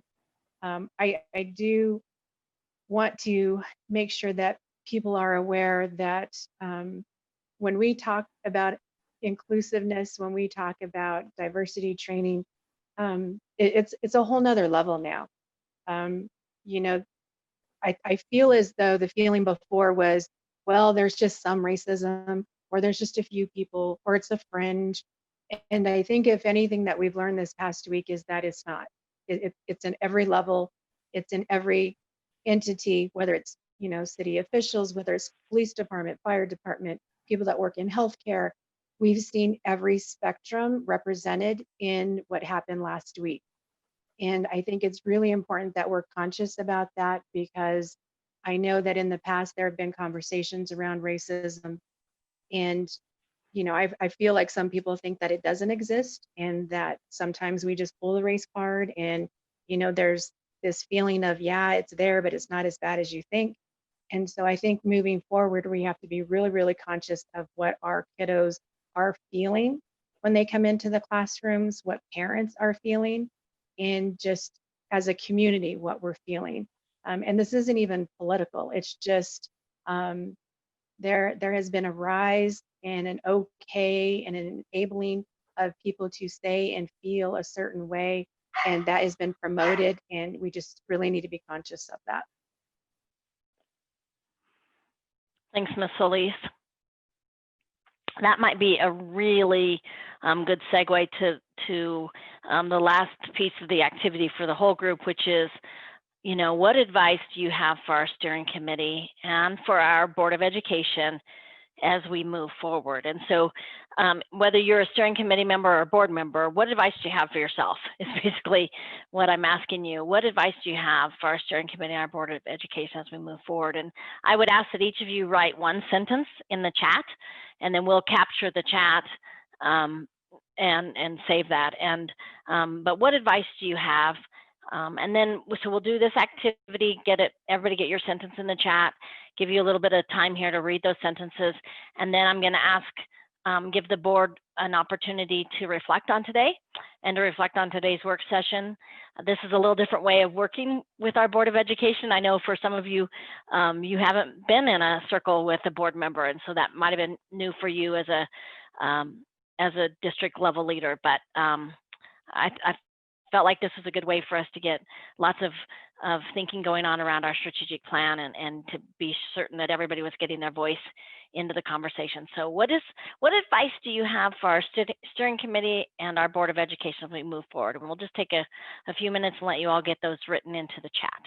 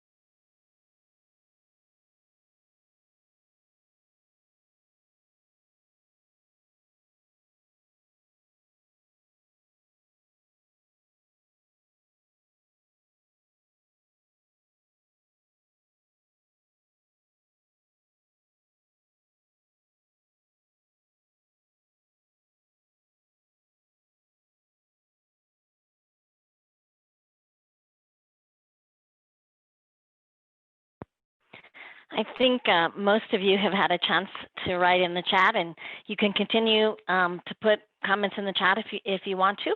I know some of you made more than one comment. That's great. Thank you for that. I appreciate your thoughtfulness around this. I regret that we weren't all in one big room where I could have heard each of the small groups having some of your discussion, but we're all trying to figure this all out in this Zoom environment. So what's next? On February 24th, that's when we'll bring in the large community group. And that session will go from 2 to 4:30.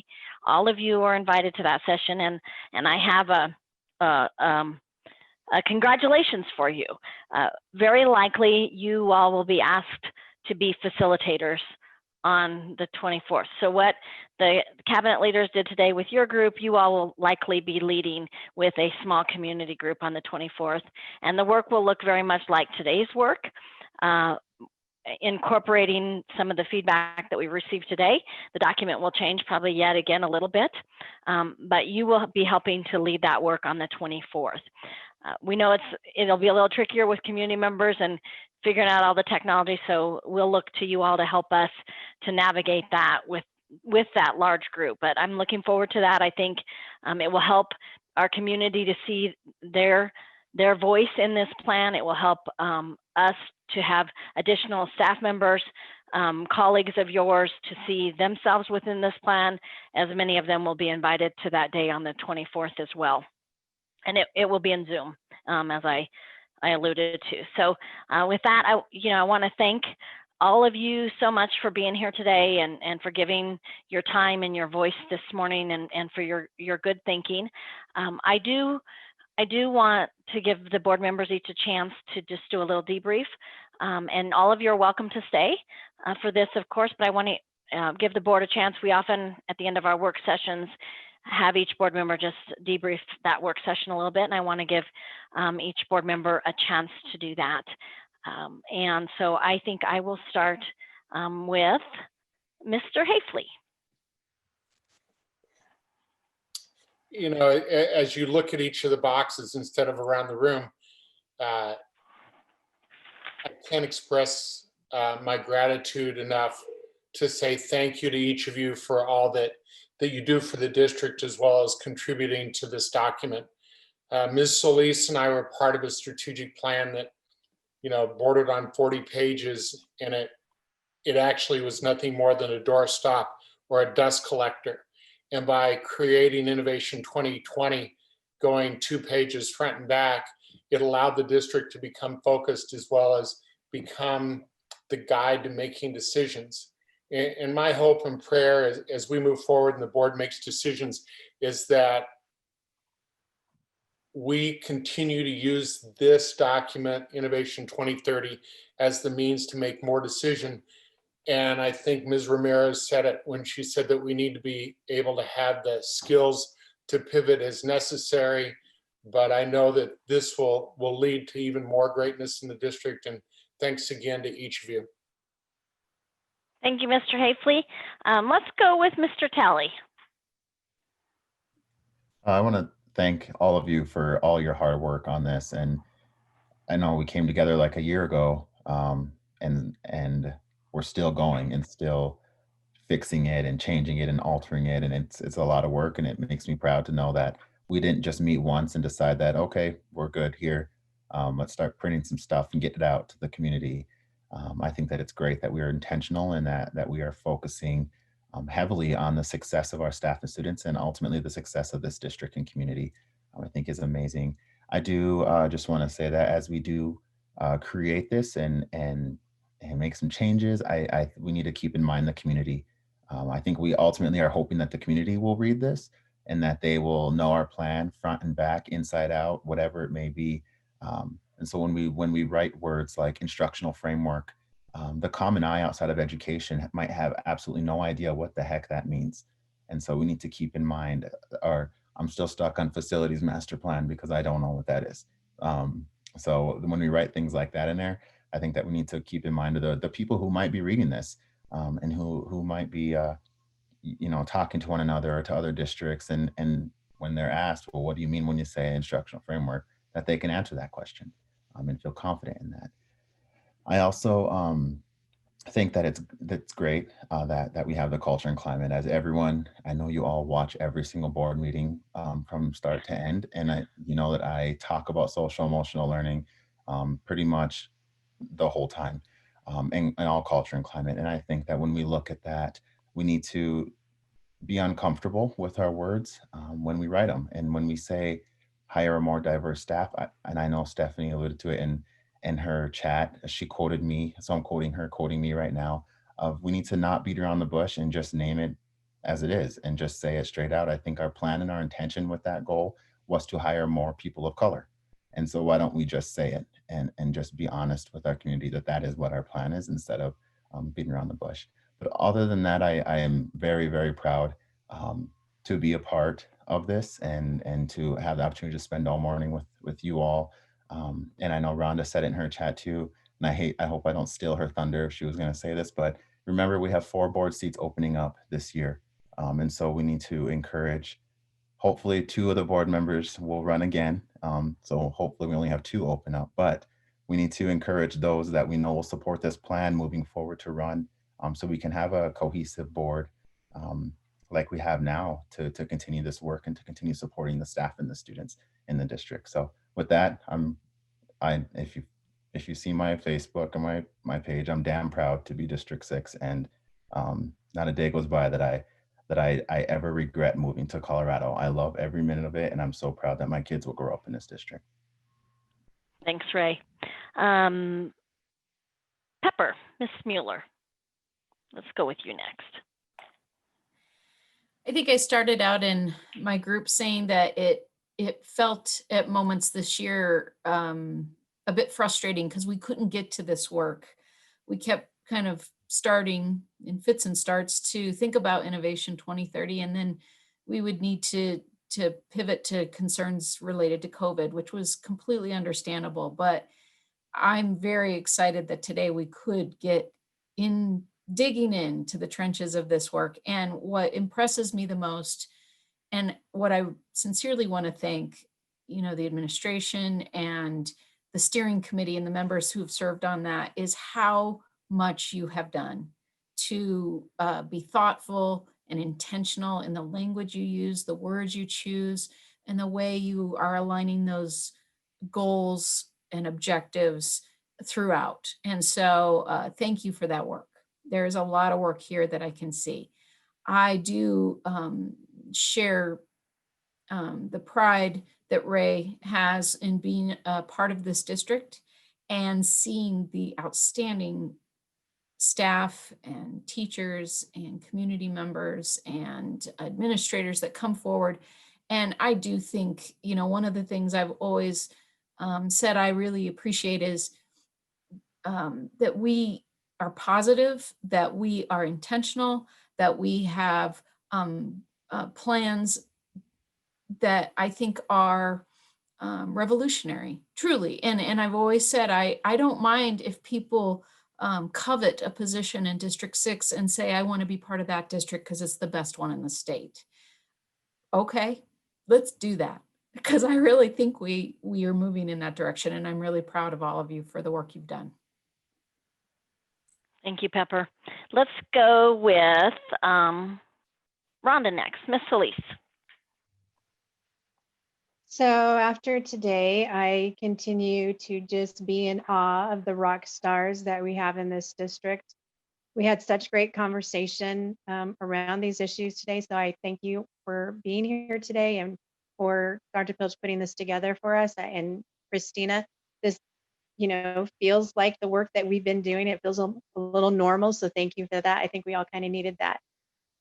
We are not that old district. We are not that old district that people used to talk about in other towns and that teachers used to talk about, don't work there. We are not that district. Do we have work to do? Sure. But the work that we've done just in the time that Mr. Hafley and I have been on the board has just been night and day. And so that just shows the amount of passion and love for education that all of our staff have. And I am looking forward to seeing this work continue with 2030. You know, Mr. Hafley and I have one more year. So obviously our goal is to encourage people to fill our positions that will continue this work and support Dr. Pilch, support the district in keeping this plan going and moving forward. I think one of the things that I'm so proud about our district is that we have been the leader when it came to challenges. We have been the leader in bringing community together around supporting kids in an MLO. We have been the leader in doing the work around diversity and inclusion work and having those tough conversations and making sure that we have someone hired in our district to talk about this and work on this and, you know, be our eyes, our heart, and our hands when it comes to doing work around diversity. And that's intentional work. And so I just want to just tell you how proud I am of everyone that works in this district. My time on the board has been so special to me, and I'm going to have a hard time leaving. So I'm hoping to continue, and I will be watching as a community member after this next year and just really rooting for everyone and showing up when I can to support you. So thank you everyone for this work. We have work to do, continue to do. So let's get to work and do this for our kids and continue to be the district that we have become. So thank you, everyone. Thank you, Rhonda. Let's go with Natalie, Miss Smash.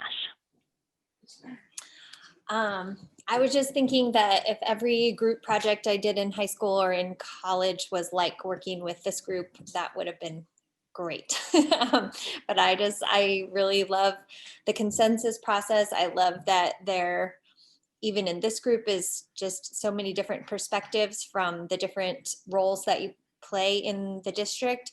And, you know, as one of our goals is to foster a sense of belonging and empowerment. I think it's important that this team is very diverse, and then I so appreciate that we are gathering community input as well. So yeah, I just love hearing everyone's creativity, passion for our students and our staff, and I look forward to seeing, you know, the action steps and the details as it continues to evolve. Thank you, Natalie. All right, we'll go with Terry, Mrs. Pappas.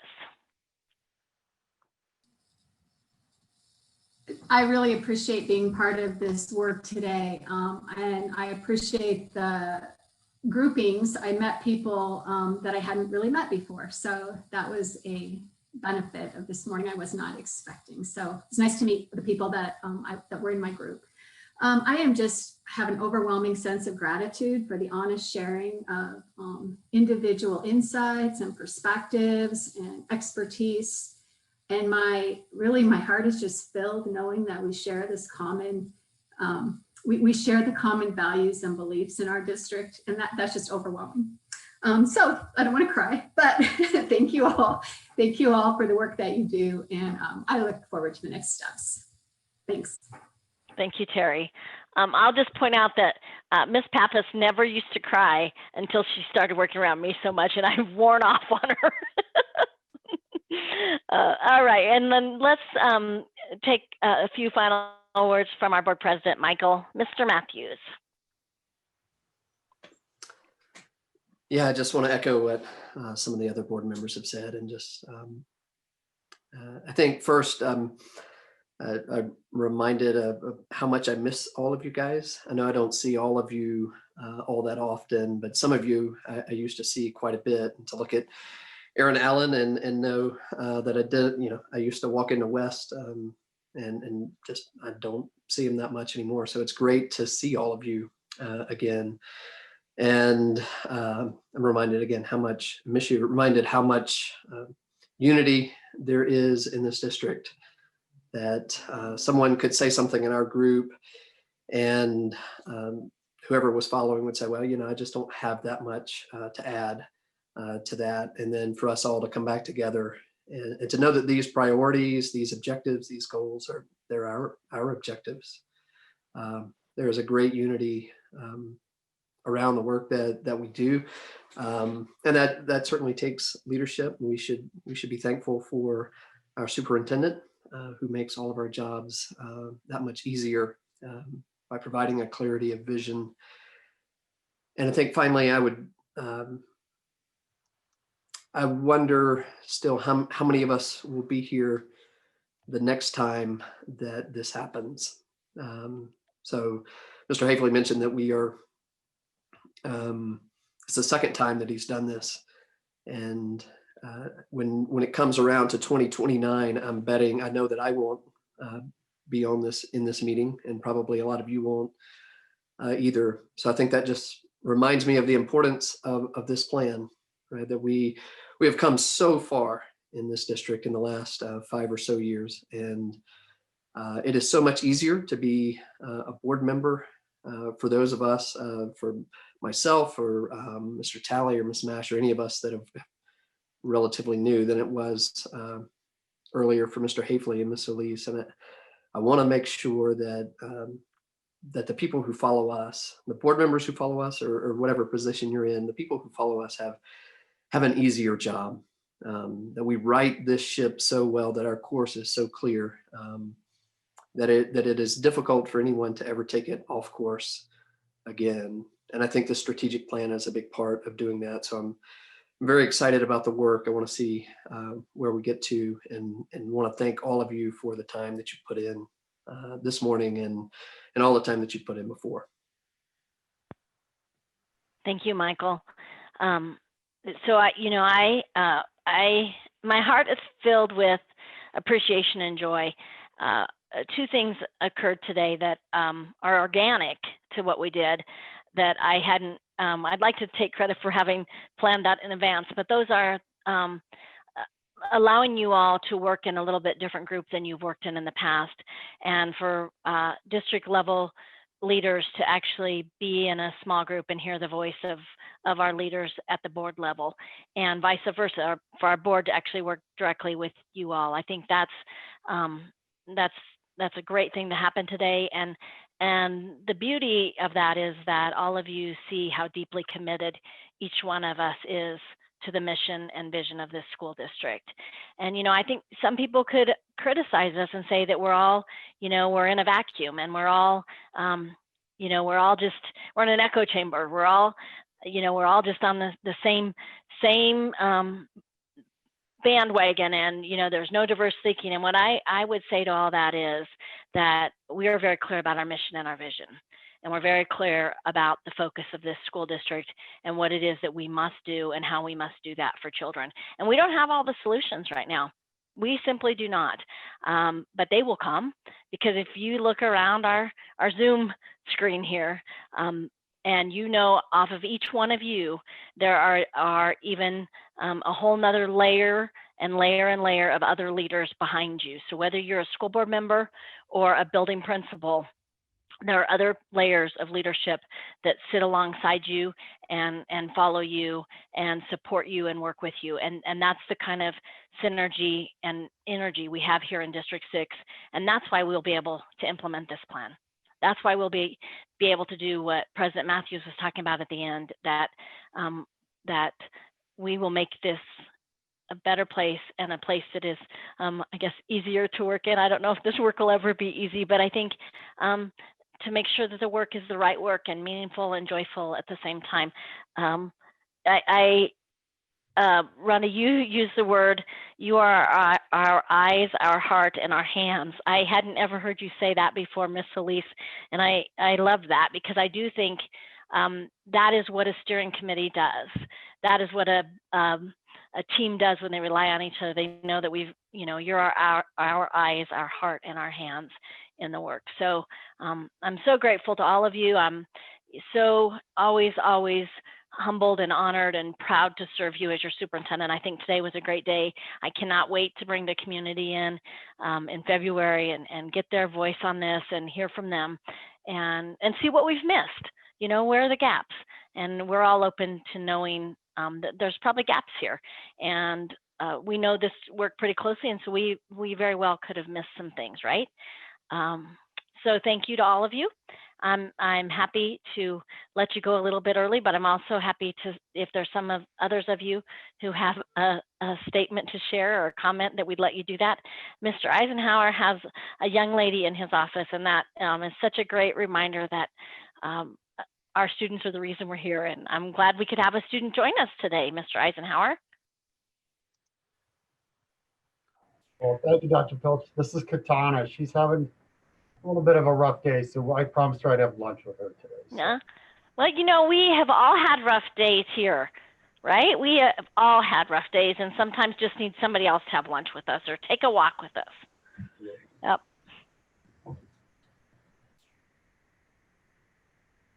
I hope you all saw the quote that Mr. Telly put in the chat. And if there's anything else that anybody wants to add, I'm happy to have you turn off your mute and share that.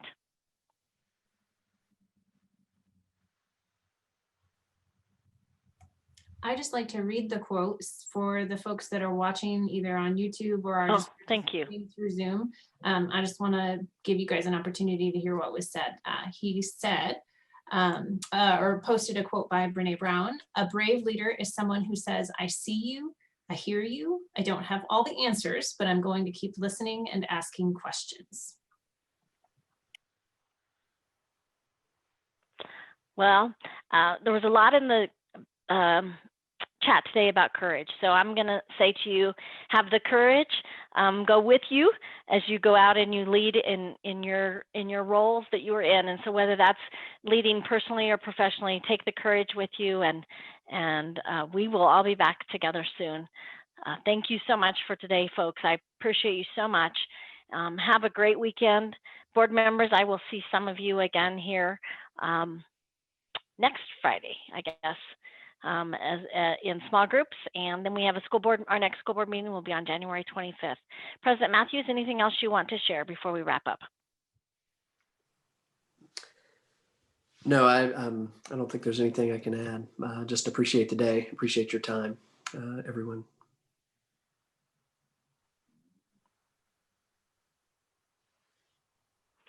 Yes, wear a mask. Everybody wear your mask. Stay safe. Wear your mask and stay safe. Stay healthy, everyone. Bye-bye.